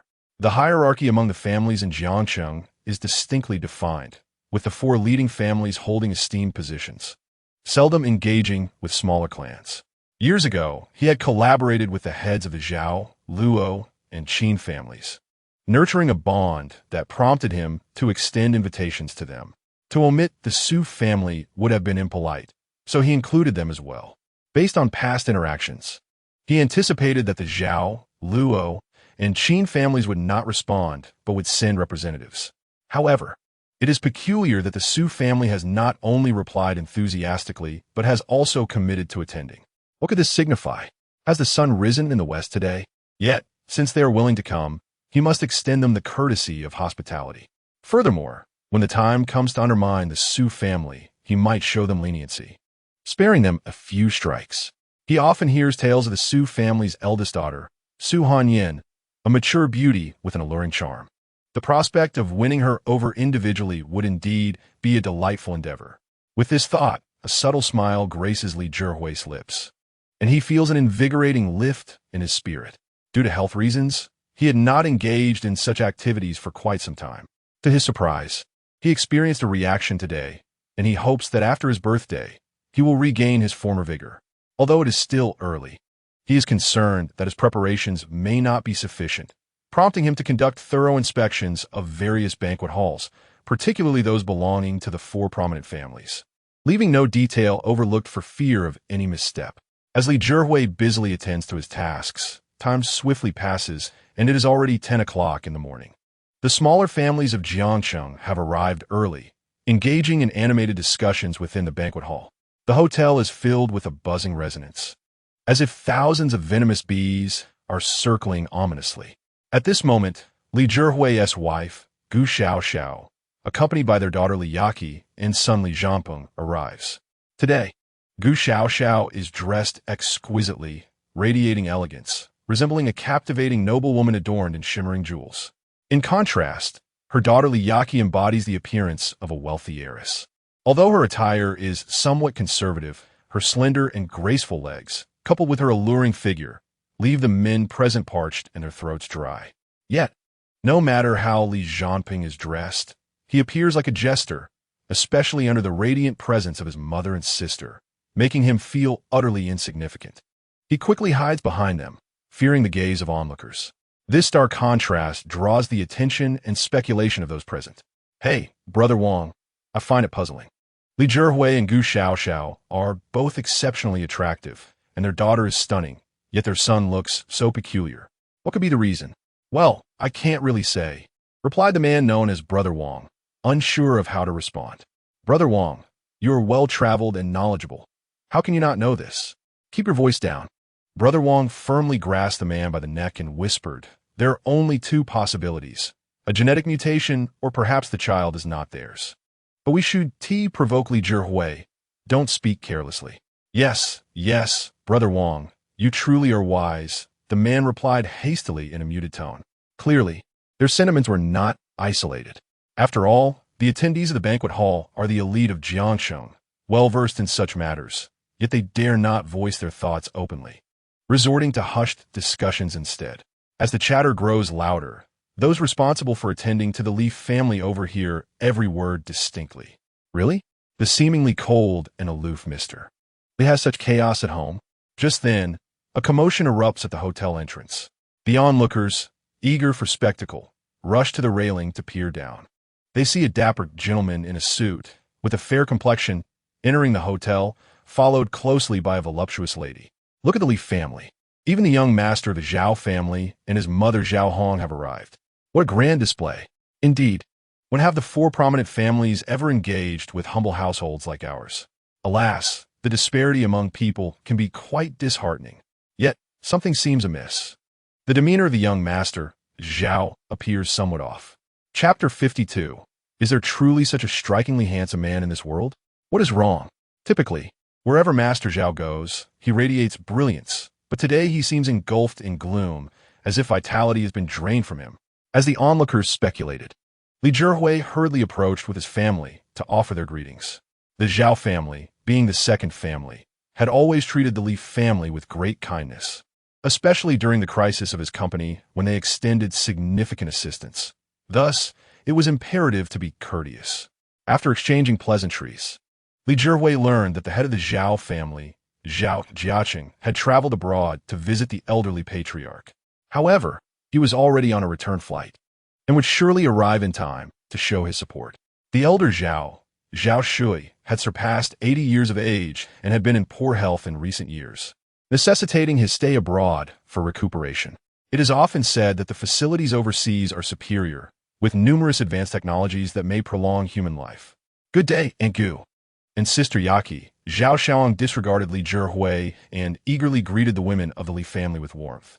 Gu Xiao, who held a favorable impression of him, responded amicably, while Li Yaki remained frosty, treating him as though he were invisible. Standing at the back, Li Zhangping immediately discerned the extreme lewdness and greed reflected in Zhao Xiaong's eyes. Despite his own appearance being vastly different from Zhao Xiaong's, he shared a kinship of thought and was acutely aware of the underlying intentions of his kind. This scoundrel, it turns out he is not only interested in his own sister, but has also set his sights on his own mother. Seeing her son's behavior, Zhao Xiaohong, the matriarch of the Zhao family, sighed, then, with a hint of regret and guilt, addressed Li Zhihui. Zhihui, it's been a long time. Indeed, it has been a while. The usually articulate Li Zhihui stumbled momentarily, though it was but a fleeting lapse. Regaining his composure, he promptly ushered the Zhao family into the designated reception room of the four prominent families. As the Zhao family settled in, a commotion erupted at the entrance. The male onlookers at the railing were animated, their mouths watering with anticipation. It turned out that the two daughters of the Luo family, Luo Xiaoxue and Luo Xiaoxian, had also arrived to lend their support. Not only that, but the esteemed Miss Qin Shui from the Qin family was present as well. These exquisite women gathered together, laughing and teasing one another as they entered the hotel as if they were inseparable friends of many years. This captivating scene transported the male onlookers into a state of elation. Ah, the enchanting Luo sisters are truly remarkable. When might we savor such delights ourselves? What are you daydreaming about? Even if we desire to catch a whiff of their allure, they wouldn't spare us a glance. What do you know? The white moonlight of the poor is the golden basin of the rich. Come on, let us not belittle ourselves. We are also notable figures in Jiangxin. How can we be deemed impoverished? Alas, in comparison to the four prominent families, are we not mere paupers? Indeed, as soon as one wave of discourse subsided, another arose.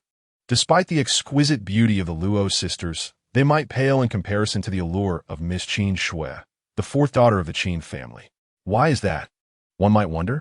Their voluptuous figures are undoubtedly a paradise for men, enticing and youthful, yet the Li family members, tasked with welcoming guests, were too preoccupied to heed the idle chatter of onlookers and hurried to inform their patriarch, Li Zhihui.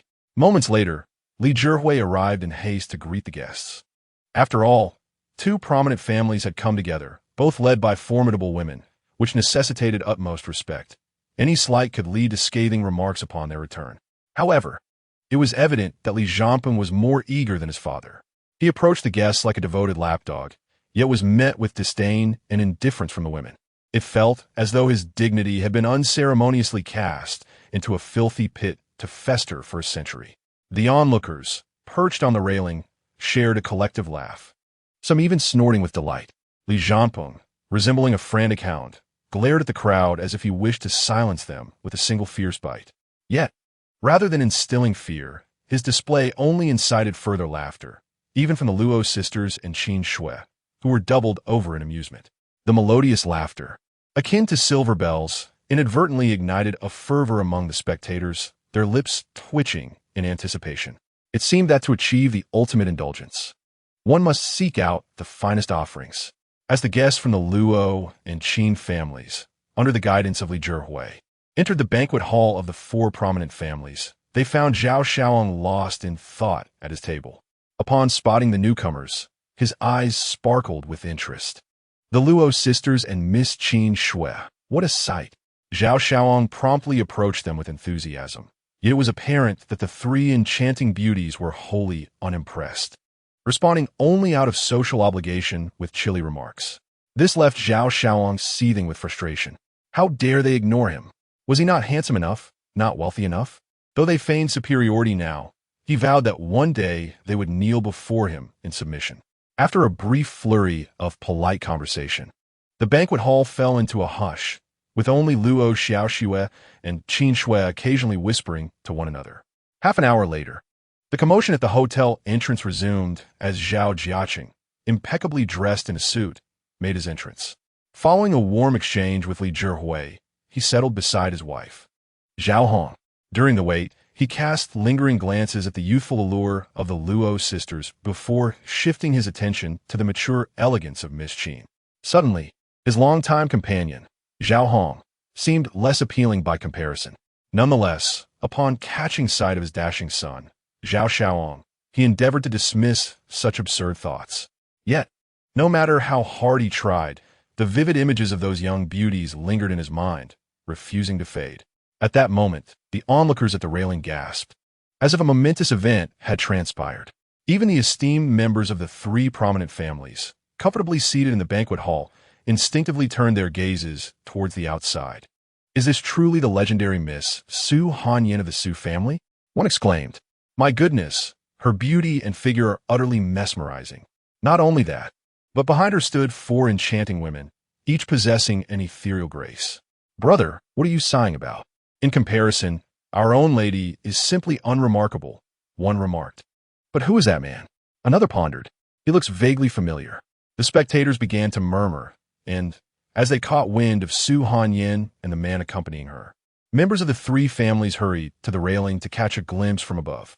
There, at the entrance of the hotel, strode Su Hanyin with an air of confidence. Adorned in opulent, tailored outfit that exquisitely showcased her alluring legs, her voluptuous upper body, and her elegantly curved waist. The four captivating Mo sisters flanking her resembled lush greenery, accentuating her refined beauty and grace. Yet beside her stood a tall, strikingly handsome man whose appearance was nothing short of mesmerizing. Who is he? Is there truly such a stunning man in the world? A wealthy woman at the railing exclaimed, her cheeks flushed with excitement. Indeed, that man is exceptionally handsome. Many young women gazed at him with starry-eyed admiration, and soon, the attention of the surrounding men began to shift towards the handsome figure. Is it just me, or is his visage almost too perfect? One man remarked, not just good-looking, but extraordinarily so. He is a paragon of handsomeness. The sight of him alongside Su Hanyin was reminiscent of a fairy tale, akin to a prince and princess standing together, evoking a sense of envy among the onlookers. However, amidst their admiration, one middle-aged man at the railing appeared puzzled, as if he had witnessed a scene like this 5 years prior. Father, I remember. A striking young girl looked up at her father. 5 years ago, at Sister Yaki's wedding, the crowd reacted similarly, though perhaps not with such intensity. Indeed, my daughter, your memory serves you well. It has been a long time since I have seen such a perfect pairing of youth, the father mused. Yet, the girl's next words left him utterly astonished. Father, why does today's handsome man bear such an uncanny resemblance to Yaki's groom from that time? Am I seeing things? The girl found herself enveloped in self-doubt. The memory of that groom had left a profound impact on her young mind. How could there exist such strikingly handsome men in the world? How she envied Sister Yaki. Thus, she was profoundly impressed by this individual, recognizing him at first glance. After hearing his daughter's words, the father hastily scrutinized the scene. Ah, indeed, it is unmistakably him, the very son-in-law of the Li family from 5 years ago. If I recall correctly, his name was Jiang Ming. The revelation stirred waves of astonishment among those present. Isn't that Jiang Ming, the son-in-law of Li Zhihui? Someone remarked. Indeed, it seems so. What is the situation? How could he be entangled with Su Hanyan? Are you not aware?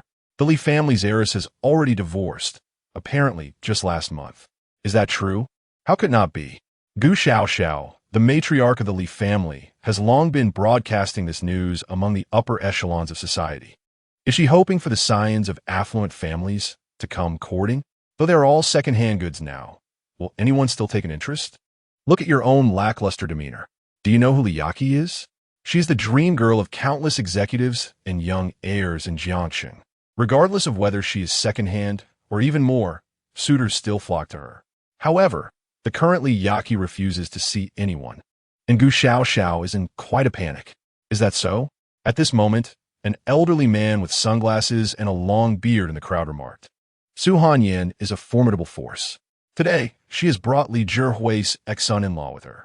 Clearly, her intentions are not benevolent. Unusual occurrences often signal something sinister. Another person chimed in. Yet, the flustered Li family had no time to heed the gossip, hastily moving to welcome Miss Su. Welcome, Miss Su, Li Zhihui began.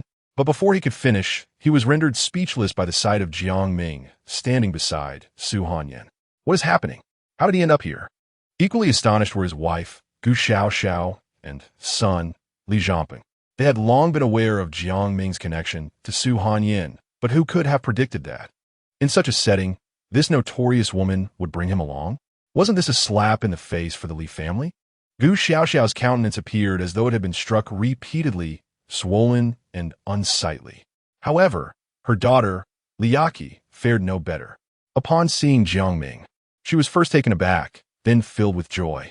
She had never anticipated that Su Hanyan would bring Jiang Ming to such an occasion. Yet, finally encountering the man of her dreams, her elation was swiftly overshadowed by a sense of loss and resentment upon witnessing the intimacy between Su Hanyan and Jiang Ming. It was all the fault of Zhao Xiaoong and Gu Xiaoxiao. Their shamelessness and ignorance had caused her to lose the man she loved most. She vowed to make them pay dearly for this.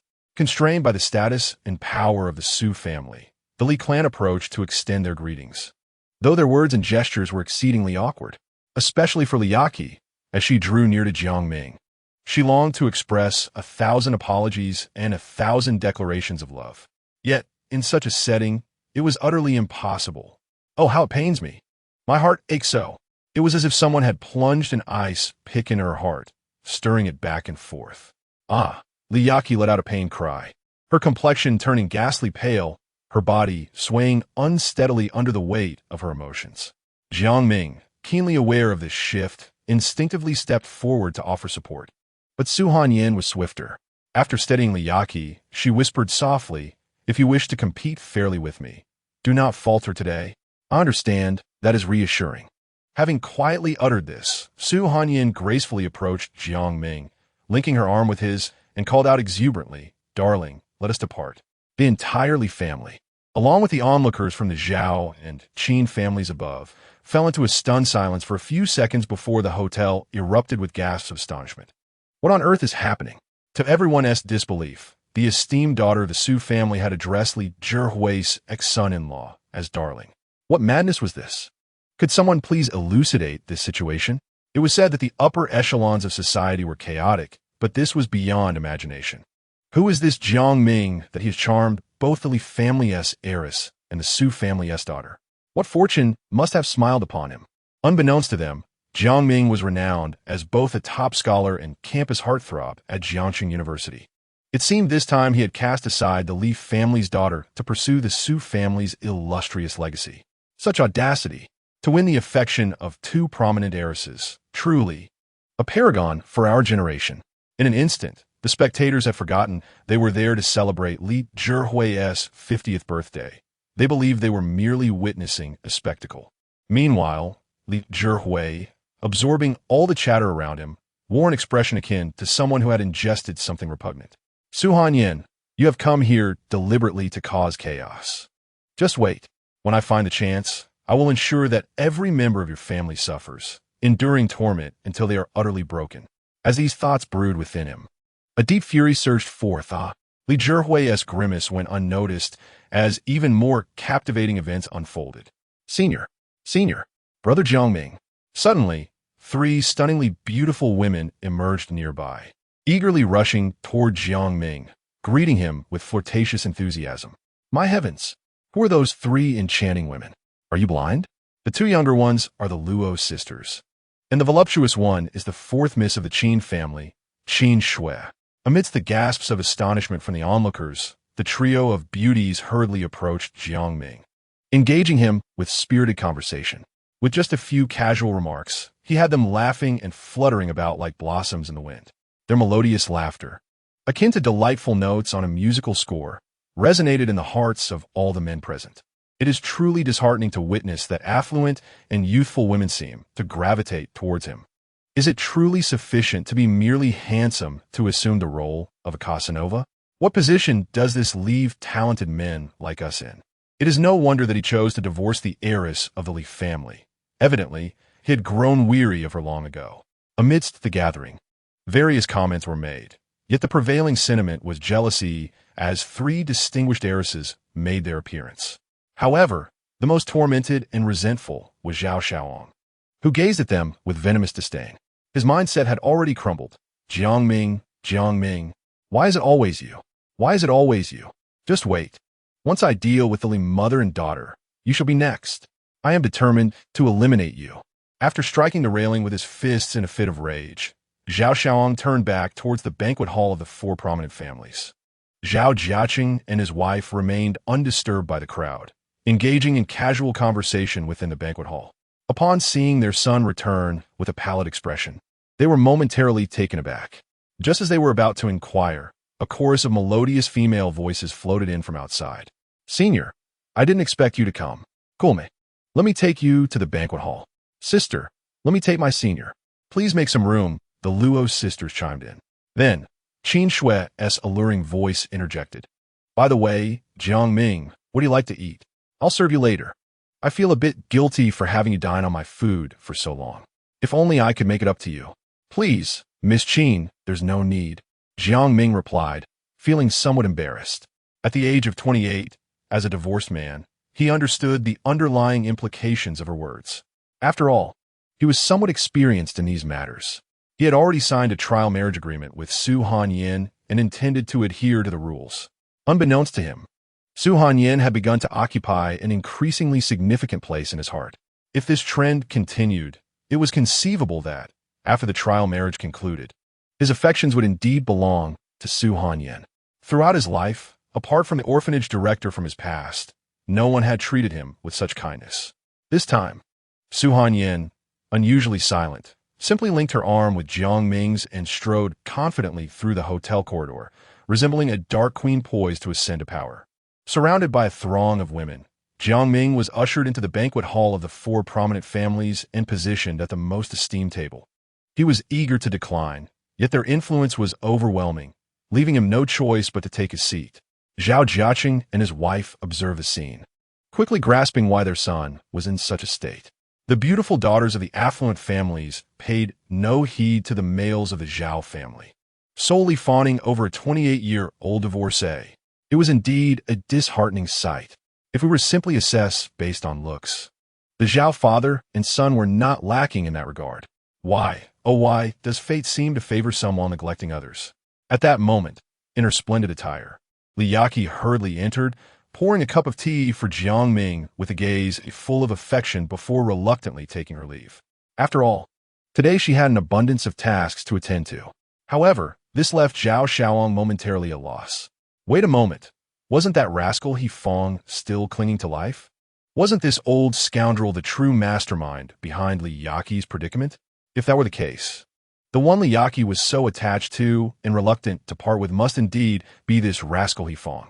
How could her gaze towards Jiang Ming still be filled with such profound affection? Surely, there must be a misunderstanding.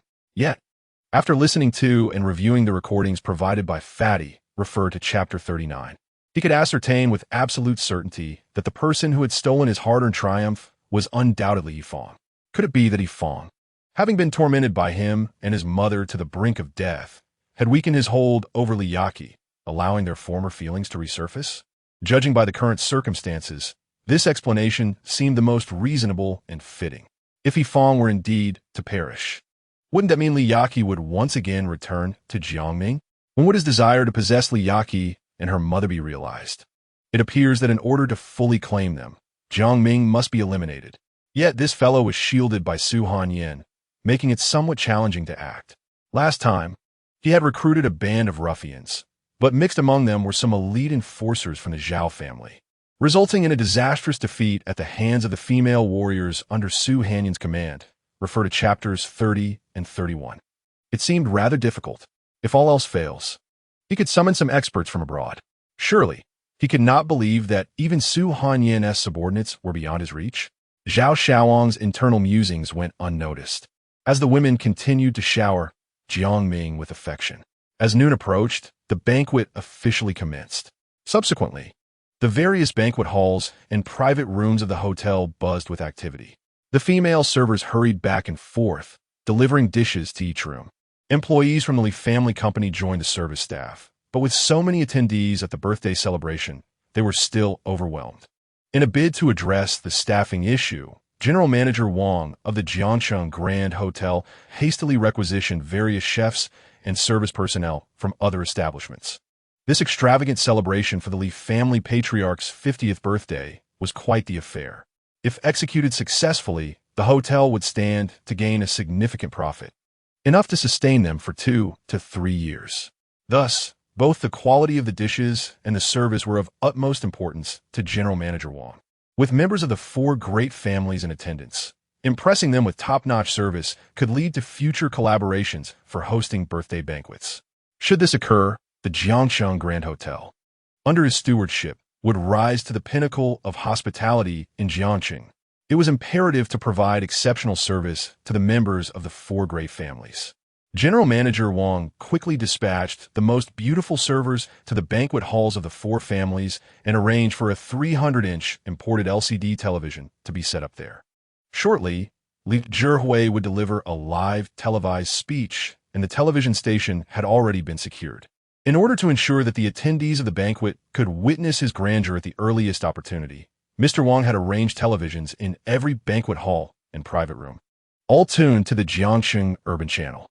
Subsequently, he strolled through the corridors with a smile, clutching a walkie-talkie, vigilantly overseeing the proceedings to promptly address any unforeseen circumstances.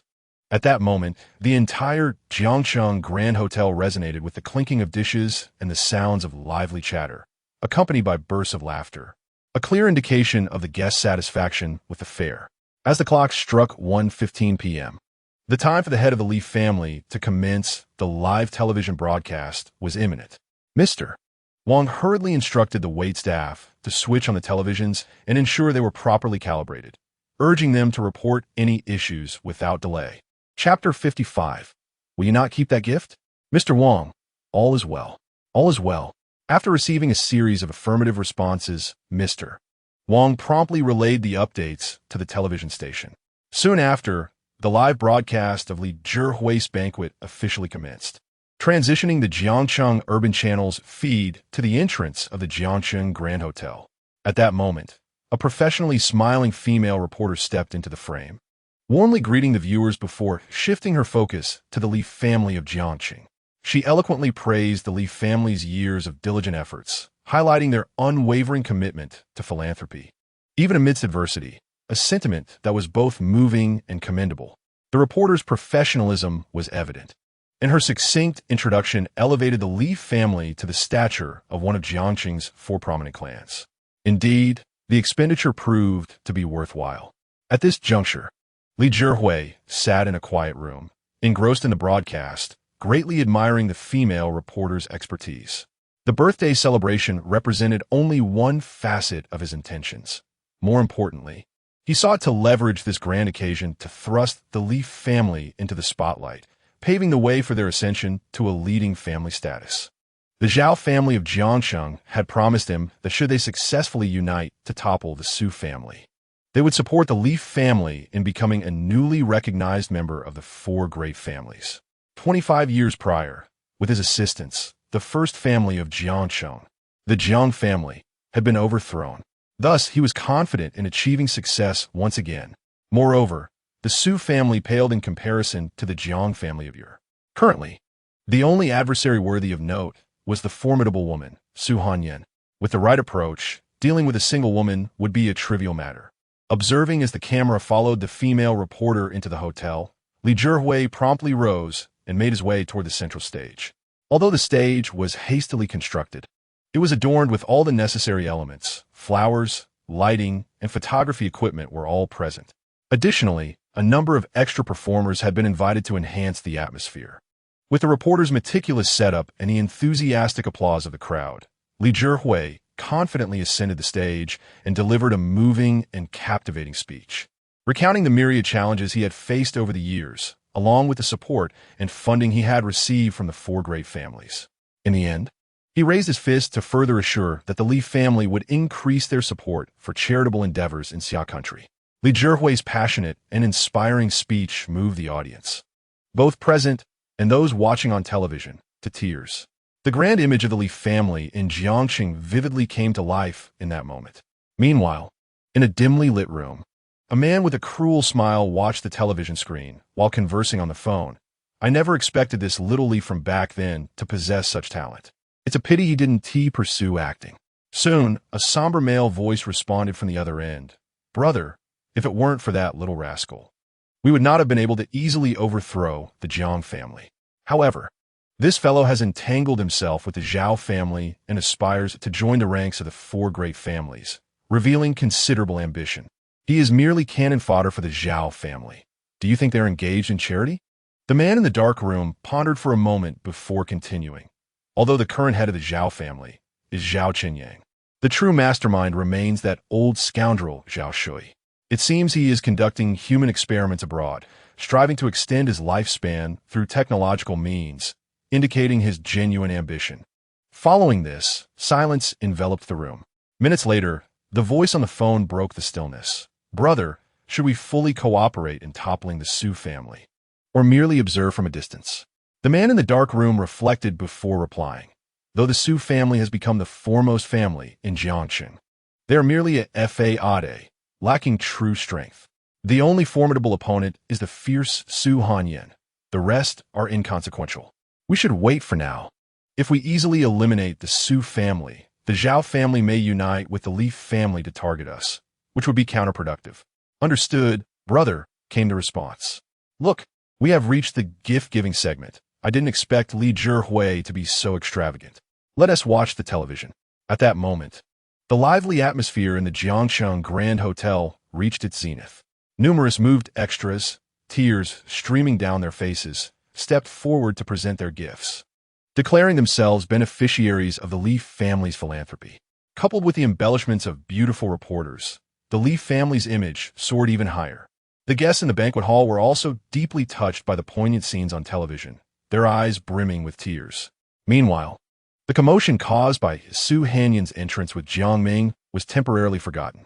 At this very moment, Li Yaqi, dressed elegantly, coldly ascended the stage. Her voice sharp and piercing, Li Zhihui. This chilling direct address stunned everyone present, as well as those watching at home. What was happening? Who was this breathtakingly beautiful woman? She appeared to be the daughter of Mr. Li. What was she doing, calling her father by his name? Was it part of the show? It seemed so. There must be a performance, so everyone rushed to watch. Although Li Zhihui had prepared all his remarks, he was utterly taken aback by his daughter Li Yaqi's sudden address. Standing there in a daze, as the effect of intimidation reached its peak, Li Yaqi suddenly approached Li Zhihui with a charming smile, playfully stating, Father, after nurturing me for so many years, I find myself at a loss for how to repay you. On this occasion of your birthday banquet, I have prepared a grand gift as a token of my filial piety. and I hope you will graciously accept it. Li Zihui, feeling a surge of relief amidst his inner turmoil, thought to himself, this girl nearly frightened me to death. I was expecting some sort of trick. With a cheerful demeanor, he responded, Yaki, you are my daughter. Raising you to adulthood is my duty. The matter of gifts is inconsequential. As long as you are happy, I am content. But you won't refuse the gift. Li Yaki feigned a pitiful expression. Of course, I will accept it. The pride and joy in Li Zhihui's smile were unmistakable. How could a father refuse a gift so thoughtfully prepared by his daughter? However, he cautioned, but do not make me regret it. At that moment, an inexplicable twitch appeared at the corner of Li Zhihui's eye. With a radiant smile, Li Yaki snapped her fingers, and several burly men brought forth an enormous display screen, measuring a staggering 200 inches. After connecting the power, they completely encased it in tempered glass, seemingly in an effort to prevent any destruction. Yaki, what are you doing? Li Zhihui was utterly bewildered. The guests in the banquet hall and the viewers at home mirrored his confusion. What is she up to? Even Jiang Ming, seated in the banquet hall, found himself perplexed. Han Yin, what is Yaki doing? Chapter 56. A turn of events. Shall we continue the live broadcast? With a mysterious smile, Su Han Yin began to play coy, declaring, just wait a moment, dear husband, and you'll find out. As for the rest, it all depends on how my ex-sister-in-law performs. Jiang Ming was taken aback, but noticing Su Han Yin's mischievous demeanor, he fell into a slight gloom. It seemed there was more to this than met the eye.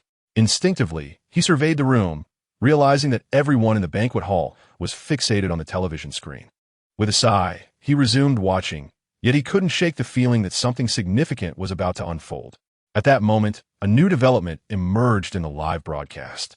With a soft click, the display behind the tempered glass activated, revealing a dimly lit room where a battered man lay, barely clinging to life, as if he had just endured unspeakable torment.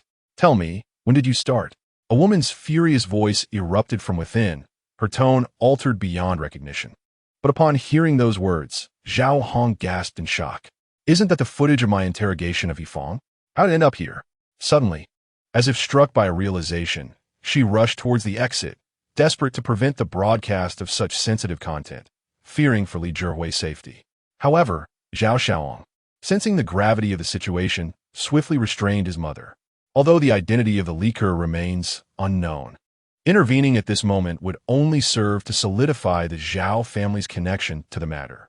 The Zhao family noticed the changes in the mother and son, but did not dwell on it. Please, stop hitting me. I've told you everything, can't you see? Just don't hit me anymore. The man on the screen wept, his cries inducing panic in Gu Xiao. This voice seemed eerily reminiscent of the infamous Yifeng. Could it truly be him? Then speak quickly, or I'll dismantle your tools. The men present tensed at these words. No, please don't. The man on screen was utterly terrified. I'll tell you everything. I'm Yifeng, and I grew up with Gu Xiao as childhood friends, innocent and carefree. However, the Gu family looked down on me, a mere poor boy, and ultimately married their daughter off to the scoundrel Li Zhihui. The diners in the hotel, engrossed in their meals, erupted in laughter, bewildered by the unfolding situation. Yet, their eyes glimmered with an insatiable thirst for excitement, as they held their breath, captivated by the spectacle. So when did it all begin? It started on the night of Li Zhihui's wedding. Suddenly, a burly man in black appeared on screen, delivering a resounding slap that left the man bleeding profusely. What did you say? The woman continued to interrogate. I beg you, please stop. It truly began on the wedding night. That evening, Li Zhihui was drunk, and I took advantage of the opportunity before he could finish. Li Zhihui, unable to contain his fury, erupted in rage, shouting, You're talking nonsense. Who the hell are you? He hurled vases and furniture at the monitor in a fit of anger, but they were all deflected by the tempered glass. Meanwhile, the footage continued to play. Since that day, Yifeng, naturally became the sales manager for Gu Xiao's company, tasked not only with sales, but also with overseeing her daily life and care. At this moment, Gu Xiao, standing not far from the podium, let out a piercing scream upon hearing this revelation and fainted on the spot. Fortunately, with the urgent aid of those present, she regained consciousness, but upon waking, she seemed to foresee her grim fate. It's over. My reputation is irrevocably tarnished. The footage persisted. as Fong divulged the intricacies of his clandestine affair with Gu Xiaoxiao over the years, detailing their weekly rendezvous with clarity and precision. In the end, he revealed how he had used Gu Xiaoxiao's money to indulge in keeping mistresses. Upon hearing that scoundrel had the audacity to use his own funds to indulge other women, Gu Xiaoxiao, already somewhat unhinged, rushed forward without a second thought. She unleashed a torrent of invective at Fong on the screen. "You despicable scoundrel. Using my money to maintain other women. Are you even a man? Are you even a man?" Yet mere cursing seemed insufficient to assuage her fury. She began to hurl nearby teacups and liquor bottles at the television screen, only to have them thwarted by the tempered glass barrier. As she raged before him, Li Zhihui felt every muscle in his body twitching with indignation. Unable to contain his rage any longer, he charged toward Gu Xiaoxiao and delivered a flurry of slaps, all the while berating her. "You filthy whore. You've ruined me, destroyed everything I've painstakingly built. You vile creature." His strikes were forceful, and in mere moments, Gu Xiaoxiao's nose and mouth were bloodied, rendering her incapable of further resistance. The onlookers, having regained their senses, hurried to intervene, particularly Jiang Ming. Upon witnessing his mother being assaulted, felt an unusual surge of anger and forcefully pushed Li Zhihui away. However, a single line from the television left everyone present in stunned silence. Li Jiangping is actually the son of Fong. Should Li Zhihui meet his demise, the Li family's fortune will belong to the He family. At this revelation, a thunderbolt seemed to strike Li Zhihui's mind, and after a few agonized cries, he spat out a mouthful of blood. "Damn it, Gu Xiaoxiao, you wretched woman. Though I have committed countless wrongs, I have not been unkind to you. You not only betrayed me, but bore a child with another man. You scoundrel." Choking on his fury, Li Zhihui continued to cough up blood. What transpired before them was being broadcast through cameras to the television channels, reaching the eyes of every citizen in Jiangxin. "Good heavens, what a spectacle!"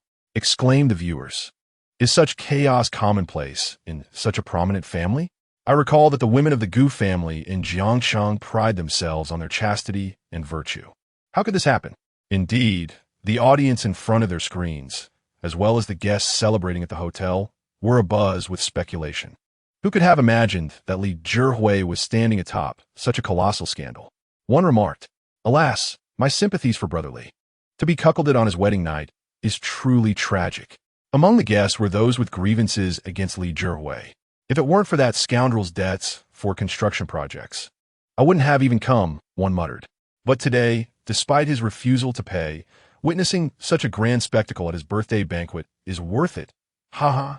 Meanwhile, the beautiful reporter responsible for the live coverage discreetly stepped aside to urgently contact her station director. "Director, the situation has changed. Should we continue the broadcast?" "Of course. We must continue," came the resolute reply from the other end of the line. However, the beautiful reporter hesitated slightly. "Director, the Li family has contributed so generously to our station. Is it truly appropriate for us to act in this manner? Moreover, what if they come to hold us accountable afterwards?" Clearly, this journalist contemplated the ramifications extensively. Yet, upon hearing her words, the director erupted in furious indignation, exclaiming, "Have you lost your mind? We have a binding agreement with the Li family. This birthday banquet must be broadcasted in its entirety. If you withdraw midway, it would constitute a breach of contract. Do you understand? Besides, after the celebration, the Li family will be overwhelmed with their own troubles and will scarcely have the time to concern themselves with us. The prestigious reputation they have painstakingly built over the years is now irrevocably tarnished. Moreover, the viewership ratings today are astonishingly high, so remarkable they are almost scandalous. You must ensure that the broadcast proceeds smoothly. If we succeed, our year-end bonuses could triple." Upon hearing this, the reporter's eyes sparkled with a glimmer of golden coins. "It's happening. This is truly happening. With this increased bonus, I can finally secure the down payment for a house. Heaven truly is watching over me. I shall also become a proud homeowner. Having a home is tantamount to having a family." How deeply moving. She expressed her gratitude to Mr. Li for bestowing such unexpected fortune upon her. After her conversation with the director, the beautiful reporter hurried back to the live broadcasting scene, resolutely determined to complete the coverage of the birthday banquet, come what may. Upon her return, she found the infuriated Li Zhihui, bloodied and on the verge of collapse, being supported by his devoted daughter, Li Yaqi, who prevented him from falling. Yet, as he instinctively glanced at his daughter, a sudden realization struck him, and he stammered, "Yaqi, this is your birthday gift from me." Li Yaqi eagerly responded, "So, what do you think? Do you like it? Do you like it?" Her tone grew increasingly sharp and frenzied. Why? Despair filled Li Zhihui's eyes. His wife had utterly betrayed him, and his son, Li Jiping, was not his flesh and blood. How could even his daughter treat him in such a manner? What sins had he committed to deserve this? Witnessing her father's despair, Li Yaqi felt an exhilarating thrill. It was akin to the ecstasy derived from piercing her enemy's heart with a sharp spear. Meanwhile, Jiang Ming, seated in the banquet hall, was taken aback by Li Yaqi's madness. How had she transformed into this? What had happened to her? Li Yaqi paid no heed to the audience's reactions. Instead, she pointed her finger at a black button in her hand. The screen suddenly went dark, replaced by a heartwarming black and white scene. In a picturesque park, two young girls frolicked, their laughter echoing as if the entirety of the world's happiness had descended upon them. The infectious sound of their joy instantly resonated through the screen, captivating all those in Jiangcheng who were watching the live broadcast. This moment allowed them a fleeting escape from the misfortunes that had befallen Li Zhihui. The two little girls were simply adorable. This damned sense of nostalgia transported me back to my own childhood. I recognized this place as the park near my home from over 20 years ago. How I longed for those days. Oh, those little trees beside the girls were the very ones I had planted in my youth. I felt an odd familiarity with them, whether in front of the television, in the banquet hall, or at the scene itself. People began to converse animatedly. Yet, the continuing footage interrupted their discussions. "Children, don't run away. Let us take a family photo," a gentle voice called out, prompting the two girls to giggle as they ran to the center of the frame. Soon after, a lovely young woman entered the scene, embracing the girls tightly. "Mommy loves you so much. You are everything to me." A pang of longing struck me. What about me? Did I not have a place in this moment? Just then, a handsome man approached, a wry smile on his face as he enveloped the three in his arms. "You're my everything. I love you dearly." "Daddy, we love you too." The two girls responded affectionately. As everyone basked in this warmth, the atmosphere shifted abruptly. Several burly men clad in black appeared in the frame, roughly seizing the older girl. Witnessing his daughter's anguished struggles, the father lunged forward in a frenzy. But the disparity in strength was evident, and he was swiftly overpowered.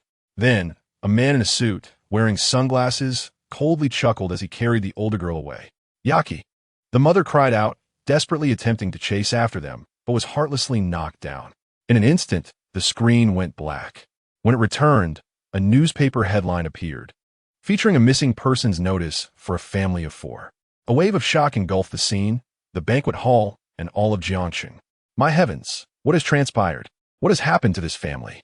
Are they still alive? Such a wonderful family. How could this be? Who are these men in black? And why do they abduct innocent children? Why do they destroy others' happiness? At that moment, a heated discussion erupted in the hotel banquet hall. Isn't that man in the suit Li Zhihui? How could it be him? And Yaqi, doesn't that name belong to Li Zhihui's daughter, Li Yaqi? Was she taken from him? As they speculated, the Li Yaqi on the screen was already in tears, inconsolable. Li Zhihui stood there, dazed and helpless, resembling a criminal. In the next instant, Li Yaqi suddenly lashed out, kicking Li Zhihui to the ground, her voice a furious wail. "You scoundrel! You scoundrel! Do you even comprehend what you have done?" Apologizing profusely, Li Zhihui could only lower his head, unable to meet her gaze. "What good is your apology now? My father, mother, and younger sister all perished by your hand. You wretched murderer! You despicable killer!" In a fit of madness, Li Yaqi continued to roar and strike Li Zhihui. But after exhausting all her strength, she ultimately collapsed to the ground, weeping uncontrollably. Even if she were to beat Li Zhihui to death, it would not resurrect her family. What was once a blissfully happy family has now vanished into the annals of history.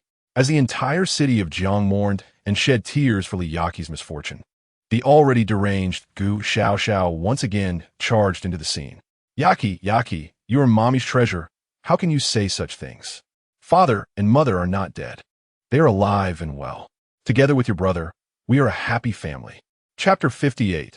Such a woman deserves to be cast into the depths of hell. Get away from me. Get away from me. Get away from me. Sobbed Liyaki, her heart broken and despairing. All her misfortune and tragedy stemmed from this woman before her, all because she could not accept her own truth. Had she accepted the reality of having inadvertently caused her daughter's demise, perhaps her tragedy would never have existed.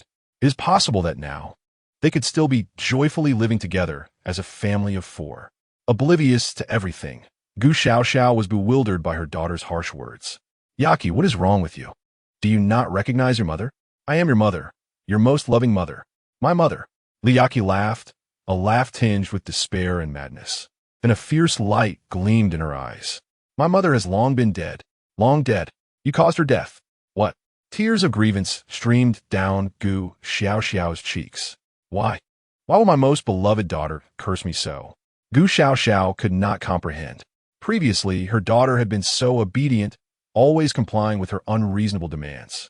Even when she intentionally called her daughter out on the birthday of Jiang Ming to disrupt their loving lives, her daughter never once complained. But why, oh why? Was it so different today? Gu Xiaoxiao's pitiful, aggrieved gaze sent shivers of rage through Liyaki. She longed to tear this insufferable person to shreds. Do you not understand? Gu Xiaoxiao, your daughter has long been dead. I am merely a substitute for your daughter. Your true daughter, Liyaki, died over 20 years ago. She is dead. Dead. Liyaki's unwawaring declaración starlad guam xiao aliciting agasp. Over 20 years ago, her daughter had died. A vague memory began to resurface, a long-forgotten pain from a distant past. However, the details were blurred, lost in the mist of time. Seeing the confusion on her opponent's face, Liyaki felt a sense of triumph within. Even the excruciating pain of having personally caused the death of her own daughter can be so thoroughly forgotten. You truly are a heartless individual. Witnessing Gu Xiaoxiao's continued amnesia, Liyaki offered a clue. Moreover, it was you who caused your daughter's demise. Do you remember?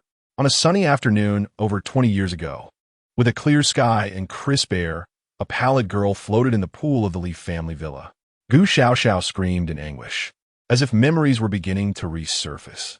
With Liyaki's descriptions, the scene grew increasingly vivid, clearer and clearer, until she could count the lashes on the child's eyes. That seemed to be her own daughter. Why was she lying in the cold water? Why? As the images flooded her mind, Gu Xiaoxiao involuntarily questioned her soul. Because at the moment your daughter was drowning, you were not far away in the woods, reveling in a liaison with your lover. What? The sound of thunder roared. As Liyaki unveiled the truth, Gu Xiaoxiao's mind was engulfed in a tempest. Then, the previously clear image in her mind suddenly animated. On a sunny afternoon, she and her daughter were frolicking in the pool in front of the villa. In the midst of their delightful play, a handsome young man appeared outside the villa, joyfully waving at her and gesturing towards a nearby grove. Understanding his implication, she casually called out to Aunt Yang before running out, her heart racing with excitement. However, she had forgotten. Aunt Yang had just left for her hometown. At that moment, the villa contained only the two of them, mother and daughter. Having recalled everything, Gu Xiaoxiao screamed like a madwoman in the hotel lobby, resembling a patient stricken with severe insanity. In her final moment of hope, she turned to her husband, Li Zhihui, pleading, "Husband, please tell me this isn't true. This cannot be true." All she received in response was his silence, accompanied by tears streaming down his face. "You must say this is false. It's all a lie." Gu Xiaoxiao shook Li Zhihui's arm vigorously, pleading incessantly, unable to bear it any longer. Li Zhihui struck her with 2 resounding slaps, leaving both Gu Xiaoxiao and the onlookers in shock. "You wretched woman, you have killed my only daughter, my sole flesh and blood. I married you because I believed the Gu family was filled with virtuous women. I loved you so deeply, yet you betrayed me. Why? Li Zhihui's pent-up anguish erupted, and he pushed Gu Xiaoxiao down, mounting her and unleashing a torrent of violence. The scene was filled with screams and wails. Yet no one stepped forward to intervene. A mother, in pursuit of her lover, had ultimately brought about the death of her own daughter, precipitating a series of tragic events. Such a woman deserves to descend to the depths of hell. At this very moment, the heart of Li Zhihui was engulfed in immense sorrow. He had initially believed that his daughter's death was merely an unintentional mistake made by his wife, Gu Xiaoxiao. However, he was shattered to discover that it stemmed from her indiscretions with another man, leading to this tragic outcome. This woman deserves to perish. That man deserves to perish even more. Who in God's name is this man? Consumed by fury, Li Zhihui gripped Gu Xiaoxiao's neck tightly, frantically demanding answers. Speak, you wretched creature. Just as Gu Xiaoxiao was on the brink of unconsciousness, the onlookers rushed forward to separate them. Not out of pity for Gu Xiaoxiao, but rather a desire to hear the unfolding tale continue. At that moment, the image of a sun-kissed, charming man, perpetually smiling, vividly appeared in Gu Xiaoxiao's mind. How could she not recognize the man with whom she had shared countless passionate nights? After uttering these thoughts, Gu Xiaoxiao, overwhelmed by the devastating blow, closed her eyes and fainted. Just then, the distant wail of police sirens echoed, and chaos erupted at the hotel entrance. Amidst the turmoil, Li Zhihui seized the opportunity to blend into the crowd and vanish. He was determined to confront this scoundrel, to find him, and to rend him to pieces. Not only had he caused the death of his only daughter and shattered his family, but he had also burdened himself with a murder charge. How could he allow this man to escape unscathed? I shall make you suffer more than death. The Jiangming Grand Hotel plunged into disarray. Officers scoured every corner in search of Li Zhihui, but alas, he had successfully evaded capture. Chapter 59. The Phoenix Rises, reborn from the ashes after fruitless searches. The police took Li Yaqi and the revived Gu Xiaoxiao, along with other involved parties, into custody. Subsequently, a profound silence enveloped the hotel, soon followed by a buzz of whispered discussions. How tragic, how utterly tragic. It seemed the entire family was ensnared in despair. Indeed, the most pitiable of all was Li Yaqi. She had once belonged to a blissful family, only to be cruelly dealt a hand by fate. Yet, Li Zhihui's plight was no less sorrowful. He had been betrayed, lost his only daughter, and, in an effort to protect his devoted wife, found himself entangled in a murder case. Had it not been for this calamity, Li Zhihui's life might have been deemed quite successful. But do you know? Decades ago, Li Zhihui was merely a lackey, seemingly a traitor who had managed to rise above his circumstances. Let go. That was a tale from long ago. Best left in the past. If the three major families were to discover this, your life would be at stake. Just as someone was about to reveal Li Zhihui's true past, the fear of repercussion silenced them. Present-day Jiangxing is dominated by the four great families, particularly the Zhao family, known for their narrow-mindedness and vengeful nature. However, the only true beneficiaries of this debacle were the Jiangxing Urban Broadcasting Station. The beautiful reporter left the scene, her heart brimming with delight beneath a facade of pessimism. Today's viewership can only be described as astounding. It appears she has indeed secured the down payment for her new home. Meanwhile, the attendees of the hotel banquet hall gradually dispersed amidst whispered discussions, including guests from the prestigious four families. Zhao Xiaoong and his mother, Zhao Hong, were filled with trepidation. The interrogation video had evidently leaked from the Zhao family. They had no intention of revealing it here, which indicated the presence of a traitor within their ranks. Identifying this traitor was of utmost importance. The downfall of the Jiang family was a consequence of internal betrayal, and they could not afford to repeat that mistake.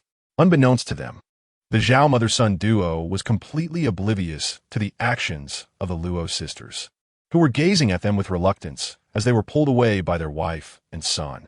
Originally, Luo Xiaoxue and Qin Shui intended to seize this opportunity to ingratiate themselves with Li Yaqi and subsequently gather evidence against Su Hanyan regarding her schemes against Jiang Ming. However, the unexpected unfolding of events turned out to be quite a spectacle. Their initial plans were thoroughly thwarted. After exchanging pleasantries with Jiang Ming and Su Hanyan, they withdrew entirely. "How is your husband? I brought you here today. It must have been worthwhile," Su Hanyan remarked, her gaze towards Jiang Ming imbued with a tinge of sorrow. Witnessing the tragedy befalling Li Yaqi's family stirred profound sadness within him, and even now, his eyes glistened with unshed tears. Ming, you are far too kind-hearted. Do you realize that your own background is, in fact, far more tragic than Li Yaqi's, tenfold at least? However, I swear to assist you in your quest for vengeance. With my abilities, it would be no challenge to sweep through all of Jiangcheng. Yet, they must not die so easily. They ought to gradually savor the taste of despair and suffering before their end, for that would be truly enjoyable. Yet Yaki is rather pitiable. Seated in the banquet hall, Jiang Ming absorbed the entirety of the situation and ultimately recognized that the only innocent victim was his former beloved, Li Yaki. Had it not been for the unfortunate entanglement involving Li Zhihui and Gu Xiaoxiao, she would have been such a blissful girl. Yet, the outcome was as it stood.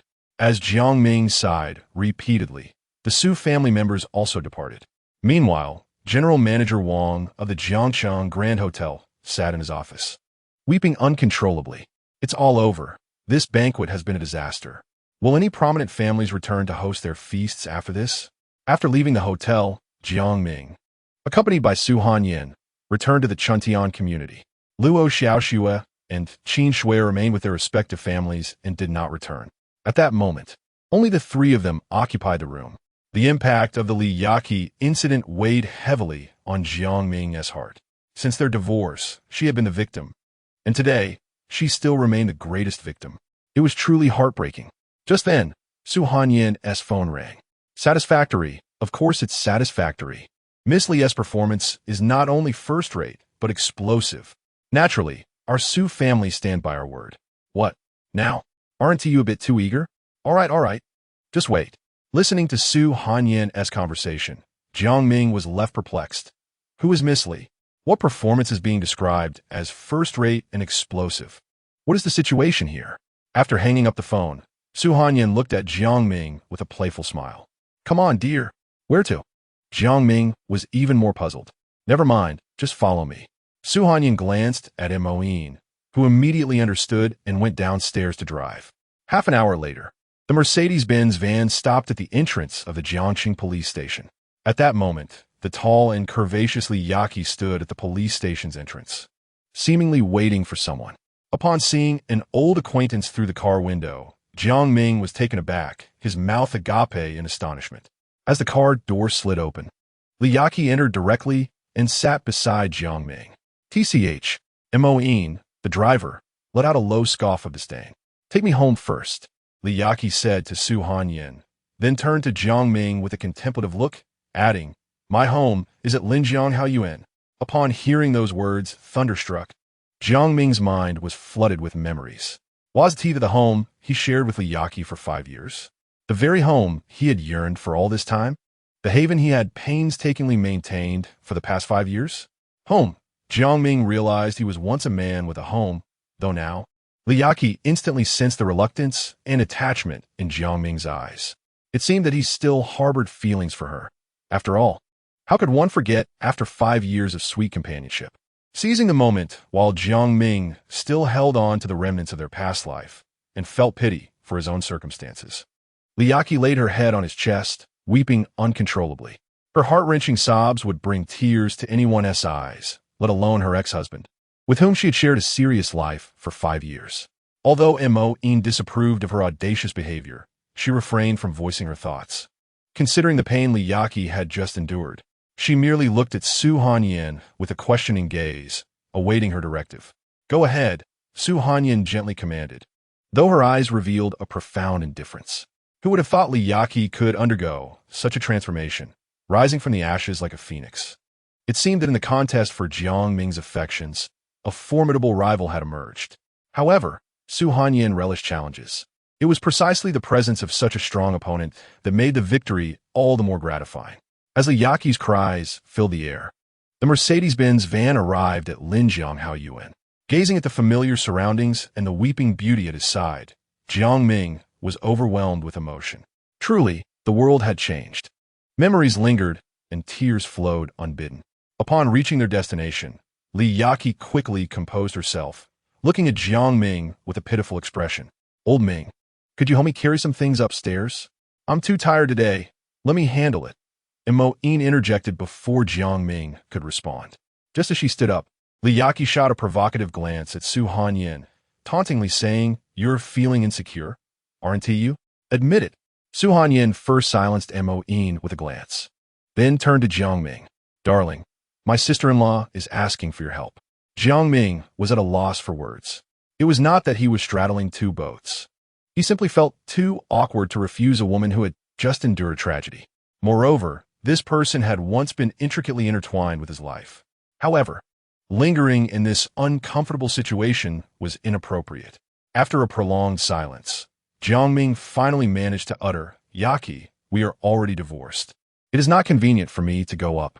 As Jiang Ming began to speak, a spark of hope suddenly ignited in Li Yaqi's beautiful eyes, only to dim instantly upon hearing the complete sentence, leaving them even more desolate than before.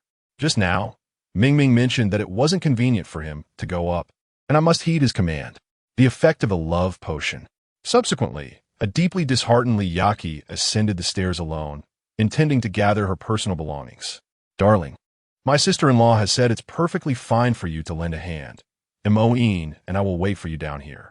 Is that appropriate?" Jiang Ming asked, fearful that Su Hanyan might misconstrue the situation. "What's inappropriate about it? Hanyan trusts you, so hurry along." Seeing Jiang Ming still hesitating, Su Hanyan directly pushed him upstairs. At the moment Jiang Ming ascended the stairs, a glimmer of hope reignited in Li Yaqi's eyes. She rushed forward and pulled Jiang Ming into the elevator. Once Su Hanyan resumed her seat, Moin, unable to contain herself, inquired, "Sister, is this really appropriate? I want Ming Ming to choose me genuinely, rather than offering his body while still harboring thoughts for another woman. I must truly triumph over Li Yaqi in this battle of love to achieve ultimate victory." After speaking, Su Hanyan's expression turned icy as she settled into the passenger seat, closing her eyes to rest, yet her ears concealed an inconspicuous earpiece. Observing Su Hanyan's resolute demeanor, Moin sighed helplessly within. "Sister Su, why put yourself through this? Just take him for yourself and spare the talk of righteousness with Li Yaqi. She has nothing left, and her only solace is her brother-in-law, who will undoubtedly cling to her relentlessly." Amid Montag Yin's silent lamentations, Jiang Ming and Li Yaqi had arrived at the doorstep of their home. With a click, the key turned in the lock, and the door that once symbolized their shared life swung open. Upon stepping inside and turning on the light, an exhilarated yet restrained Li Yaqi turned to Jiang Ming. "Ming Ming, come in." "All right," he replied, albeit with some hesitation. However, upon observing the arrangement of the room, Jiang Ming's mind momentarily faltered. This was unmistakably the home he had lived in for the past 5 years. It appeared identical to the setup before their divorce, even down to the pair of slippers he cherished still left at the entrance. He distinctly remembered returning home the day after their divorce to pack up his personal belongings, ensuring that no trace of him remained in the room. What on earth is happening? Jiang Ming gazed quizzically at Li Yaqi. At this moment, her eyes brimmed with tears. "Ming Ming, have you truly forgotten the sweetness of our life together over the past 5 years?" Jiang Ming, was momentarily at a loss for words. "Divorcing you was never my desire. I was ensnared by Gu Xiaoxiao and Zhao Xiao. You must know that. I'm the true victim here. Yiqi." I genuinely do not know how to respond. Her words echoed the truth. "Now, I find myself with nothing, and I cannot bear to be without you." Li Yiqi's tears flowed like a spring. "Ming Ming, do you know that the moment I awoke after you saved me, I was overwhelmed with regret. How much I lamented. How I despised myself. I once possessed an incredibly happy life, yet it was shattered by those closest to me." As she spoke, Li Yiqi struck her own face with a resounding slap. The once fair and delicate skin instantly bore the vivid imprint of her hand. Without pausing, she seemed intent on repeating the act. "Yiqi, don't." Jiang Ming hurriedly stepped forward to intervene. Yet in that instant, a sly smile crept upon Li Yiqi's lips, and then, like a serpent, she entwined herself around his waist. Their lips met in a fervent kiss. Jiang Ming attempted to extricate himself from her embrace, but she possessed an astonishing strength and remarkable agility, rendering his efforts futile. "Yiqi, please get down," he implored as soon as he found a moment to speak. Li Yiqi was momentarily taken aback, but then a mischievous smile graced her lips as her body gradually descended from his waist. "Wait a moment," Jiang Ming suddenly realized something. "Get off me. Distance yourself from my body." Upon hearing this, Li Yiqi's expression fell, and she reluctantly withdrew from his embrace. "What a pity I was so close to success," she mused, though she had made a new discovery. Although under the influence of the love potion, she was compelled to obey Jiang Ming's commands. In the absence of clear instructions, she could interpret them as she saw fit. Just like moments ago, she had nearly succeeded. How unfortunate. It seemed the potion had its flaws. Yiqi, we should divorce. Thus, we must respect each other, Jiang Ming stated, recalling the perilous moments they had just shared. Though Yiqi was not at fault and was also a victim, he too harbored nostalgia for their past life together. However, the past is merely that past. Besides, he was bound by a trial marriage agreement and could not rekindle old flames with Li Yiqi or betray Su Hanyan. After all, Su Hanyan had bestowed upon him and Li Yiqi immense kindness. Jiang Ming doubted that Li Yiqi could have uncovered the truth behind the scenes and brought down the Li family at Li Zhihui's birthday banquet solely on her own merit. Surely, Su Hanyan had aided her. Although this may seem somewhat unfair to her, perhaps that is simply the nature of life. After all, life is inevitably filled with regrets. Moreover, he wished to help Li Yiqi break free from the love potion. He did not want her to remain under its influence for the rest of her life. Though Li Yiqi desired to continue, she was met with Jiang Ming's firm rejection. His indifference gradually extinguished the once fervent flame. Ming, could it be that we... Just as Li Yaqi was about to continue, she was halted by Jiang Ming's gesture. Sensing that this surprise attack would not succeed, she ceased her advance and began to gather her personal belongings. Once everything was packed, the two descended the stairs with their possessions in tow. At that moment, Su Hanyan, seated in the front passenger seat, subtly arched the corners of her alluring lips. "Sister, what are you smiling about?" Moine inquired, puzzled. "Nothing. They're coming down," she replied. No sooner had she spoken than Li Yaqi, pouting and clearly displeased, along with Jiang Ming, who avoided Su Hanyan's gaze, appeared. After Jiang Ming loaded all the items into the trunk, a sudden thought struck him. What could Li Yaqi possibly need with all these belongings? And why were they in Su Hanyan's car? Where exactly was she headed? Once finished, Jiang Ming returned to the car, a look of confusion etched on his face. At that moment, Su Hanyan exchanged a knowing glance with Moine, who understood immediately, and the business vehicle slowly departed from Linjiang Haoyuan. "Hanyan, where are we going?" Jiang Ming could no longer contain his curiosity. "My dear, we are heading to Shuefu Chuntian." "Ah." Jiang Ming was taken aback. "Why?" Su Hanyan smiled enigmatically. "Li Yaqi will be our new roommate, and for now, she will stay in Moyin's bedroom." "Ah." Jiang Ming was utterly astonished. Chapter 61, Sister Su. Unexpected news amidst Jiang Ming's continued astonishment. The business vehicle made its way directly to the Shuefu Chuntian community. Upon disembarking, Jiang Ming, Su Hanyan, Li Yaqi, and Moine entered the building, burdened with an array of daily necessities. The building lacked an elevator, necessitating a trek upstairs. Just as Jiang Ming inserted the key and prepared to turn it, a gasp from Luo Xiaoxue echoed from within. "Sister Qin, the senior is back. The senior is back. I'll go open the door."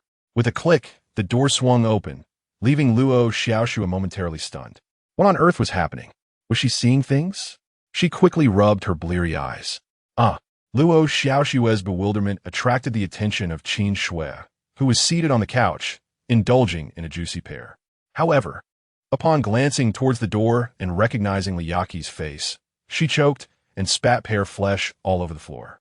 Having encountered familiar faces at Li Zhihui's banquet, Li Yaqi greeted them directly. The two stunned girls responded with awkward, stiff smiles, yet their minds were awash with shock and confusion. What was going on? Why was the ex-wife here? And the trial fiancé, he was living here too. Not to mention the previously conquered younger sister-in-law. Faced with such formidable competition, Luo Xiaoxue and Qin Shui felt a twinge of anxiety. The rivalry was intensely fierce, akin to a battleground. However, after a moment's contemplation, their frowns lifted. Hadn't they always sought to extract information from Li Yaqi? Now, the opportunity was right before them. They could inquire directly about anything they wished to know. Indeed, this could serve to push the formidable Su Hanyan off her pedestal in Jiang Ming's heart, adding yet another layer of complexity to the situation. Moreover, the water has become increasingly muddied.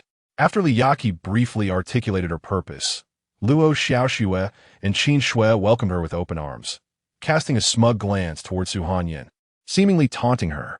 However, Su Hanyin paid them no heed, directly dragging Jiang Ming into the bedroom to assert her claim.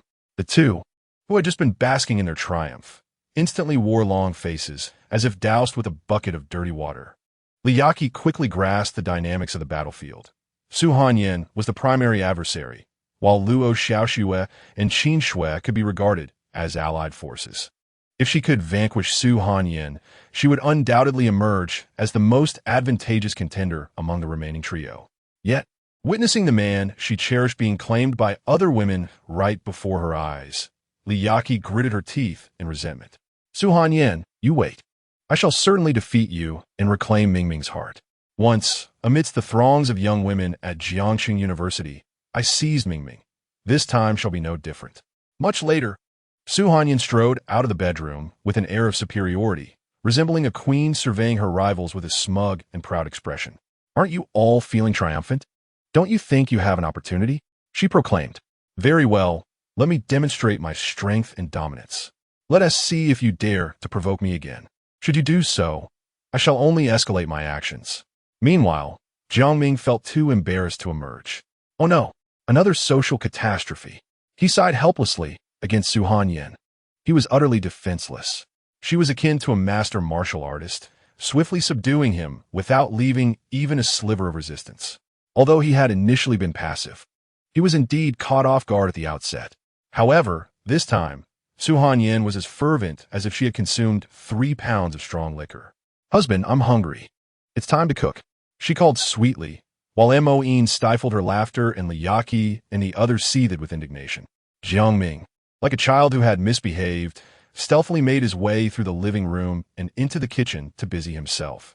Before the meal, it was still the queenly Su Hanyin who issued the command, allowing others to dare to lift their chopsticks only thereafter. This had become a habitual routine cultivated over many days. Even when Su Hanyin was absent, the others found themselves instinctively awaiting her command during their meals. It had nearly transformed into a sacred ritual before dining. This time, in contrast to the past, the addition of another pair of chopsticks was met with warm welcomes from Luo Xiaoxue and Qin Shui. Yet, Moin clearly displayed her displeasure, as the increased competition was disadvantageous to her sister Su. As she had anticipated, it wasn't too long before the 3 women became entangled in a heated skirmish, unmistakably uniting their forces against Su. Moin, must join the fray to assist Sister Su. If that is insufficient, I shall enlist the other 3 sisters as well. With more numbers, who in the Su family shall we fear? Thus, the dinner concluded amidst the ulterior motives of the 5 women. After the meal, Jiang Ming intended to tidy the remnants of their feast, but was promptly outdone by Moin, Liyaki, and the others. As Luo Xiaoxue glanced over, a sudden realization dawned upon her. This was indeed an opportunity for expression, and she eagerly joined the cleaning brigade. In contrast, Qin Shui, a formidable figure in the business realm, remained aloof, unwilling to lower her stature, and thus abstained from participating. Moreover, the task of tidying up was well within the capabilities of the few present. After exchanging a few pleasantries with Jiang Ming, she settled onto the sofa, lost in thought. Upon returning to his room, Jiang Ming immediately plunged into an intense scientific research endeavor, gradually beginning to see some promising results. Meanwhile, Su Hanyin had more pressing matters to attend to. Alone on the balcony, she instructed Moin to keep watch outside while she made a phone call. Mo Yao. The follow-up video of Zhao Xiaolong can be released now. Su Jie, is it time? Came Mo Yao's voice from the other end. Yes. The informants from the Zhao family are unfortunate souls. We should offer them some protection. It's time to stir the pot for the Zhao family. Understood, Su Ye. But there's unexpected news. Su Hanyin, feeling a bit drowsy, perked up at this revelation. Unexpected news? Hearing her interest piqued, Mo Yao hastened to continue. Gu Xiao and Li Zhangping were secretly taken away by Zhao Xiaolong. What? Yes, Su Jie. Initially, the mother and son intended to return to the Li family, but they were driven out by other clan members. They then attempted to return to the Gu family, only to be expelled again. Ultimately, Zhao Xiaolong, with a triumphant demeanor, led them away. Is there evidence? Su Hanyin inquired urgently. Su Jie, I have evidence. I've sent our second sister, Mo Qin, to follow them. She is actually more adept than I at gathering such private information. Upon hearing that Mo Qin was on the case, Su Hanyin felt a surge of confidence. Back in the days with the Venom Squad, Mo Qin's primary role involved infiltration. She often concealed herself in the daily lives of enemies, prying into their secrets, while occasionally engaging in more sinister activities. When it came to clandestine affairs, she was the ideal candidate. In contrast, the eldest, Mo Yao, was more versatile, capable in various fields, but lacking specialization. Mo Yin, possessing remarkable combat prowess, was expected to have reached an even higher level by now. Suddenly, a memory struck Su Hanyin. She recalled Mo Yin mentioning that if she could be overwhelmed by a robust man, her combat abilities would escalate further. Whether this claim held any truth remained uncertain. She resolved to test this theory with the young lady one day. If true, it would mean the girl owed her a significant favor. Su Hanyin felt quite confident in Jiang Ming's formidable capabilities. Su Jia, Mo Yao's voice emanated from the phone, pulling Su Hanyin back to reality. Suya, Li Zhihui has been located. How should we proceed? Shall we eliminate him directly? Or, Su Hanyin smiled slyly. Why grant this old rascal such an easy exit? He still serves a purpose. We will need Liyaki to put on a show later. Liyaki still has a role to play? Mo Yao asked, puzzled. Certainly. It is indeed quite significant. When Su Hanyin completed all her arrangements and stepped out onto the balcony, she was surprised to find that the living room was occupied solely by Mo Yin. Where are the others? Su Hanyin inquired with her gaze. Mo Yin, looking somewhat displeased, pouted and gestured towards the door, making it clear that the three of them had gone to Qin Shui's residence. Nodding in understanding, Su Hanyin intended to enter her bedroom. But at that moment, the displeased Mo Yin spoke up. Sister Su, where am I sleeping tonight? Don't you have a room? Isn't it occupied by Liyaki? Mo Yin crossed her arms and pouted even more unhappily. What is the matter? Sister Su, you only have eyes for your brother-in-law and have completely forgotten such a significant issue. You truly prioritize romance over friendship. It's quite heartbreaking. It was only then that Su Hanyin suddenly recalled this matter, and she couldn't help but stifle a laugh. Sister Su, what is so amusing? Is there anything funny about this? I won't talk to you anymore. Seeing Mo Yin throwing a little tantrum, Su Hanyin pointedly remarked, surely, this cannot stump our little demoness Mo Yin. One must fight for what belongs to them. After saying that, Su Hanyin entered her bedroom. Mo Yin then had a flash of inspiration. Perhaps it was indeed so. Liyaki, tonight I shall make you kneel and call me sister. In my room. I am the boss. As the night deepened, low voices of argument emanated from Mo Yin's room. Liyaki insisted that it was her room, while Mo Yin countered that it belonged to her. Unable to resolve their dispute verbally, they resorted to physical confrontation. Yet, mere seconds into the scuffle, Liyaki quickly realized the harsh reality. This girl's fighting prowess was simply too formidable. She was no match at all. Is she even human? Is she even a woman? Clearly, she is not as robust as I am. Thus, the two engaged in a heated exchange over their physical attributes. It was not until Su Hanyin's melodious voice drifted from the adjacent room that they fell silent, exchanging wide-eyed glances before retiring for the night. The bed was ample enough. It could easily accommodate not just 2, but even 3 women without issue. The following morning, Mo Yao arrived to scrounge for breakfast, and Jiang Ming suddenly felt busier than the head chef of a grand hotel. Cooking for 6 women, each with their own preferences for distinct dishes, proved to be an immense challenge. It was only due to his increasingly refined culinary skills and mastery of various cuisines that he could possibly meet their demands. After toiling in the kitchen for nearly an hour, Jiang Ming finally completed the meal. By the time they finished eating, he was drenched in sweat and had to freshen up again. However, just as he stepped into the shower, Li Yaqi and Luo Xiaoxue began knocking incessantly, claiming they could no longer hold it in. Sitting nearby, Su Hanyin wore a helpless expression while the Mo sisters could hardly contain their laughter. Today, Qin Shui had matters to attend to and needed to return to the Qin family's headquarters. So only Jiang Ming and Mo Yin would be heading to the Biological Research Institute for work. Originally, Li Yaqi intended to accompany them, but was halted by Su Hanyin under the pretense of having something to address, which seemed to hold a kernel of truth. This is beyond the scope of Jiang Ming's authority. Upon his arrival at the laboratory, Zhu Yunchuan, the head of the Human Gene Modification Project, was anxiously pacing back and forth in his office. As soon as he spotted Jiang Ming, he hurriedly approached with a sycophantic smile, exclaiming, "Ah, young Jiang, you have finally arrived." Jiang Ming looked on with a puzzled expression. "We have a new foreign gene expert joining our project," Zhu continued. "He claims to have a method regarding the stabilizer." "Really?" Jiang Ming inquired, still skeptical. "Absolutely true," Zhu Yunchuan declared proudly, leading Jiang Ming to meet the gene expert. However, upon seeing the expert's appearance, Jiang Ming felt a twinge of doubt. This so-called foreign expert was merely an elderly Caucasian gentleman named Kelly's, with graying hair and an appearance that suggested he was at least in his 60s. His demeanor was rather unscrupulous, and he did not seem to exude the qualities of a good person.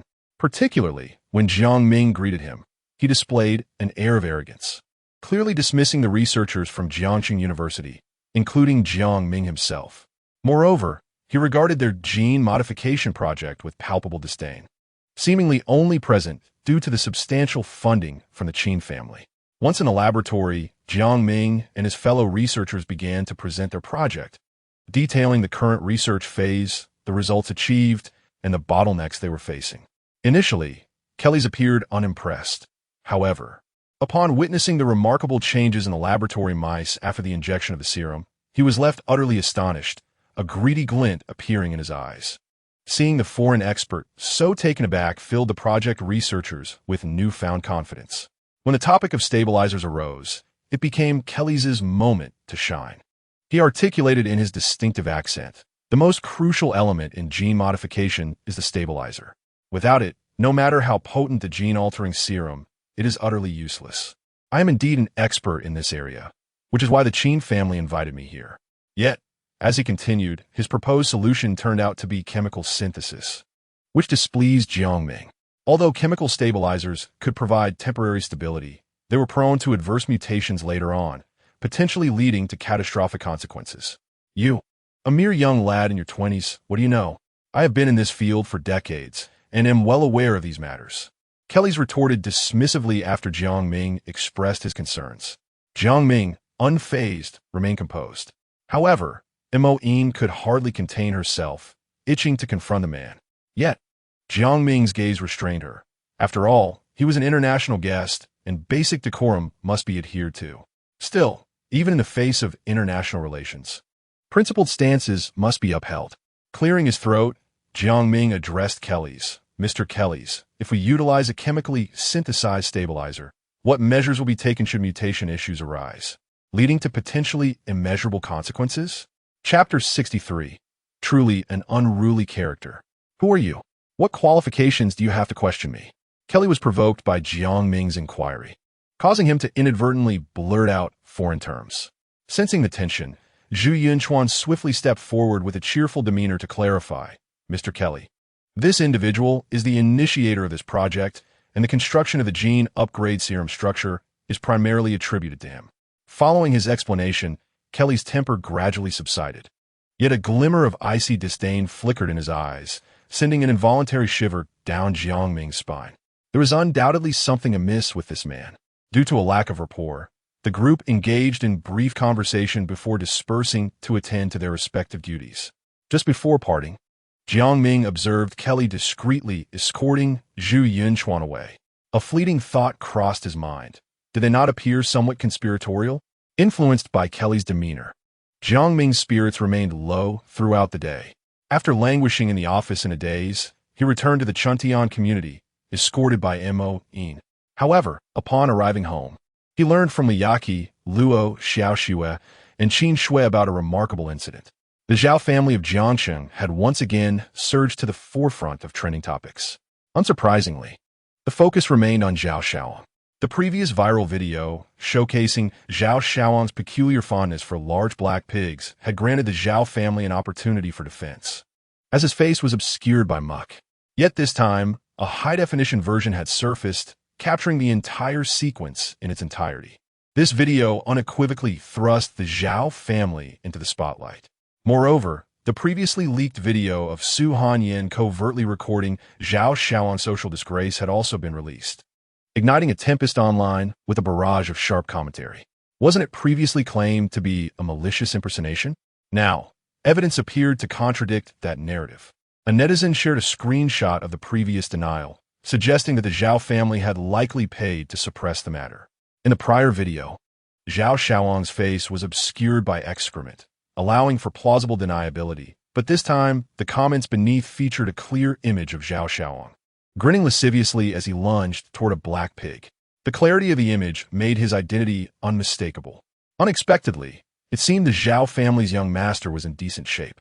However, one could only wonder how he managed to appear so exuberantly enthusiastic about the filthy creature. The answer was evident.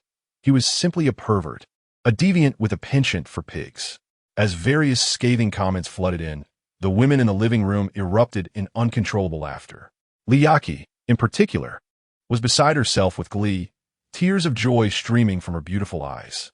Zhao Xiaoang, oh Zhao Xiaoang, who would have thought you would find yourself in such a predicament? You truly deserve it. Yet, this was merely the beginning. It was far from sufficient. Because of you, I lost my dearest love. Should the day come when you fall into my grasp, I will ensure you suffer beyond imagination. Jiang Ming empathized deeply with Li Yaqi's reaction. Originally, they were such a sweet couple, but due to this perverse scheme, their happiness ultimately came to a tragic end. This man truly deserves to be condemned. However, for a young master of one of the four great families, to be so publicly humiliated must be more unbearable than death itself, especially since the instigator is Su Hanyan, Jiang Ming's current fiancée. This realization filled Jiang Ming with a sense of exhilaration, dispelling the gloom that had settled after his quarrel with Khalees. The world operates on a principle of balance, where some find joy, others inevitably encounter sorrow and fury. At this moment, the skies above the Zhao family in Jiangsheng were shrouded in ominous clouds, foreboding an impending tempest. Damn it, get out of my sight, all of you! Zhao Xiaoang, now in a frenzied state, wreaked havoc throughout his home, smashing everything in his path. Who the hell is behind this? If I find out, I will flay your skin and drink your blood. Yet, no matter how furious he became, the internet continued to churn out an endless stream of parodic videos mocking him. Not only had it climbed to the top of Jiangxing's trending topics, but it had also become a national sensation in Xia country. It could be said that the digital realm was rife with scandalous gossip about Zhao Xiaoan. Meanwhile, Zhao Xiaoan's phone displayed a staggering 99 missed calls. Damn it! At this thought, he could no longer contain himself, cursing as he staggered toward the basement where Fong was held captive. In his hand, he gripped a solid wooden club. 10 minutes later, the secret chamber echoed with the anguished cries of another man, interspersed with Zhao Xiaoang's furious reprimands. You dare steal my victory. You dare lay claim to Gu Xiao and her daughter. You dare maintain so many mistresses. With each exclamation, Fong's body bore more bruises, and the wails of pain grew ever more pitiful. However, as he continued, Zhao Xiaoang found himself pausing. Should he go any further, Fong might truly perish. How could he let the one who had usurped his triumph escape so easily? After instructing his underlings to tend to Fong's injuries, Zhao Xiaoang proceeded to another chamber. This was where Li Zhanpeng was confined. Out of kindness, Zhao Xiaoang had taken in the homeless Gu Xiao and Li Zhanpeng.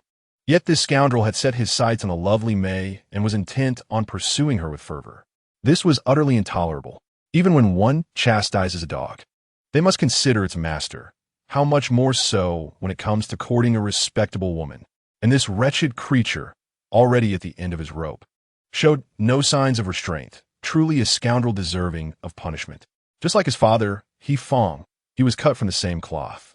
Since his father had not yet had his fill of retribution, let the remainder fall upon you, the illegitimate son. 30 minutes later, the place where Li Zhanpeng was detained echoed with tragic cries. Brother Zhao, no. Father Zhao, Grandpa Zhao, please stop, please stop. I was wrong. I truly did not know she was your woman. I made a mistake. I genuinely made a mistake. I beg you, spare me. Upon witnessing the grotesque visage and demeanor of the individual before him, Zhao Xiaoang felt a chill of revulsion wash over him. Damn it! A creature so repugnant ought to be beaten to death. Otherwise, it would be a sheer waste of this stick. as Zhao Xiaolong approached. Wielding the wooden club with a sinister expression, Li Jianping was paralyzed with fear, his bladder giving way. The acrid warmth streamed down his pant leg, pooling at his feet. Perhaps in a moment of desperation, or perhaps it was simply fate that spared him, an ingenious idea suddenly flickered his mind. Perhaps this could be his salvation. Chapter 64. Together, Grandpa Zhao. If you cease your beating, I shall fulfill one of your long-held wishes. Wishes? Zhao Xiaolong, grasping the club, was momentarily taken aback. This scoundrel dares to acknowledge my wishes. Could he be attempting to deceive me? Regardless, this loathsome individual deserves to be beaten into a near-death state first. Please, Grandpa, don't strike me, Li Jianping exclaimed, fearing the worst as Zhao Xiaolong approached with intent. I could be of service. Service? Damn it, I don't need anything from you. You're courting death. No, Grandpa, it's about my mother, Gu Xiaoxiao. Understanding Zhao Xiaolong's potential confusion, Li Jianping elaborated, from now on, you shall be my father, my real father, and I will be your beloved son. Although Zhao Xiaolong felt a surge of excitement at this prospect, he feigned a solemn demeanor, pondering the inappropriateness of such a notion. Considering their age difference, Li Jianping's mind raced with tumultuous thoughts. Damn it, look at how you gaze at my mother, Gu Xiaoxiao. Your eyes nearly glisten with desire. And my sister, Li Yaqi, as well. You shameless wretch, pretending to be so reserved. Were it not for the circumstances, I would relish the chance to end you. Yet, he dared not reveal his true feelings, burying them deep within. Father Zhao, at this critical juncture of life and death, Li Jianping swiftly altered his approach. My mother, upon discovering the truth about her daughter's demise, has been in a state of confusion. To this day, she only listens to me. If I exert myself, you can have her with ease.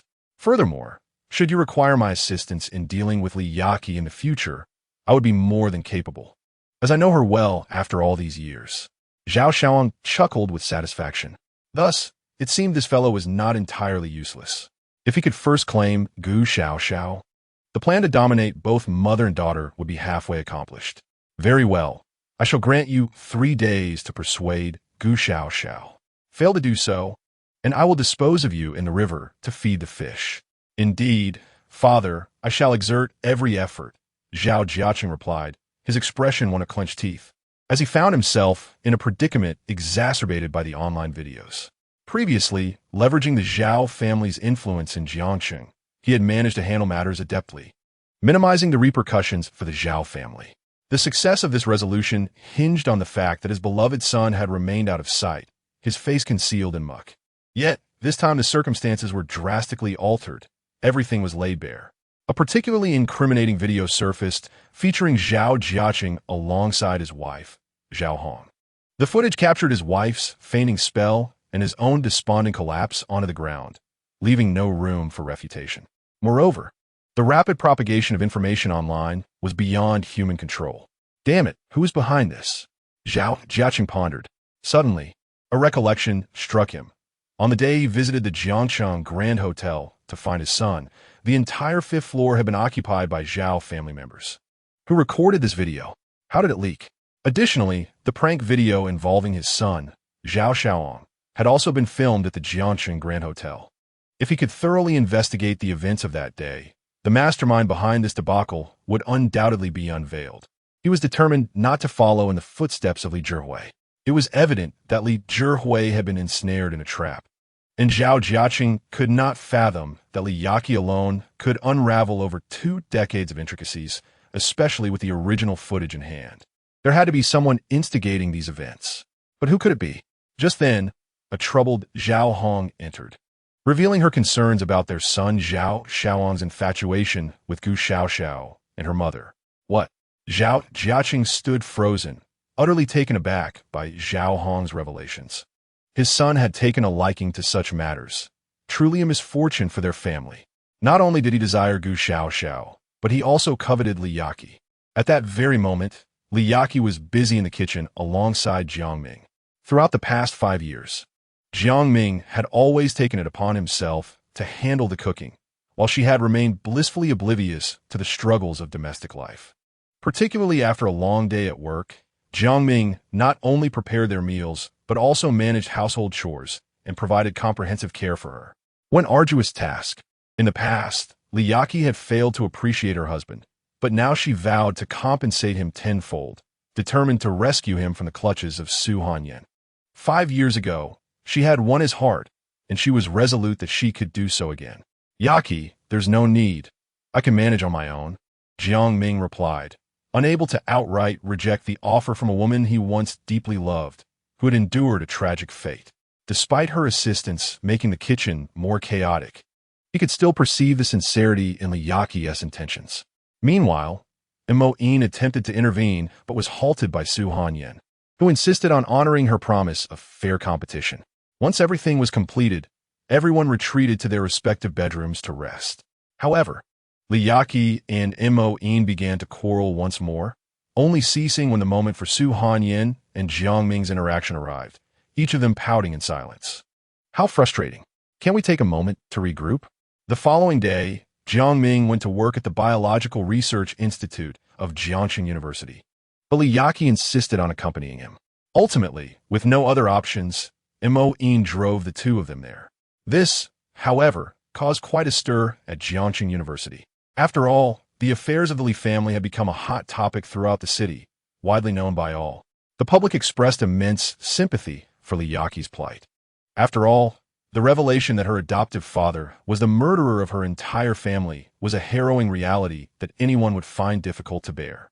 Thus, when Liyaki appeared on the campus of Jiangxing University, it ignited fervent discussions among the students, especially after it was revealed that her divorce from senior Jiang Ming was coerced by her adoptive mother. The uproar manifested vividly. Students expressed their sympathy for senior Yaki's ordeal, simultaneously hoping for a perfect reconciliation between the two. As they walked through the campus, an echo of together resonated from the younger students. Meanwhile, Mo-in trailed behind them, her expression dark enough to drip water. If it weren't for my sister Sue, how would any of you know the true nature of the Li family? Thus, after 3 days of work at Jiangxing University, Jiang Ming felt an overwhelming burden. It was not until the 4th day that a peculiar incident diverted the attention of the entire faculty and student body. On this day, upon arriving at work, Jiang Ming was startled to see numerous police cars surrounding the Biological Research Institute. Officers were bustling in and out without pause. What on earth is happening? Jiang Ming inquired of a stranger who had been watching for some time. Oh, it seems there has been a fatal incident in the laboratory. Just look. They're carrying out several bodies covered with blue cloth, the stranger replied. Jiang Ming stood frozen in shock for a considerable time. Once he regained his composure, he dashed into the scene. The officers nearly apprehended him as a suspect, but upon realizing he was a staff member, they took him to the police station for routine questioning. Meanwhile, Mo-in and Liyaki hurried to contact Su Hanyan to explain the situation. Are you saying that all the personnel related to the gene modification project, besides the head, Zhu Yunchuan, are dead? Jiang Ming sat in the interrogation room, disbelief etched on his face. Yes, but there is one survivor, namely you, a burly officer in an elite police uniform pointed at Jiang Ming. Additionally, we need to understand what your project was researching and why all the related data and materials have been completely purged. Jiang Ming was even more shocked. If all the Project-S information were to leak and fall into the hands of those with ulterior motives, the consequences for the world could be dire. Could it be that day?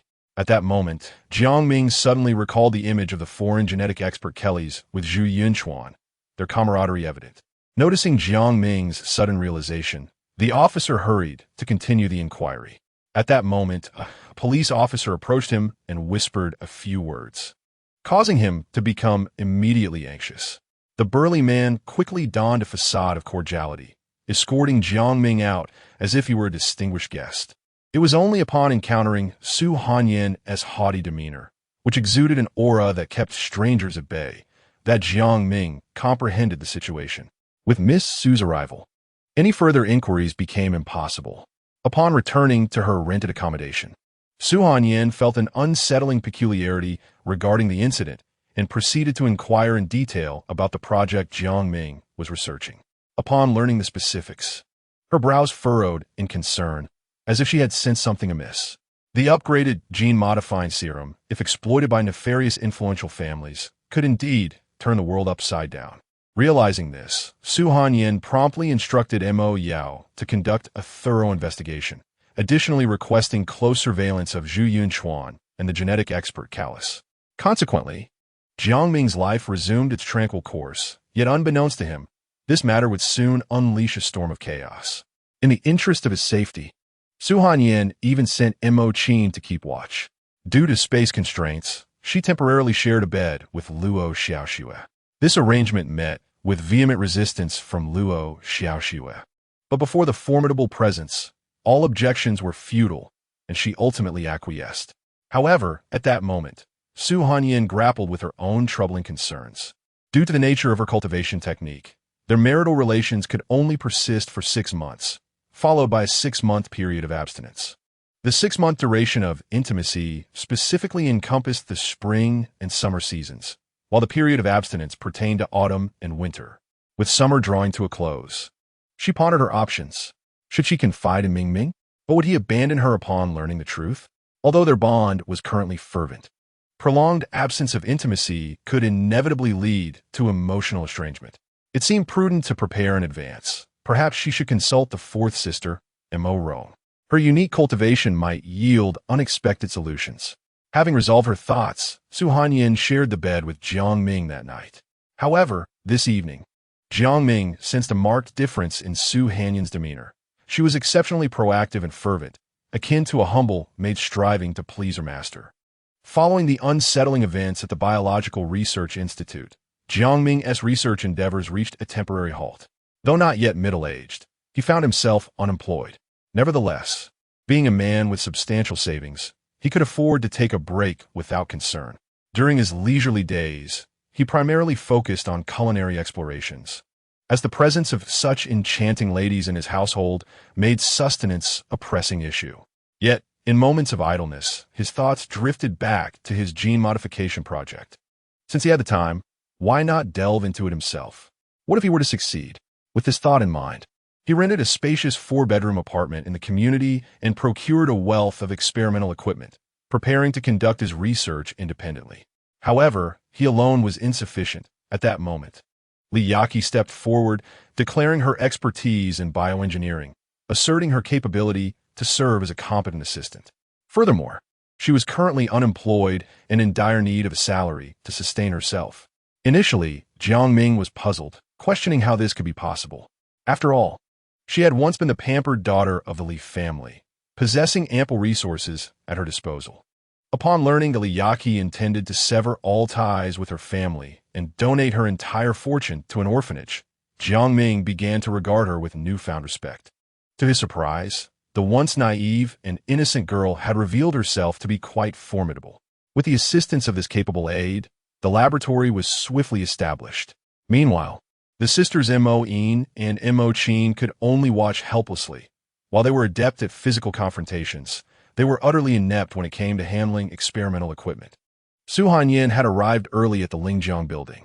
Upon entering the office, she spotted a petite girl, brimming with a youthful charm, casually resting on the desk, as if awaiting someone. Clearing her throat deliberately, Su Hanyin caught the girl's attention.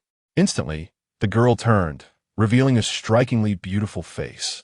Sister Su, I missed you so much. Enough with the theatrics. I know you too well. Where have you been all this time? Su Hanyin replied, her voice laced with a rare teasing tone. The youngest of the Mo sisters, Mo Rong, was an exceptionally whimsical character with unique abilities that most could not fathom. Thus, Su Hanyin held a special affection for her, surpassing even her fondness for the third sister, Mo Yin. Sister, spare me the pleasantries. What troublesome matter do you wish to discuss? If there weren't an issue, you wouldn't be speaking to me this way, Mo Rong said, her smirk growing more pronounced. Unable to contain her laughter, Su Hanyin replied, indeed, nothing escapes your keen perception, you little rascal. Of course, who do you think I am? Mo Rong quipped, her mouth curling playfully. After a resigned shake of her head, Su Hanyin revealed her predicament. After listening intently, Mo Rong furrowed her brow and inquired, so, what does sister intend to do? I wish for your sister Mo Yin to act as my substitute, but I do not want your brother-in-law to find out. Which is why I thought of you, dear sister. Mo Rong raised her eyebrow, her playful demeanor undiminished. Oh, I knew you would resort to using someone. I was naive to think you genuinely wanted me. Mo Rong, is this feasible? Su Hanyan asked, her expression tinged with concern. Are you joking, sister? Mo Rong's eyes widened, and upon noticing Su Hanyan's serious demeanor, she broke into a mischievous smile. You look so startled. Rest assured, it will be no issue. You little imp, are you trying to tease me? Su Hanyan, who had just moments ago appeared grave, was now laughing brightly, her joy radiant as she playfully pinched Mo Rong in a light-hearted act of retribution. Ah, the pain is unbearable. What on earth is this brother-in-law doing? Ensnaring my sister and turning against her own kin? How utterly depraved. Hee, sister, you cannot catch me. Oh, sister, your place feels so soft. It seems even more ample than before. You mischievous girl. Thus, the two of them frolicked in the office, akin to playful sisters. However, sister, my enchanting method has its flaws. What flaws? Sister, after I deploy my charm, brother-in-law will perceive Mo-in as you, regardless of the circumstances. Even in intimate moments, he will remain oblivious, believing it is you who has been by his side. Rong, isn't this exactly what you desire? How can it be deemed a flaw? Sister, this enchanting method is essentially an illusion technique. I channel my cultivated energy into brother-in-law's mind, which can mislead his senses to a certain extent. However, but what? Mo Rong pondered briefly before continuing, but it must remain undisclosed and the duration cannot exceed 24 hours. What does that mean? This left Su Hanyan perplexed. Sister, what I mean is that if anyone exposes this matter, the spell will fail, particularly the masquerade of Mo-in as you. At that point, if you wish for someone to impersonate you again, a different person must be chosen. Do you understand, Sister Su? This implies that during Mo-yin's role as my substitute, if anyone reveals it, then the next time, only another person can take my place, such as yourself. Su Hanyan felt quite astute, grasping the crux of the situation. That seems to be the case. Mo Rong's eyes twitched. Please do not involve me in your affairs. Very well, let us try it today. I am eager to witness the authentic outcome. Su Hanyan could hardly contain her anticipation.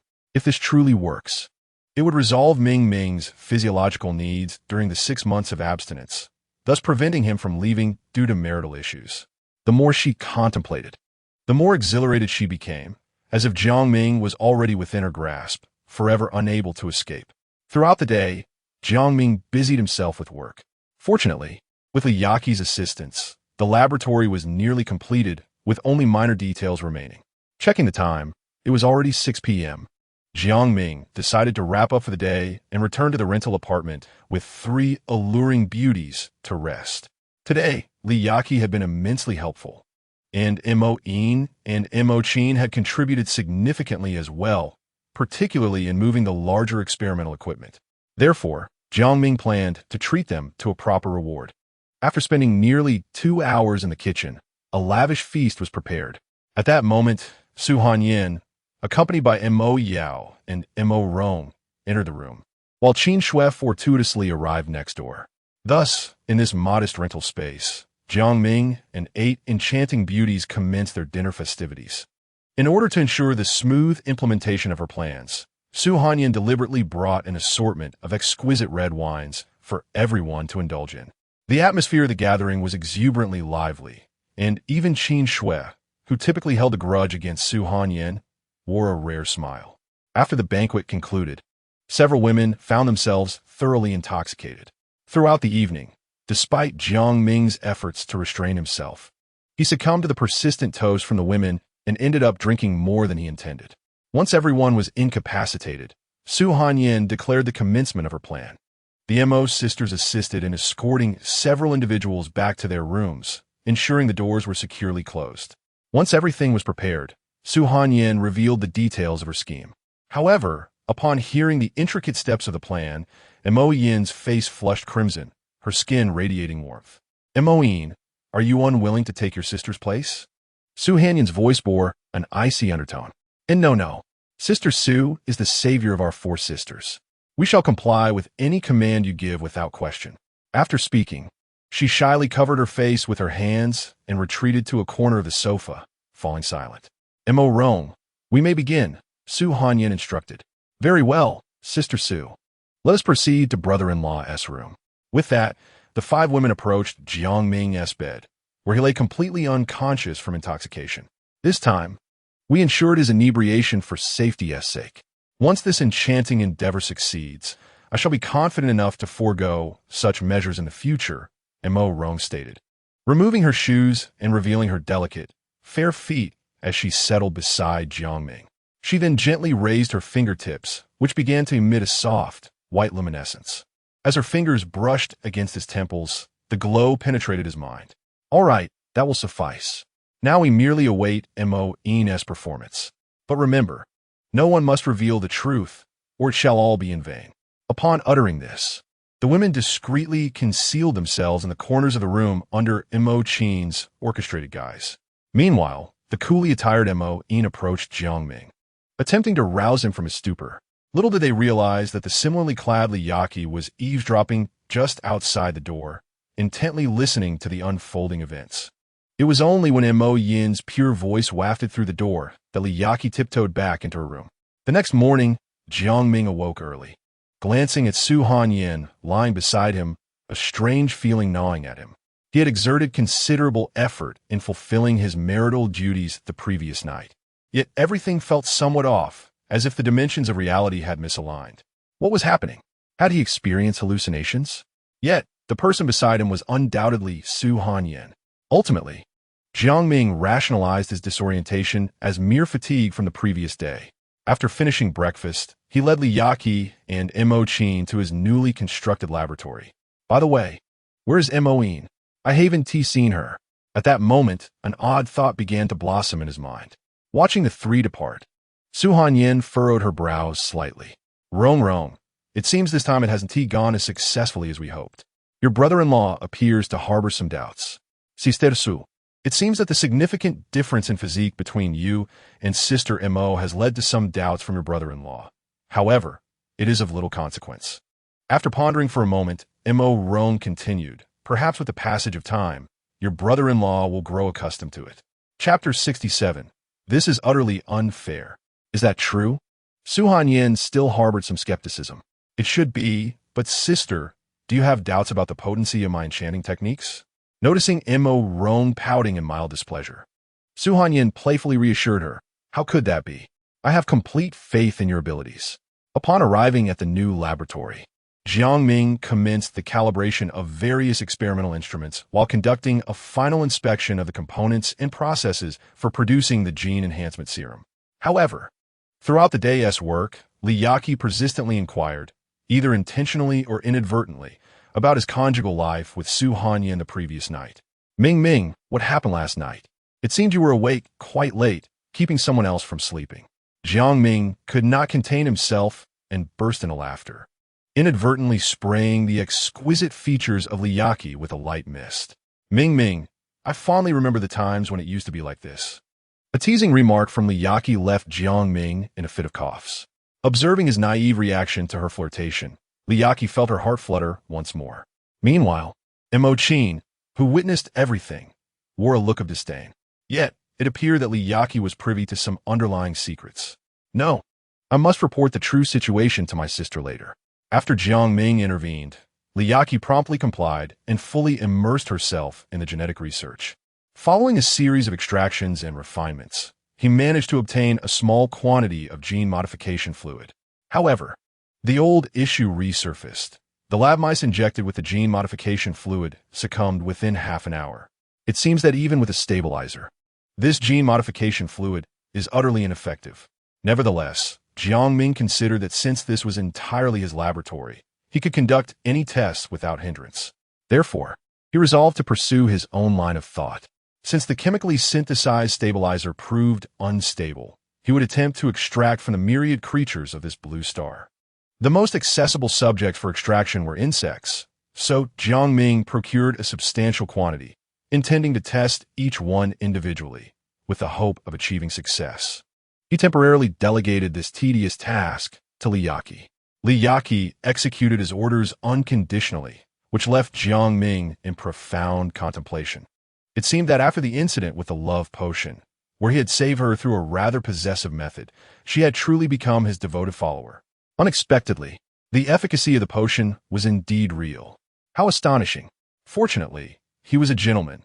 Otherwise, she would have endured much torment. In truth, according to Jiang Ming's plan, after rescuing Li Yaqi and becoming her master, he intended to find a way to liberate her from the clutches of the potion. Thus, for an extended period, Jiang Ming had deliberately kept his distance from Li Yaqi. Yet, he never anticipated that after such a lengthy interval, the effect of the potion would remain so potent. He obeyed her every command without exception. It appears that unless a cure can be discovered in the future, Li Yaqi will be forever ensnared by the effects of this potion throughout her life. Ming, I have placed these insects and other small creatures in a glass container. And while Jiang Ming was lost in thought, Li Yaqi pointed at the little creatures, looking at him. And what about this beautiful little thing? Why does it have several red hourglass patterns on its back? How lovely. Yaqi, do not be deceived by its size. This is highly venomous. It is the Australian redback spider, colloquially known as the Black Widow. Seizing the opportunity to showcase his knowledge, Jiang Ming immediately began to educate her. Hee, Black Widow? Li Yaqi chuckled meaningfully, then innocently inquired, why is it called a Black Widow? Because, Jiang Ming said, slightly embarrassed, yet upon remembering that this was merely an educational explanation. He continued earnestly, the female spider may attack and consume the male after mating, hence the moniker Black Widow. Generally, the male must escape swiftly after mating to avoid being preyed upon. Wow, I can't believe such spiders exist. That's amazing. Hee. After listening to Jiang Ming's explanation, Li Yaqi suddenly danced with joy. Only by consuming the one you love through your mouth can he never escape. To love him is to devour him. Hee. Jiang Ming twitched at the corner of his eye. What a malicious thought. This is exceedingly dangerous. Once Jiang Ming had arranged all of Li Yaqi's tasks for the day, he headed towards the Lingjiang building. Su Hanyan suddenly summoned him, and he had no choice but to comply, as it was a reasonable request from the client. However, after hearing Su Hanyan's phone call, Mo Qin could barely contain her laughter. How did this maneuver escape Li Yaqi's attention? What is this? Again? It seems that after being replaced last night, someone is quite displeased, relying on the trial marriage agreement to exploit Ming. How shameless. It's utterly unfair. Li Yaqi's murmurs of discontent did not hinder Jiang Ming's actions. Accompanied by Mo Qin, he departed from the Shuefu Spring community towards the Lingjiang building. However, upon entering the lobby, he unexpectedly encountered Zhao Xiaoang. At that moment, Zhao was smugly holding on to Gu Xiao, the former matriarch of the Li family. As they made their way outside, in front of them was the lecherous Li Jiangping, making a ruckus as he called out, "Dad, oh Dad," arrogantly parting the way. What on earth was happening? Standing at the entrance of the building, Jiang Ming was utterly bewildered. How had Li Jiangping become affiliated with Zhao Xiaoang? Moreover, the fact that even Li Zhihui's wife, the former matriarch of the Li family, had become Zhao Xiaoang's possession was astounding. Oh, what a freeloading scoundrel. As Zhao Xiaoang reached the entrance, he spotted Jiang Ming. Upon seeing his nemesis, he was filled with ire and began to mock him. Over this period, he had conducted a thorough investigation into Jiang Ming's relationship with Su Hanyan and discovered that this fellow was once again living off someone else's fortune. This revelation infuriated him beyond measure, despite being merely an inconspicuous and impoverished orphan. How did he manage to charm Li Yaqi and subsequently ascend to the lofty heights of Su Hanyan? Judging by the scene at Li Zhihui's extravagant birthday banquet, it appeared that the illustrious Luo sisters and the opulent Qin Shui from the Qin family had also succumbed to his striking visage. Is this not the very life he yearns for? Why, oh why, does it seem that what he desperately seeks is effortlessly attained by others? It is profoundly unjust, utterly unfair. The more he pondered, the more he felt wronged, prompting Zhao Xiaoang to enter a mode of sardonic mockery. Nevertheless, Jiang Ming remained unfazed by his madness. He had no desire to engage with such a peculiar individual who found delight even in the most repugnant of things. That would be a degradation of his own stature. Jiang Ming's disdain only fueled Zhao Xiaoang's resentment. His silver teeth gritted in frustration. At that moment, Li Jiangpeng, who was clearing the way ahead, recognized the opportunity to showcase himself. He charged directly at Jiang Ming, unleashing a torrent of invective. "You're obstructing my father's path. Get out of the way. Do you hear me?" Scram! Before he could finish his tirade, Mo Qin surged forward and executed a flying kick. With a gasp, Li Jiangping was sent hurtling backward, his face colliding with the wall, slowly sliding down to the ground, leaving behind a gruesome trail of crimson. This sudden turn of events incited chaos within the building, sending timid women into shrieks of terror. Zhao Xiaoong, who had been poised to continue his verbal assault, swiftly clamped his mouth shut. The woman before him appeared to be one of Su Hanyan's formidable subordinates, an individual of remarkable prowess. Without adequate preparation, he dared not provoke her, lest he suffer the same fate as the foolish Li Jiangping. Meanwhile, in a concealed corner, a hooded man observed the scene with a faint smile of satisfaction. However, upon catching sight of Gu Xiaoxiao next to Zhao Xiaoong, his expression darkened with malice. As Mo Qin prepared to unleash further wrath, Zhao Xiaoong hastily pulled Gu Xiaoxiao away. Li Jiangping, bloodied and disheveled, disregarded his injuries and fled in haste. Simultaneously, a plethora of sensational short videos began to circulate online, each title more shocking than the last. Li Zhihui becomes the unwitting fool. A life of misfortune showcased a montage detailing Li Zhihui's tumultuous existence, revealing the extravagant lifestyle of the Zhao family scion, from his piggish indulgences to his encounters with high society. At this juncture, Jiang Ming was oblivious to the social media frenzy. He needed to urgently make his way to Su Hanyan's office. Having accepted the remuneration, he was obliged to fulfill his duties. Yet, upon concluding his tasks, he found himself ensnared in a web of self-doubt. Why did today feel so distinctly different from yesterday?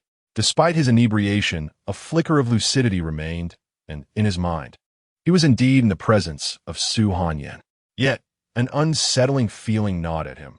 Was it possible that the excess of alcohol had conjured illusions? Sitting in the car, Jiang Ming's thoughts spiraled in tumultuous disarray. Noticing that there was still ample time before heading back, he decided to inspect the progress in his laboratory, particularly the work of Li Yaqi. However, the moment he opened the door, an unsettling premonition washed over him. Why was it so eerily quiet? Had Yaqi returned to her apartment after finishing her tasks? Puzzled, Jiang Ming ventured further inside, closely followed by Mo Qin, whose alert demeanor betrayed her past experiences of narrowly escaping death abroad, granting her an acute sense of danger. The atmosphere in the laboratory was undeniably peculiar. The laboratory comprised a 4-room, 2-living area, 2-bathroom layout. Various experimental apparatuses were scattered across the 3 bedrooms, while the 4th bedroom housed an assortment of living specimens. The living room served as his office space, while the dining area was designated as Li Yaqi's personal workspace, except for the room containing the living specimens. Everything else had been thoroughly searched, yielding no anomalies. Jiang Ming concluded that Yaqi had indeed gone home. Yet, upon opening the final door, he was met with a chilling sight. Li Yaqi lay motionless on the cold-tiled floor. The position in which she had collapsed clearly indicated a sudden and unforeseen incident. He dared not contemplate further. He rushed forward to ascertain her condition. Just then, a small shadow darted towards the door. "Be careful," Mo Qin shouted as a blade-like object swiftly shot from her hand. Thud! A noise echoed against the wall as a 2-centimeter-long spider was pinned there by the dagger. After a few convulsive movements, it lay lifeless. However, something about this spider seemed off. It was a typical Australian redback spider, often dubbed the Black Widow. Yet the distinctive red markings on its back were conspicuously absent. This fleeting thought vanished from his mind, eclipsed by the pressing need to check on Li Yaqi. As Jiang Ming desperately attempted to rouse her, Mo Qin's keen eyes spotted a wound on Yaqi's arm. "Brother-in-law, it seems Li Yaqi has been bitten by that spider." "What?" Jiang Ming was taken aback. This was indeed a Black Widow spider, notorious for its potent venom. Immediate medical attention was imperative. He could only wonder if the delay had compromised her chances of survival. Outside the emergency room, anxiety gnawed at him. "Li Yaqi, you must pull through." Despite their divorce, the 5 years they spent together could not simply be erased from memory. The reason for his silence over the past months was to spare her from the lingering effects of their tumultuous love. Although Su Hanyan was increasingly becoming a significant part of Jiang Ming's life, the sweet memories of the past would occasionally resurface, stirring profound emotions within him. Jiang Ming had always been steadfast in matters of the heart. Having chosen Su Hanyan, he aimed to gradually displace Li Yaqi from his heart. Yet, despite his efforts, He found it impossible to completely eradicate his feelings for her. Moreover, her life had been fraught with misfortune. Having been betrayed and later discovering that her adoptive father was the murderer of her entire family. After finally avenging himself, he unexpectedly fell victim to a bite from a spider. As the emergency room door swung open, a flustered female doctor clad in a white coat rushed out. Where are the family members? The patient's relatives? Jiang Ming, hurried forward. Doctor, how is Yaki? Is she in danger? Who are you to the patient? I'm her ex-husband. What? The doctor's eyes widened, sparkling like clear springs. Yes, I'm her ex-husband. Her parents, Jiang Ming, faltered, unsure how to continue. However, the doctor seemed to grasp the underlying tension, casting an appreciative glance at Jiang Ming before responding. The patient was brought in just in time. She is now out of danger. As long as she rests here for a while, she will be able to leave the hospital. However, what? Jiang Ming inquired eagerly.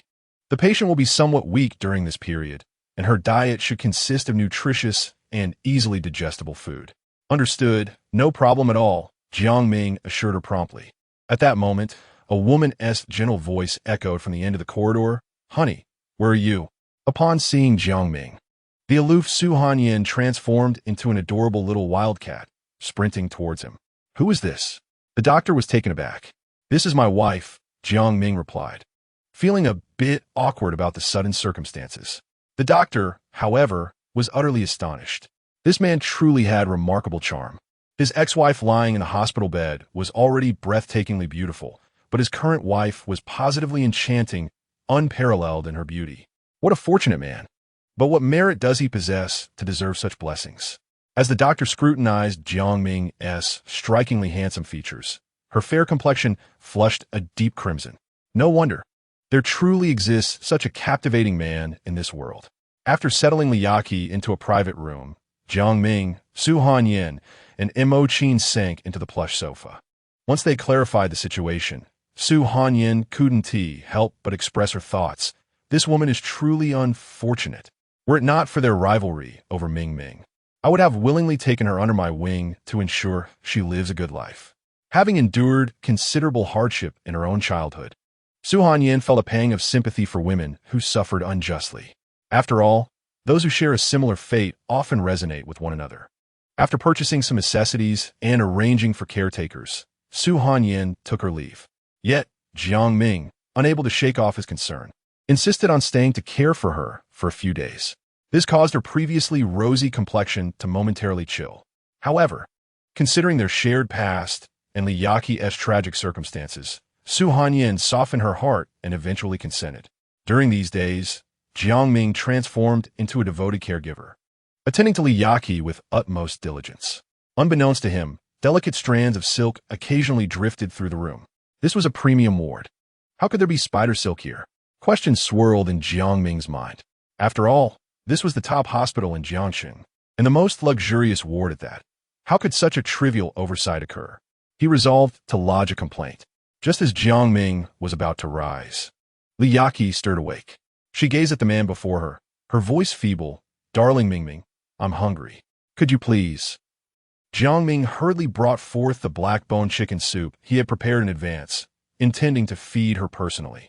However, Mo Qin, standing nearby, could no longer bear to watch and rudely snatched the bowl from his hands to feed Liyaki herself.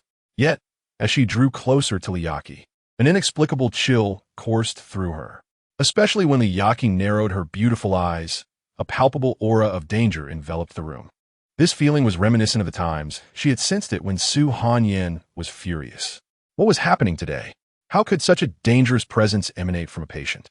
Was she merely imagining it? This soup is delicious. Ming's chicken soup is truly delightful, Liyaki exclaimed, savoring each sip. Memories of her blissful past with Jiang Ming flooded her mind, but they were soon eclipsed by thoughts of the detestable Zhao Xiaoong and Gu Xiaoxiao. And let us not forget Li Zhihui, the scoundrel who had taken her entire family from her. If only these people hadn't interfered, perhaps she would be living a perfect, blissful life with Ming now. The more she thought, the angrier she became, and the angrier she felt, the more she pondered. In this tumultuous state of mind, Liyaki clenched her fists tightly, her body surging with sudden strength.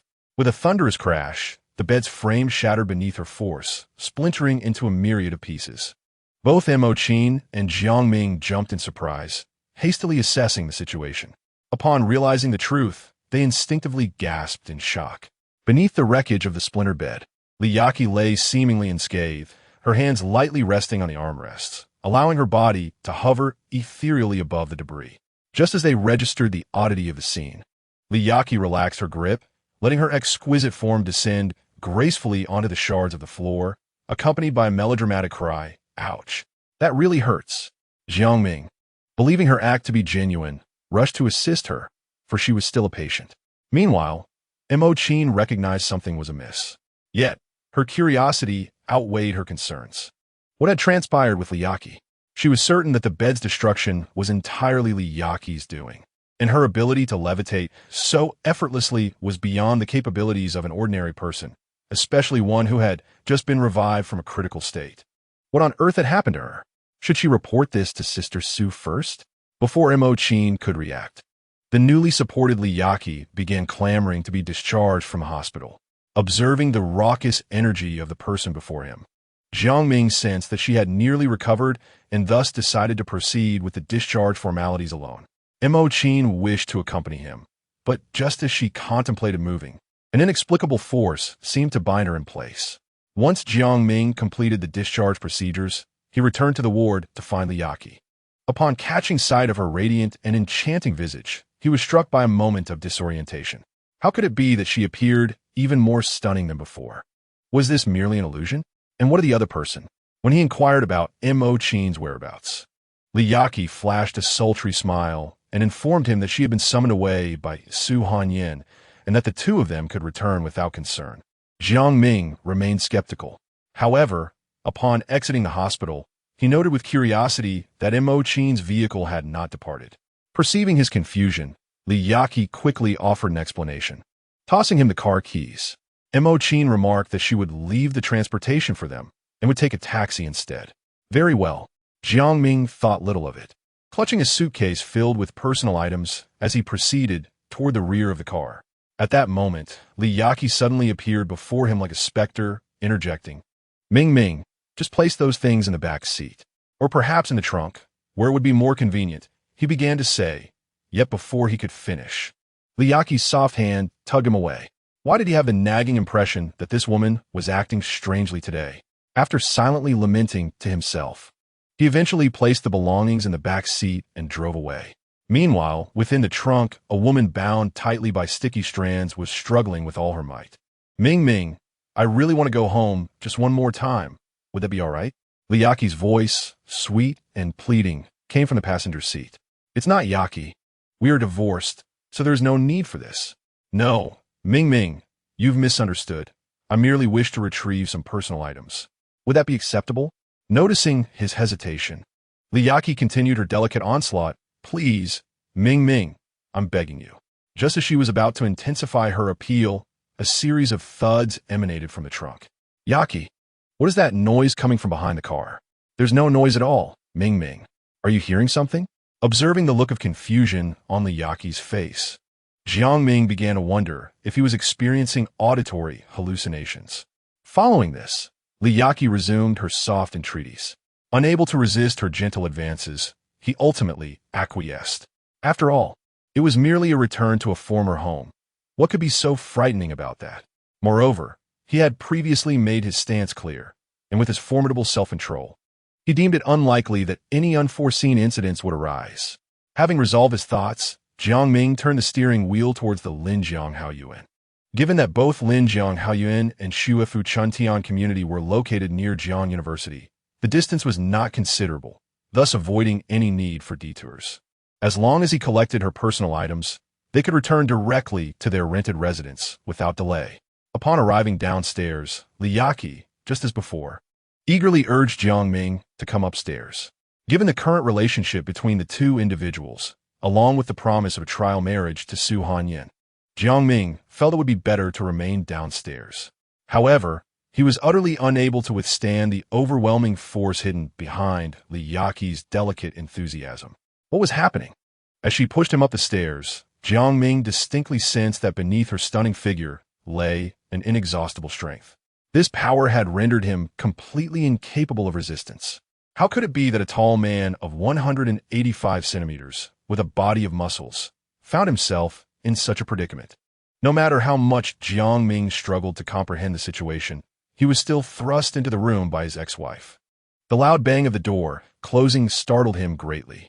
Upon entering, he felt an unsettling chill, as if he had stepped not into a former home, but into a hunter's lair. Ming. After firmly securing the door, Li Yaqi flashed a bewitching smile. Shall we go to my bedroom to fetch a few pieces of my casual wear? All right. Jiang Ming instinctively swallowed hard. He felt an unconscious tension, as if something terrifying were about to transpire, especially with Li Yaqi exuding an aura of mysterious dread. Come on, hurry up, would you? She urged, her voice tinged with an unmistakable impatience. Okay, let's go, Jiang Ming replied, swallowing hard again, and followed Li Yaqi into their former bedroom. Everything in the room appeared exactly as it had before their divorce, unchanged. In the corner stood Li Yaqi's fitting mirror. He recalled admiring himself in it on the night he had gone to catch her in the act at the Jiangxing Grand Hotel. Little did he expect to see it again that night. Ming. After closing the bedroom door, Li Yaqi let out a captivating cry that stirred his senses. Huh? Jiang Ming was taken aback, confusion filling his mind. What was going on? Why had she suddenly become so alluring, shedding her garments one after another? Yaqi. This isn't right, Jiang Ming protested, hastily shutting his eyes. Yet, the room fell into silence, only broken by the faint sounds of rustling, which sent chills down Jiang Ming's spine. After what felt like an eternity, with no further noise, he attempted to open his eyes. However, what he saw left him bewildered and alarmed. What on earth was happening? My heavens! Above the large bed in the bedroom, a magnificent web woven from pristine silk appeared. Lying sensuously upon the web was the enchanting Li Yaqi, her hands seemingly engaged in weaving something. As Jiang Ming stood frozen in shock, Li Yaqi gazed at him with a greedy look in her eyes, her agile tongue continuously licking her luscious lips. What was her intention? He could not have been more aware. Moreover, he recalled how, moments ago, strands of silk had inexplicably appeared in her hands. Combined with her experience of being bitten by a black widow, a peculiar thought suddenly surged in Jiang Ming's mind. Could she have mutated? Yet, there was no time to ponder such matters. It was best to flee. Today, Li Yaqi was decidedly abnormal, most unusual indeed. With a gasp, Jiang Ming turned on his heel and sprinted away. However, before he could take a single step, a mass of silk descended from above, binding him tightly. As Jiang Ming attempted to voice a protest, another soft strand of silk completely sealed his mouth. It was over. It was truly over. Observing her rather erratic demeanor, he hoped she wouldn't enact any wildly reckless actions. Just as Jiang Ming was gripped by panic, yet another thread of silk emerged from Li Yaqi's wrist, ensnaring his waist. With a gentle tug of her arm, he was hoisted into the air, suspended in the web. In that fleeting moment of descent, Jiang Ming felt a soft and tremulous sensation, as if he had landed on a trampoline. Yet, the next instant revealed Li Yaqi, sensually licking her luscious lips, crawling toward him with an alluring grace. Time seemed to stretch indefinitely as a weary Jiang Ming lay upon the silken bed, sighing heavily. He lamented, It's over. It's over.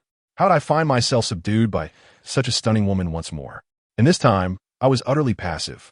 Fortunately, for the sake of convenience, Li Yaqi untangled the silk that confined him, granting him the freedom to move. A casual glance led Jiang Ming's gaze to the corner where a fitting mirror stood. This was Li Yaqi's favorite mirror, its surface impeccably smooth, reflecting an exceptionally clear image. What is this? A vaguely familiar image appeared before him. On the flawless back of a woman, a red hourglass-shaped symbol emerged. How familiar it seemed. Wasn't this the very mark that adorned the back of the black widow spider that Imogen had slain? At that moment, he had been puzzled by the absence of the mark. It had evidently found its way here. Wait. This seemed to be Li Yaqi's back. Could it be? The thought struck him, prompting Jiang Ming to instinctively glance at the enchanting Li Yaqi beside him. Her eyes were alight with crimson desire, her mouth greedily fixed upon him, as though he were a prey. Oh my, no way. It dawned on him that female spiders might attack and consume their male counterparts post-mating. Generally, The male must flee the scene as swiftly as possible. The Black Widow. Good heavens, could it be? Realization hit Jiang Ming like a bolt, and he was nearly paralyzed with fear. He leapt from his silken bed and dashed toward the door, pushing it open with all his might. Yet, to his dismay, no matter how he strained, he could not budge the door. What in the world? Had the door malfunctioned? As he looked down in confusion, he discovered that Liyaki had long ago sealed the door with strands of silk. It was dire. At that moment, Liyaki approached him with crimson eyes and a sinister smile, calling out, "Darling Ming, don't go. Come to Yaki." Her once delicate voice now resonated in Jiang Ming's ears like a summons from the depths of hell. It was over. All was lost. If he were to perish at the hands of his ex-wife, becoming her next meal, he would surely be the first in the world to meet such a fate. As she drew nearer, his heart raced with increasing intensity. Suddenly, Jiang Ming recalled that under the influence of the love potion, he had become Liyaki's master. Thus, regardless of the circumstances, she should heed his commands. "Yaki, stop. Please stop." With a sense of desperation akin to grasping at a lifeline, Jiang Ming issued his command. To his relief, Liyaki froze in place, momentarily immobilized. He exhaled deeply, realizing that the potion indeed worked. She would listen to her master in any situation. However, upon seeing him again, her eyes, which had begun to clear, transformed back into a vivid crimson. Ming, Yaki loves you forever. To love you means to consume you. To love you means to consume you. Chapter 71. Poisoned? Oh my goodness. Jiang Ming felt tears welling up, but the door was locked, his retreat cut off. He had no avenue for escape. Perhaps there was only one solution left: verbal evasion. Yaki, you don't need to eat me to love me. I will stay by your side, and we can live as we did before, all right? Jiang Ming, trembling with anxiety, attempted to soothe her. Judging by her current state, it seemed she had completely lost control, though the reasons remained unclear. His only chance of survival lay in calming her down, then leveraging the effects of a love potion to regain control. Otherwise, he would face a fate of torn limbs. Yet, no matter how much Jiang Ming tried to comfort her, she remained unfazed, her gaze fixated on him, filled with insatiable greed. Ming, Yaki loves you. And to love you means to consume you, hee. Only by becoming one will we never part, hee. Darling, do not be afraid. I am your beloved wife. I will love you forever, love you to the core, and even into your stomach. Let Yaki take a bite. As Liyaki drew closer, an eerie, chilling laughter escaped her lips. Hee, I'm coming. As she approached, Jiang Ming instinctively recoiled. However, the limited space of the living room left him with no retreat, ultimately cornering him against the wall beside the door. A moist, agile tongue, warm to the touch, licked Jiang Ming's face, sending waves of horror through him, raising goosebumps across his skin. This was no longer the gentle caress from earlier. It was the ravenous gaze of a predator upon its prey. Now, he had nowhere to flee. Just as Liyaki opened her mouth, revealing a set of gleaming silver teeth, poised to devour him, a deafening crash echoed through the air as the door was shattered by an immense force. The sudden emergence of this dramatic change left Jiang Ming and Liyaki momentarily stunned, their gazes instinctively drawn to the doorway. There, clad in an aura of icy allure, Su Hanyan appeared before them. Upon witnessing Liyaki, her eyes ablaze with crimson fury, pinning Jiang Ming against the wall, she grasped the situation's gravity. With a swift motion, she positioned herself beside Jiang Ming, and in the blink of an eye, he was transported outside the door. Mo Qin, keep an eye on your brother-in-law. I shall confront this ex-wife, she instructed. Yes, Sister Su, Mo Qin responded, hastily shielding Jiang Ming behind her. Ming, you cannot take my Ming. Who are you, and why do you wish to steal him away? With Jiang Ming snatched from her grasp, Liyaki erupted in fury, her entire being radiating a menacing crimson glow, akin to a volcano poised to erupt. Whoever has taken my Ming shall face my wrath. In a frenzied state, Liyaki lunged at Su Hanyan, her fingers slicing through the air like blades aimed at her adversary's face. Su Hanyan deftly evaded the assault with a graceful sidestep, igniting a monumental clash between the two women within the living room. To Jiang Ming, Liyaki's exhibited state was a manifestation of the genetic modification serum he had been researching. Her physical reflexes appeared extraordinarily rapid, and her resilience to impact was formidable. Moreover, she had seemingly assimilated unique abilities of the Black Widow spider, capable of ejecting sticky silk from her palms and venom from her fingertips. He recalled that the genetic modification serum had poor stability. Experiments on lab mice typically resulted in catastrophic failure after merely half an hour. Yet Liaki had endured for several days. Ah, the spider stabilizer, he mused. It seemed the spider possessed a natural stabilizing agent, accounting for her current condition. Once Liaki regained her composure, he could clarify the circumstances surrounding this phenomenon, potentially resolving the issue. With this thought, Jiang Ming refocused on the unfolding battle. Despite Liaki's mutated physical advantages, Su Hanyan's agility and finesse in combat were extraordinary. However, she found herself temporarily hindered by the silk emitted by her opponent. Ultimately, she identified a flaw in Liaki's defense, landing a punch to her abdomen, followed by an elbow strike that rendered her unconscious. Upon the conclusion of the confrontation, Su Hanyan exhaled deeply, releasing a breath of pent-up tension. Darling yet, just as she intended to speak to Jiang Ming, her eyes rolled back, and she succumbed to unconsciousness. Sister Su Hanyan. The two rushed to gather the fallen women and transport them to a hospital, not one in Jiangcheng, but rather the secluded medical facility owned by the Su family, catering exclusively to Su Hanyan and her associates. Sister Su, you're awake. At the bedside stood four stunningly beautiful women, while the enchanting Su Hanyan lay on the bed. What has happened to me? As she regained consciousness, Su Hanyan pressed her hand to her heavy forehead, her voice resonating with concern. She had executed numerous missions abroad over the years without incident, yet this time, she encountered a setback. The opponent in question was none other than her husband's ex-wife, a truly embarrassing situation.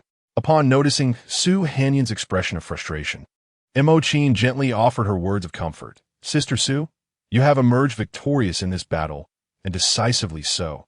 Your adversary has been thoroughly defeated. Spare me. I am not a 3-year-old child. I am well aware of the true circumstances. This time, it can at most be considered a draw. Su Hanyan descended from her hospital bed and inquired, How is Ming Ming? Rest assured, sister, brother-in-law is fine. He merely experienced some fright and is currently waiting outside with great anxiety. Mo Yao, tell him I'm all right, so as not to worry Ming Ming. Understood. Mo Yao exited the room. Mo Qin, I recall that Liaki's residence in Linjiang Haoyuan has long been under our surveillance. Do we have any recordings? Indeed. I will fetch them immediately. Mo Qin hurriedly left. 20 minutes later, in a secure chamber, 5 women gathered around a computer, watching the recorded footage, analyzing the combat sequence. It was evident that Sister Su maintained a distinct advantage, with no errors on her part. She was merely unfamiliar with Liaki's mutated abilities. Mo Yao pointed to the testing report in her hand and continued. Moreover, based on the analyses conducted at the scene, it appears that Sister has been poisoned. Poisoned? Su Hanyan raised an elegant brow. Yes, several personnel conducting on-site testing exhibited symptoms akin to yours. After a moment's contemplation, Mo Yao proceeded. Subsequently, I tested the air and discovered toxins that can enter the body through the respiratory system, causing paralysis of the nervous system. Additionally, we found traces of this toxin in the black liquid residue on the walls and floor. What exactly is this toxin? Su Hanyan inquired, intrigued. Indeed, Sister Su.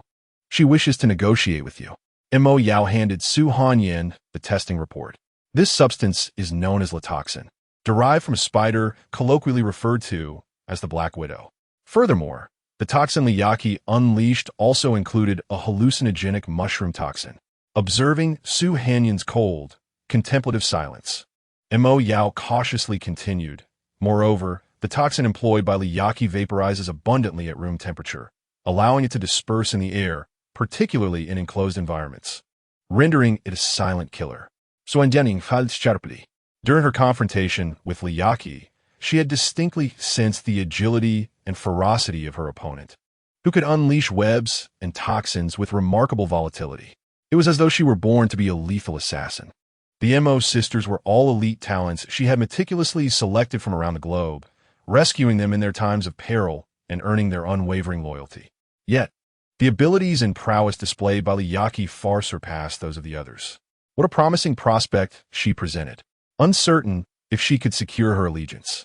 Su Hanyin pondered the implications of success, for it would undoubtedly bolster her strength. Having risen through the ranks as an assassin, she held a profound admiration for those with latent potential in the same field, yearning to claim such talent as her own.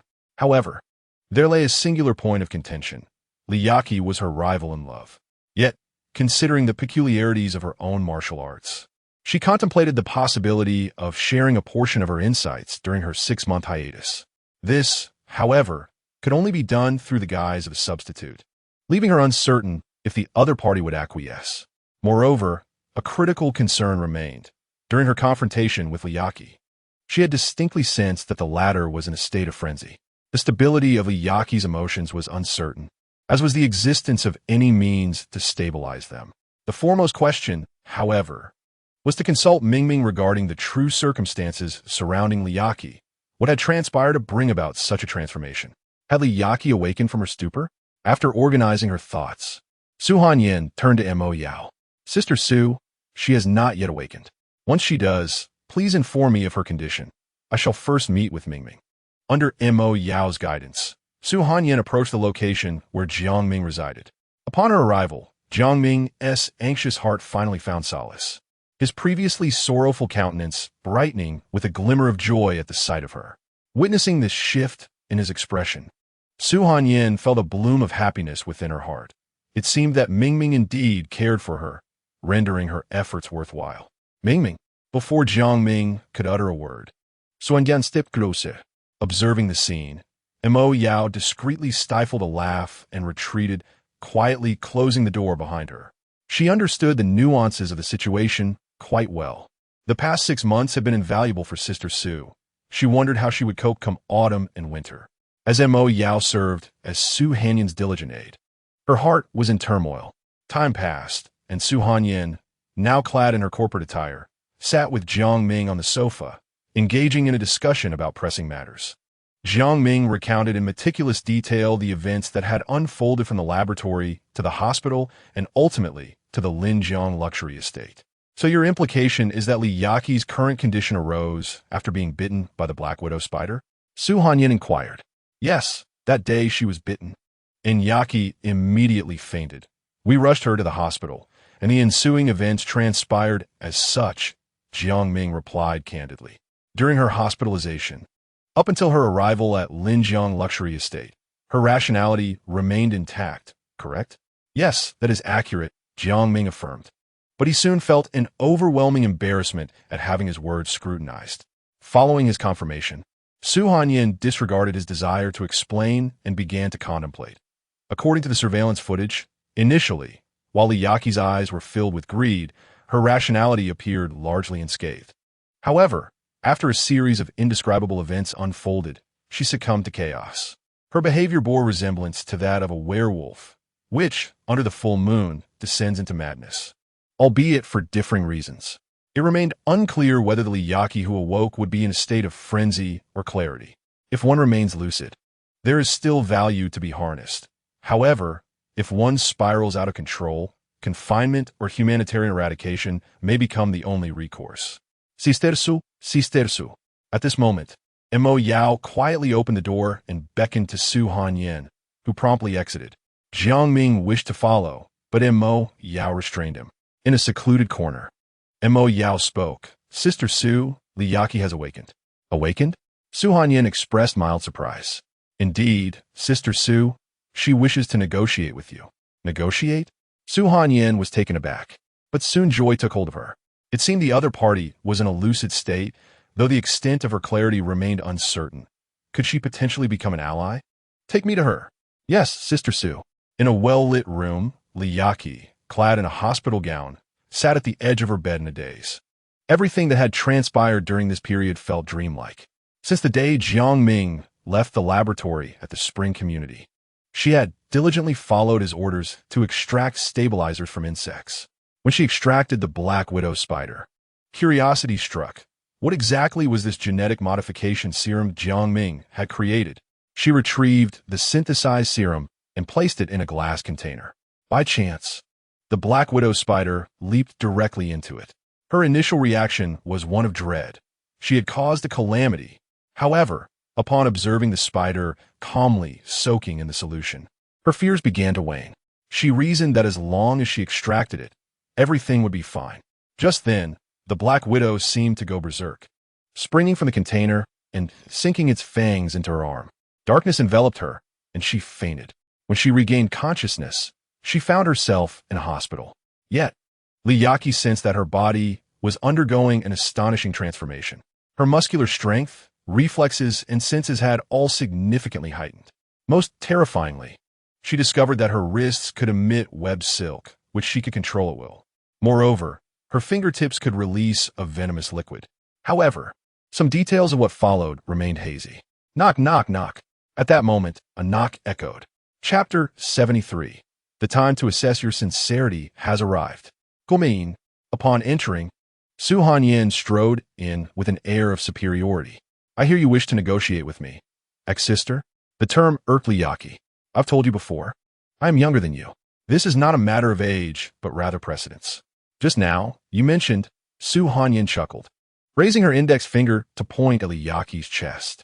Did you just suggest that this is smaller than mine? You, Liyaki, incensed, raised her arm and shot a strand of web silk towards Su Hanyin, who adeptly evaded it with grace. Oh, you're getting anxious, but remember, no matter how urgent the situation, you must not lose your composure. What do you mean, Su Hanyin? Losing my composure? I am completely lucid. Lucid? You were nearly about to devour Ming Ming. At this moment, Su Hanyin's sarcasm was palpable. Upon hearing this, Liyaki felt a genuine sense of urgency. Her hands clenched tightly, the knuckles cracking audibly. What do you mean? Speak clearly, Su Hanyin. Very well, I shall elucidate, and ensure that you see and hear clearly as well. With a decisive clap of her hands, several alluring beauties entered, carrying a writing desk, followed by the arrival of a computer. Once powered on, she opened a video recording and turned to Liyaki. Sister-in-law, please take a look.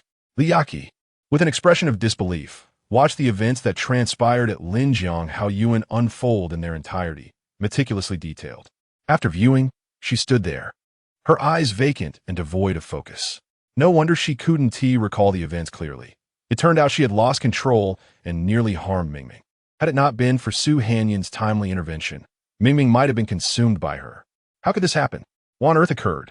Why have I become this way? Noticing the regret evident in Liyaki's dazed expression, Su Hanyin felt it was time to inquire about what had transpired in the laboratory. After listening to Liyaki's account, Su Hanyin felt ready to draw a conclusion.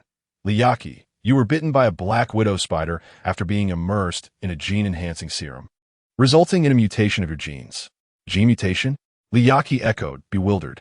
Indeed, following this mutation, you acquire the abilities of the black widow spider, including the capacity to spin silk and inject venom. But unfortunately, you also inherited its undesirable traits. Undesirable traits? Liyaki was taken aback. The female black widow spider often consumes the male after mating. Before Su Hanyin could finish, Liyaki suddenly awakened from her stupor. So that's why. No wonder I wanted to devour Ming Ming. How could it be like this? She realized that if she wished to share a marital life with Ming Ming, she would either have to bind herself or suspend herself. Furthermore, during moments of heightened emotion, she was prone to losing control. With that, Su Hanyin positioned the video to the moment when Liyaki's eyes turned crimson and clicked play. As the footage played, Su Hanyin took on the role of an instructor, analyzing and commenting on Liyaki's transformations, leaving the latter blushing furiously, overwhelmed with embarrassment. How could I possibly face anyone after this? Once the analysis was complete, Su Hanyin's tone shifted to a chilling coldness. Liyaki, in your quest for Ming Ming, you have already failed. Why? Liyaki demanded. Su Hanyin's expression brightened with glee. Consider this. As a being with mutated genes, you cannot provide Ming Ming with offspring. What if you were to bear a brood of little spiders? That would certainly be troublesome. She deliberately elongated her final words. Liyaki was nearly driven to the brink of fury. Moreover, not only do you face the risk of losing control, but after consummating your marriage, there may come a day when you might actually consume Ming Ming. Do you believe such a person deserves to have Ming Ming? At this point, Liyaki was left utterly speechless, contemplating the grim possibility of not being able to control herself and truly harming Ming Ming. However, Su Hanyin, you are not without your own issues. That day in the rental apartment, after Su Hanyan intoxicated them, she had Mo In take her place to fulfill marital duties with Ming Ming. I truly witnessed and heard everything. Although I could not grasp the entire situation, Liaki, certainly caught wind of some critical details. Moreover, this matter must remain concealed from Ming Ming, otherwise the plan would be rendered ineffective. Yet, why would someone as domineering as Su Hanyan allow Mo In to act as her substitute? There must be something amiss. Indeed, something is amiss. Su Hanyan, you are not faring any better. Liaki imitated her opponent, adopting an air of superiority. What do you mean by that? This time, it was Su Hanyan's turn to be intrigued. Subsequently, Liaki recounted everything she had witnessed in detail. In conclusion, she echoed Su Hanyan's style and commented, "Although Liaki, am unaware of the complete picture, you undoubtedly harbor unspeakable secrets." Then, the two engaged in a verbal sparring match akin to two young girls exchanging barbs. After an hour of this back and forth, they realized that continuing in this manner would yield no results. Ultimately, they calmed down and articulated their respective demands and boundaries.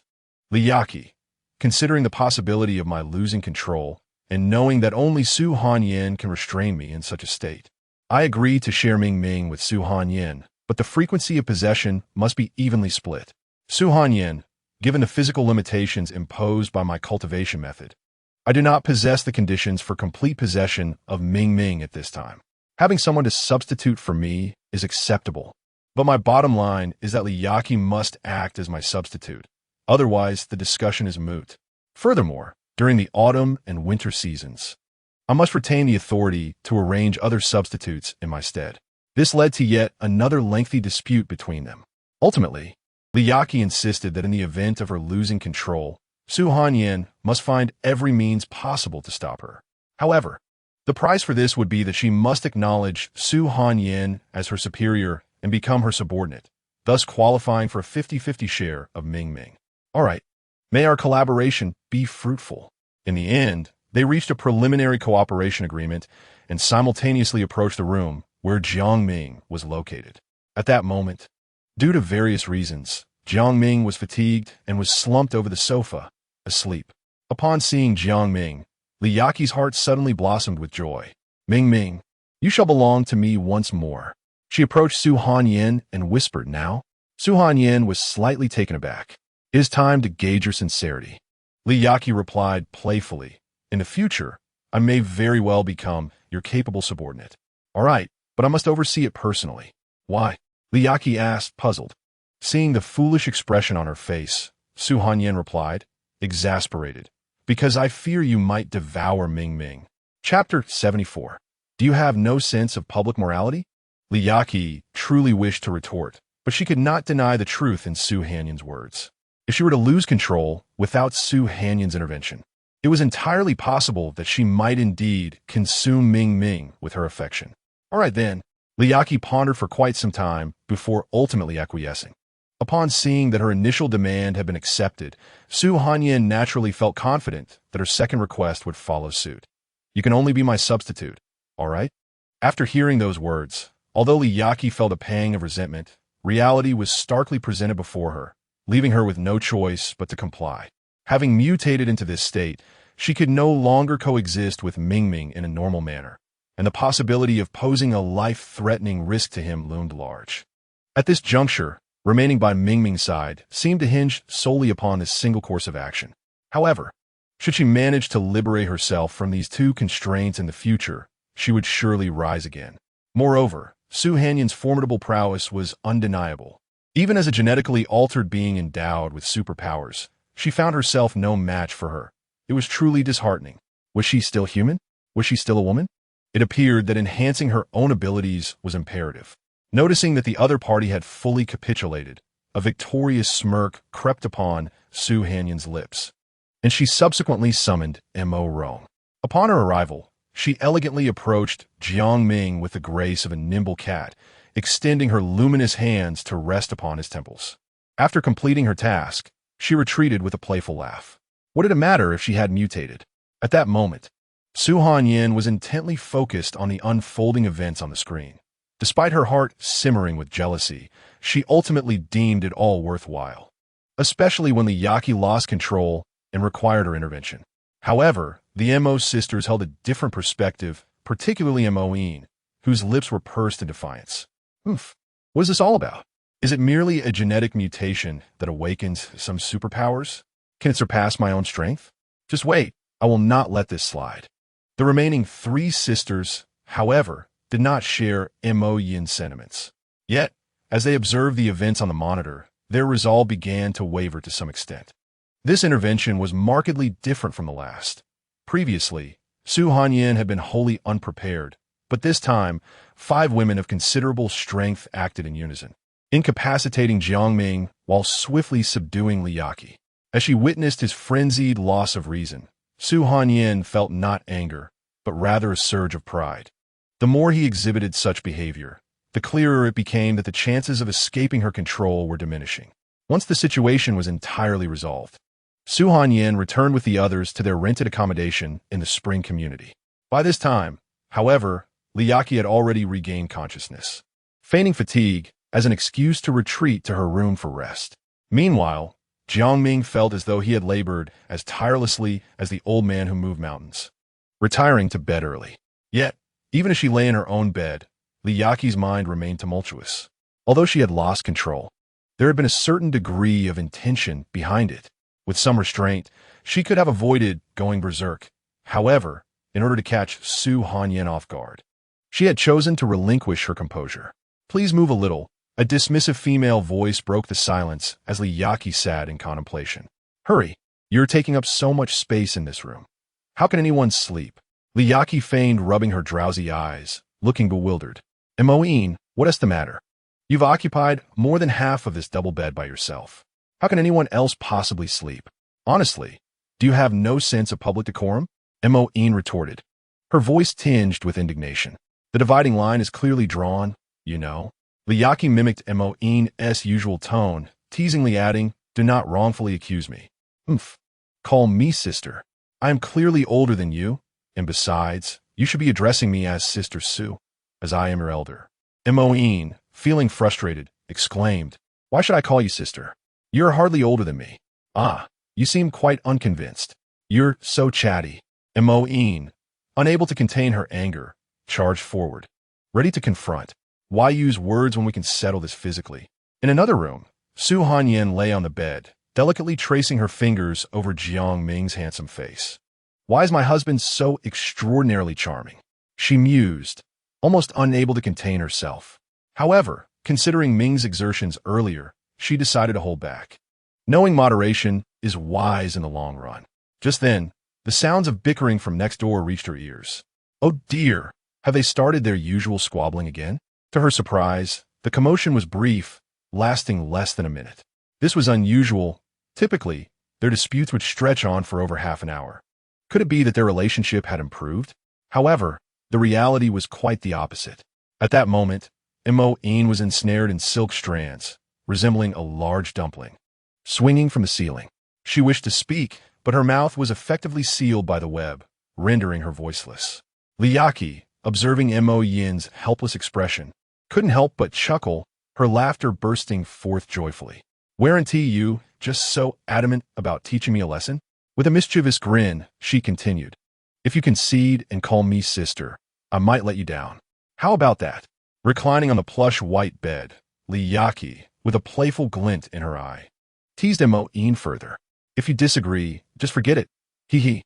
If you agree, give a nod. If you shake your head, that means you disagree too. So I guess I'll just sleep then." Moine, overwhelmed by her predicament, began to cry, "Sister, if you truly don't intend to let me go, just don't ask. You're being too cruel." As she gazed upon the pitiable expression and form of the other, Liaki's heart softened. "Very well. Seeing how wretched you appear, I shall set you down. But heed my words, should you misbehave again, I shall truly suspend you for an entire night," she declared.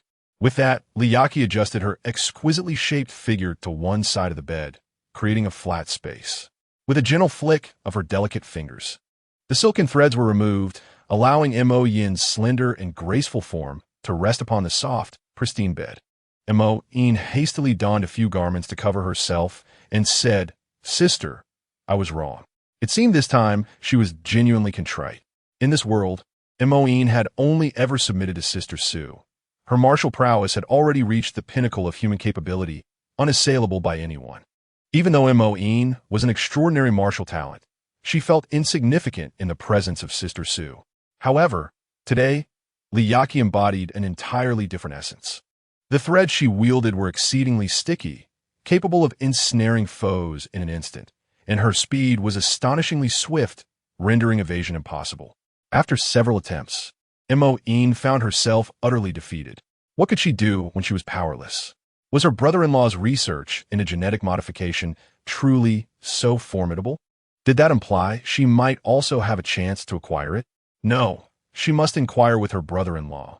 If modification were feasible, it would be splendid to include her as well. With the abilities granted by genetic mutation, combined with her own martial prowess, facing Liyaki would be a piece of cake. Liyaki, just you wait. One day, I shall strip you bare and suspend you upon the bed for Lady Mo to admire and critique. How grand it would be! The mere thought of such a scenario made Mo Yin's heart swell with joy. With a giggle, she succumbed to a deep slumber. The following morning, the small rental apartment was bustling with activity. Jiang Ming, having rested through the night, felt rejuvenated. Upon entering the kitchen, he promptly began preparing breakfast. However, Liyaki had already taken the initiative to assist him. Yet, the moment she stepped into the kitchen, Jiang Ming's mind momentarily drifted. A peculiar emotion coursed through his heart. Unintentionally, he recalled the events of the previous day, particularly the second intimate encounter with Su Hanyin. He could not shake the feeling that Su Hanyin bore a striking resemblance to Liyaki. The gestures, the postures, they were unmistakably familiar, especially during the release of emotions. The unique rhythm of her body's violent tremors was reminiscent of Liyaki's own. What am I thinking? Why is my mind consumed with thoughts of Liyaki? Surely, I cannot be rekindling old feelings. No. Jiang Ming quickly suppressed these thoughts, shaking his head repeatedly as if to physically dislodge the notions of Liyaki from his mind. Observing Jiang Ming's unusual demeanor, Liyaki's heart raced with excitement. It seemed that in Ming's heart, she still held an immensely significant position. Yesterday, her attire was reminiscent of the outfit she wore during her initial visit to the hotel with Jiang Ming, spurred by the intoxicating effects of hormones. The alluring sway of her walk mirrored that moment perfectly. Not only that, but the entire sequence of events was a meticulous reenactment of the day she lost her innocence at the tender age of 18. The instant she reached an agreement with Su Hanyin regarding their collaboration, a clever idea struck her. If she could faithfully recreate the atmosphere of that bygone day, she might subtly awaken the dormant memories nestled deep within Ming's mind. Given the opportunity to repeat the entire experience several times, the sense of familiarity would surely resurface. Although under Su Hanyin's influence, she was indulging in forbidden pleasures while wearing the latter's visage. She believed that such sensations could not be deceived. Even with Su Hanyin's face, she was determined to make Ming remember her, Liyaki. And behold, today she witnessed the fruits of her labor. Just a few more occurrences, and the impression would be even more profound. Liyaki found herself chuckling unconsciously. Yaki, what are you laughing at? Jiang Ming, thinking her laughter was directed at him, felt a wave of embarrassment wash over him. Oh, nothing. You look so handsome, darling. It makes my heart flutter. Liyaki teased with a playful giggle. What? Sister-in-law, I'm starving. Is dinner ready? Moine interjected deliberately, shattering the previously intimate atmosphere. Liyaki frowned at the interruption. You little girl, just wait until tonight. Sensing the ominous expression on her face, Moine felt she had overstepped and swiftly retreated. The current Liyaki was a formidable force, a genetic anomaly, and it was wise to avoid provoking her. As long as she posed no threat to Sister Sue, everything else was inconsequential. After breakfast, Jiang Ming, along with Liyaki and the sisters Moine and Mo Qin, made their way to the laboratory. This time, he intended to conduct thorough research, for he believed that a significant discovery might be on the horizon. With Liyaki's previous successes as a guide, even the least promising results could potentially replicate her achievements. Meanwhile, in a dimly lit chamber, a man donned in a Grim Reaper mask was engaged in conversation with the foreign genetic expert, Kelly's. Is it truly feasible? He inquired. Indeed, it is, Kelly's replied, his legs trembling with excitement. The gene modification serum developed by Jiang University's Biological Research Institute could indeed alter the course of the world. However, its only flaw lay in its instability, a deficiency that could be remedied through chemical synthesis. Upon hearing this, the masked man fell into deep contemplation. If success remains elusive, why then did you choose to dismantle the Biological Research Institute and orchestrate a murder within its walls? Chapter 76. Even if 100 years were to pass, your ferocity shall never match mine. My lord, considering the capabilities of Jiang University, reaching this stage is, in fact, their pinnacle. Any further progress is unattainable, especially with their self-imposed limitations. Kelly's continued to speak in his characteristic foreign accent. What is the basis for your assertion? My lord, allow me to analyze. Those old-timers at Jiang University are merely going through the motions, contributing nothing of value to this project. The true mastermind behind it is none other than Jiang Ming, the former son-in-law of Li Zhihui. The individual in question possesses an unwavering moral compass, preferring to conduct experiments solely on laboratory mice, harboring neither the courage nor the inclination to involve humans. Furthermore, he has the audacious intention of deriving a natural stabilizer from a myriad creatures of the blue planet. While the concept appears flawless in theory, the harsh reality renders it utterly implausible. Suitable stabilizers are simply non-existent. The sole means to alter this predicament lies in the realm of chemical synthesis. Yet this notion has been summarily dismissed by this Na'vi fool. The masked figure, reminiscent of the Grim Reaper, nodded in agreement, inquiring how one might proceed using your method. Hasn't the master always aspired to dominate the entirety of Jiang City? This could indeed serve as a splendid opportunity. Really? The masked man's voice, imbued with magnetism, exhibited a slight fluctuation of emotion. Indeed, master, I can promptly devise a chemically synthesized stabilizer and commence human trials. Should the experiments yield success, the transformation of this world will be imminent. Kelly's eyes shone with a brilliant golden hue, exuding an air of utmost confidence. Observing the shift in his expression, the masked man felt an exhilarating thrill. It seemed the sacrifices made in the past to subdue him had been worthwhile. However, as if recalling something, he alluded, how are preparations for that matter progressing? Rest assured, master, everything is in perfect order. You may commence whenever you wish. Splendid, splendid. Additionally, your experiments may begin. I eagerly anticipate the genuine effects of this genetic modification fluid. He chuckled triumphantly, fading into the shadows. Meanwhile, Kelly sighed in relief. Feeling as though a heavy burden had been lifted, his master was indeed a formidable challenge. At that moment, in the laboratory, Jiang Ming was engrossed in various inquiries with Yaki. Yaki, are you saying that the black widow spider leaped into the genetic modification fluid, soaked for a while, and then suddenly emerged to bite you? Yes, Ming. I was unconscious at the time, and when I regained consciousness, I found myself in a hospital bed. You're already aware of the events that followed, Li Yaki recounted candidly. Could it be that the genetic modification fluid is first injected into an animal's body, and then human genes are altered through a biting infection? Jiang Ming pondered aloud, entering a research mode. He must discover a stable method for altering human genes. Although Li Yaki's experience was relatively successful, the terrifying ordeal at Lingjiang Haoyuan had made her acutely aware of her potential for uncontrollable rage, especially considering she had nearly been devoured by a male counterpart on the spot. Thus, it was imperative to identify a more reliable approach. Additionally, beyond the black widow spider, were there other species possessing such natural stabilizers within them? Witnessing Jiang Ming's nearly frenzied state of research, both Li Yaki and the nearby Mo Yin and Mo Qin found themselves deeply captivated. It was astonishing to realize that a man so singularly focused could possess such a unique allure. However, the day's relentless busyness ultimately yielded no tangible results. As the clock struck 6 in the afternoon, Li Yaki and the others roused Jiang Ming from his work-induced stupor. Though research is of paramount importance, one's health is paramount. Even the most resilient of men require rest. Upon returning home, the three women unprecedentedly entered the kitchen simultaneously, busily preparing and washing all the necessary ingredients before allowing Jiang Ming to commence cooking. Their culinary skills were, to be frank, rather unimpressive. and what they could manage was limited to these basic tasks.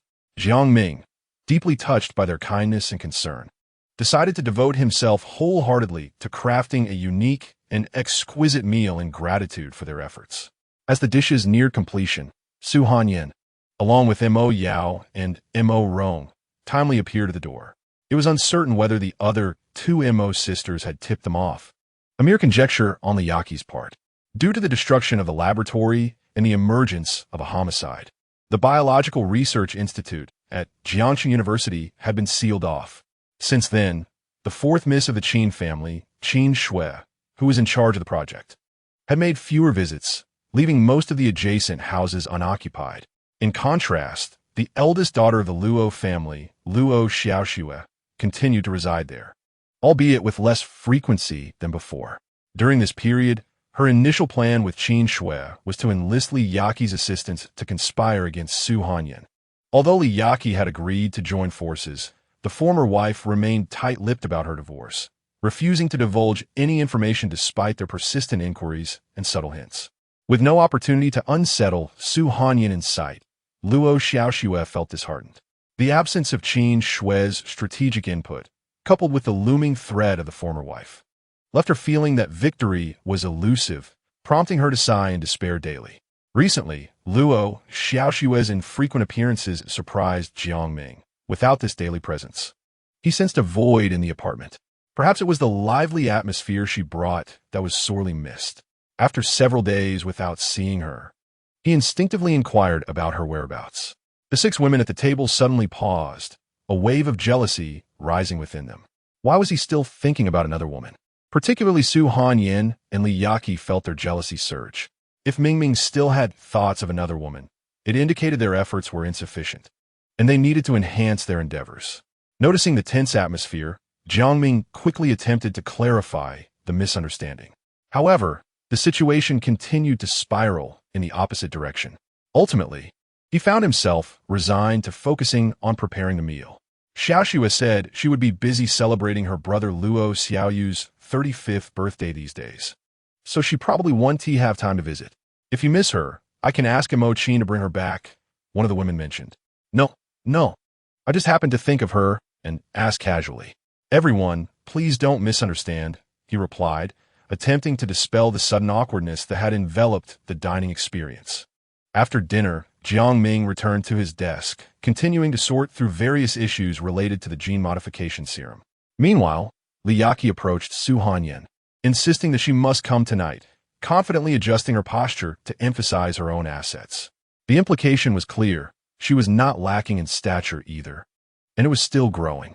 Su Hanyan met this with a disdainful expression, equally adjusting her own posture. Her message unmistakable. Even if she were to grow for another 100 years, she would still outshine Li Yaqi. At the moment when the two were at a standstill, the four sisters of the Mo family rallied resolutely behind Su Hanyan, equally determined. We have the numbers, the stature, and the creativity. How can you compare? Oomph. Chapter 77. It turns out movies can indeed reflect reality upon witnessing the formidable presence across from her. Li Yaqi felt a sudden sense of isolation and retreated. A brave hero does not confront overwhelming power. The ancients truly did not deceive me. It seemed imperative to cultivate her own team to compete effectively. Just then, the door to Jiang Ming's bedroom swung open. Having worked for an extended period, he needed to relieve himself. However, at the moment the door opened, he was met with 12 piercing gazes. He suddenly felt as though he had become prey in their eyes. Sensing the imminent danger, Jiang Ming hastily shut the door and exhaled in relief. I suppose I can hold it for now. There will always be another opportunity. If he truly could not wait any longer, he would simply venture to the bathroom later. After suffering defeat in the battle for Jiang Ming's attention that evening, Li Yaqi felt a wave of frustration and yearned to vent her emotions. At that moment, she requested information on Zhao Xiaoong from Su Hanyan, learning of his current whereabouts and security arrangements. She resolved to deliver him a grand gesture, to add flair to her plan. She specifically asked Su Hanyan for evidence and videos of Zhao Xiaoong's misdeeds abroad, as well as a set of night gear emblazoned with the image of a black widow spider. Seeing that their adversaries were subdued by her team, Su Hanyan felt a surge of joy and turned to Mo Qin. Mo Qin, do you have any information on Zhao Xiaoang's activities abroad? Dear sister, much of this incriminating evidence was captured by Mian's site. It is comprehensive and high definition. Mo Qin replied with a mischievous grin. After receiving the necessary materials, Li Yaqi changed into her attire and ascended to the balcony. What was she planning to do? Mo Yao, standing alongside Su Hanyin, was filled with curiosity. Li Yaqi opened the window and leapt forth, akin to a nimble cat, landing gracefully on the windowsill. Her body then tilted naturally until she plummeted. Oh no! The four sisters of the Mo family sensed impending danger and rushed forward. Was Li Yaqi so despondent after her defeat that she had resorted to such drastic measures? They resided in an old building on the 4th floor, which, due to the elevated storage room, was effectively 5 stories high, approximately 15 meters. If she fell, could she survive?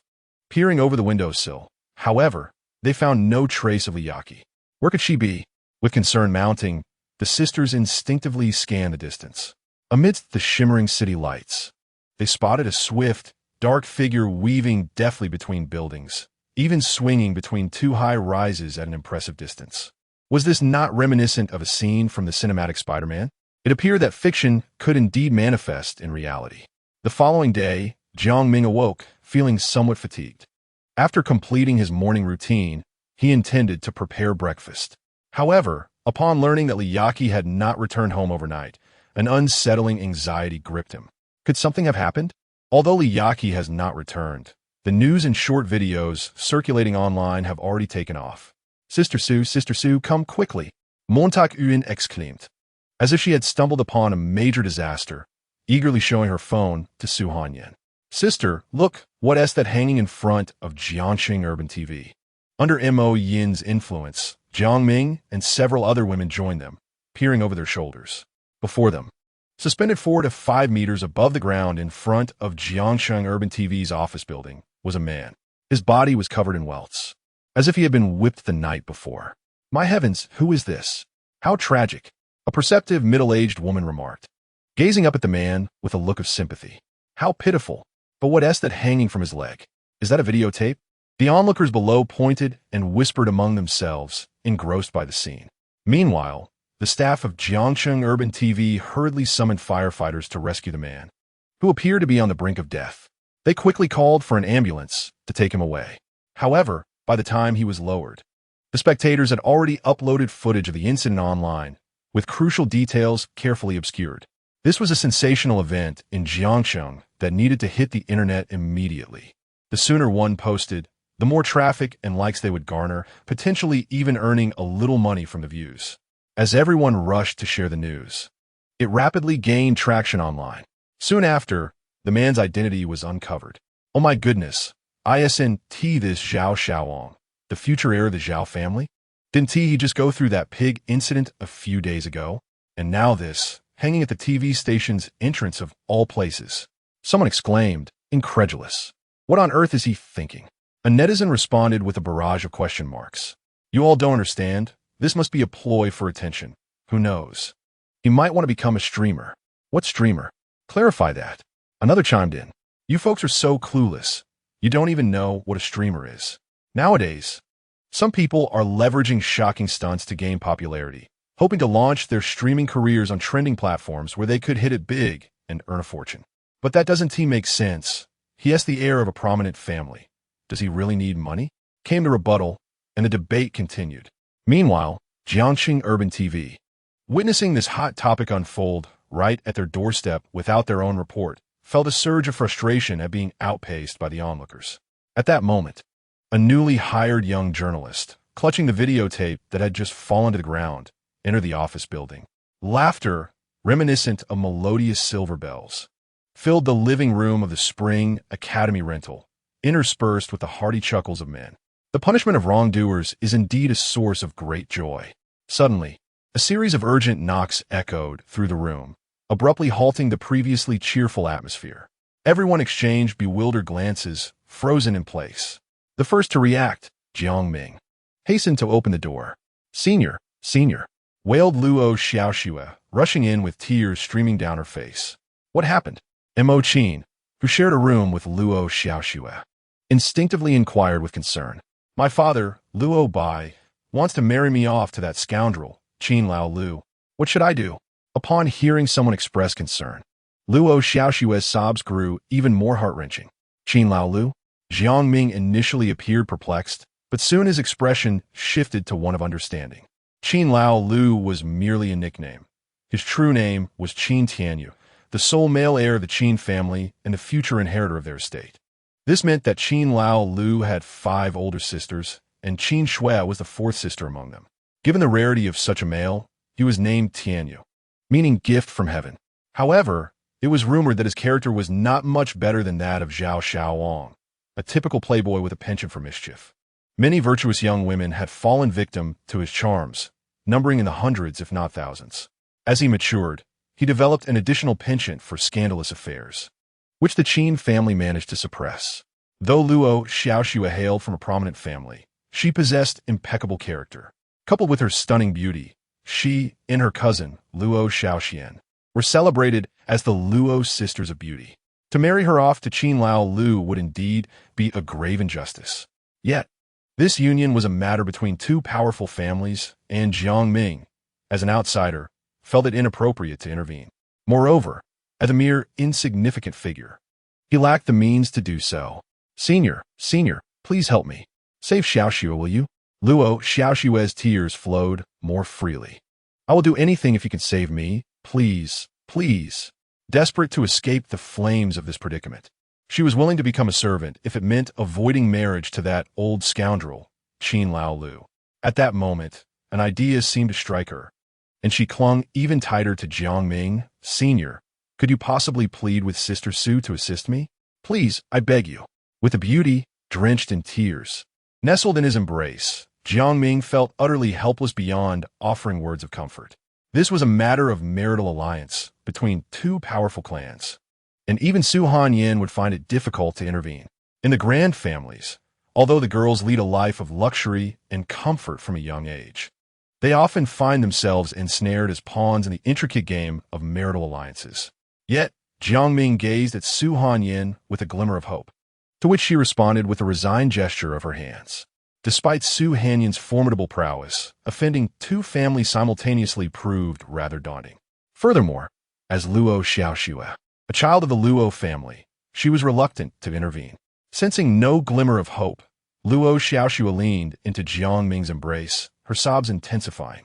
Just then, the youthful and vibrant Yaqi abruptly flung open the door, startling everyone present. Crying, "Won't he yield any results?" she exclaimed. Not only did her words fail to provide comfort, but they also chastised the Luo family's pampered young lady, causing her tears to flow even more profusely. With a sigh of exasperation, Liaki pulled her from Jiang Ming's arms and whispered a few words. "Really?" Luo Xiaoxue ceased her weeping, her eyes sparkling with anticipation as she looked at Liaki. "Sister, I lack knowledge. Please don't deceive me." "Of course not. Follow me," Liaki replied. Under the astonished gazes of those around, she led Luo Xiaoxue downstairs, casting a flirtatious kiss back at Jiang Ming as they departed. Once the duo left, tranquility enveloped the room once more. After finishing breakfast, the others dispersed to pursue their respective tasks. Jiang Ming, as always, immersed himself in the laboratory, accompanied by Mo Yin and Mo Qin for protection. Meanwhile, Su Hanyin headed to the Linjiang building to manage various family business dealings, overwhelmed by the sheer volume of work. The primary reason for her busyness, she knew all too well, was her brother Su Yuluo's lack of competence. In the laboratory, Jiang Ming conducted numerous experiments again. He discovered that aside from the black widow spider, which possessed a natural stabilizer, other species proved unfit. However, upon injecting a gene-altering fluid mixed with the spider stabilizer into a white mouse, an astonishing transformation occurred. The mouse mutated, its body expanding to 3 times its original size, sprouting fuzzy appendages, and gaining the ability to spray venom and silk akin to a spider. Yet, its eyes turned a menacing crimson, rendering it uncontrollable and grotesque, resembling a frenzied hybrid of a white mouse and a spider. Jiang Ming gasped, puzzled by the outcome. What had gone awry? Why had it worked for Liaki, but not for the mouse? Had he perhaps used too much? Or was it possible that this synthesized serum only functioned effectively in humans, but not in mice? He realized that many details needed clarification from Yaki. However, at that moment, she was in her former home, discussing a mysterious transaction with Luo Xiaoxue, the walls adorned with their blissful wedding photos. Xiaoxue. Relying on others is less effective than relying on oneself, Li Yaki gently advised. But, Sister Yaki, I am merely a frail woman. What power do I possess? Especially my grandfather, that old fool, insists that I marry Qin Laolu, and I feel utterly powerless to resist. As she spoke, Luo Xiaoxue's face was etched with sorrow and helplessness. She had always believed her grandfather loved her most, along with her father and brother. Yet, for the sake of familial interests, they would force her into a union with such a scoundrel. It seemed that love had been compromised. Their affections were primarily for wealth and power. What was there to pity in the marriage and fate of a mere girl? Alas, at that moment, she suddenly recalled Li Yaki's whispered words. Sister Yaki, do you truly believe I can gain my own strength to resist this oppression and injustice? Of course, that's true. Yet, apart from my alluring physique that makes men drool, it seems I possess no other strength. Looking at the innocent girl before her, Li Yaki couldn't help but smile wryly. If only she could transform her into a mutated being like herself, then she would indeed possess the power to resist. Wouldn't that mean she would have an ally? Su Hanyin, aren't you bigger, more numerous, and more flamboyant? In the future, I, Li Yaki, will have that too, and even stronger than yours. If I, Li Yaki, had these mutated minions, would I still regard you, Su Hanyin, with any respect? After coming to this realization, Li Yaki showcased her extraordinary abilities before Luo Xiaoxue. Whether it was climbing, jumping, or spraying toxins, she demonstrated her skills with great flair, even exhibiting the technique of weaving a spider's web. When Li Yaki pulled the utterly astonished Luo Xiaoxue onto the web bed, she enigmatically asked, Xiaoxue, do you desire this ability of mine? It is a formidable weapon against all injustice. Sister, I want it. I want it so badly. Chapter 79. Am I a scoundrel? Luo Xiaoxue was completely shattered by Li Yaki's astonishing display. It turned out that there truly were mutated superhumans in the world. The events depicted in films were, astonishingly, real. They were genuine occurrences. I want it. I absolutely must have it. Overwhelmed with excitement, she shouted her innermost desire, as if it were her final lifeline. Sister Yaki, I must possess this ability. Just grant it to me, and I will do anything, truly anything. Better dead than unfree. I refuse to be a sacrificial pawn in the Luo family's arranged marriage. Very ambitious. But whether you can truly obtain this ability depends on whether the senior in your heart agrees. You're right, sister. Let us go appeal to the senior. By the time Li Yaki and Luo Xiaoxue returned to the academy's spring community, the lights were already twinkling. But they had missed the dinner hour and had to blend in for a meal.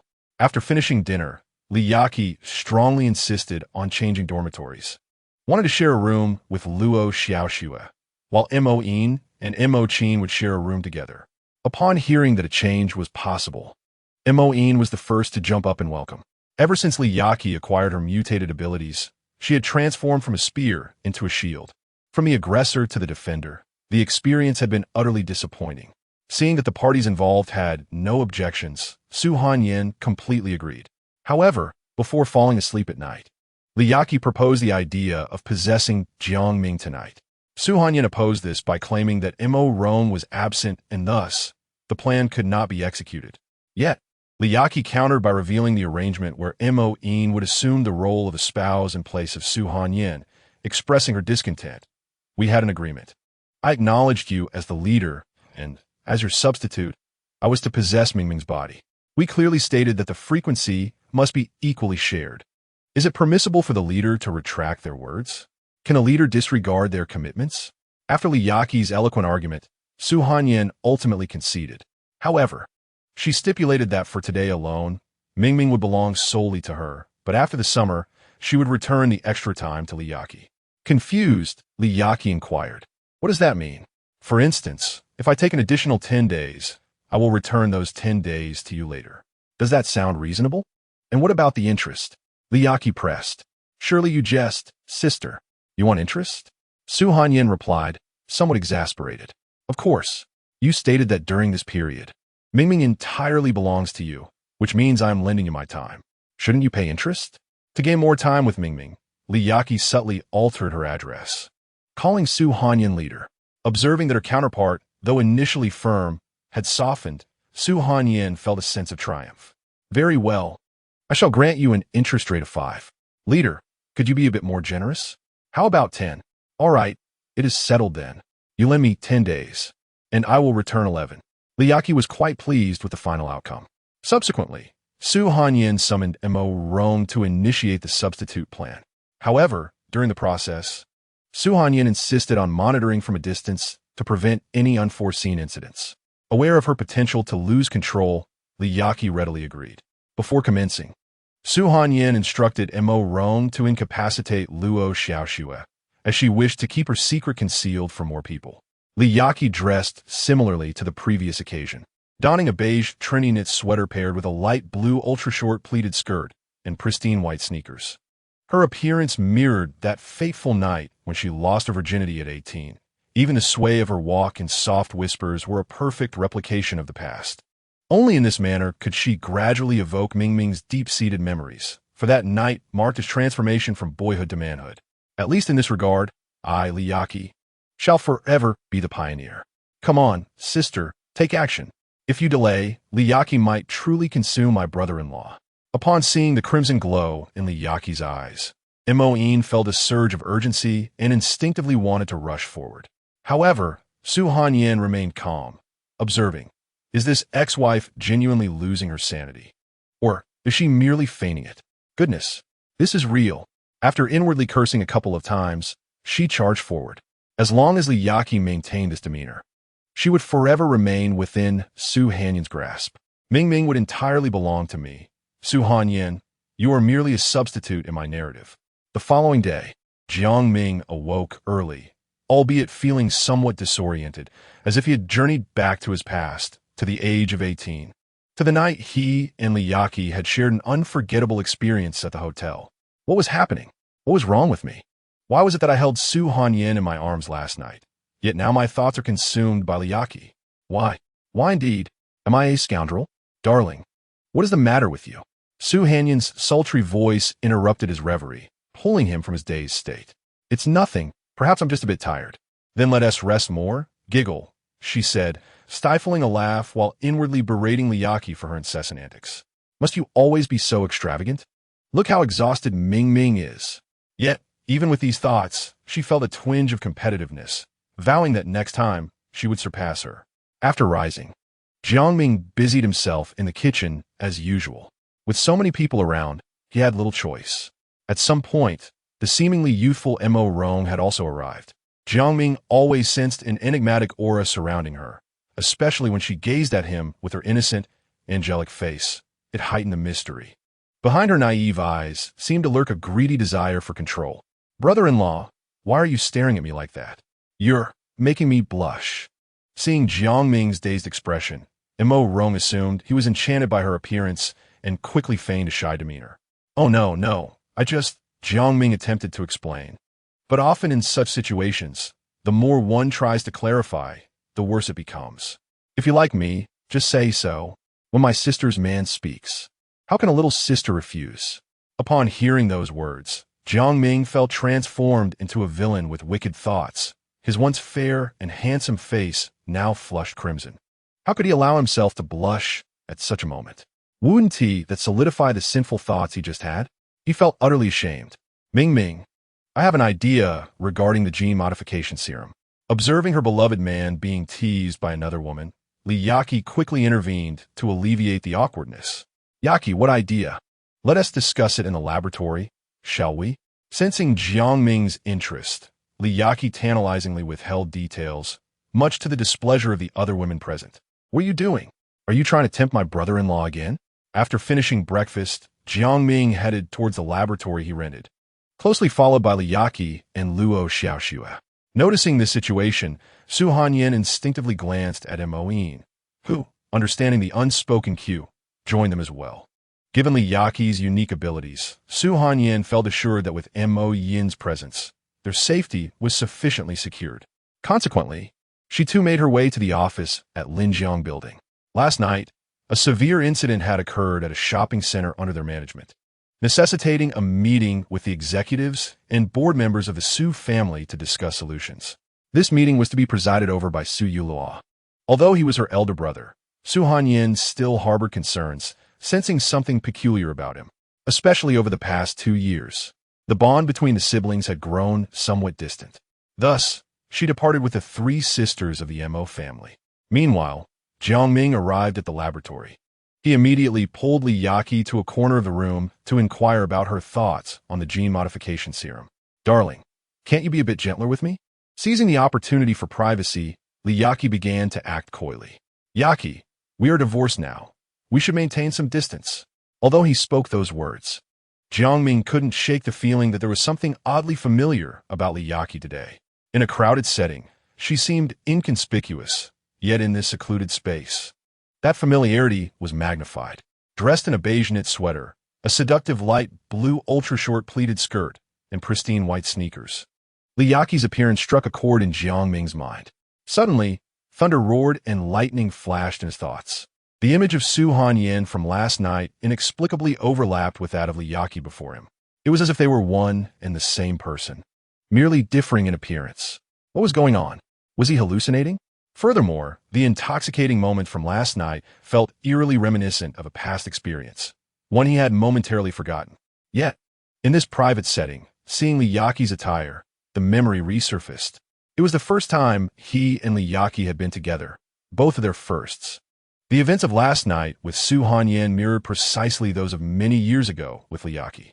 Every detail was identical, as if it were a complete replica of the past. "Darling, what are you thinking about?" Li Yaqi asked playfully, stifling a giggle at Jiang Ming's bewildered expression. "Oh, it's nothing at all." Jiang Ming hastily concealed his flushed face, embarrassed by the way his mind had wandered. How could he spend a night with one woman only to find himself thinking of another the following day? Wasn't he that the very definition of a cad? He could not, must not, allow this to happen.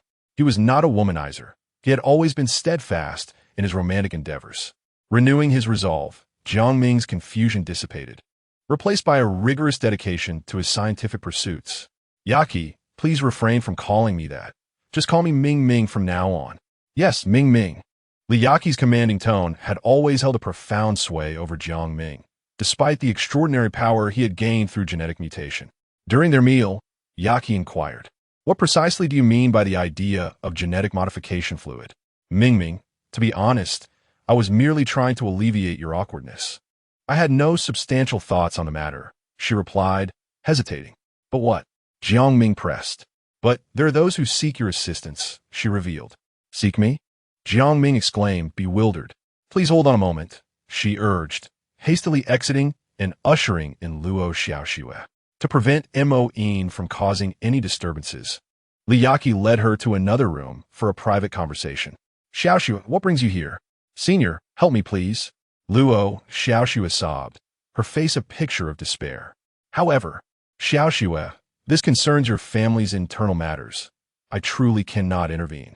After all, I am but a minor figure, lacking both the qualification and capacity to engage in such family affairs." Although Jiang Ming felt sympathy for Luo Xiaoxue's plight, he recognized his limitations and the impossibility of intervening. "But, Senior, you can do it. If you are willing, you possess the ability to pull Xiaoxue from the depths of despair." "Ah, do I truly have such power?" Jiang Ming was taken aback, struggling to comprehend the extent of his capabilities. Seeing her senior's confusion, Luo Xiaoxue laid her cards on the table. "Senior, can you transform me into someone like Yaqi? I want to become a mutant ability wielder so that I can protect myself no matter where I am. Please, Senior, can you do this?" "Xiaoxue, it is not as simple as you think. It is far from what you imagine," Jiang Ming interjected, eager to clarify his position, especially since he himself had yet to fully grasp the reasons behind Li Yaqi's transformation. "Would I dare experiment on a human being? Senior, do you think I lack sincerity?" Luo Xiaoxue pleaded earnestly.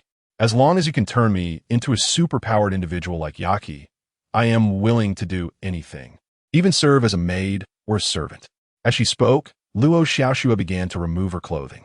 Jiang Ming nearly choked in shock as her radiant form came into view, an unexpected sight that overwhelmed his senses. My heavens! Am I truly such a base individual? Quickly, he shed his oversized shirt and draped it around her, stepping back to avoid any unintended misunderstandings or complications. Does Senior truly look down upon Xiaoxue? Am I so worthless in your eyes? She lamented, feeling deeply hurt by his apparent disregard. Do the Luo sisters truly fail to capture your interest? Seeing her earnestness overlooked, Luo Xiaoxue felt a profound sadness wash over her. It became painfully clear that Jiang Ming harbored no romantic notions toward her. As a woman, she felt utterly defeated, resigned to the prospect of marrying that scoundrel Qin Laolu. In her despair, she thought perhaps it would be better to end it all, to escape her fate. With that resolve, she charged towards the wall with all her might. Observing the unfolding scene, Jiang Ming could not stand idly by. The moment her foot lifted, he rushed forward to intervene. Though separated by a few meters, Jiang Ming, possessing a robust physique and swift speed, managed to tackle the individual just before they collided with the wall, thus rescuing them. No, no, no, do not save me. Let me die, exclaimed Luo Xiaoxue. Bang! Before her words could fully escape her lips, the door was abruptly flung open. Standing at the threshold were Li Yaqi and Mo Yin, their eyes wide with shock as they gazed into the room. There lay Jiang Ming, bare-chested, having toppled Luo Xiaoxue, who was still pleading for release. Chapter 81. In the name of world peace, I must intervene. When Jiang Ming finally comprehended the expressions on their faces, he realized the enormity of the misunderstanding. It's not what you think, Yaqi, Mo Yin. No, truly, he insisted. Indeed, it is not as you perceive. Luo Xiaoxue chimed in, eager to clarify for her senior. However, the two at the door were surprisingly united in their response. We have intruded. Bang! The door was slammed shut with a resounding crash. Inside the room, the pair hastily donned their clothes before stepping outside to explain. Yet, it was evident that the others were not inclined to listen, particularly Mo Yin, who pouted defiantly, seemingly resolved to ignore them. As for Li Yaqi, she feigned ignorance. Ever since her genetic mutation, her senses have been heightened exponentially. She was fully aware of the events that had transpired within. Yet, she merely wished to tease Jiang Ming. Following this minor upheaval, Jiang Ming resumed his exploration of the genetic modification serum, while Luo Xiaoxue trailed behind the two, looking utterly aggrieved. After experiencing several setbacks and feeling somewhat disheartened, Li Yaqi offered her personal insights. Ming, since extracting the stabilizer from the black widow spider and combining it with the serum proved ineffective when injected into the lab mice. Perhaps we should consider an alternative method? How should we proceed? Jiang Ming inquired. After a moment of contemplation, Li Yaqi continued, for instance, my approach. Your approach? Jiang Ming was taken aback. The reason I successfully mutated was due to the following process. The black widow spider first immersed itself in the genetic modification serum for a period before suddenly attacking and biting me. Ah, I see. Upon hearing her explanation, Jiang Ming felt as though a door to knowledge had swung wide open in his mind. Indeed, we could certainly attempt it this way. With Li Yaqi's assistance, Jiang Ming commenced the experiment anew. This time, it proved remarkably successful. After a period of immersion in the serum, the black widow spider became frenzied and highly aggressive. The lab mouse that entered its vicinity was swiftly bitten and rendered unconscious. When the mouse regained consciousness, it retained its original form, yet possessed all the abilities of the black widow spider and the genetic modification serum. Gazing upon the fruitful results of their experiment, Jiang Ming and Li Yaqi leaped with joy, exchanging high fives in celebration. However, just minutes later, the mouse's eyes abruptly turned a vivid crimson, and its behavior grew exceedingly erratic. The scene bore an uncanny resemblance to Li Yaqi's own uncontrollable rampage. Alas, upon witnessing yet another experimental failure, Jiang Ming was filled with profound regret. However, a sudden remark from Li Yaqi reignited the hope that had previously been extinguished. Ming, there is something within me that a mere white mouse lacks. What is it? Ming, have you forgotten? I'm a victim of the love obsession drug. Huh? Jiang Ming was taken aback. This was an angle he had not considered. In truth, during the process of my genetic mutation, my body was in a state of extreme agitation. Yet, whenever I think of you, of how you are my master, this turmoil within me gradually subsides under the weight of your image. Therefore, if you wish for your experiment to succeed, you will require an auxiliary drug, love obsession. However, I harbor a deep loathing for this drug, for it shattered my once happy life. The mere mention of it reminded Jiang Ming of his fractured marriage, with the love obsession drug being the principal culprit. Such a drug should have been destroyed long ago, Jiang Ming lamented. But Ming, this drug may hold the key to saving you, and perhaps even Luo Xiaoxue. Why? Upon hearing Li Yaqi's words, a look of confusion suddenly crossed Jiang Ming's face. First and foremost, if Luo Xiaoxue cannot be transformed into a power wielder, she may become a pawn in the marriage between the two families, thereby ruining her life. Seeing Jiang Ming listen intently, Li Yaqi felt a glimmer of hope and continued. Moreover, you have witnessed Xiaoxue's character. If she were to marry Qin Laolu, she would rather choose to die by crashing into a wall. If you do not proceed with this experiment, it could indirectly lead to Xiaoxue's demise. Jiang Ming wished to explain, but was halted by Li Yaqi, who pressed on. Furthermore, all the data regarding your genetic modification serum has been seized by mysterious individuals. Surely you do not naively believe they will do nothing with it? No one understands the specific applications of the genetic modification serum better than you. If someone were to wield it to wreak havoc upon the world, what would you do? To maintain world peace, I must prevent them, Jiang Ming blurted out instinctively. But Ming, what will you use to stop them? Will you rely solely on yourself? Jiang Ming found himself momentarily speechless. Li Yaqi was correct. Should the world face a calamity because of his research on the genetic modification serum, the greatest responsibility would fall on him. Moreover, the loss of all this data was undoubtedly linked to the foreign genetic expert, Kelly's, who advocated for using chemical synthesis to create stabilizers, potentially leading to unforeseeable consequences. If the chemically synthesized stabilizer were to cause catastrophic mutations, he would become a historical villain.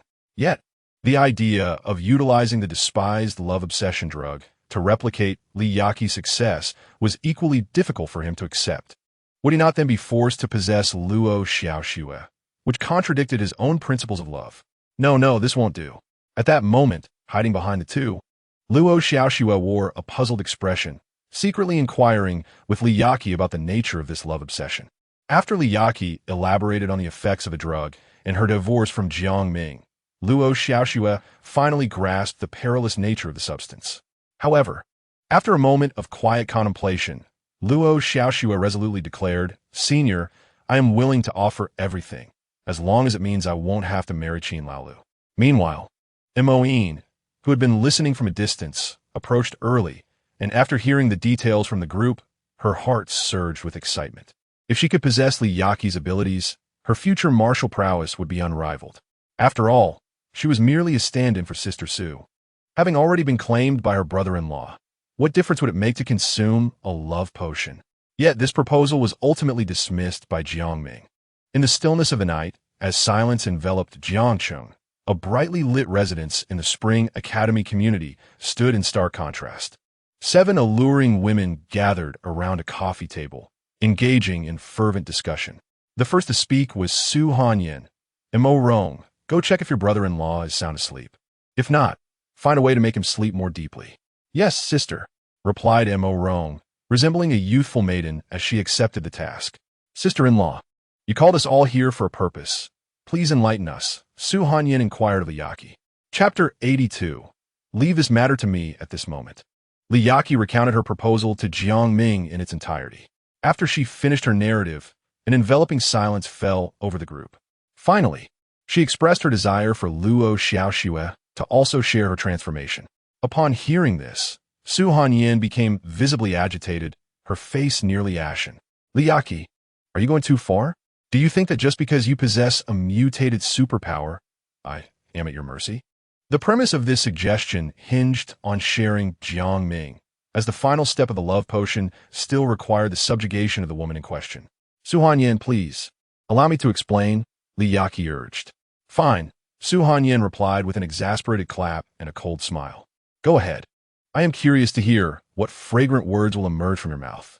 Are you aware of the homicide case involving the Jiangxing University Institute of Biological Research and the theft of all project data that Ming was responsible for? Li Yaqi began by presenting the facts. Su Hanyan responded, Is there any need to mention it? Such an important matter would not escape my notice. I have already arranged investigations into the missing persons. And what have you found? Liaki pressed. Currently, there has been no news, Su Hanyin sighed, revealing the grim reality. Well then, given the strength of your Su family, the fact that no information has emerged after such a long time indicates what? It suggests that the forces behind this are exceedingly complex and deeply entrenched. Su Hanyin's demeanor grew somber upon hearing Liaki's inquiry.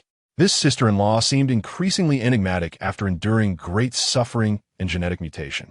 It was a point she had not previously considered. You must have heard of the experimental content of Ming Ming's project, and do you know who else went missing alongside him? Liaki cast a piercing gaze at the formidable Su Hanyin. Prior to this assembly of the women, she had meticulously inquired with Jiang Ming about the myriad intricacies occurring within a laboratory. Naturally, this encompassed the issues regarding Kelly's and the chemical stabilizers. Is it not merely Zhu Yunchuan and a foreign expert? Su Hanyin replied. With a dismissive chuckle, Liaki recounted Kelly's proposal, alongside the recent experimental endeavors of Jiang Ming. To the assembly, the revelation left them utterly astounded, particularly Mo Yao, with her meticulous nature, became acutely aware of the gravity of the situation. You are suggesting that your brother-in-law extracted a natural stabilizer from a spider's body and injected it into a white mouse, resulting in a dramatic transformation into a ferocious spider monster? Refer to Chapter 78. Indeed, this was achieved using a natural stabilizer. If it were a chemical synthesis, the repercussions could be far more unfathomable, Liaki elaborated. But how does this relate to your directive for Ming Ming to conduct experiments on Luo Xiaoxue, transforming her into a being akin to yourself? Ultimately, it was Su Hanyin who highlighted the most contradictory aspect. Yet Liaki, far from exhibiting any sign of trepidation, responded with unwavering confidence. Su Hanyin, it is surprising that as the president of the Su Group, you have overlooked this. The forces that have pilfered all of Ming Ming's project data harbor grand ambitions, undoubtedly seeking to establish their own empire through such extreme methods, which could lead to incalculable consequences. Moreover, the site of this potential chaos would likely be Jiang City or its vicinity. Therefore, in the event of uncontrollable turmoil, what becomes paramount? It is undoubtedly combat strength, the capacity to preserve the family's financial stability. Su Hanyin exclaimed, recognizing that for someone with a killer's background, combat prowess was always of utmost priority. Well then, if this endeavor succeeds in transforming Luo Xiaoxue into a mutated ability wielder, does that not signify an enhancement of the Su family combat strength? She belongs to the Luo family. What relevance does this have to us? The youthful Mo Rong interjected. Under the influence of the love's elixir, she might eventually yield entirely to your brother-in-law. What difference does it make if she submits to your elder sister? What else? At this juncture, Su Hanyin appeared somewhat moved. Liaki, with a sly smile, continued, moreover, should Luo Xiaoxue succeed, it would indeed validate that this process is infinitely replicable. Thus, the number of mutated ability wielders could be at your discretion. With that, Liaki meaningfully surveyed the four sisters of the Mo family. Su Hanyin swiftly grasped the implication. If this were indeed the case, her power would burgeon exponentially. What would the four prominent families of Jiang City signify then? As long as the replication was sufficiently abundant, the world would bow at the feet of Su Hanyin. However, to ensure prudence, Su Hanyin still inquired about Luo Xiaoxue's true intentions. The latter not only expressed a willingness to sacrifice herself, but even stated that as long as it granted her the means for self-preservation, she would comply with any demands, whether it be allegiance to the Su family or servitude. She would do so gladly. Once they had thoroughly resolved all their differences, a new dilemma arose. Jiang Ming was adamantly opposed to the method of replicating Liaki's case through the use of this intoxicating elixir of love. Thus, the matter became ensnared at this point. However, how could such a predicament confound the astute and clever Missouri Rome? With a cheerful demeanor, she spoke up, "Dear sisters, fret not. This issue shall be entrusted to me." All the alluring beauties turned their gaze towards Mo Rome, intrigued.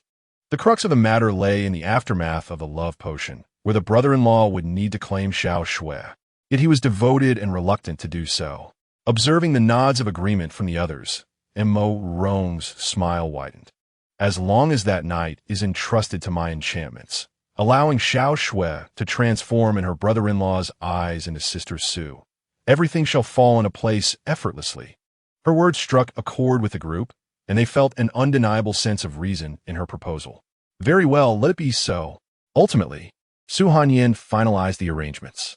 She would handle the acquisition of the love potion, but for the time being, it was imperative to conceal Luo Xiao Shui from others, ensuring that no one discovered her whereabouts. Consequently, Su Hanyin resolved to hide her in her personal secret base, the safest location where no one would find her. After everything was settled, the women dispersed, yet Su Hanyin lay in bed, deep in contemplation. During the board meeting earlier that day, a tragic incident had unfolded at one of her shopping centers. She had reviewed the footage. A deranged man rampaged through the mall, resulting in 3 fatalities and 5 injuries. When the police arrived and their warnings proved futile, they resorted to gunfire. Astonishingly, when the bullet struck the man, he exhibited no signs of pain. Just as he attempted to charge at the officers, terrifying them into retreat, he inexplicably exploded in a shower of blood. The onlookers were horrified, screaming and fleeing in panic. To prevent the situation from escalating, the police cordoned off the area and deleted all footage captured by bystanders' phones before suppressing the incident. Was the situation that Li Yaqi feared truly unfolding? If so, it would not only engulf Jiangxing, but also the entire Summer Nation and Blue Star in chaos. Moreover, upon rewatching the footage, she discovered that there were indeed instances of individuals fainting and bleeding from their mouths and noses on sight. If this condition proved contagious, it would spell dire trouble. Thus, replicating more successful cases of Li Yaqi became increasingly vital. After all, these superpowered individuals were invaluable assets within any prominent family. Meanwhile, in another bedroom, Luo Xiao Shui was voicing her grievances. She did not wish to remain subordinate to Su Hanyin. They were both daughters of noble families. So why should she have to bow to the Su family? Observing her distress, Li Yaqi quickly interjected with counsel. Xiao Shui, you find yourself in a precarious situation. Only by enduring humiliation can you safeguard your own existence. Is that not true? Moreover, as long as you become a capable individual like myself, wouldn't it increase your chances of competing with Su Hanyin for Mingming in the future? After much persuasion, Luo Xiaoxue ultimately acquiesced, expressing her gratitude. Even if I fail in the future, I will always support you, Sister Yaqi. Very well, I shall visit the secret lair of that fiend, Su Hanyin, tomorrow. Go ahead, let us strive to meet again in over 20 days, Li Yaqi replied with a smile. All right, sister, it's a promise. Let us seal it with a handshake. Agreed, a handshake sealed with a noose, unchanging for 100 years. The following day, Jiang Ming continued his research in the laboratory. Unwavering as ever, he wished to assist Luo Xiaoxue, but not through nefarious means. Rather, he sought to employ entirely legitimate methods. Yet, no matter how many experiments he conducted, they all ended in failure. Meanwhile, in the spring community of the academy, there was a man cloaked in a hood, lurking furtively. He was clearly no good, and although the elderly security guard attempted to drive him away, the man easily scaled the walls to evade capture. Being an old community, it was quite challenging to rely solely on a few elderly gentlemen to deter such a figure. Nevertheless, this individual did not engage in any wrongdoing. He merely trailed the woman from a distance. Until today, he could no longer contain himself and stepped in front of her after she descended alone. Yaqi, I am sorry. It was the voice of Li Zhihui. I thought you intended to remain hidden forever? Li Yaqi scoffed, her expression derisive. Once the formidable head of the Li family, it was indeed a sight to behold, now reduced to a wretched state, a most delightful irony. Originally, she had intended to tear him to shreds to quell her resentment. But Su Hanyin intervened, asserting that this man still held value. Furthermore, Li Yaqi was aware that he seemed entangled with Zhao Hong, making him a pawn in her revenge against the Zhao family, which is why he was still alive. Otherwise, she would have dispatched him on the very day he acquired his mutated abilities. Speak, what is it? Seeing him stand there in silence, Li Yaqi demanded directly. Take me to see Su Hanyin. I have business with her. Li Zhihui wasted no time, getting straight to the point. Why should I take you there? Li Yaqi retorted, unimpressed. Because I will reveal the true secret behind your parents' murder. What? What did you say? Li Yaqi was immediately incensed, her teeth clenched in fury. With her right hand, She gripped his collar and lifted him, pressing him against the wall behind him. What did you just say? What did you just say? At that moment, her eyes, ablaze with rage, began to redden. Cough, cough, cough. The violent impact against the wall left Li Zhihui gasping for breath, choking uncontrollably. This girl possessed an extraordinary strength. She was nothing short of a beast. This was his first impression of the current Yaki, yet he believed the condition he had presented was more than sufficient. After a slight adjustment to his breathing, Li Zhihui's tone gradually became more stable. Do not be agitated, just lower me down, and I shall speak. The fervent desire to uncover the truth gradually quelled Li Yaki's anger, her previously crimson eyes returning to their original alluring clarity. You must understand, Yaki. I too am a victim. Sensing that Li Yaki was on the verge of another outburst, Li Zhihui hastily continued, fearing she might strike him once more. This all stems from your father.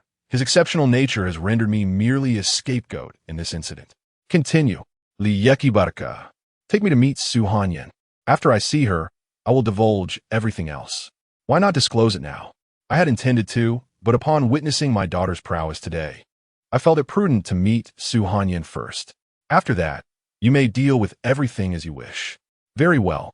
Li Yaki returned to the laboratory, bidding farewell to Jiang Ming and Moin before eventually dialing Su Hanyan. Only then did she drive to a secluded area on the outskirts of Jiangchen. Meanwhile, Su Hanyan and Mo Yao had been waiting for some time.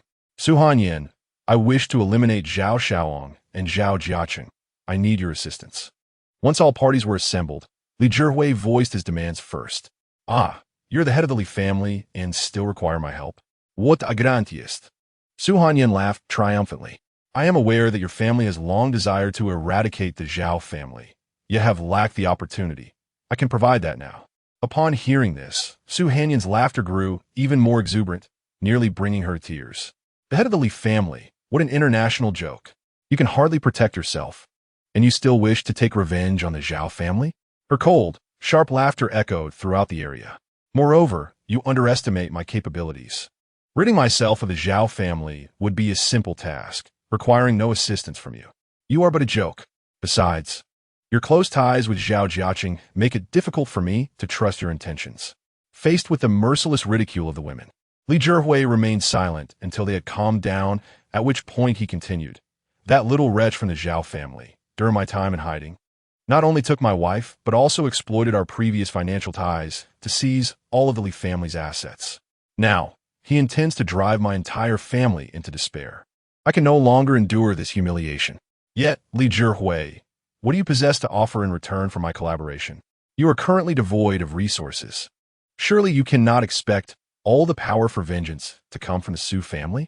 All my family members have gone into hiding, many of whom are armed forces I have trained in secret, fiercely loyal to me.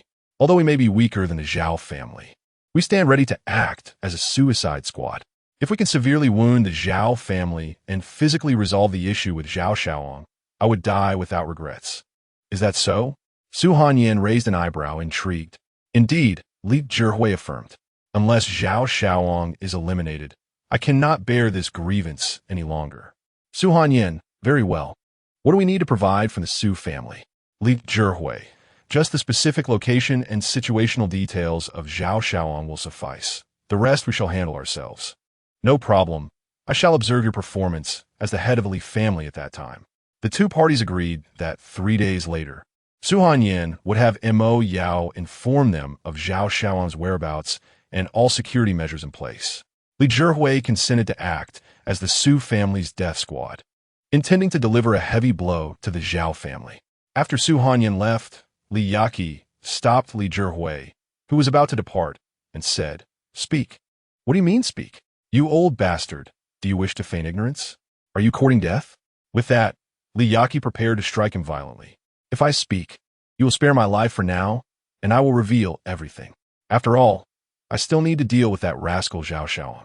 Agreed, but only if you speak the truth. Rest assured, this realization came to me after the chaos at my birthday banquet. Let me explain in detail. Li Zhihui briefly adjusted his emotions, his expression becoming somewhat dazed, as if transported to a distant past. Yaki, to be honest, I was initially unaware of your existence.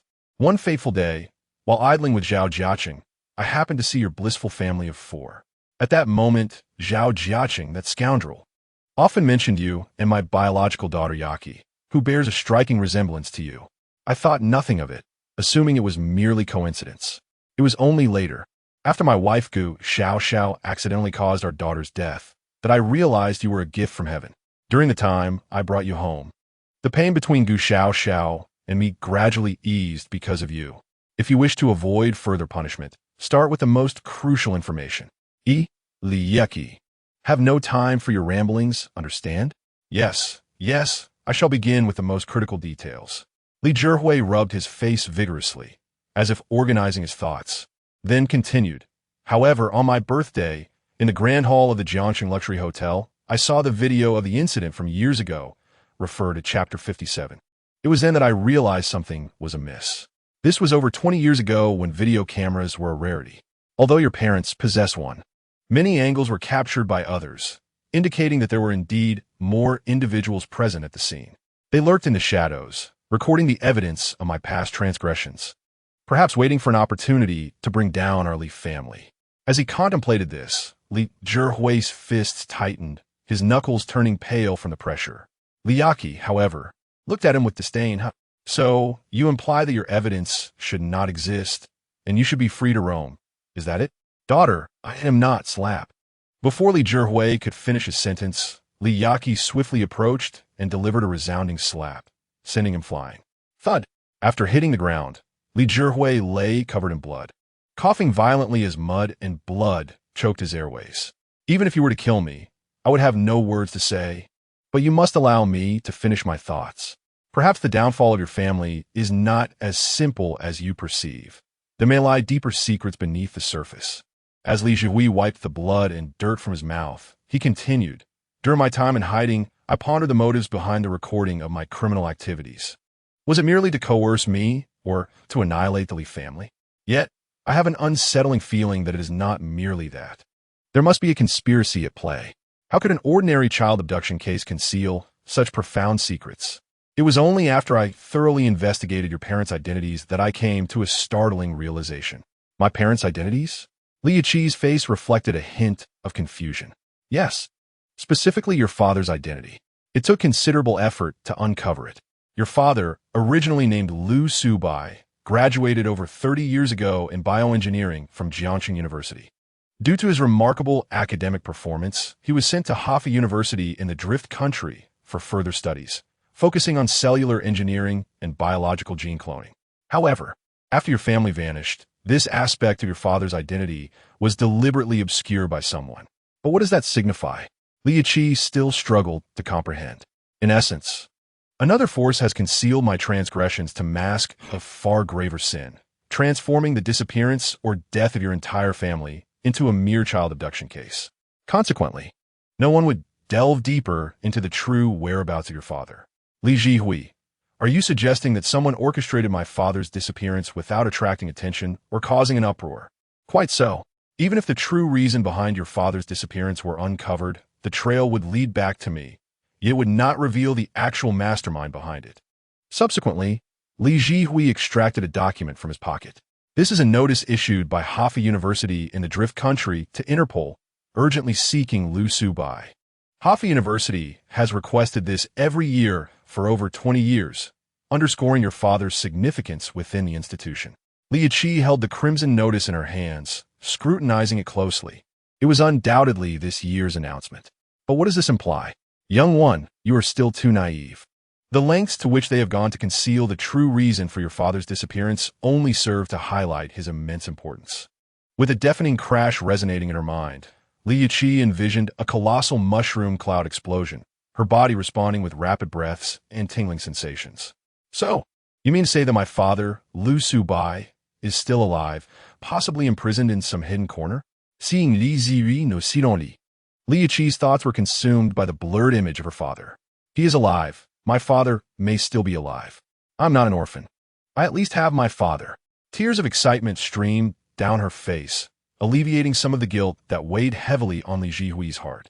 Although it may likely be an illusion, he believes that harboring even a sliver of hope is a virtue. Moreover, according to his deductions, The possibility of such a situation is considerably high. Alas, if only his daughter were still alive, even the faintest glimmer of hope would suffice. Yet no, suddenly. A tempest brews in Li Zhihui's mind, with thunder and lightning raging. If the disappearance of Li Yaqi's father, Lu Xiubai, is part of a grand conspiracy, then his act of abducting the child must also be a crucial piece of this intricate puzzle. Further deductions lead him to ponder whether the death of his own daughter is likewise intertwined in this sinister web. My heavens! Suddenly, as these thoughts crystallize, Li Zhihui expels a mouthful of dark blood, and darkness envelopes him, causing his body to collapse. Chapter 85. The instrument of destiny altering a great family. When Li Zhihui awakens once more, it is already the following morning. This fainting spell has lasted nearly 20 hours. Yet, as he steps out of his room, he is momentarily disoriented by the sight before him. The living room is adorned with photographs of his daughter, Li Yaqi, and her former fiancé, Jiang Ming. Most strikingly, at the center lies their sweet wedding portrait. All the photographs gleam with a freshness that suggests they are well cared for. Gazing upon their joyful expressions fills Li Zhihui with profound shame and a heart-wrenching sorrow. Had he not committed such heinous acts in the past, perhaps Li Yaqi would be living a blissful life now, just as depicted in the wedding photo. And had his beloved daughter not perished, given the esteemed lineage of the Li family, she would surely have found a suitor like Jiang Ming, destined for happiness. At this moment, Li Zhihui observes Jiang Ming with an inexplicable sense of familiarity, as if he has encountered him before, yet, upon reflection, he cannot recall where. Sighing deeply, he muses that perhaps age has dulled his memory. Had fate not intervened, both his daughter and Li Yaqi would surely be leading joyful lives. Yet neither scenario has come to pass. Whose fault is this? Whose blame is it? Could it be that Li Zhihui is burdened by profound sins? But the Li family has engaged in numerous charitable deeds. Oh heavens! You have already unleashed countless punishments upon me. Can you not, for the sake of the charity I have performed, bestow upon me a modicum of grace? Even a gift of vengeance would suffice. The death of his beloved daughter, the betrayal of his cherished wife, who not only proved unfaithful, but cast him into the role of a laughingstock, has left him utterly desolate. The Li family, which he has painstakingly nurtured, has crumbled in an instant, becoming the attire of another. And he himself is ensnared in a legal quagmire, facing a future that may either lead to a meager existence or an interminable life behind bars. Each event swirls relentlessly in Li Zhihui's mind, leading to a profound imbalance in his psyche. His eyes, now bloodshot, are consumed by an all-encompassing hatred. Who, indeed, is responsible for his current plight? Reflecting on the thoughts of yesterday, Li Zhihui came to a definitive conclusion. The initial architect of his downfall was the shadowy figure responsible for concealing Lu Xiubai. In order to unmask this scoundrel, 3 avenues presented themselves for exploration. The first was Yifeng, given that his daughter's demise was orchestrated by another. The presence of this villain on that fateful day could not have been mere coincidence. If he could be located and compelled to divulge valuable information, it would bring Li Zhihui a step closer to identifying the puppeteer behind it all. The second avenue lay in video footage. He intended to inquire with Li Yaqi about the origins of the videos from that time. However, this line of inquiry seemed somewhat tenuous, as it was highly plausible that the hidden mastermind had intentionally left them for her. The third avenue involved Zhao Jiaqing, the old silver coin. During their first encounter, he had been the one to suggest that Li Yaqi bore a striking resemblance to his daughter, and he had not merely alluded to this once, but had made multiple insinuations as if fearing she might overlook it. This indicated that the old silver coin was also a participant in the scheme. Yet, this individual was perpetually accompanied by an entourage of bodyguards, making it difficult to approach him at present. Thus, the most feasible target for action remained Yifeng. At that moment, the door creaked open. Li Yaqi, clad in casual attire, stepped inside. Upon seeing her, Li Zhihui was filled with excitement and hurriedly articulated his thoughts. "Are you referring to Yifeng?" Li Yaqi inquired, taken aback. "Indeed. If we can locate Yifeng and uncover the truth behind my daughter's death, we might just unearth the identity of this hidden antagonist. Furthermore, we may even glean information about your father, Lu Xiubai." Li Yaqi did not respond immediately, but began to pace thoughtfully around the living room. If Li Zhihui's deductions held merit, this could indeed serve as a viable method to investigate her father's whereabouts. Moreover, she had diligently reevaluated Li Zhihui's ideas yesterday, ultimately concluding that they might very well be true. Assuming Li Zhihui's assertions were accurate, it was highly likely that her father possessed knowledge of advanced scientific technologies, such as genetic modification, cellular separation, or even gene cloning, which could have drawn the attention of powerful families. Such capabilities could potentially alter the fate of these families. If her father were of such significance, it followed that her family, her mother and sister, might be imprisoned by these forces. Only by threatening his family could they compel her father to serve them willingly. Summarizing all these inferences, it became evident that Li Yaqi's family was likely still alive, albeit captured or placed under house arrest. At the very least, they were alive. Coupled with her newfound extraordinary abilities, if she could ascertain the whereabouts of her family, she might very well rescue them from peril. Now, what do you require from me? After clarifying her thoughts, Li Yaqi directed her question towards Li Zhihui. Since he had shared his ideas with her and dangled a bait, it was clear he sought something in return. Yaqi, I hope to obtain the current location and information regarding Hefang, as well as the source of the video you played last time, the one from when I took you away. What a perplexing situation. I have searched high and low, yet he seems to have vanished into thin air. Very well, I promise to contact you separately once I locate him. Li Yaqi tossed the mobile phone and breakfast she had prepared in advance to Li Zhihui and departed. Before leaving, she reminded him, remember to take the household waste with you when you go. This is my home with Ming Ming. It must remain immaculate. Rest assured, although I have fallen on hard times, I still uphold the dignity of a family head and possess basic decency. Before he could finish his sentence, the door slammed shut with a resounding bang. 10 minutes later, Li Yaqi returned to the Xuefu Spring community. After parking her car, she made her way to Jiang Ming's laboratory. She refrained from mentioning anything about her conversation with Li Zhihui to anyone, as it pertained solely to her family. There was no need to complicate matters. After all, discretion is of utmost importance. However, upon entering the laboratory, she was taken aback to find it utterly deserted. Where could Jiang Ming and Moen be? Typically, Jiang Ming would be engrossed in research all day long. Why was he not here today? Had he been summoned by that enchantress Su Hanyin for some premarital task? Yet, that seemed unlikely. Her demeanor over the past few days had not been particularly cheerful, likely due to some issues within the group. If he wasn't with Su Hanyin, where else could he possibly be? A faint sense of unease began to stir within Li Yaqi, as if something ominous were about to transpire. Just then, her phone buzzed with an incoming call. The screen displayed a completely unfamiliar number. Chapter 86. Are your tears shed for me? Yaqi, Yaqi. The voice on the other end was Jiang Ming's, breathless and frantic. Hurry, hurry, save me. I'm at Longshan in the eastern suburbs of Jiangsheng. A deafening crash echoed through the line, followed by silence. Li Yaqi stood frozen, bewildered. What was happening? That was Ming Ming's voice. Why was he calling for her help? Wasn't he always under the protection of Su Hanyin's subordinates? How could he possibly be in danger? Yet, there was no mistaking that it was indeed Ming Ming's voice. After a brief moment of shock, Li Yaqi quickly regained her composure and rushed downstairs to her car, heading towards Longshan in the eastern suburbs. Longshan is a folded mountain formed by the pressure of tectonic movements, creating a series of undulating peaks. Coupled with the abundant rainfall in Jiangxing, the entire range is cloaked in lush vegetation, making it a paradise for fearless adventurers and hikers. But why would Ming Ming venture there? Moreover, there have been several reports of missing persons in that area recently. As thoughts swirled in her mind, Li Yaqi's speed remained unwavering. A journey that typically took an hour, she completed in merely 30 minutes. However, upon arriving at the entrance of Longshan, she was met with a throng of tourists of various appearances, all rushing down the mountain in a state of panic. Help! Run! The panic tone instantly stirred a tempest within the hearts of all the visitors. They frantically surged towards the exit at the base of the mountain, swept away by a collective hysteria. In such moments of panic, individuals often succumb to madness, devoid of rational thought.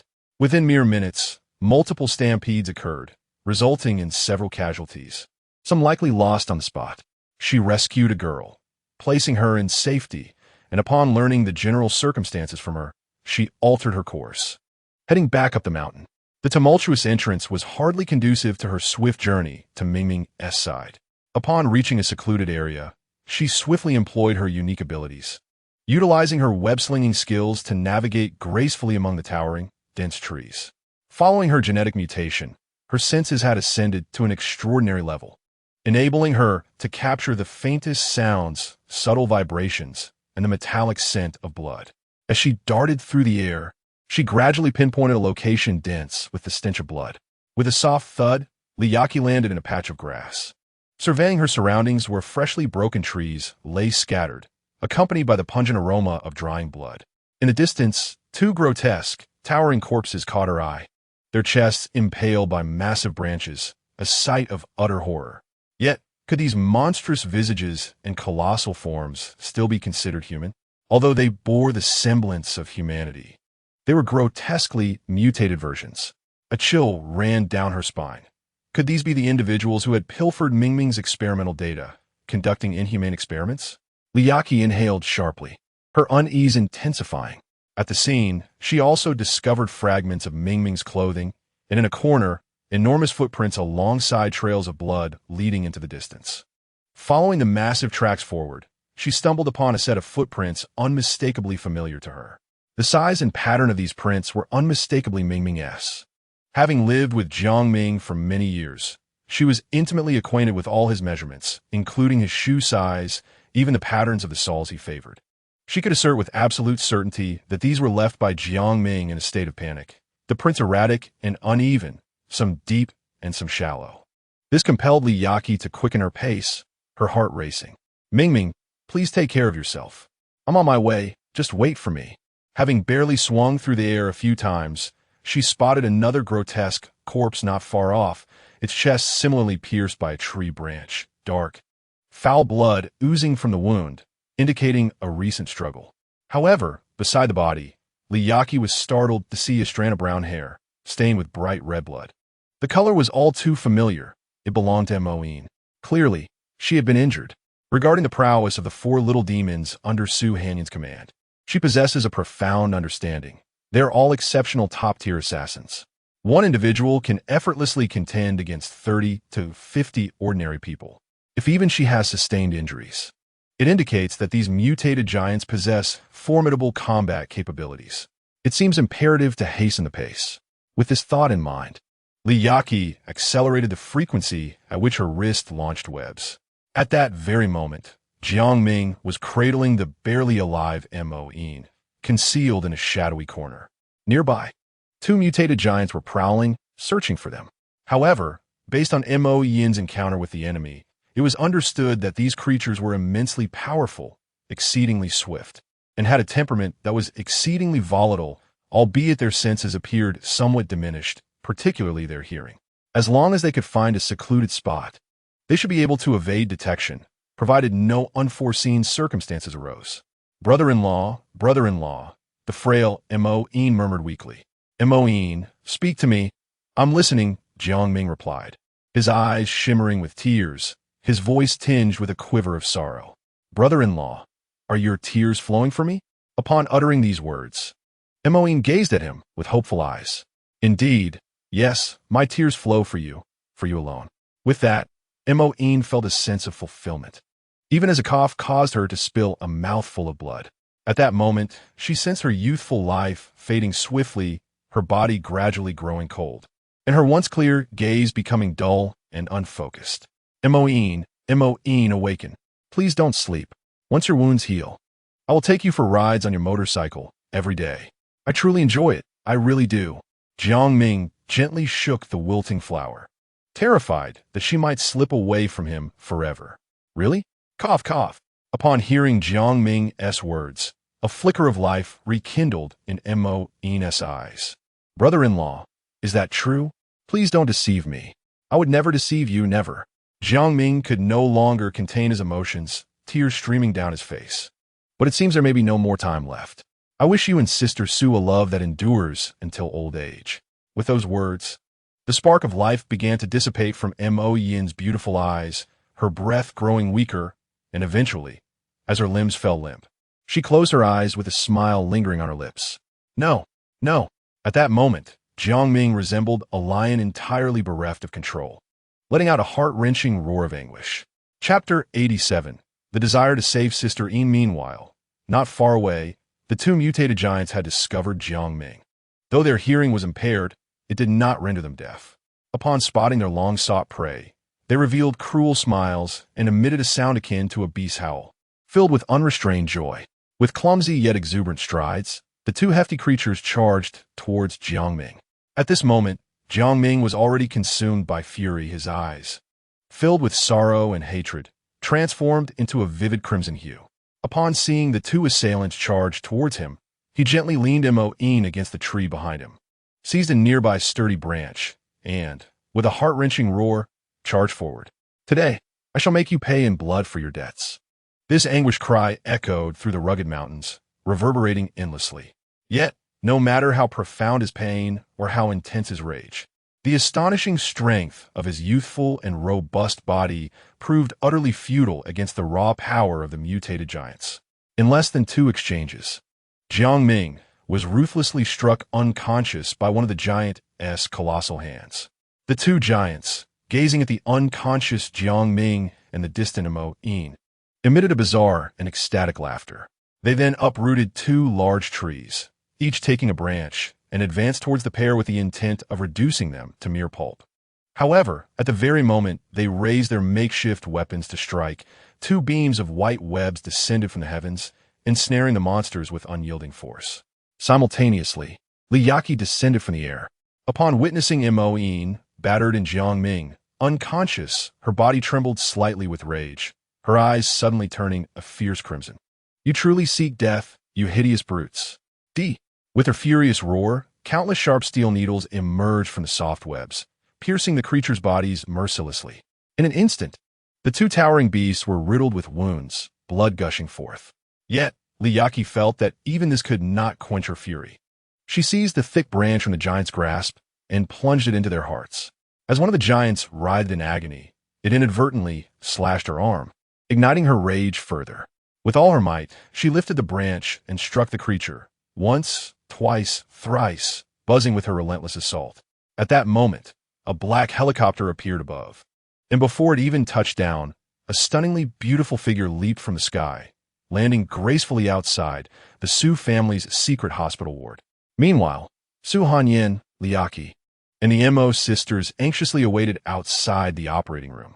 Inside, a skilled and composed female surgeon was exerting every effort in her rescue endeavor. Over the course of 10 long hours, her expression transitioned from emotionless to hopeful, only for her once bright eyes to dim once more. With a creak, the operating room doors swung open, and the anxious individuals in the corridor hurriedly gathered around. "Lin Xia, how is Mo Yin now?" "Yes, Sister Xia. What a Xiaoyin." The others, including Liyaki, pressed closer. "Dear sister, I did my best." Lin Xia could no longer contain herself, her captivating almond eyes already misty. Upon seeing her expression, everyone understood the gravity of the situation. The sudden turn of events regarding Mo Yin, who had been lively just the night before, was simply too hard to bear. It is unacceptable to resign oneself to despair. Lin Xia is the most exceptional and comprehensive physician meticulously selected by Su Hanyin from across the globe. If she claims to have done her utmost, it is likely that no one else on the entire blue planet can save Mo Yin. At this moment, a profound emptiness enveloped Su Hanyin's heart. She had always cherished this whimsical little subordinate, yet the sudden turn of events was utterly unbearable. Could it truly be that there is no hope left?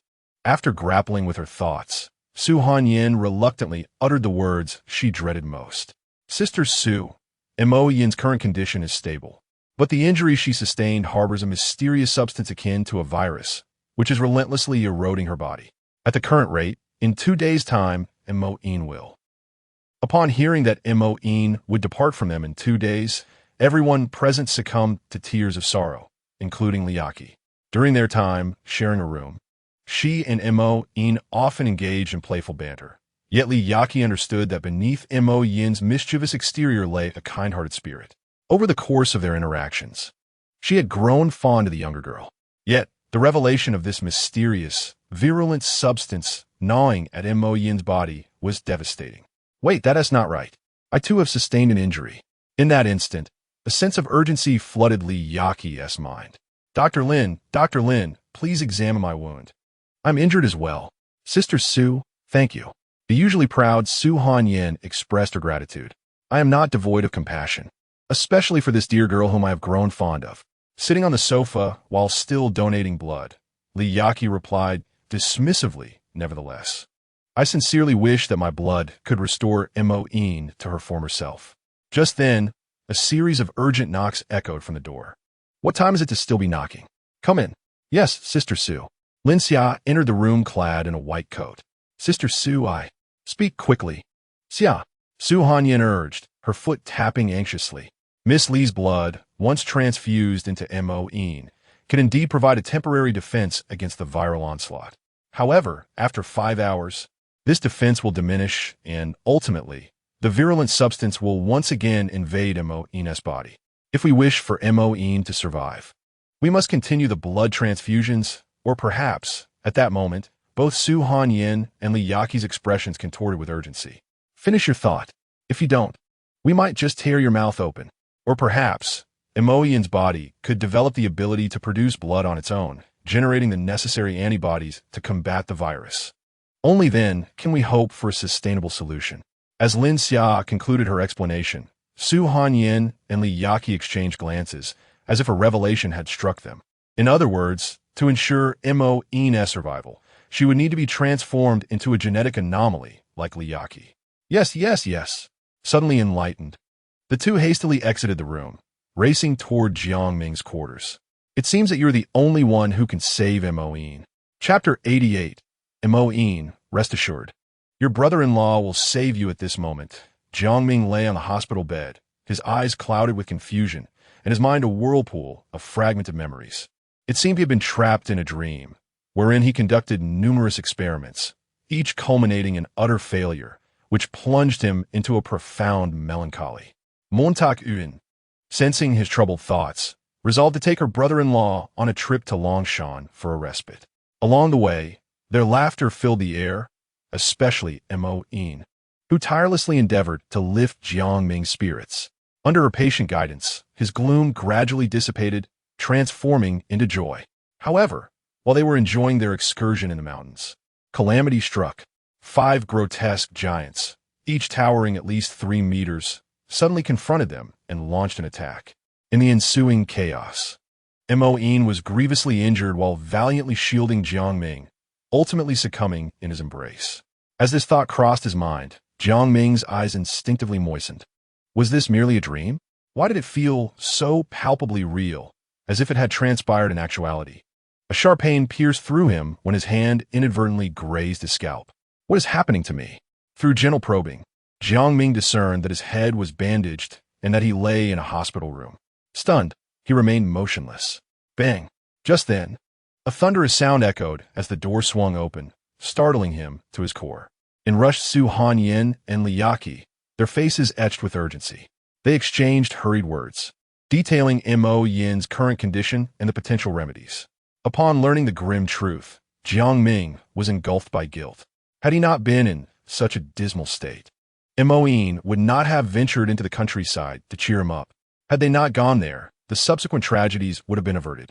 Yet, in that dire moment, Mo Yin had indeed sacrificed herself to protect him. Overwhelmed with emotion, Jiang Ming felt a profound sense of gratitude mingled with guilt towards Mo Yin. Mo Yin, rest assured, your brother-in-law will save you. Whatever it takes, I will bring you back. Resolute, he donned his hospital gown and made a beeline for the laboratory, determined to rescue Mo Yin.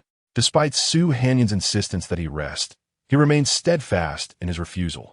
Before returning to the spring community of the academy, she called Lin Xia to inquire about Jiang Ming's specific condition. Sister, although brother-in-law has sustained injuries, they are primarily contusions. He does not suffer from the viral infection afflicting Mo Yin. Upon hearing that Jiang Ming was physically unharmed, Su Hanyin's anxiety eased slightly. I hope this time you truly manage to save Mo Yin. Upon arriving at the laboratory, Jiang Ming plunged into his research. Yet, regardless of the methods he employed, He ultimately discovered that without the antidote for obsessive love, the genetically modified mice he experimented on all exhibited crimson eyes and frenzied behavior, without exception. Feeling somewhat despondent, Jiang Ming found himself once again ensnared in the throes of self-doubt. At that moment, Li Yaqi approached him and voiced her thoughts. Ming, at this juncture, the wisest course of action is to entirely replicate my case. Other methods may yield success in the future, but Mo-yin cannot afford to wait. Just then, Su Hanyan also came to his side, stating, Ming, I am willing to accept anything to save Mo-yin. Her rescue is paramount. If she truly departs, it will be a regret we both carry for a lifetime. However, even with the consumption of the love obsession pill, the entire procedure would still require a span of 21 days. Could Mo-yin endure such a wait? Jiang Ming expressed his skepticism. Hold on, let me inquire. Su Hanyan replied before stepping aside to make a phone call. Meanwhile, Jiang Ming and Li Yaqi stood silently, awaiting the final verdict. 30 minutes later, Su Hanyan returned with an expression devoid of emotion. What is the verdict? Is there still time? The anxious duo inquired simultaneously. I have had someone investigate all information regarding the love obsession pill abroad. If one can take additional doses, the time required can be significantly reduced. For instance, if Mo-yin takes 7 pills, the duration can be shortened to 3 days.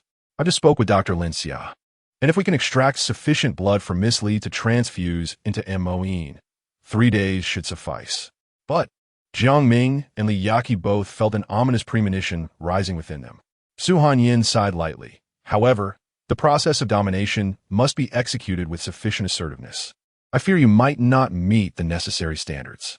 Upon hearing this, Jiang Ming's eyes twitched uncontrollably. Hanyan, what precisely constitutes sufficient assertiveness? Are there specific requirements or standards? I am determined to save Mo-yin. I will do everything within my power, but I need clear guidelines. Even the typically aloof Su Hanyan felt her face flush at such a question. The information from abroad is rather vague. It merely stipulates that the duration must be long enough and the process vigorous enough. Considering your recent injury, you must take good care of yourself in these next few days, for we only have one chance at salvation. 3 days swiftly passed. During this time, Jiang Ming diligently endeavored to enhance his physical state while meticulously studying the various details of the experiment, striving for perfection. Yet, when the moment to execute the plan arrived, he felt a wave of anxiety wash over him. This sensation intensified as he witnessed the extraction of several large vials of blood from Li Yaqi, who subsequently became pale and fainted, leaving him filled with guilt. Nevertheless, there was no turning back. He had to press on resolutely. On the eve of the operation, Su Hanyan stood at the doorway, her expression clouded with concern as she gazed at him. At the moment, we made our decision. 7 pills were dispatched from abroad and administered to Mo-yin. After 10 minutes, Ming, you must cast aside your mental burdens and give it your all. Despite her inner reluctance, she spoke words of encouragement, for Mo-yin was her cherished darling, and she would need her as a substitute in the future. Failure was not an option. Jiang Ming said nothing as he stepped through the door. The room was adorned in an exquisitely warm and romantic manner, resembling a bridal chamber. It seems that Su Hanyan has put forth considerable effort. Even if her endeavors do not succeed, they will still provide her with a perfect conclusion. At this moment, opposite her, Mo-yin sits quietly on the grand white bed. Adorned in a pristine wedding gown, her complexion radiant. She appears nothing like someone afflicted by a virus. According to Lin Xia's explanation, the infusion of a significant amount of Li Yaqi's blood is akin to administering a copious dose of morphine to a dying body. While it may temporarily restore normalcy, after 20 hours, this beautiful form will inevitably perish. Brother-in-law, what brings you here? Mo-yin suddenly raises her head, gazing at Jiang Ming with a bewildered expression. Yes, Ming, from now on, I shall bear the surname Liu, no longer Li. Mo-yin, do you harbor any disdain for me? Brother-in-law, I do not dislike you. As the effects of the drug wear off, Mo-yin finds herself momentarily frozen in place. Despite Jiang Ming's somewhat oppressive mood, it paradoxically allows him to retain a thread of rationality amidst his fervent emotions. This dynamic prolongs what could have been a swift conclusion to their struggle, rendering the encounter not only lengthier, but also more intense. When the designated time arrives, a thoroughly spent Jiang Ming collapses onto the plush bed. At this juncture, Moin is ushered out of the room, only to be led into another chamber. Here, a black widow spider lies quietly immersed in a gene-altering solution. 5 hours pass, and Jiang Ming remains reclined in this cozy, romantic bridal suite. He dares not look towards the final outcome, fearful that Moin, who has been by his side, may truly depart from this world. With a soft creak, the door gently opens, and a beautifully adorned Moin stealthily enters. Upon observing her brother-in-law frozen like a statue, her mischievous spirit resurfaces. Quietly. Suddenly, Moin's exuberant entrance and piercing scream startled Jiang Ming, causing him to shudder. Yet, upon realizing that the prankster is the unharmed Moin, his eyes involuntarily moisten. "Oh dear brother-in-law, what troubles you? You make me feel quite uneasy," she remarks, noticing his expression, which prompts her own eyes to glisten. After a brief interlude of tender awkwardness, they exchange glances and erupt into laughter. Meanwhile, seated before her computer screen, Su Hanyan feels an immense sense of relief. "Sister Su," at that moment, a solemn Mo Yao strides in. "Yes, Sister Su. Reports from our foreign outposts indicate that our Venom Squad seems to have been entirely eliminated by a mysterious figure." "What did you say?" Su Hanyan is engulfed in disbelief. The personnel at those foreign bases were meticulously selected by her. They are the cream of the crop.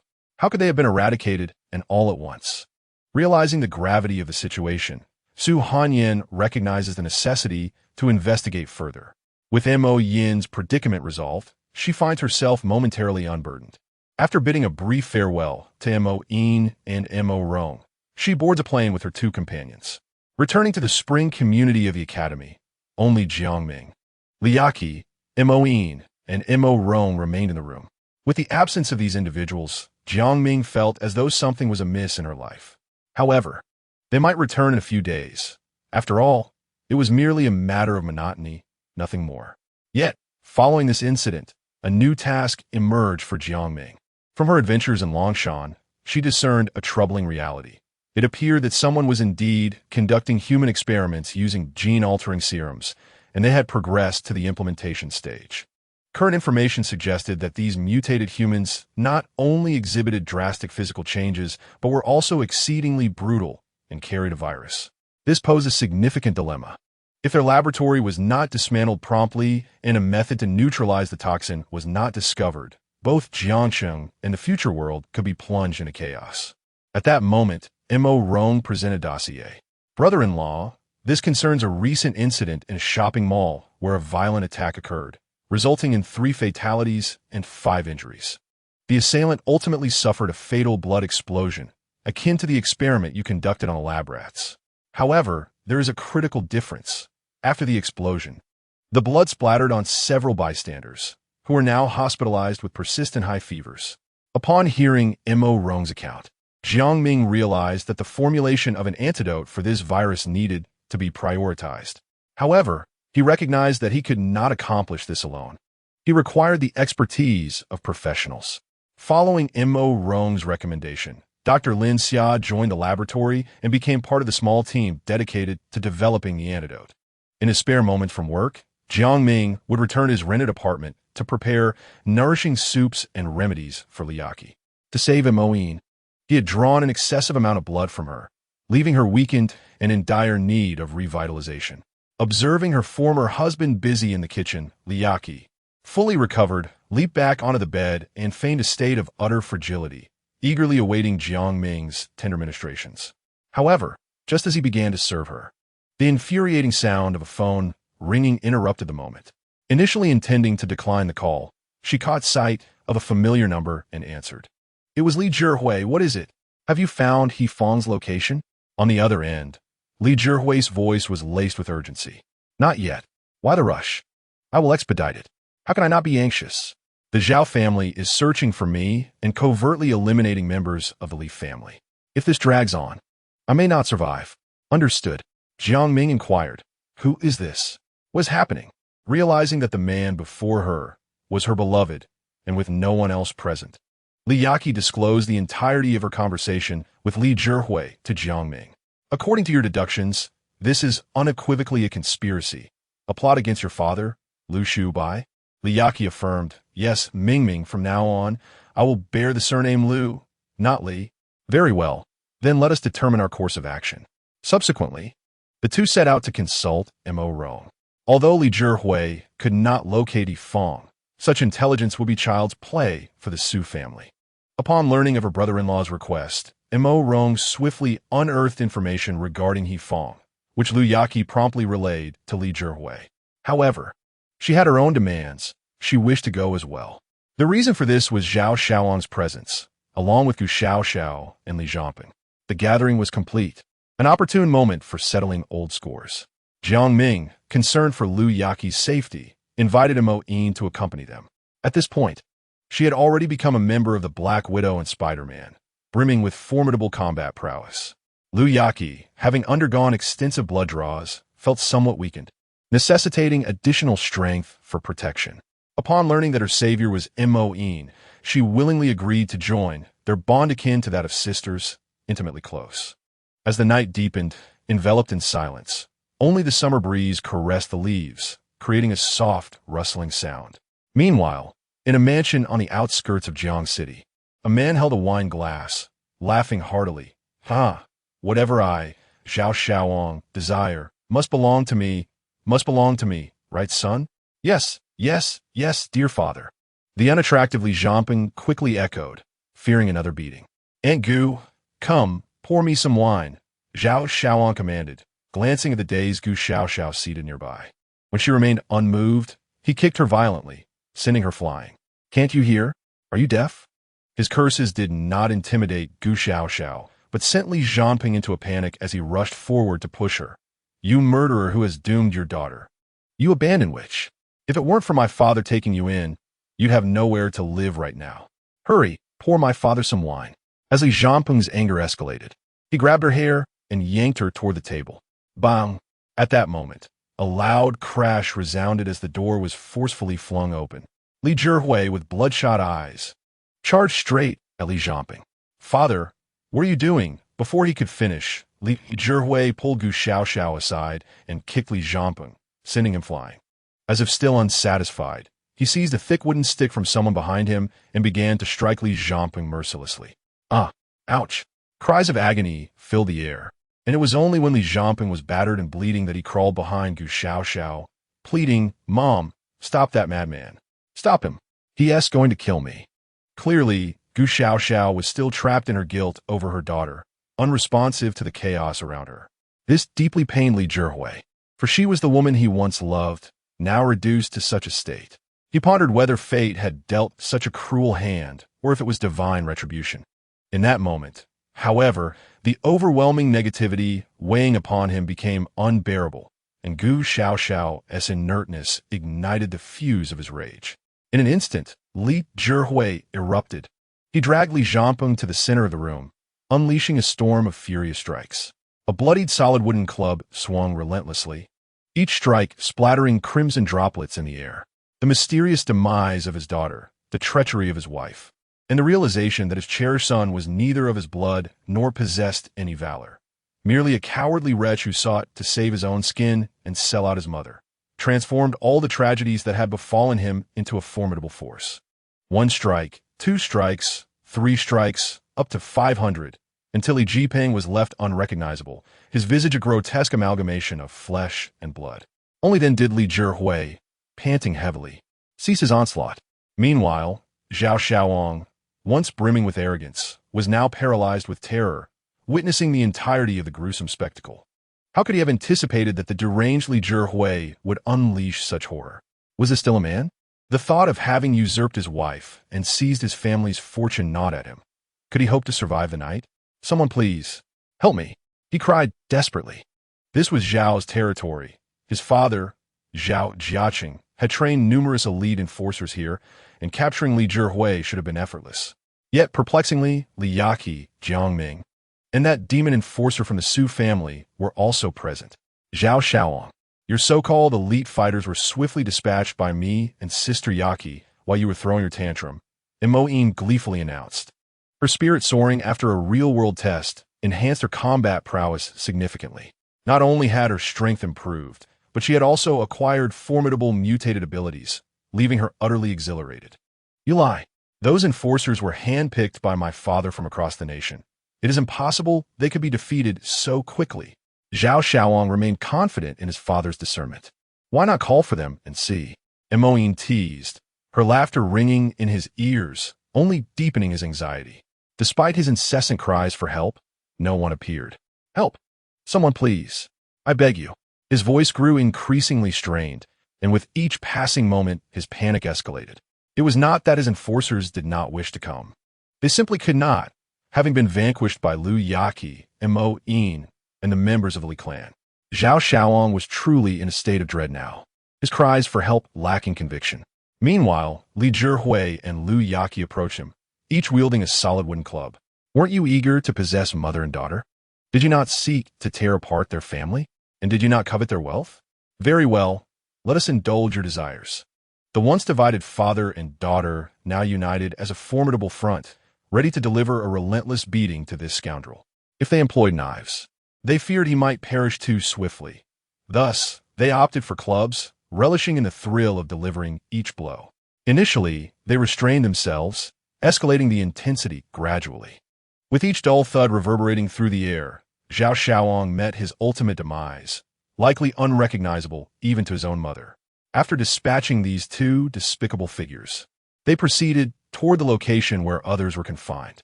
However, before departing, Jiang Ming and Mo Yin shared a moment of lamentation, acknowledging that this was indeed a consequence of one's own actions. Meanwhile, Gu Xiaoxiao remained unnoticed, still standing there with an air of naivety. In a dimly lit room, permeated by the stench of blood, a man, battered and with cracked lips, was suspended in midair, weakly pleading, "Water, I need water." Suddenly, someone gently lowered him and offered a glass of water, which he drank eagerly, neglecting everything else.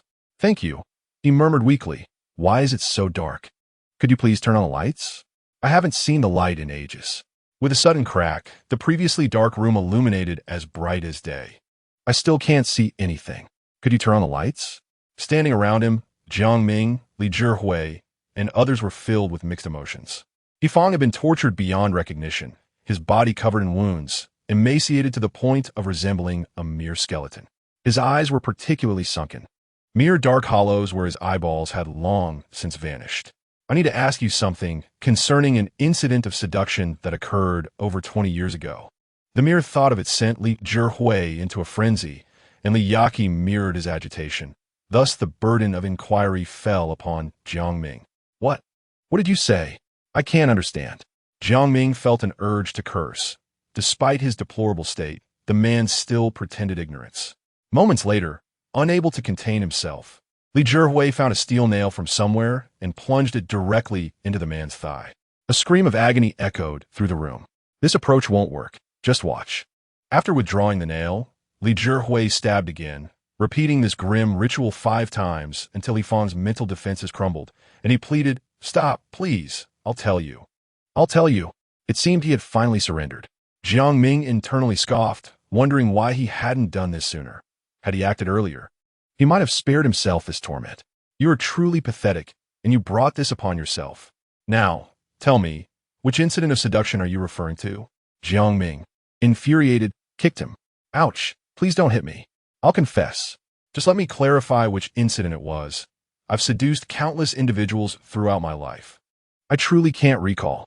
Outside the Li family villa, Gu Xiaoxiao, having been submerged in her sorrows, ultimately revealed the truth. Chapter 91. Mother was wrong, truly wrong. The moment her words escaped her lips, Gu Xiaoxiao, unnoticed until then, silently entered and stood in a corner, lost in thought. So it was that incident.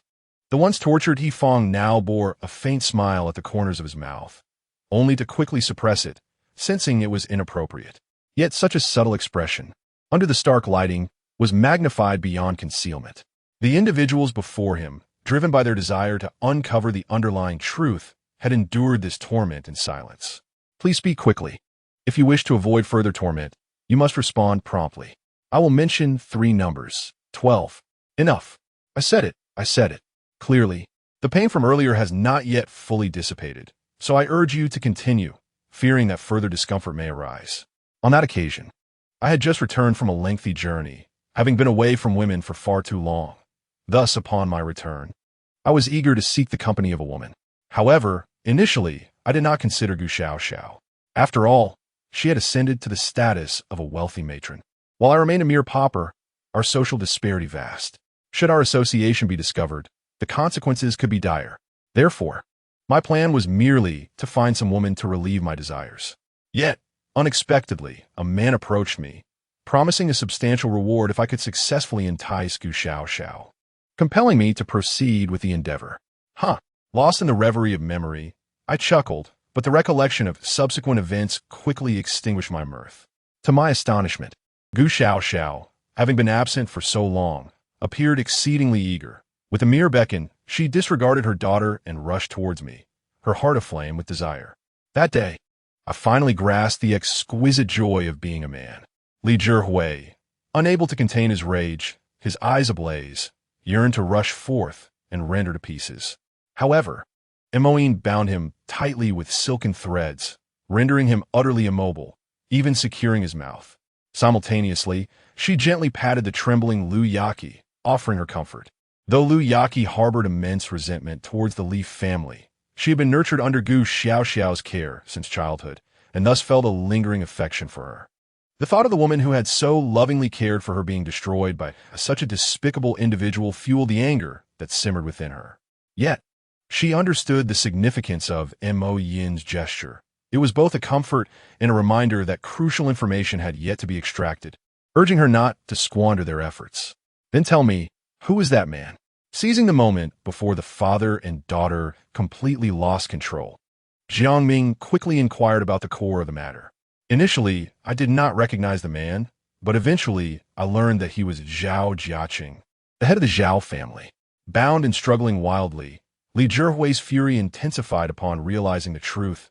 Zhao Jiaqing, that scoundrel. I shall tear you to shreds. Meanwhile, Yifang remained lost in the joy of years past, the physical pain seemingly alleviated. You scoundrel.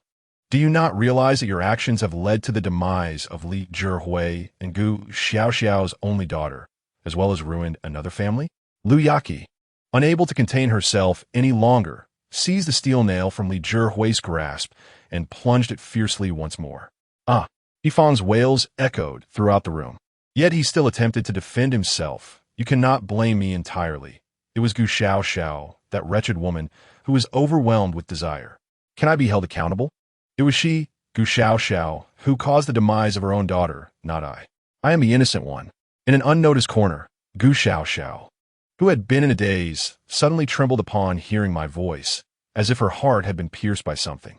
After listening to the other party's defense, she abruptly sprang into action, moving like a soul from the depths of the abyss, her shrill laughter akin to that of a vengeful spirit, sending chills down one's spine. I have found you, Yaqi. I have found the murderer. Yaqi, Mother will avenge you. Mother was wrong, truly wrong, but I will make amends. Do not blame me.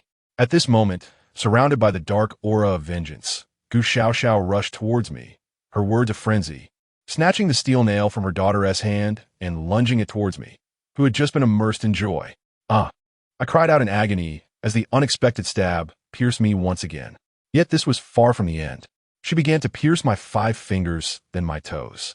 One by one, with excruciating precision, my eye sockets, neck, chest, abdomen, and lower body, any place that could elicit pain was mercilessly targeted by her.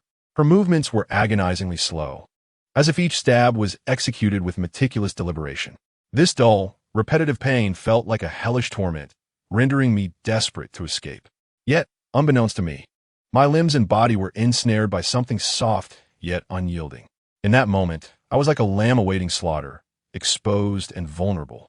Amidst my continuous wails of despair, all onlookers retreated. This fate, it seemed, was most fitting for me.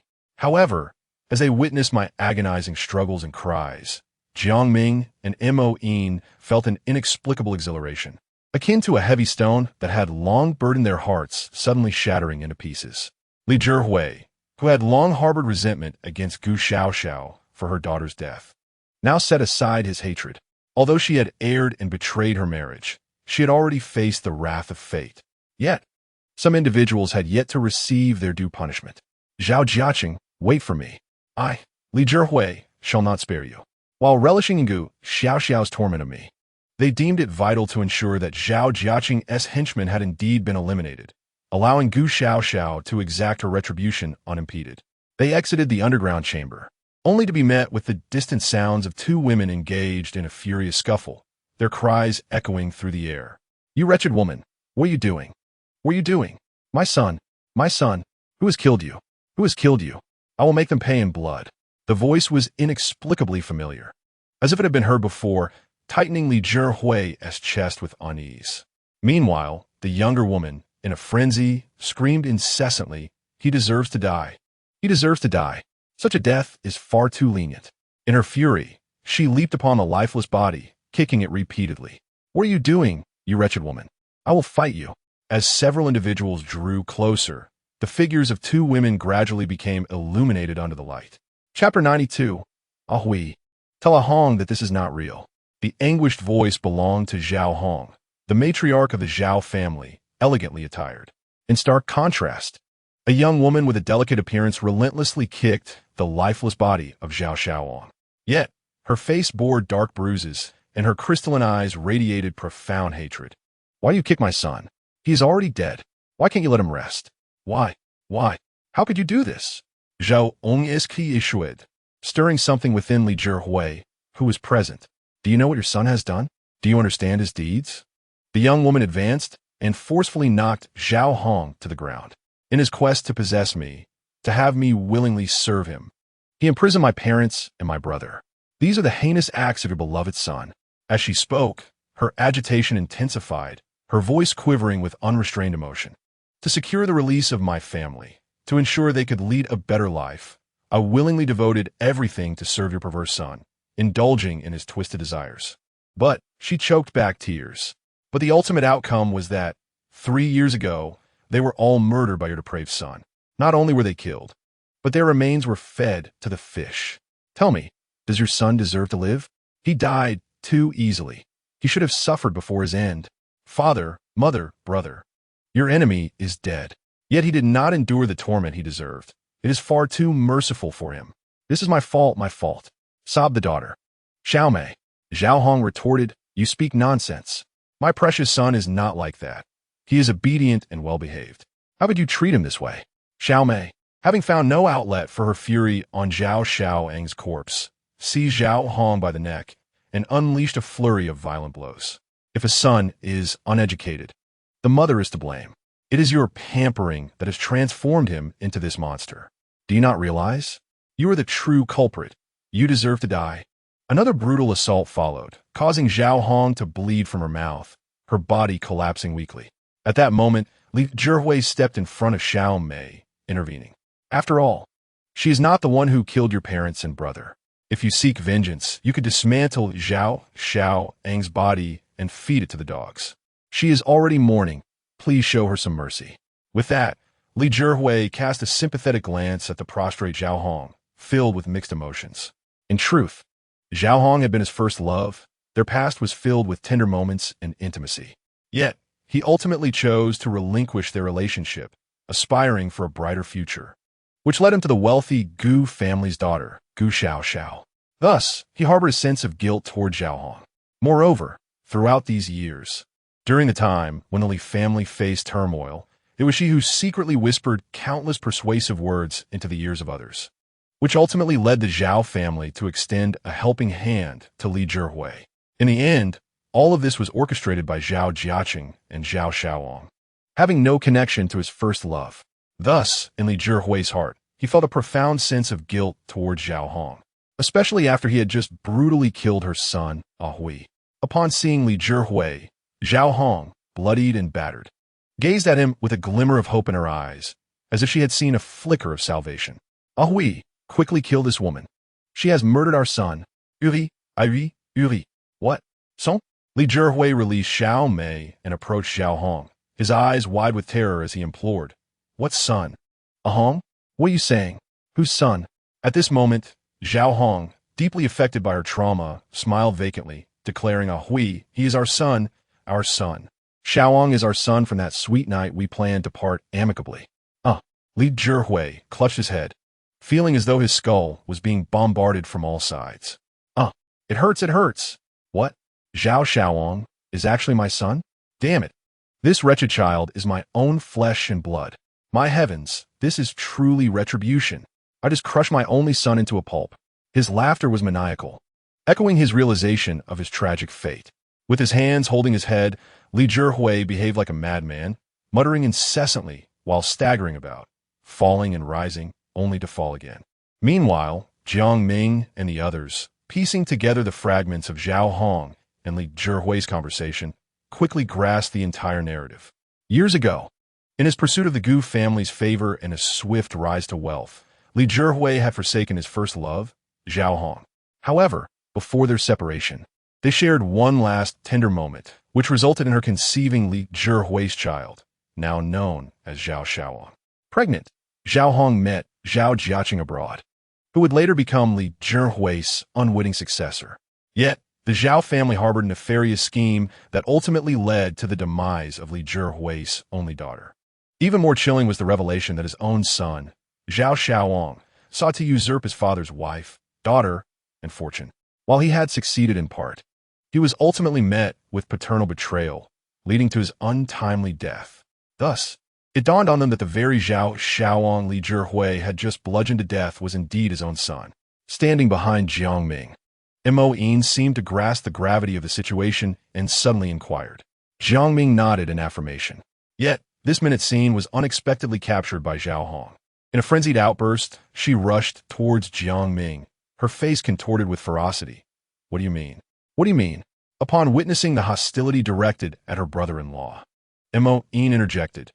It means that your precious son, Zhao Xiaoang, was brutally killed on the spot by his own father, Li Zhihui, using a solid wooden stick.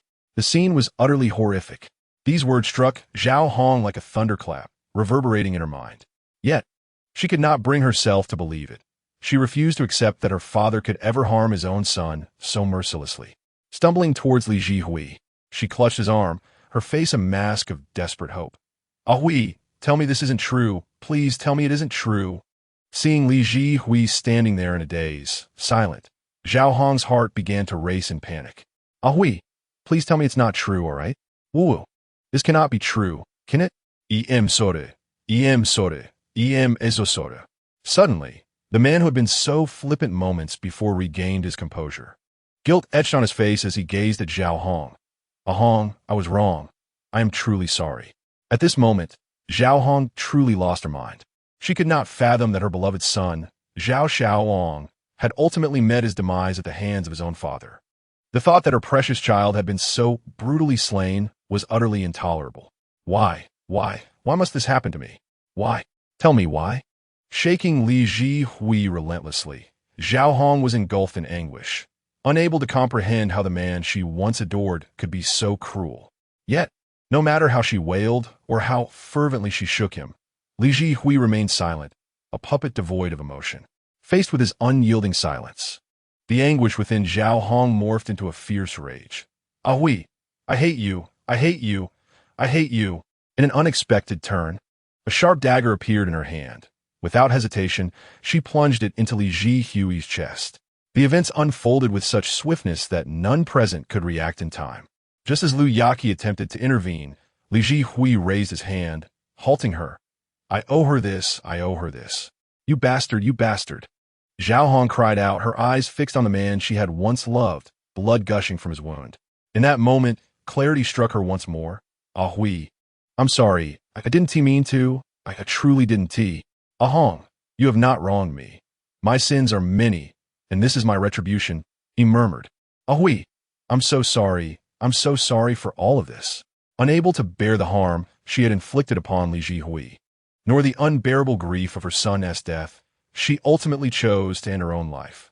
As the dagger pierced her heart with deadly precision and crimson blood gushed forth, the anguish on Zhao Hong's face softened, and she collapsed to the ground, lifeless. Witnessing the woman he once cherished dearly perish before his very eyes, Li Zhihui succumbed to madness. His anguished wails intensified his suffering, as torrents of crimson blood gushed forth from his wounds. Coughing violently, the warm blood lodged in his throat compelled him to spit forth more. As he teetered on the brink of collapse, Jiang Ming instinctively stepped forward to support him. Though he had committed numerous transgressions, he had already faced his due punishment. That should suffice. Betrayed by his wife, his daughter met a tragic fate, and he became the unwilling bearer of a fate that led him to strike down his own flesh and blood. The death of his first love, Yiqi, unfolded before him, leaving him to reflect that perhaps the one most wronged was indeed her. The feeble Li Zhihui cast a glance at Li Yiqi, seemingly yearning for her forgiveness. When despair enveloped him, his gaze shifted to the man beside him. At least one man was willing to lend him support. What a good soul he was.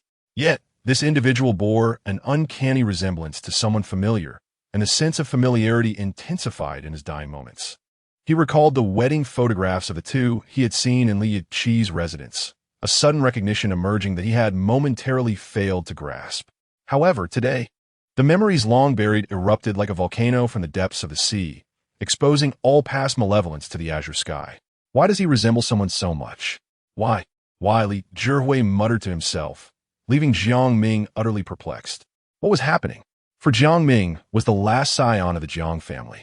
The final ember left smoldering after the despicable marauders had ravaged his kin. Not only Li Zhihui, but also Jiang Ming and Mo Ying gasped in unison. Yet, Liu Yiqi paid no heed to their astonishment and continued. Have you forgotten the vile deeds you committed all those years ago? Had it not been for you, how could the Jiang family have fallen so easily? Li Zhihui laughed helplessly, realization dawning upon him. This was all retribution, all retribution. In the aftermath of their shock, Jiang Ming finally reacted, shaking Li Zhihui vigorously. What do you mean? What do you mean? Speak, what do you mean? I am truly most remorseful towards you, Jiang Ming. Towards your family. Everything I possess is richly deserved, he coughed. As Li Zhihui neared the precipice of death, Jiang Ming swiftly looked to Mo Ying. Understanding dawned upon her, and she hurriedly summoned a rescue team from the Su family while dispatching someone to fetch Dr. Lin Xia. In this moment, Li Zhihui must not perish. There were still questions the brother-in-law needed to pose. In those days, I was but a pitiful little boy on the brink of starvation. The snow fell heavily, and the chill of winter enveloped the world around me. Just as I was about to perish, a man adorned with a mask appeared before me. Not only did he rescue me, but he also provided me with an abundance of food. Furthermore, he offered me work, allowing this dying soul to maintain some semblance of dignity in such a frigid world. It is fair to say that this man's kindness was immense, akin to that of a benevolent parent. Yet, even in the depths of my suffering, as my life hung by a thread, I, Li Zhihui, shamefully lower my head. I succumbed to the insidious provocations of evildoers and committed a base act of betrayal. After spitting blood twice, I continued. I was deeply trusted by Jiang Qingtian, the head of the Jiang family, possessing nearly all their secrets, encompassing not only their business strategies, but also their defensive measures. At that time, the Zhao Luo and Qin families were mere small clans, heavily indebted to the Jiang family. Yet these scoundrels not only failed to express gratitude, but also coveted the Jiang family's wealth. However, recognizing the formidable strength of the Jiang family, they lacked confidence and ultimately set their sights on me, the disgraceful traitor. The elder heads of the Zhao Luo and Qin families conspired to join forces with me to annihilate the Jiang family. On a dark and stormy night, the mightiest clan in Jiangsheng, the Jiang family, was unexpectedly besieged, resulting in a bloodbath where 5,000 kin were slaughtered, including women, children, and the elderly. I was indeed a scoundrel. Such retribution was well-deserved. When this earth-shattering news broke, all present were left in shock. Among them was Jiang Ming, who vividly recalled his upbringing in an orphanage, devoid of parents, care, or concern. He had always believed his parents to be tragically impoverished, unable to bear the thought of abandoning their child at the cold, snowy doorstep of the orphanage. Surely, their lives must have been filled with despair, or some unavoidable circumstance had driven them to such an act. Countless nights, he dreamt of being an infant in desperate need, nestled in the loving embrace of a caring mother. Chapter 94. Ming, be good, don't cry. It turned out that everything he had yearned for was not a mere illusion, but a tangible reality, cruelly shattered by the malevolence of others. He was meant to be a blissful child, yet fell victim to the sinister schemes of nefarious entities, plunging him into an abyss of tragedy. Thankfully, the head of the orphanage had shown him great kindness. Otherwise, he would have been lost in this cold world. As he pondered, Jiang Ming suddenly recalled something and turned to Li Zhihui, exclaiming, "You scoundrel, you just said something that struck a chord. Speak up." Noticing Li Zhihui, Isa, Suden Silensa. Blood frothing from his mouth, Jiang Ming felt a surge of agitation. "You mustn't perish now. I still have numerous inquiries left unasked." Coughing violently, Li Zhihui spat out a mouthful of blood. "You bear an uncanny resemblance to Jiang Qingtian, the patriarch of the Jiang family. Before his demise, we all removed the mask he wore for years. Though his visage was somewhat aged, it was strikingly similar to yours, as if you were one and the same." Before he could finish his sentence, Li Zhihui relaxed his entire body and ceased to breathe. "Go on, speak," Jiang Ming persisted, shaking the lifeless body with fervor. "Ming, he has already departed this world." Upon witnessing Jiang Ming's pained expression, Li Yaqi's eyes instantly brimmed with tears. "Yaqi, is what he said true?" After pondering for a long while, Li Yaqi silently nodded her head. Overwhelmed by grief, Jiang Ming suddenly coughed up a stream of dark blood and subsequently fainted on the spot. Ming, brother-in-law, Li Yaqi and Mo-in hurriedly supported him, showering him with concern. At that moment, Lin Xia arrived with medical personnel. After a brief examination of Jiang Ming, she smiled reassuringly at the two visibly anxious women. "Rest assured, brother-in-law is fine. He merely experienced shock and excessive sorrow. A little rest will suffice." Thank goodness, thank goodness." Both women breathed a sigh of relief simultaneously. At that instant, Xiao Mei, who had been quietly observing from the side, suddenly pointed at Zhao Xiaoang's corpse, her voice trembling slightly. He moved. Huh. Following her gaze, the three women turned to Zhao Xiaoang's body. Indeed, the mangled corpse was twitching slightly, as if it were about to rise, an exceedingly bizarre sight. As a doctor, Lin Xia dismissed any notions of the supernatural and rushed over immediately. After conducting a thorough examination, she spoke, "This person is not completely deceased. There's still a chance of revival. However, if not rescued within 10 minutes, he will surely perish." "Is it truly possible to save him?" Xiao Mei asked timidly. "It is possible, but even if revived, he would be irreparably damaged. 2 arms and 3 legs would be lost. Would you still wish to save him?" Save. We must save him. But can he be contained in a large vessel afterward, like... Xiao Mei struggled to find the right words. "Like a human puppet, can he be put into a jar?" Seeing the puzzled expressions directed at her, she hastily clarified, "This scoundrel has committed numerous atrocities. It would be far too lenient for him to die like this. I want to take him around the world. I want him to visit every filthy corner of Blue Star. I want him to suffer more than death. I want his suffering to serve humanity, to be of use to the myriad beings in this vast world. All right, I shall save him." As she listened to Xiao Mei, Mo-in whispered a few words to Lin Xia, who promptly agreed to her extraordinary request. "I hope you can fulfill your promise." Before departing, Mo-in instructed a subordinate behind her, "Has everything been recorded?" "Third miss, everything has been documented." When Jiang Ming finally awakened, 2 days had passed. Throughout this period, neither Li Yaqi nor Mo-in had closed their eyes or left his bedside. At this moment, Jiang Ming had awakened. Yet upon noticing the 2 women beside him peacefully sleeping, he refrained from disturbing them. He then began to meticulously process all the events that had transpired that day. According to Li Zhihui and Lu Yaqi, he was a member of the Jiang family, the most prominent clan in Jiangcheng, over 2 decades ago. Furthermore, from the incomplete words of Li Zhihui, he could infer that he bore a striking resemblance to the head of the Jiang family, Jiang Qingwei, suggesting that he was a direct descendant. Judging by the age difference, he realized he was likely the beloved grandson of the deceased patriarch. However, his knowledge of the Jiang family's history was scant. These were the only deductions he could make. The mere thought that the Zhao, Luo, Qin, and Li families had callously slaughtered over 5,000 members of the Jiang family, from the elderly to the infants, without sparing a single soul for their own selfish gains, filled Jiang Ming with excruciating anguish.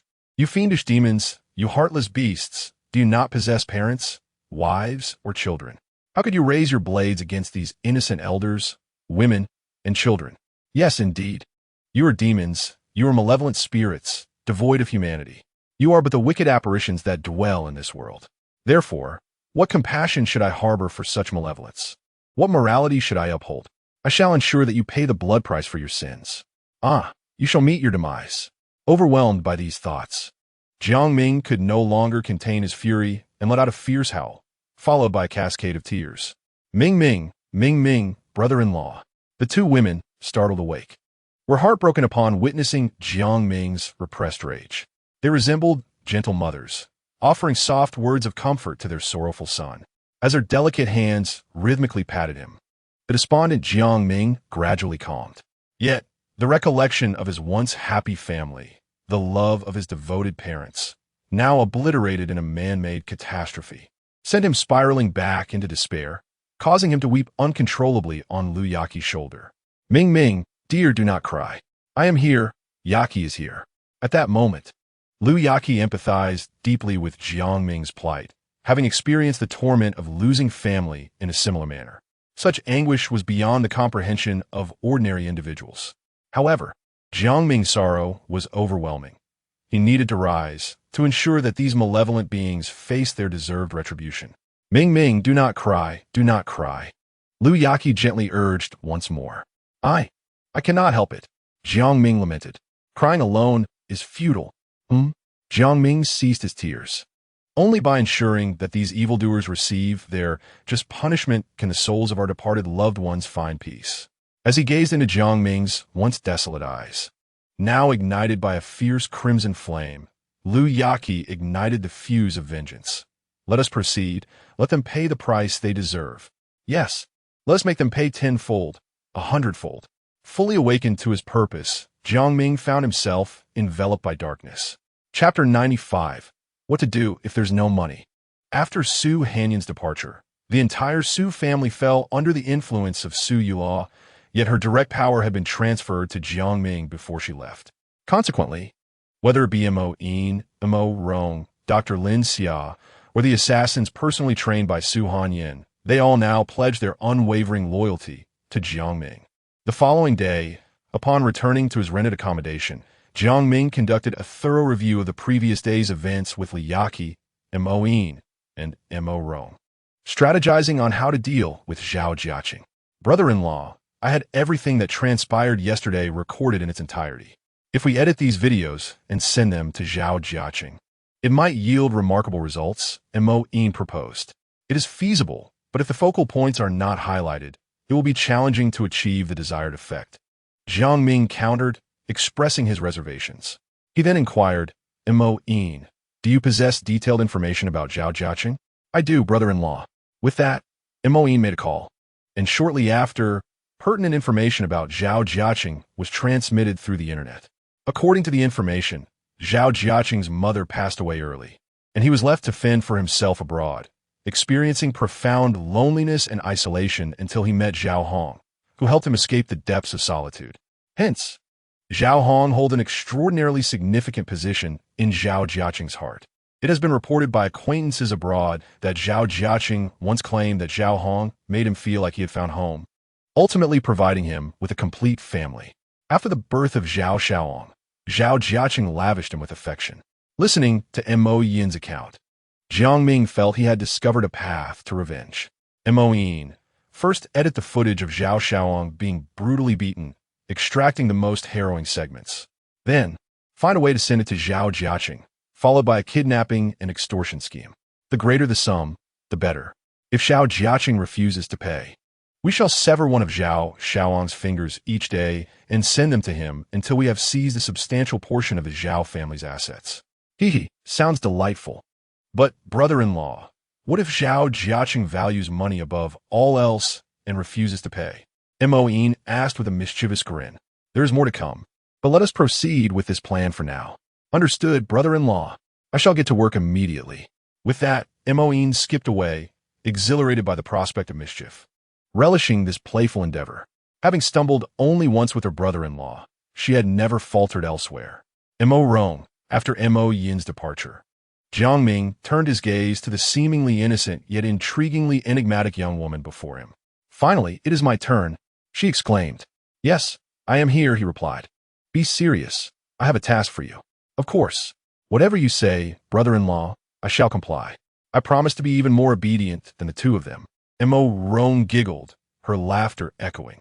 Jiang Ming felt a twitch at the corner of his eye, sensing an underlying significance in her words, yet he deemed that irrelevant. What truly mattered was the task ahead. Mo Rong, I encountered an assault in Longshan along with Mo Yin, and this incident is undoubtedly not a matter of chance. It is certainly a premeditated scheme by someone. You must swiftly dispatch individuals to investigate the puppeteer behind this. Once you ascertain the details, report back to me without delay. After listening to Jiang Ming's command, Mo Rong left with a playful demeanor. However, Jiang Ming did not assign any tasks to Liu Yaqi. Given the circumstances of the attack in Longshan, he had undoubtedly become a thorn in the side of certain individuals. And perhaps many eyes were covertly watching him at this very moment. In this precarious situation, his exceptionally powerful ex-wife, who had undergone genetic mutation, stood as his most formidable shield. Once all arrangements were completed, he summoned Dr. Lin Xia to commence specialized research on the virus that had recently emerged. Last time, Mo Yin's life had nearly succumbed to the invasion of this virus, underscoring its potency. Moreover, subsequent studies by Dr. Lin Xia revealed that the virus possessed a high degree of infectivity. Thus, the development of an antidote was imperative. Should there be hidden hands orchestrating this, a widespread outbreak would spell disaster. At that point, it would be a calamity for Jiangsheng, for Xia country, and indeed for the entire Blue Star. Meanwhile, in the opulent villa of the Zhao family, Zhao Jiaqing sat in the living room, savoring coffee. This had been his long-standing habit. Before venturing out, he would indulge in a cup of bitter coffee he brewed himself. Yet, despite the invigorating effects of caffeine, today's Zhao Jiaqing felt an unsettling premonition, as if a momentous event was on the brink of unfolding. President Zhao. At that moment, a man clad in a suit with a horrifying scar across his face rushed in, panting heavily. Something terrible has happened. Scarface, what has you so flustered? This is rather uncharacteristic of you. Zhao Jiaqing continued to sip his bitter brew, fully aware that those who achieve great things must maintain tranquility. Besides, what significant event could possibly arise within the Zhao family at this time? Sir, the young master has been kidnapped. Ah, Zhao Jiaqing exclaimed, causing his cup to slip from his grasp and spill coffee across the floor. This is what they sent. The suited man hurriedly handed over the item. Zhao Jiaqing could no longer concern himself with coffee. The abduction of his son was a grave matter. The Zhao family had but one heir, destined to inherit the vast family estate. It was imperative that nothing happened to his son, regardless of the scale of the crisis.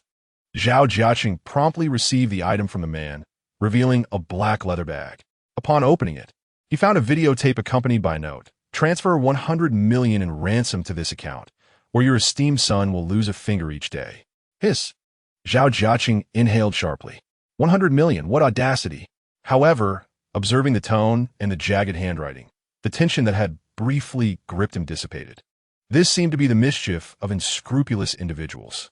Yet, to dare to kidnap the Zhao family's young master in Jiangsheng, such audacity was indeed reckless. Even if the entire Jiangsheng were turned upside down, he would ensure these pests were unearthed. However, the foremost task is to ascertain the veracity of the matter at hand. Ever since the incident where Zhao Shaoong was publicly humiliated, suspended by unknown assailants, he has employed numerous bodyguards to ensure his personal safety. Logically, there should be no cause for concern. Zhao Jiaqing swiftly grasped his phone and dialed Zhao Shaoong's number to verify the authenticity of the situation. Regardless of how long he waited, there was no response from the other end. At that moment, the tranquility of his heart was once again disrupted by a wave of unease. Subsequently, Zhao Jiaqing attempted to contact the bodyguards assigned to protect his son, yet no one answered. This time, he began to feel a sense of panic. He hurriedly called all the bodyguards assigned to the young master, urgently requesting their immediate attention. However, 5 minutes later, he returned with a grim expression. We cannot reach Zhaozong. What did you say? Chapter 96. This is the scene captured, fresh and authentic. At this point, Zhao Jiaqing was genuinely alarmed. It was understandable if one bodyguard was unreachable, but to have so many unresponsive was a dire indication that something had indeed happened to his son. It was then that he recalled the videotape in the black bag and hastily called for a VCR to play it on site. The screen revealed a brightly lit room where his son, Zhao Xiaowang, was huddled in a corner, while a man and a woman, their backs turned to the camera, approach him wielding wooden sticks. The harrowing cries of Zhao Xiaowang calling for his parents were soon intermingled with the sounds of the sticks striking him.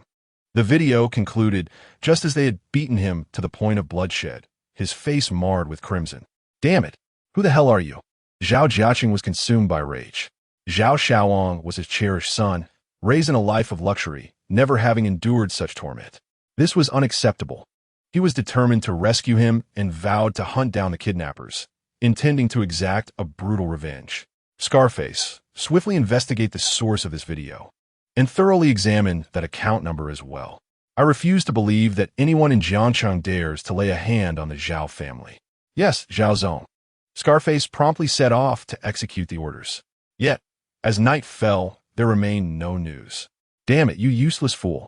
After all these years of nurturing you, how is it that you are utterly ineffectual in this critical moment? Zhao Jiaqing unleashed a severe reprimand upon Scarface and his subordinates for their incompetence, subsequently preparing to dispatch more personnel for the search and investigation.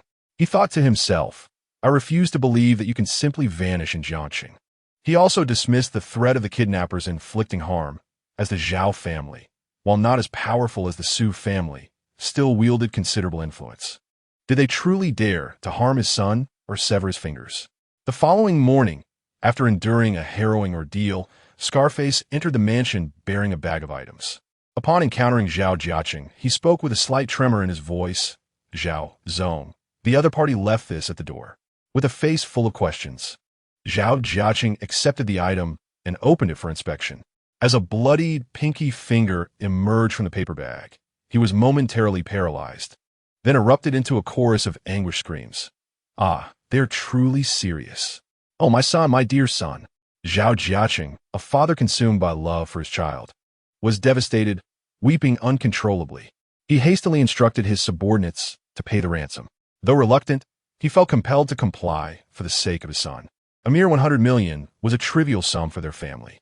Had he known they were genuinely serious, he would have paid the moment he received the item yesterday. His original intention was to save the money, should he manage to find the culprits, but now it had all backfired. What a colossal loss. Mr. Zhao. The transfer has been made, reported one of his men. Good, as long as he can be returned safely. The money is of little consequence.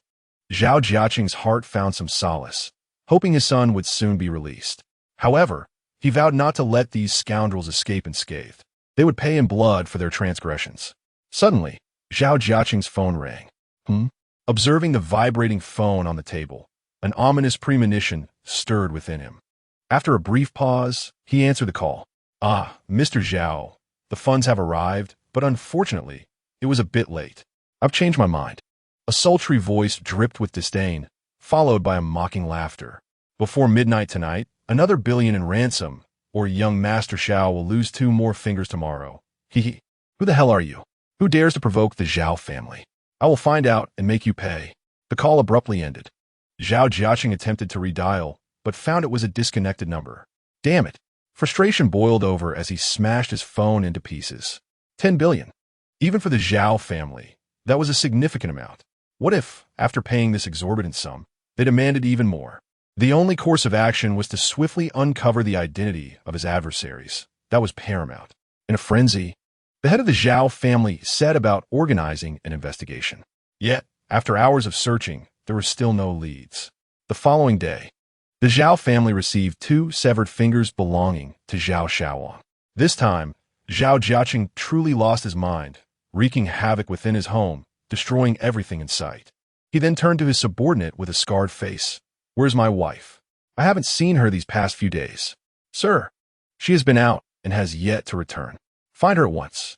Tell her I need to see her. Yes, sir, I will arrange it immediately. The scarred man replied as he departed. In the room, Zhao Jiaqing was left alone, his mind flooded with memories of his son's adorable childhood. He had been so charming, so beloved. Now, the thought of his son having 3 fingers cruelly severed felt worse than death itself.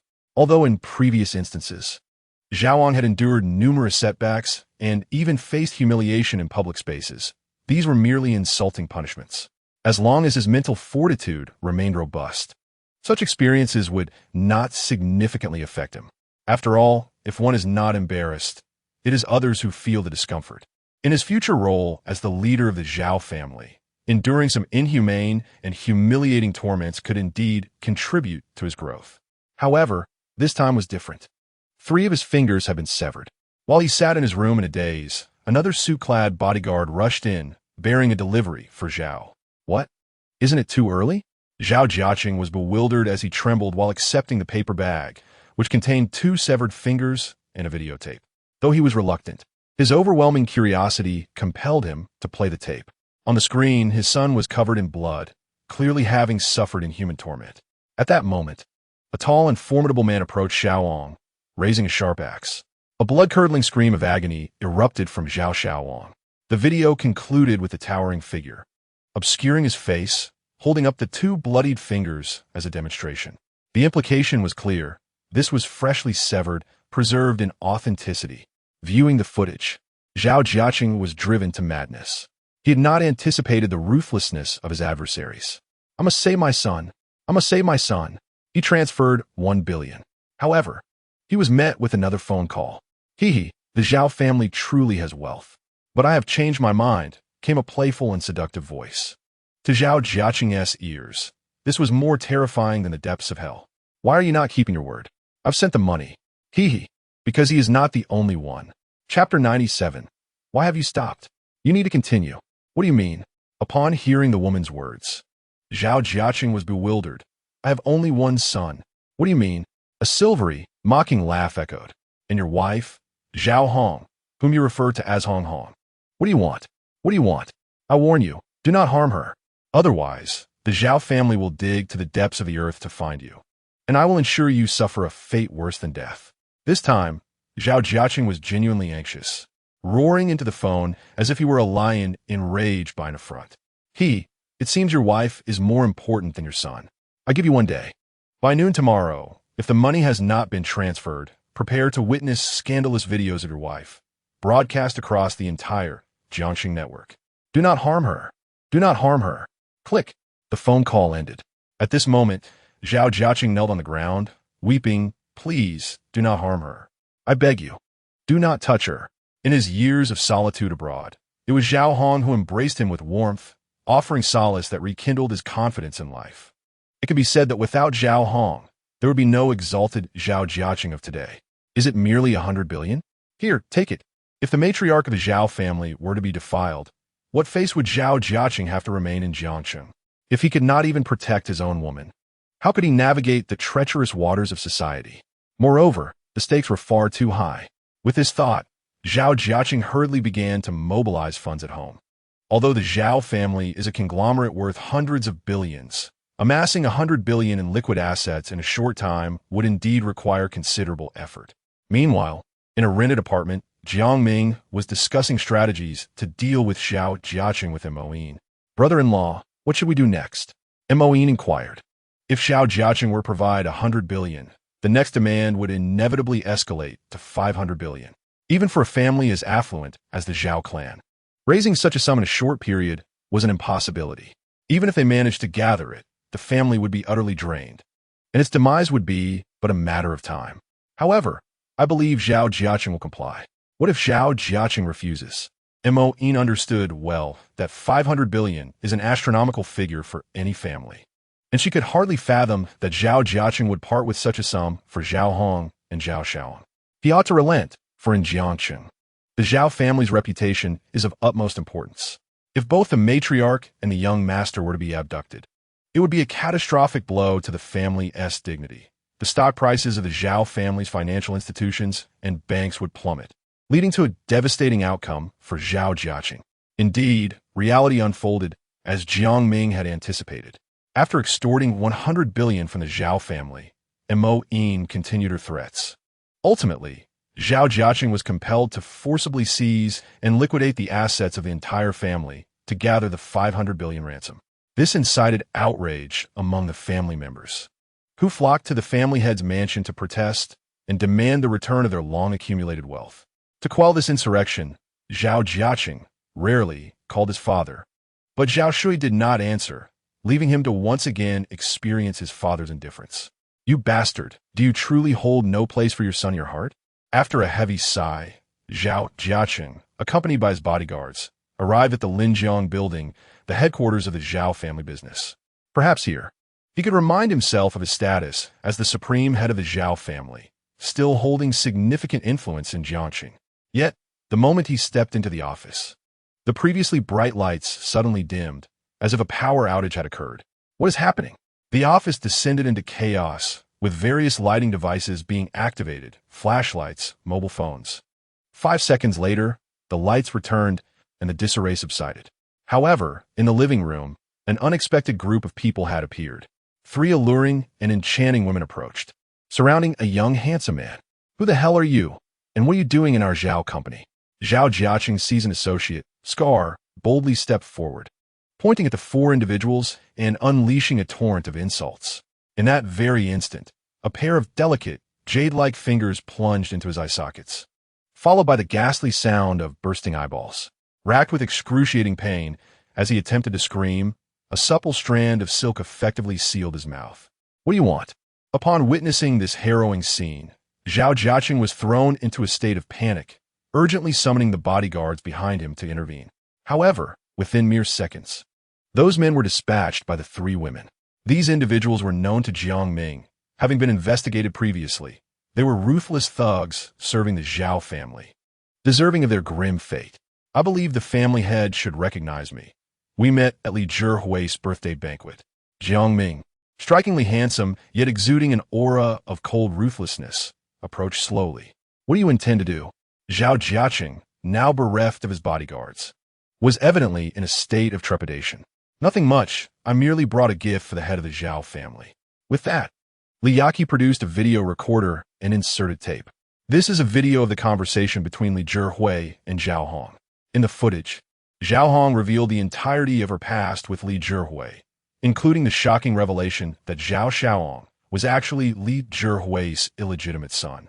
However, the video halted at the moment she spoke of killing their son. Why did it stop? Why did it stop? Play it. Play it. Zhao Jiaqing suddenly became frantic. The video was authentic. Zhao Hong indeed claimed to have a son with Li Zhihui. What in the world was happening? Hadn't Zhao Hong previously stated that she was Zhao Jiaqing's first love and that their fervent night was indeed their first? How could there be a child? Whose child was it? Very well, tell me one thing, and after you do, I will allow the video to continue. Sensing that Zhao Jiaqing had taken the bait, Jiang Ming cast out his own lure. He then inquired about why he had instructed He Fong to seduce Gu Xiaoxiao, leading to the tragic death of the latter's daughter. This was the crux of the matter. Without unraveling this, the mystery surrounding Liu Yaqi's father's disappearance could not be solved. Moreover, Jiang Ming had an inkling that this might somehow be tangled with the Jiang family, despite their downfall. What do you mean? Who is He Fong? I don't know him at all.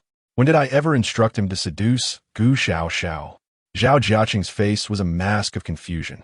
Upon hearing this, Jiang Ming felt a sense of bewilderment. This seems off. Chapter 98. What are our odds of success? Jiang Ming then recounted He Fong's statements to Zhao Jiaqing. That's not true. I've never done such a thing.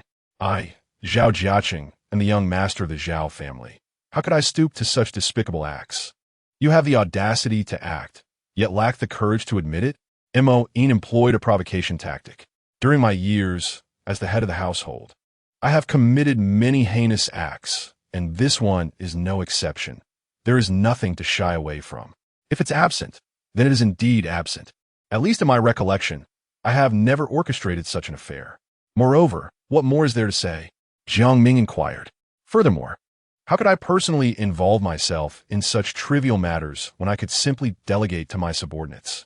Is there really a need for me to intervene in something so inconsequential? Truly absurd. After hearing the other party's words, both Jiang Ming and Li Yaqi felt the reasoning was quite sound. There was no apparent motive for the other to fabricate a lie regarding this matter. However, the issue remains. While one party clearly stated it was Zhao Jiaqing himself did not acknowledge it, and judging by his demeanor and speech, it seemed he was not lying. Thus, the question arises, are these 2 Zhao Jiaqings the same individual? This left Jiang Ming in a quandary. Feeling unable to extract further useful information from Zhao Jiaqing, he departed with Liu Yaqi and the Mo sisters. The video had yet to conclude. It's all yours. You may watch it yourself, Jiang Ming remarked before taking his leave. However, shortly thereafter, anguished wails echoed from the Zhao family's office building, followed by a thunderous crash. The next day, the shocking news of the Zhao family head's fall from grace inundated the entire Jiang city. Additionally, the unexpected disappearance of young master Zhao Shaoan, along with various scandals and a romantic entanglements between matriarch Zhao Hong and Li Jiwei, the head of the Li family, scattered like willow fluff in April and May, drifting through every corner of the city. This not only ignited fervent discussions among the citizens, but also sent the reputation of the Zhao family plummeting into the abyss. Amidst the citizens' lamentations and indignation, the Zhao family of Jiang City had irrevocably descended into ruin. At that moment, in a dimly lit room, an elder was gazing at his computer screen with a cruel smile. Brother Luo, both the Li and Zhao families have been annihilated. Is it not our turn next? A sigh emanated from the other end of the line. I initially believed the Su family would be extinguished by the Zhao family. I never anticipated it would unfold this way. However, there is one surprising aspect. What surprise? After the Zhao family's downfall, why has that old rascal, Zhao Shui, not made an appearance? He truly has remarkable composure. The voice continued. Does Zhao family no longer hold any value for him? Brother Luo, you are overthinking. According to information from my Qin family, it appears that Zhao Shui failed during a human experiment and is currently in a vegetative state. I will send you a video. Take a look. It was recorded an hour ago. After saying this, the elder in the room hung up the phone, and with a flick of his finger, he sent the video file. Yet, prior to sending, he opened it to view once more. Even after multiple viewings, he could not seem to tire of it. On a gleaming hospital bed lay an elderly man, his gaze vacant and his form emaciated. At that moment, several young and attractive ladies were sweetly tending to him. Ah, old hero Shui, are you hungry? Your lack of response indicates hunger, doesn't it, sisters? Indeed, indeed. In response to the chorus of agreement, the young ladies mysteriously procured several bowls of soup. Freshly cooked, the night watchman is still warm and inviting. Upon her demise, they slowly poured the scalding liquid over the elder's face. The old man's eyes suddenly widened in terror, yet his frail body rendered him immobile, leaving him to passively endure the torment. The cruel, cackling laughter echoed relentlessly in the darkened space. Zhao Shui, today is your turn. Not only have you fallen, but your entire Zhao family has been decimated. Ultimately, the whole of Jiangsheng will succumb to my grasp. Qin Yan, that old fool from the Luo family. Once I deal with the Su clan, you shall be next. Ha ha ha. The old fellow Luo Wufeng has 2 granddaughters. The elder was given a Tianyu, and the younger shall not go to waste. She will be mine. After all, I am still a formidable force. Ha ha. Regardless, I am the venerable head of the Qin family, Qin Yan. Having that little darling come my way is not a loss at all. Moreover, Jiangsheng belongs to my Qin family, and the twin beauties of the Luo family must also be ours. Ha ha ha. The old man in the dark room seemed to find immense psychological satisfaction in his soliloquy. Just then, the door creaked open, and a hunched elder entered. Rasping in a hoarse tone, "My lord, the Zhao family has fallen. What shall we do with their assets? Is that even a question? Discard the inconsequential to that old fool Luo Wufeng, while we acquire the crucial ones at a bargain. Should there be any dissent, we will resolve it on the spot." Understood? Yes, my lord. Additionally, it seems there are complications with the Su family. What did you say? Upon hearing this news, Qin's expression transformed into one of disbelief. Su Hanyin had secretly journeyed abroad, and reports indicated she was in considerable trouble. To what extent? It appeared she was trapped, and based on various intelligence sources, it was highly likely that her fate was grim. Does that mean the Su family is now merely a shell? A victorious, cruel smile crept across Qin Yan's face. Indeed, my lord, Su Hanyin, this menace, has executed numerous assassination missions abroad with a success rate of nearly 100%, and as a result, she has offended many powerful factions. This time, they likely intend to settle the score with her. Excellent. Qin Yan rose and approached the hunched elder. In Feng, with Su Hanyin absent, should we launch a sudden assault on the Su family? What are our chances of success? Yin Feng did not respond immediately, furrowing his brow in contemplation. After a considerable pause, he finally uttered in his characteristic rasp, "My lord, had Su Hanyan been present, we would have had no chance. I have previously tested her capabilities in secret. She has transcended the limits of humanity. As long as she remains, the Su family cannot be shaken. However, in her absence, she took 2 little devils with her. Coupled with the assassination attempt I orchestrated at Longshan, where I inadvertently eliminated one of the little devils. It can be said that the Su family is at its most vulnerable." "Really?" Qin Yan maintained a skeptical demeanor towards Yin Feng's assertions. After all, Su Hanyan is not someone to be trifled with. In Chapter 99, the discussion unfolds regarding the challenges posed by Su Hanyan's train group. "My lord, if we solely rely on the manpower of the Qin family, it will undoubtedly be insufficient, especially considering the formidable individuals cultivated by Su Hanyan." Upon hearing this, Qin Yan's previously excited expression swiftly morphed into one of displeasure. "Then what is the purpose of discussing this?" Hiding in the shadows, Yin Feng felt a slight twitch at the corner of his eye, contemplating that this predicament was indeed his fault. "My lord, have you forgotten? Professor Callus's experiment was remarkably successful. The last human trial produced 5 giant creatures, which managed to eliminate one of the Su family's little demons. If we could replicate that, wouldn't the chances of success increase significantly?" Upon hearing this, Qin Yan furrowed his brow, seemingly deep in thought, yet appearing to wrestle with his own doubts. "However, this experiment has its drawbacks. These giants are exceedingly difficult to control, and they also carry a virus. Should this virus spread widely, Jiang City would descend into chaos. After all my efforts to seize the city, what will be the point? Nevertheless, a limited replication could still be manageable," he conceded. "My lord, the solution to your concerns has already been devised by Professor Callus," came the response. "Really?" Qin Yan's excitement was palpable. "Indeed, my lord. We must summon him at once." Meanwhile, back at his rented apartment, Jiang Ming lay on the sofa, contemplating strategies to confront the Luo and Qin families. He was determined to leave no member of the Jiang family unscathed. With the Li and Zhao families annihilated, only the Luo and Qin families remained. Yet, where to begin? Furthermore, how should he deal with the Luo sisters and the 4th miss of the Qin family?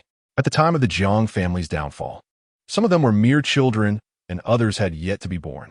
It could be argued that the 3 had no connection to the matter. It would be unjust for them to suffer due to his vengeance. However, if he were to eliminate their relatives, could Luo Xiaoxue, Luo Xiaoxian, and Qin Shui remain indifferent? "Mingming, what are you pondering?" "Yes, what occupies your thoughts?" Noticing Jiang Ming lost in contemplation, Lu Yaqi and Mo Yin approached. "I was merely reflecting." Jiang Ming's words trailed off as Mo Rong gently placed a finger on him, causing him to drift into slumber. With a playful glint in her eye, Mo Rong chimed in cheerfully, "He seems a bit fatigued. Let him rest." However, Lu Yaqi and Mo Yin began to bicker over who would take responsibility for Jiang Ming's care. "You're still unwell. You should rest first. You just drawn so much blood. You're not in prime condition either." Their back and forth continued, leaving Mo Rong exasperated. "I wonder when Sister Su will return. Otherwise, I might be driven mad by their squabbling." Moreover, before departing, Sister Su had assigned her numerous tasks that required attention. As the two continued their dispute, Mo Rong decided to attend to some official matters. Just as she took a few steps, she was intercepted by the two. Their demand was a decisive victory. Only then could Mo Rong depart. Left with no choice, Mo Rong had to wait there. However, she was not a rigid individual. An idea soon sparked in her mind. Yet, upon returning after finishing all her tasks for the day, she found the 2 individuals who had been in a heated argument before now behaving as if they were the best of friends. It was a completely harmonious scene, resembling that of close sisters. What was happening? Was I imagining things? However, upon seeing the triumphant expressions on their faces, Mo Rong couldn't help but feel a twitch at the corner of her eye. Could it be? By the way, when will Sister Su return? I'm starting to miss her. Upon seeing Mo Rong, Mo Yin directly asked, "You miss her? That's simple. I'll make a call." This time, Sister is carrying a secret phone. She said it can only be used to report Ming's daily life, so I'll go do that now. Just as Mo Rong stepped into her bedroom, Jiang Ming groggily emerged from his room, feeling as though he had just experienced another bizarre dream. Although absurd, it felt strikingly real. Recently, he had been dreaming frequently, and upon waking, his body felt utterly fatigued. He even began to suspect whether he was suffering from some sort of nervous weakness. However, considering his youth, he dismissed it as mere fatigue from the past few days. He. Upon witnessing his state, the girls laughed. Just as Jiang Ming stepped out, intending to relieve himself, he unexpectedly saw the two inside the room exchanging high fives, their expressions resembling those of mischievous villains celebrating their success. Curiosity piqued, he inquired, "What you two up to?" Ming, we haven't done anything mischievous, just playing a little game. You clap once and I clap once. A child on a plane, you clap twice and I clap twice. Two children with braids, Lu Yaqi explained while singing a clapping song with Moin. Indeed, Moin couldn't contain her laughter. Jiang Ming felt a wave of awkwardness wash over him. What was wrong with him? What kind of madness had they succumbed to? However, the thoughts of women were notoriously difficult to decipher, and he was too indifferent to guess, so he headed towards the bathroom. Just then, Mo Rong suddenly burst through the door with a loud bang, nearly knocking it down. Chapter 100. Even Xiao Xian must be sent over something wrong. Something wrong. Sisters. Sister Sue's phone is unreachable. Mo Rong rushed out, her expression brimming with anxiety. Her demeanor clearly revealed her deep concern and unwavering loyalty towards Su Hanyan. What? Jiang Ming immediately reacted, rushing forward to inquire, "What's wrong with Hanyan?"